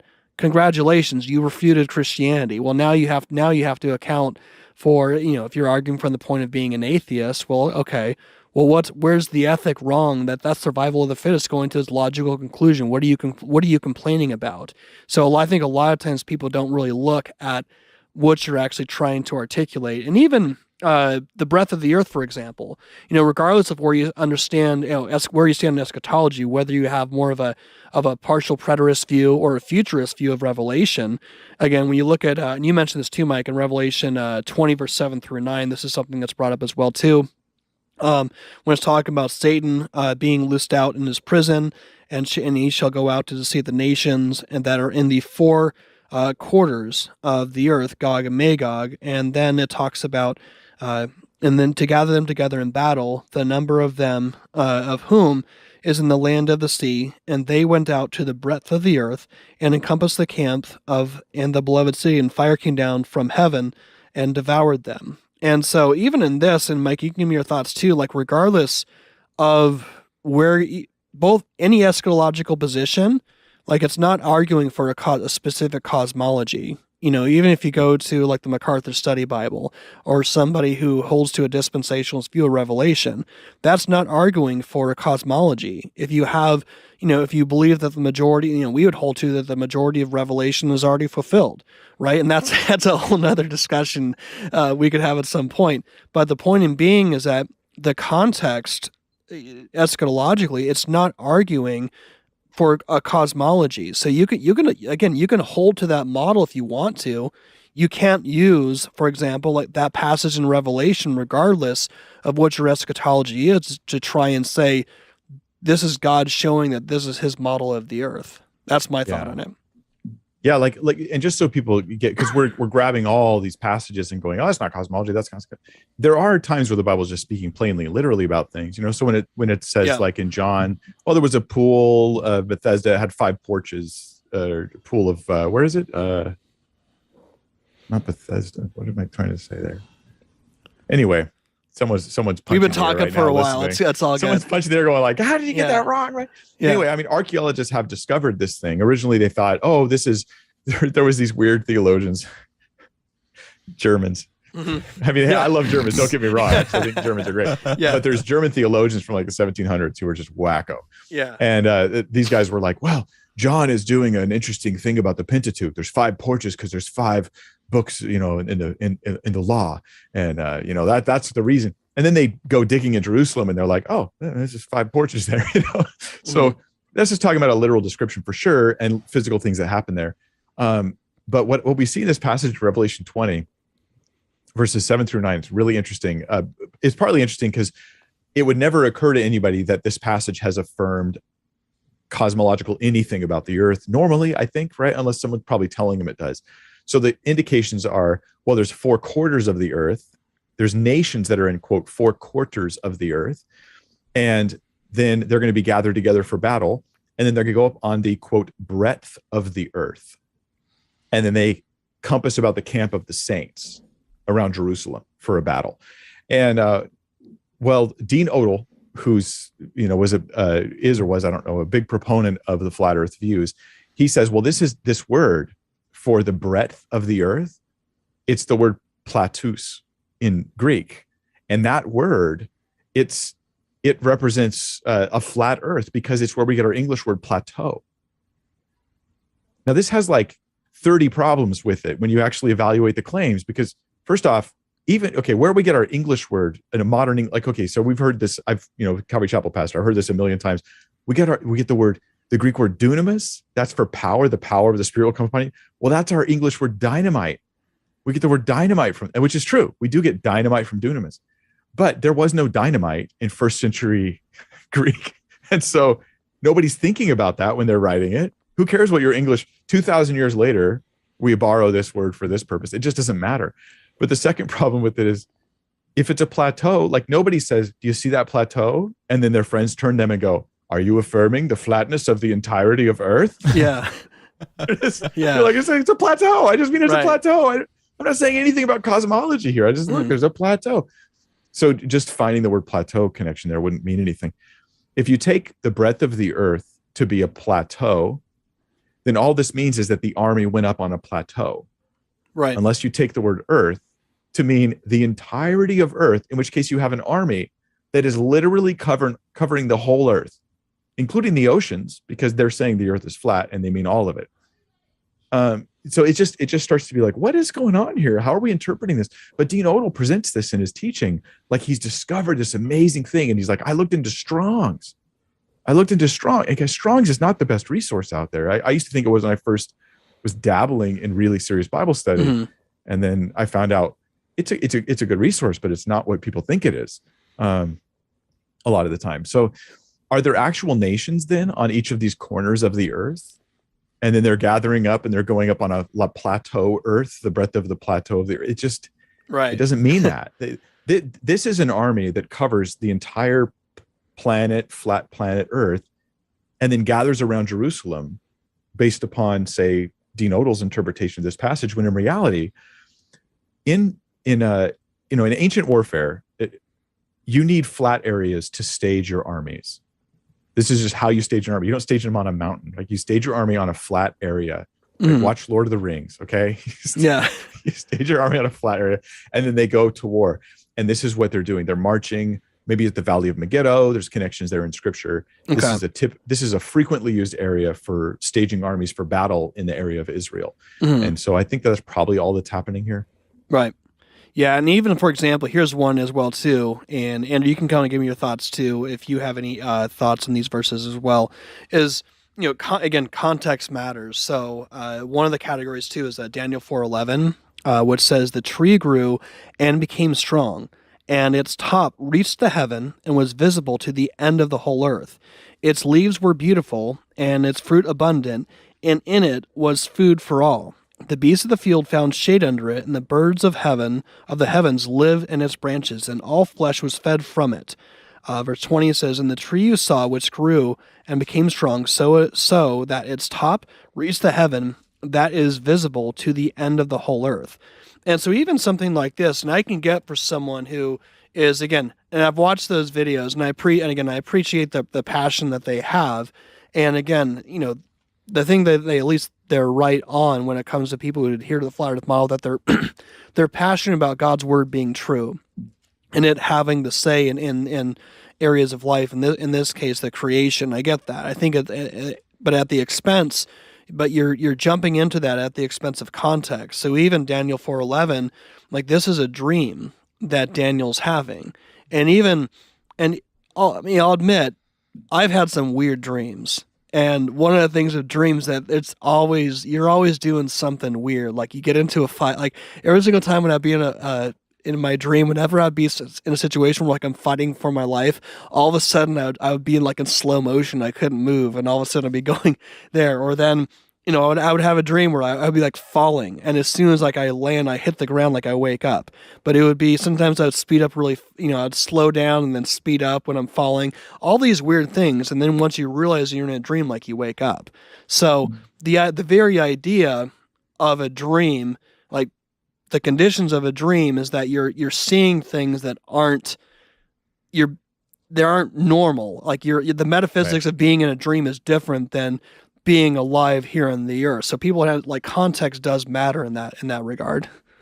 Yeah, to take Daniel 4:11 as saying, hey, if a tree is visible all over the earth, then that means it's a flat earth. It doesn't work on a globe. I agree that doesn't work on a globe. It doesn't really work, I don't think, in real life. I can't see Mount Everest no matter how powerful my telescope is, so I don't see how that works. But that's kind of like saying, imagine, if you will, a flat earth. It's true now. Because Daniel 4:11 or 4, this whole section is, these are the visions of my head. It's described as the visions of my head. So we shouldn't take that as literal cosmological descriptions. Does Jacob's dream of a ladder, right? Does that mean that angels have to climb up ladders to get to heaven? Is that what that means?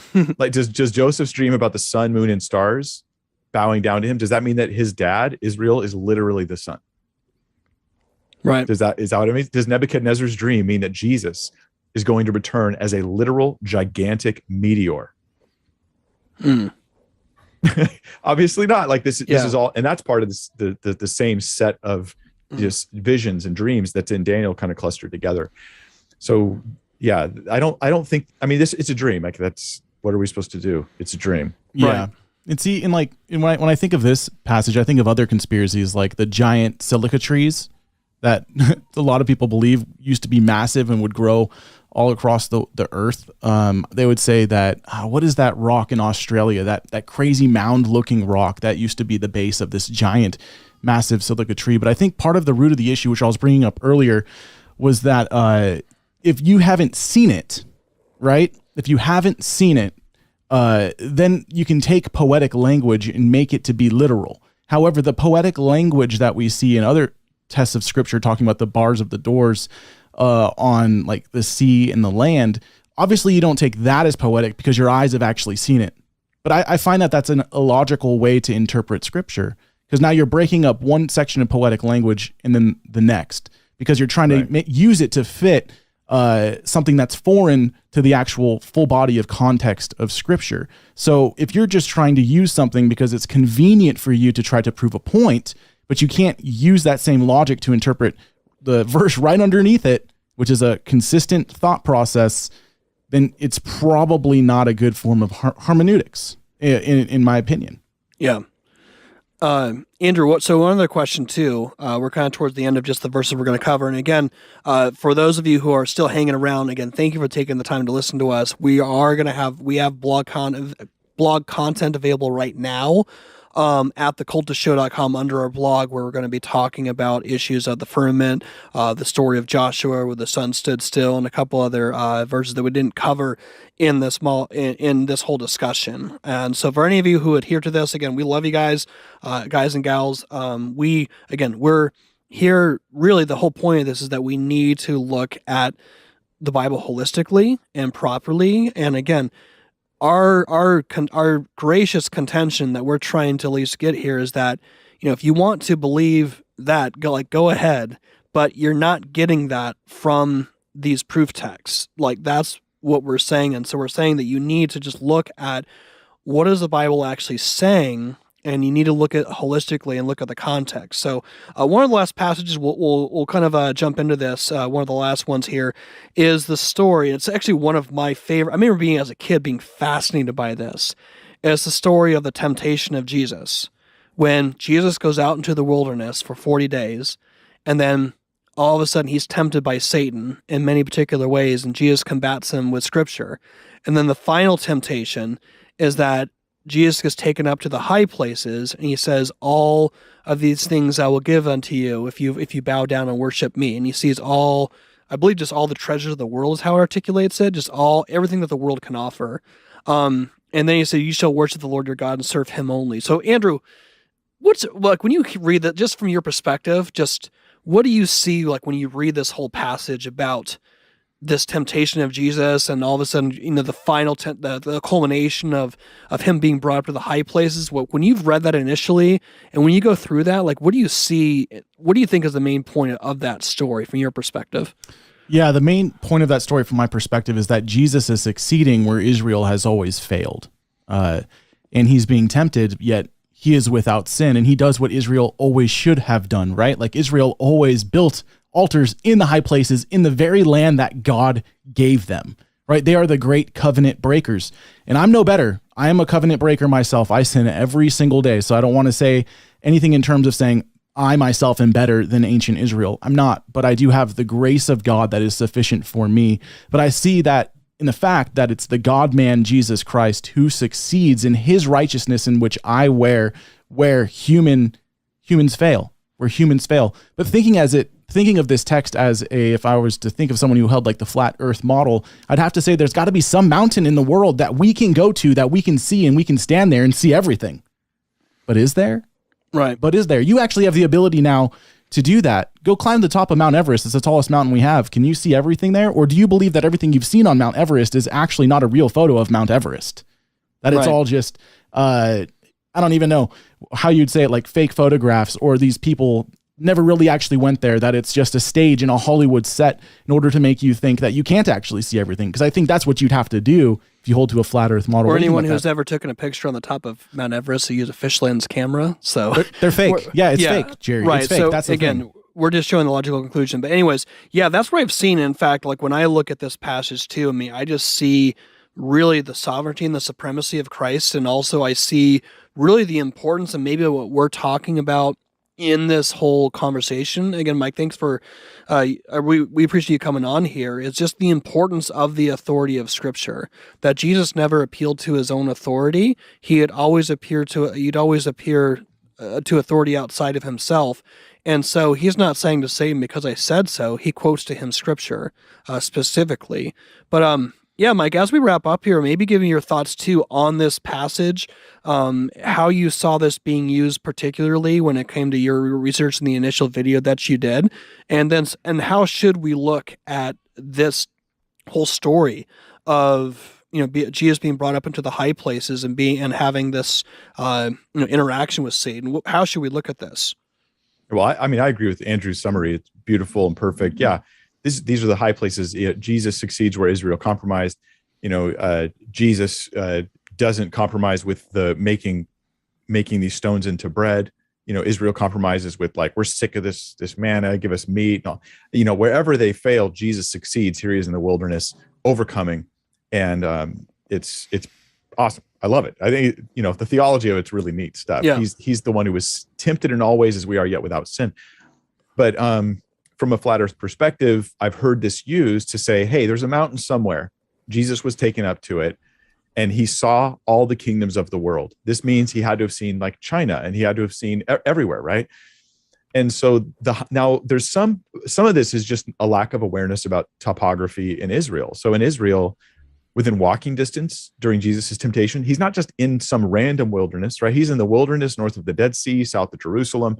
In walking distance, let's see, you could go to Jerusalem. That's 2,474 feet high. Mount Scopus is 2,710 feet high. Most likely the closest, or the highest mountain he could reach in the 40 days of temptation without supernatural powers being used is 3,300 feet. Now, some would say, well, there's Mount Hermon up in the north. That's 9,000 feet high. It's 9,000 feet high. But guess what? There was a temple on Mount Hermon, and they had gone up to it. I remember hearing Michael Heiser, one scholar who in many ways I do like, but on this particular issue, I think he propagates some things that aren't accurate. Mm-hmm. And he said, they didn't climb mountains back then, but actually there was. I mean, the highest mountain anywhere in the region was Mount Hermon. It was 9,000 feet high, and there was a temple up there. So people had gone up there, and guess what they knew? You can't see all the kingdoms of the world on any of our mountains. Yeah.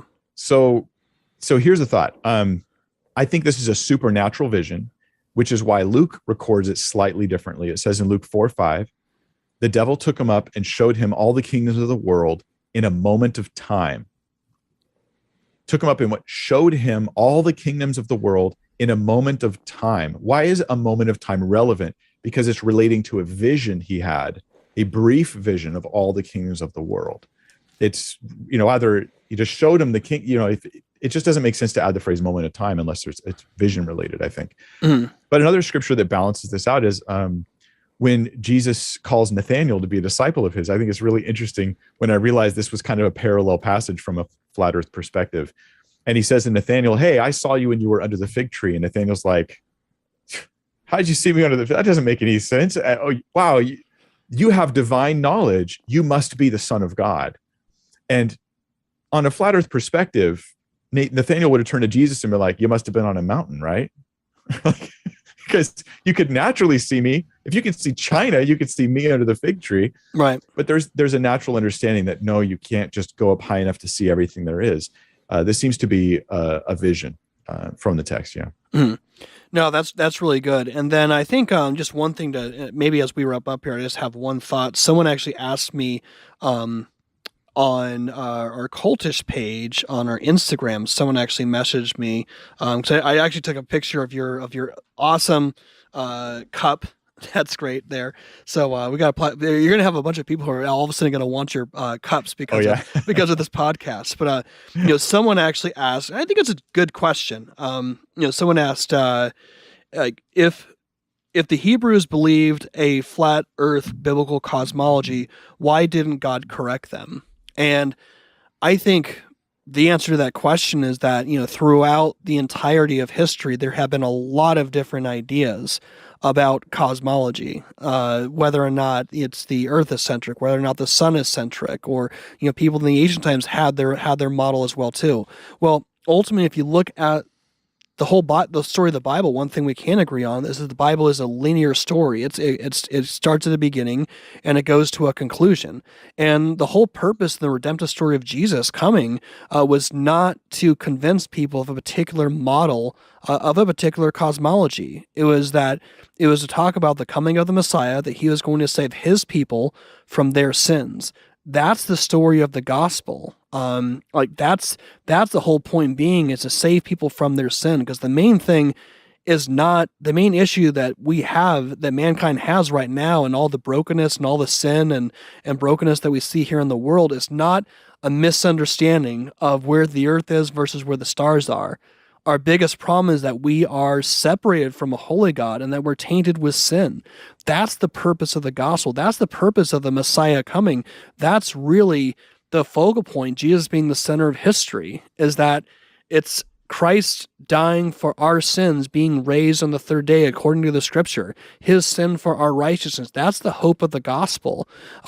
That's I think, my perspective, really the focus of the entirety of history. So I think really in this whole aspect of this whole conversation, one, you guys can give me thoughts as you wrap up here, is that we should look to creation, understanding it declares the glory of God, but understand too that creation, again, it condemns mankind and makes them without excuse, and it shows people that they desperately need a savior. They need Christ. Like, that's the focal point. The focal point of the gospel is people being saved from their sins. That's what people need. That's where the focal point needs to be when it comes to us as Christians, is Christ dying for our sins, not a specific cosmology. I think it has its place, but I think it can be incredibly misguided. But I think that would be my answer to that question. Do you guys have any last thoughts that or anything as we wrap up here? Yeah. It says in James 3:1, it says, "Not many of you should become teachers, my brothers, for you know that we who teach will be judged with greater strictness." That should be terrifying to people when you're opening up God's word, when you're posting things that you're reading necessarily, maybe on YouTube, whether you feel that you're correct. Jeremiah 17:9 says our hearts are deceitful. We must be able to be corrected by Scripture. And I pose a question to anyone who does pose the flat earth model. In Acts chapter 7, verse 55, this is the stoning of Stephen. It says, "But he, full of the Holy Spirit, gazed into heaven and saw the glory of God and Jesus standing at the right hand of God. And he said, Behold, I see the heavens open and the Son of Man standing at the right hand of God. But they cried out with a loud voice and stopped their ears and rushed together at him." My question for you would be, how high is that? He could see it, right? If we're taking these things literal, just as everything else that may be poetic in language in Scripture, and I don't think this is poetic by any means, but I'm saying if I'm to think as a flat person who holds to the flat earth model, if I'm looking up, literally heaven is above the firmament. He must have seen something, but wouldn't it be a speck? Wouldn't it be a dot? Would he actually be able to see who it was? I would say that your thought process of Scripture couldn't rightly even understand this. I would say heaven is close, but we can't see it. We need to be consistent. And remember, if we teach, we will be judged with much stricter judgment. It's a dangerous thing to fall into the hands of the living God. All right. Mike, thank you again for coming on, man. And any last thoughts from you as we wrap up here? Well, I do have a couple thoughts. First, I'll just say thanks for having me on, you guys. Yeah. I appreciate this. This content, I think, is really needed in this discussion, and I'm really glad to have it get out there. In response to the question about, like, what if just the Israelites were holding to a flat Earth understanding of things at the time, I would say this is not okay. It's good for historical background to know what the people at the time already believed. But it's not good to project those beliefs onto Scripture if Scripture doesn't actually teach it, because then you trap God into the already beliefs of the people of the time. And so there's times in Israel where they were believing weird things. They're like, here's God and here's his Asherah, his heavenly wife, right? Well, there's Israelites who believe that, but the Bible refutes that. The only way we can let the Bible teach us something different than what we or someone else already believes is if we don't just make the very reckless statement of, well, if ancient Near Eastern people believed it, then the Bible automatically teaches it. And what we're doing is we've said, look, even scholars promote things like, they say, well, the ends of the earth is talking about these actual edges on the edge of the broadest sense of the earth. But we showed you the verses in context. It's talking about Babylon. I'm like, you don't have to be a scholar to know they're wrong. This is just basic reading skills 101, just taking Scripture as it comes. And so I also am skeptical that the cosmology of the ancient Near East was this model that we keep seeing put in front of us. But that to me is a different discussion, right? Mm-hmm. Because whatever they believed, I can just show Scripture doesn't teach that and move on. Yeah. And I think also you have to take with a grain of salt, reading through the lens of the ancient, of whoever the people were at that ancient time, just because, and again, I think, Mike, you mentioned Mike Heiser. I think he's someone who's definitely a brother, and there's aspects where I appreciate him. I think one of the areas where I do disagree emphatically is that I believe he has an overemphasis on reading the Scripture through the lens of the people like during that time. And I think one of the things problematic with that is that mankind's history overall is condemned by God in Romans chapter 1. So what you actually see are people during ancient times who know the true and living God, but they're suppressing the truth and unrighteousness, and they're worshiping the creation rather than the Creator. And versus when you actually have God's covenant people who are truly worshiping him, so they are really a blip in they're really a grain of sand in comparison to the entirety of history as far as God's covenant people go. So I think that's another aspect too, just an example why you need to look at things holistically and not take anyone's word for anything. Now, don't take my word, don't take Mike's word, don't take Andrew's word, but look at what God says and have that be first and focal and foremost. So all that being said, this has been a great discussion. So if you guys have enjoyed this podcast and conversation, go to our social media. Definitely let us know what you thought in regards to these passages. Again, there's a lot more we could cover. We did, just for the sake of time and prep, we didn't have the time to cover everything. So go to thecultishtshow.com to our blog. You'll see some content discussing the firmament, a couple other passages we weren't able to address just for the sake of time. But once again, Mike, thanks for coming on, and we will have to get you on in the near future at some point. Sounds fun, man. I love getting to spend time with you guys, and I really believe in what you're doing. So thank you. Awesome. And we appreciate you keeping on. Yeah, and we appreciate you as well. All right. Thank you guys for hanging out with us, and we'll talk to you next week on Cultish. Talk to you guys soon.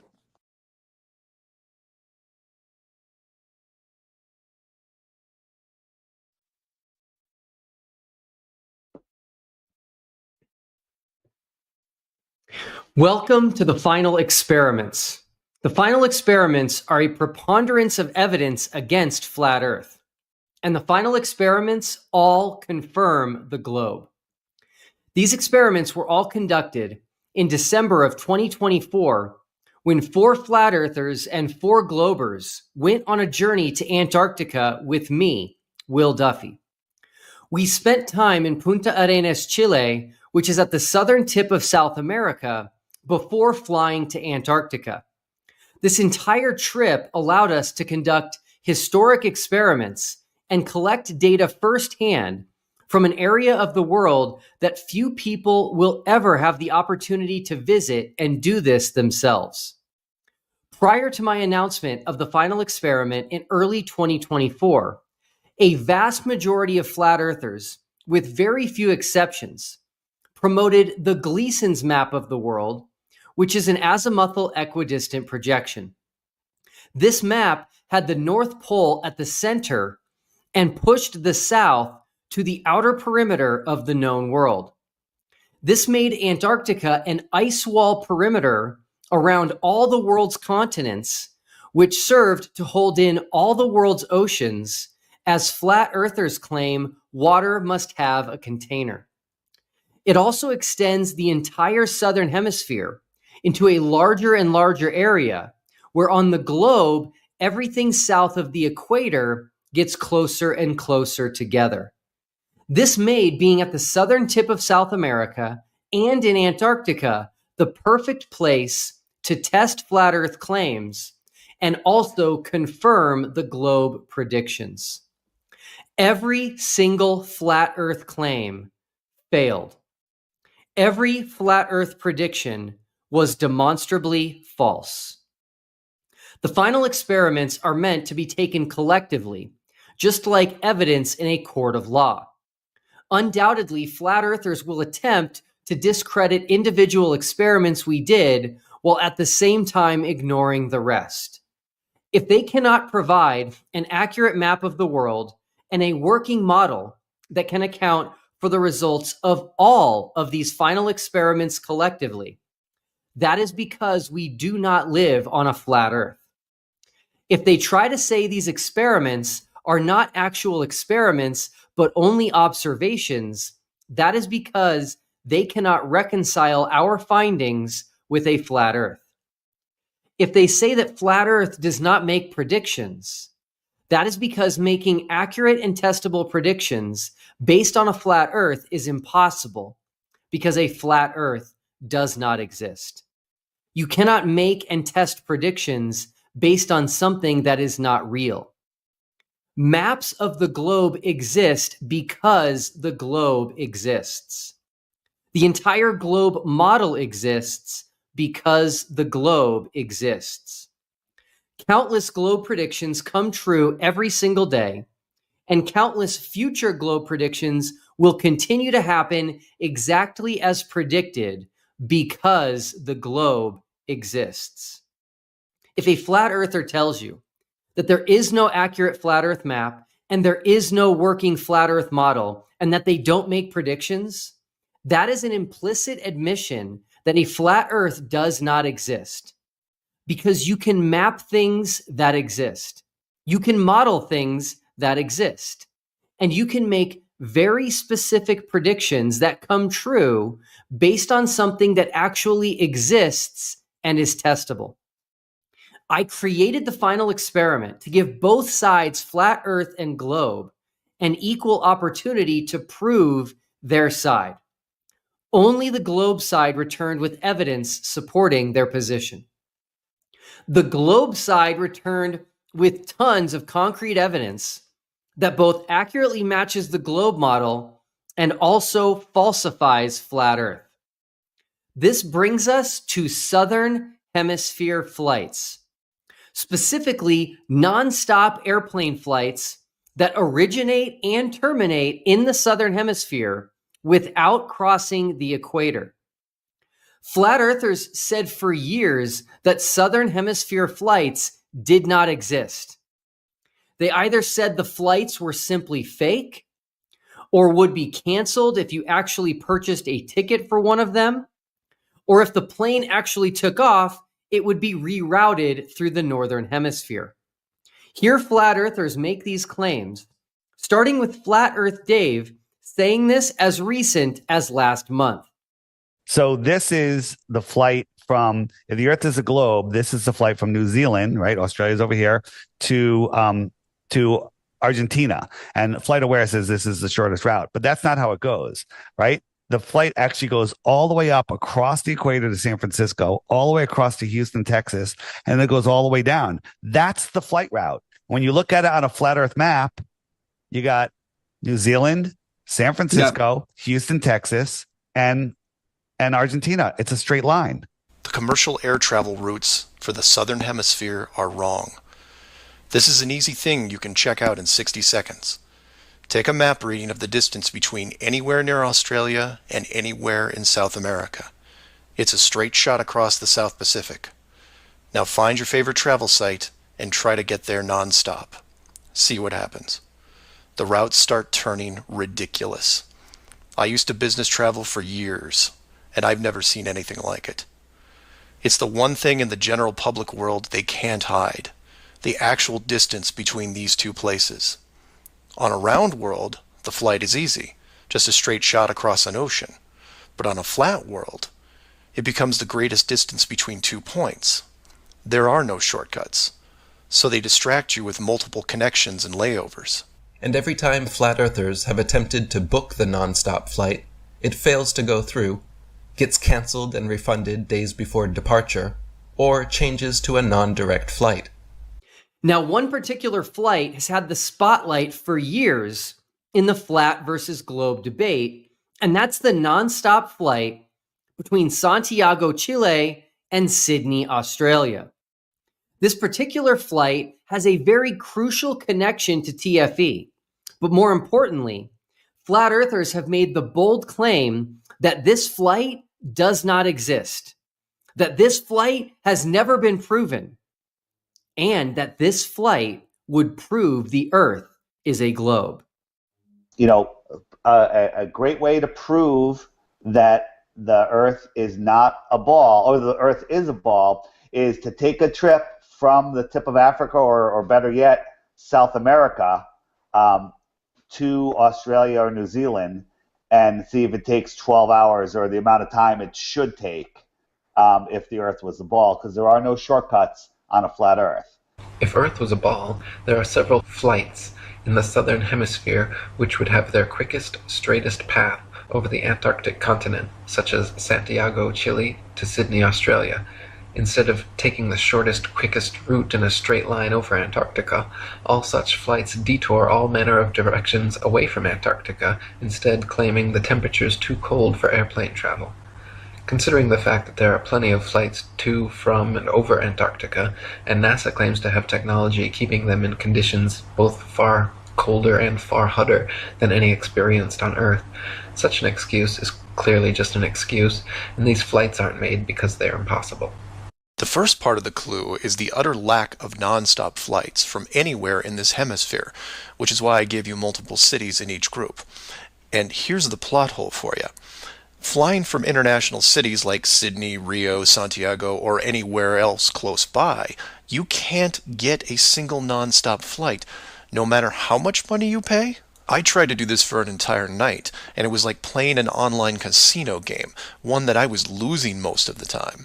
Some globe debaters will acknowledge this fact, but rebut with the claim that non-stop Sydney to Santiago flights follow a great circle route over the Pacific, remaining in the southern hemisphere the entire time, therefore increasing the necessary flight distance, speed, and duration.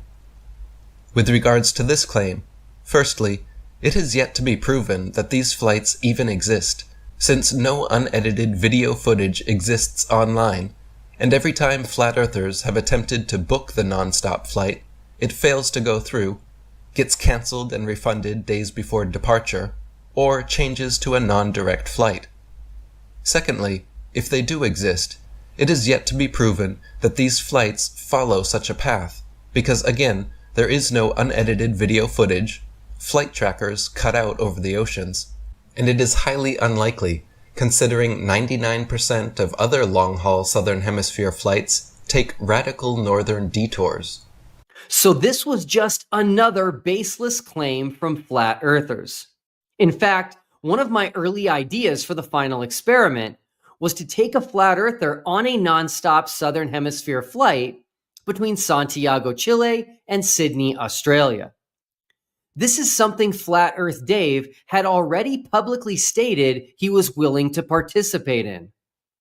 All right, then how's this one for you? If I were, just give me a sec, Dirk. If I were to book the flight, for argument's sake, okay, just hear me out. If I was to book this flight and fly from Sydney to Chile, and I stayed awake the whole time, and as far as I could tell, there was no refueling, and we did it in the allotted 14 hours, whatever it was, if I were to do that, would that put a dent in the flat Earth model, hypothetically?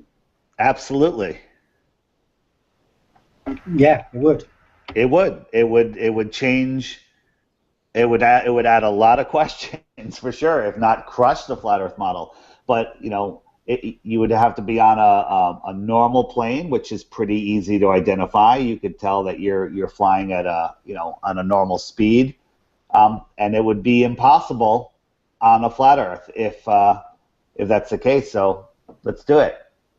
But then someone named McKeegan came along and took this exact flight and even live streamed boarding the flight and filmed a traditional compass on his tray table during part of his flight. The flat Earth community had to quickly pivot, as they previously said these flights did not exist and that they would be impossible on a flat Earth.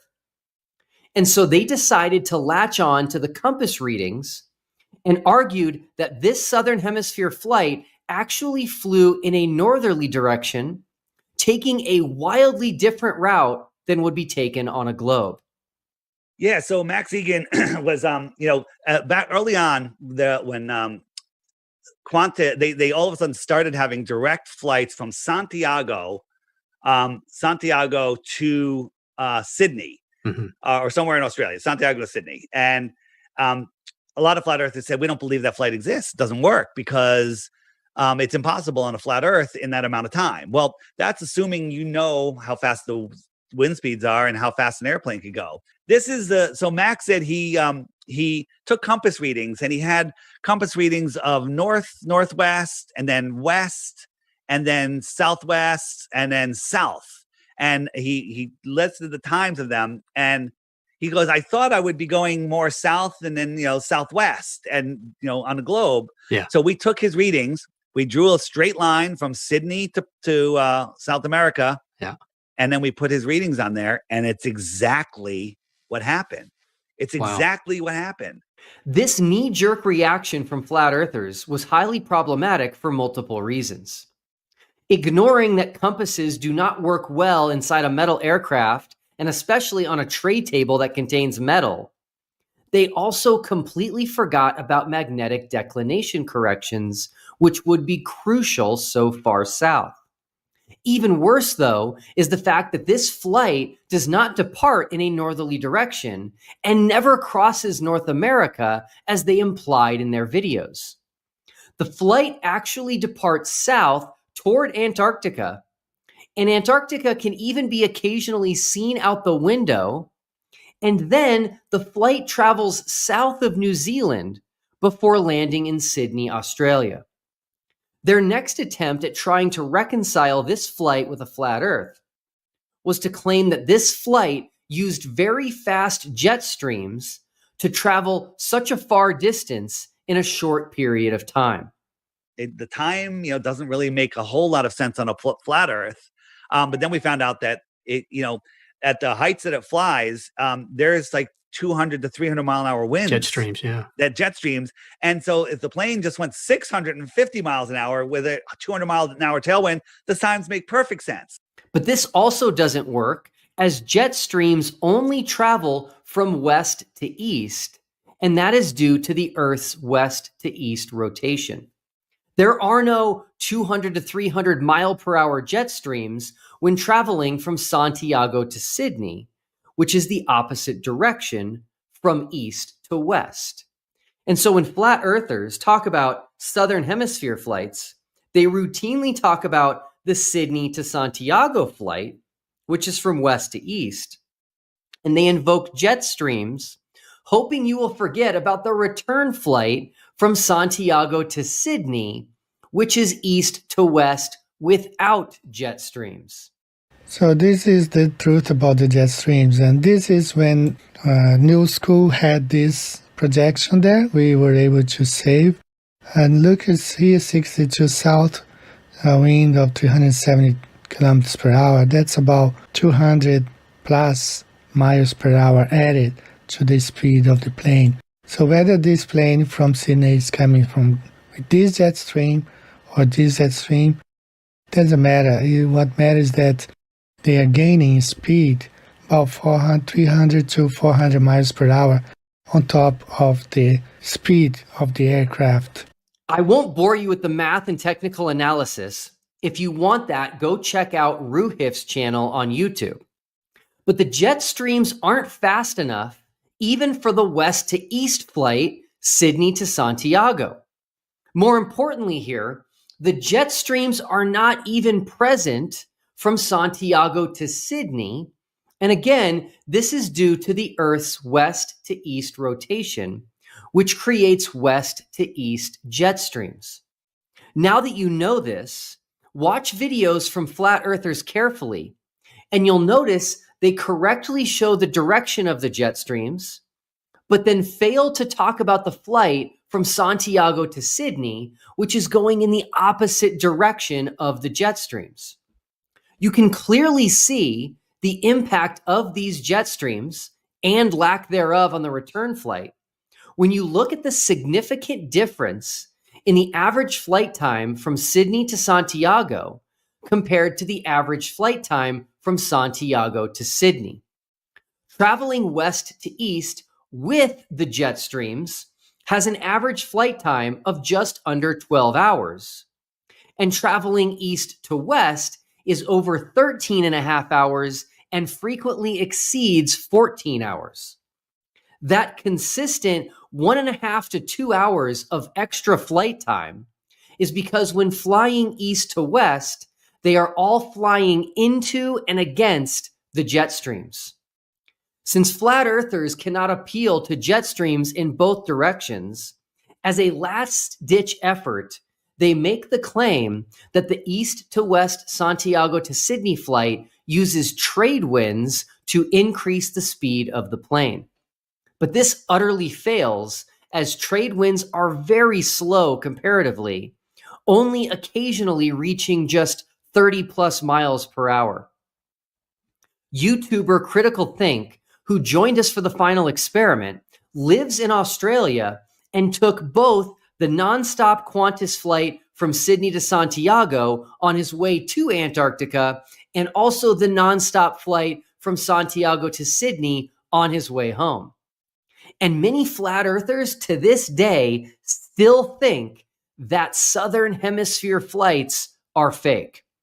This is due in part to the fact that flat earthers like Flat Earth Dave and Eric Dubay do not apologize when they are wrong. They do not remove their YouTube videos when the information they gave has been shown to be factually incorrect. And so people still watch their content today that states false information, such as these flights have not been proven and therefore probably don't exist. One flat earther, Steve from England, who did an interview with me on the TFE channel, offered Critical Think $500 if he could prove that he got on a plane in Santiago, Chile, and arrived in Sydney, Australia, just 14 hours later. And I've been watching a live stream of Critical Think from Punta Arenas as he gets ready to catch his plane. Short trip to Santiago Airport. From there, he is claiming that he's going to be flying direct to Sydney. So I messaged him, commented on his YouTube, and I said to him, listen, mate, if you can get yourself from Santiago to Sydney direct non-stop and you can prove that you've done it, I'll pay you $500. That is quite the confidence from Steve, putting $500 on the line that this flight was not real or would not happen in the stated time of approximately 14 hours. His confidence comes from the fact that this flight is physically impossible on a flat Earth and it perfectly matches the globe. So Critical Think live streamed himself boarding the flight in Santiago. D08 QF28 1310. I've been asked to show my boarding pass.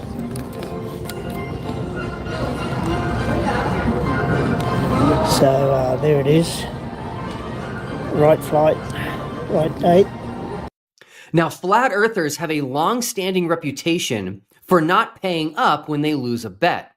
But I must give credit where credit is due, and Steve from England paid $500 to Critical Think as he proved he was on this flight and landed in less than 14 hours and immediately live streamed from Sydney after landing. Right, I'm in Sydney and I just need to live stream the disembarking. So there's a time marker for about a 13.5-hour flight from Santiago. We can now add the nonstop Santiago to Sydney flight to the growing list of failed flat Earth predictions.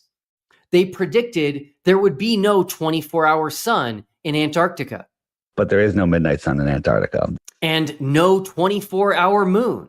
Right? You know, there's a 24-hour moon in the north, but not a 24-hour moon in the south. And no South Pole. No one's at the South Pole because there is no South Pole. And no South Celestial Pole.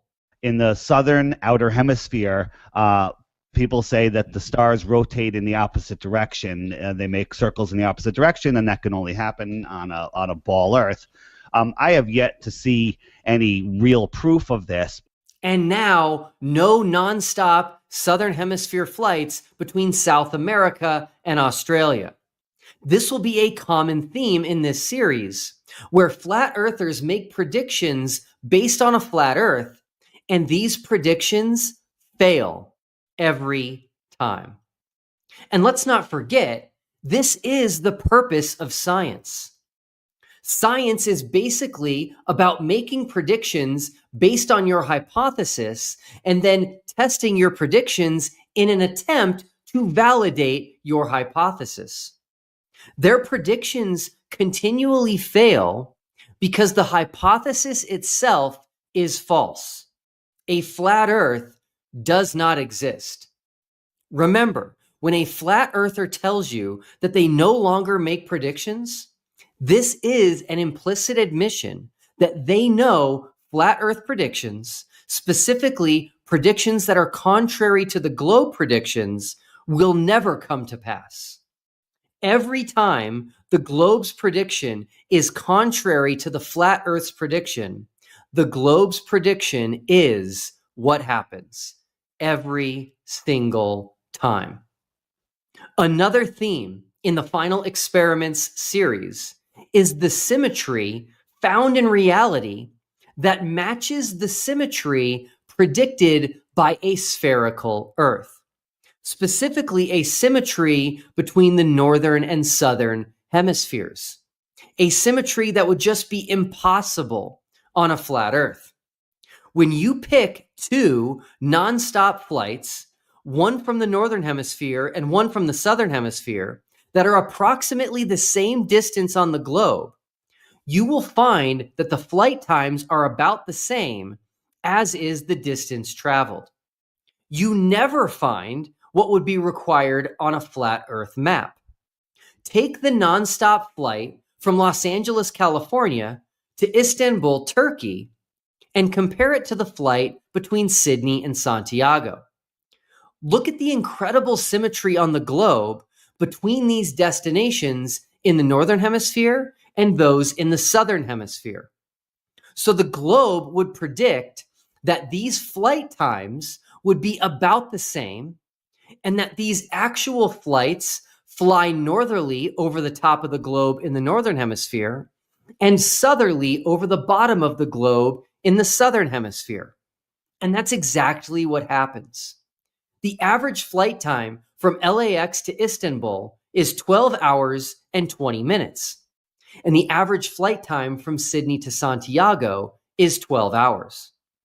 And the average flight time of the return flight from Istanbul to LAX is 13 hours and 8 minutes.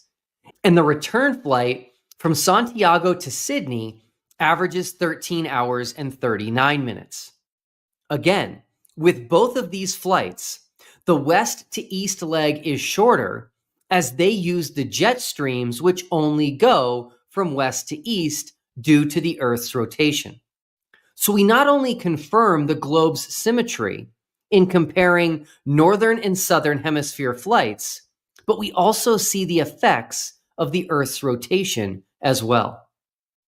One of the beautiful things about flights is that there are over 100,000 commercial flights every single day, and they are available to practically anyone. This means we have practically an unlimited data set to work with. And if any flat earther has doubts, they can just buy a ticket on a particular flight and look out the window. I'm going to briefly mention another Southern Hemisphere flight that I will cover in more depth in a future video. Back in October of 2021, 107 Australians were in Argentina, and due to the pandemic, needed to be brought back to Australia. Australians stranded across the South American continent are scrambling to get to Argentina's capital for their chance to catch a flight back home. So the Australian government worked with Qantas to create a repatriation flight from Buenos Aires, Argentina to Australia.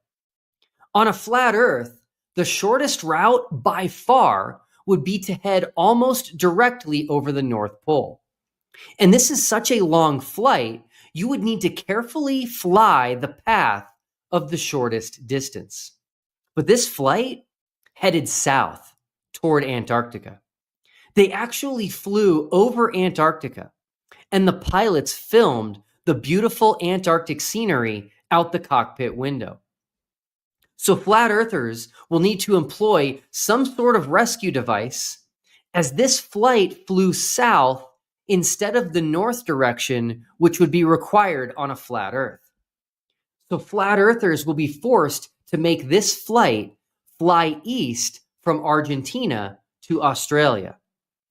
There's just one problem, one massive, irreconcilable problem. The route home travelled involved a fly over the South Pole, giving passengers a spectacular view of Antarctica below. If we plot this flight on a flat Earth map, it actually went west against the jet streams. And the total flight time was 17 and a half hours. There is no math whatsoever that can make this flight work on a flat Earth. This one-off repatriation flight was only possible on the globe. Southern Hemisphere flights confirm the globe, and they are physically impossible on a flat Earth.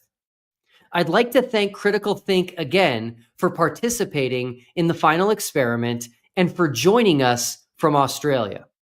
Please use the link in the description below to head over to his channel and check out his great content. He will be featured in a future video in the Final Experiments series on weight variation confirming Earth's gravity. After this video, please enjoy a time lapse of his nonstop flight from Santiago to Sydney. And please check out our other experiments, which are part of these final experiments, where you will see results that confirm the globe and results that would be impossible on a flat Earth. And please share this video with anyone you know who is a flat earther or considering flat Earth. As Jesus said in John 8:32, you will know the truth, and the truth will set you free.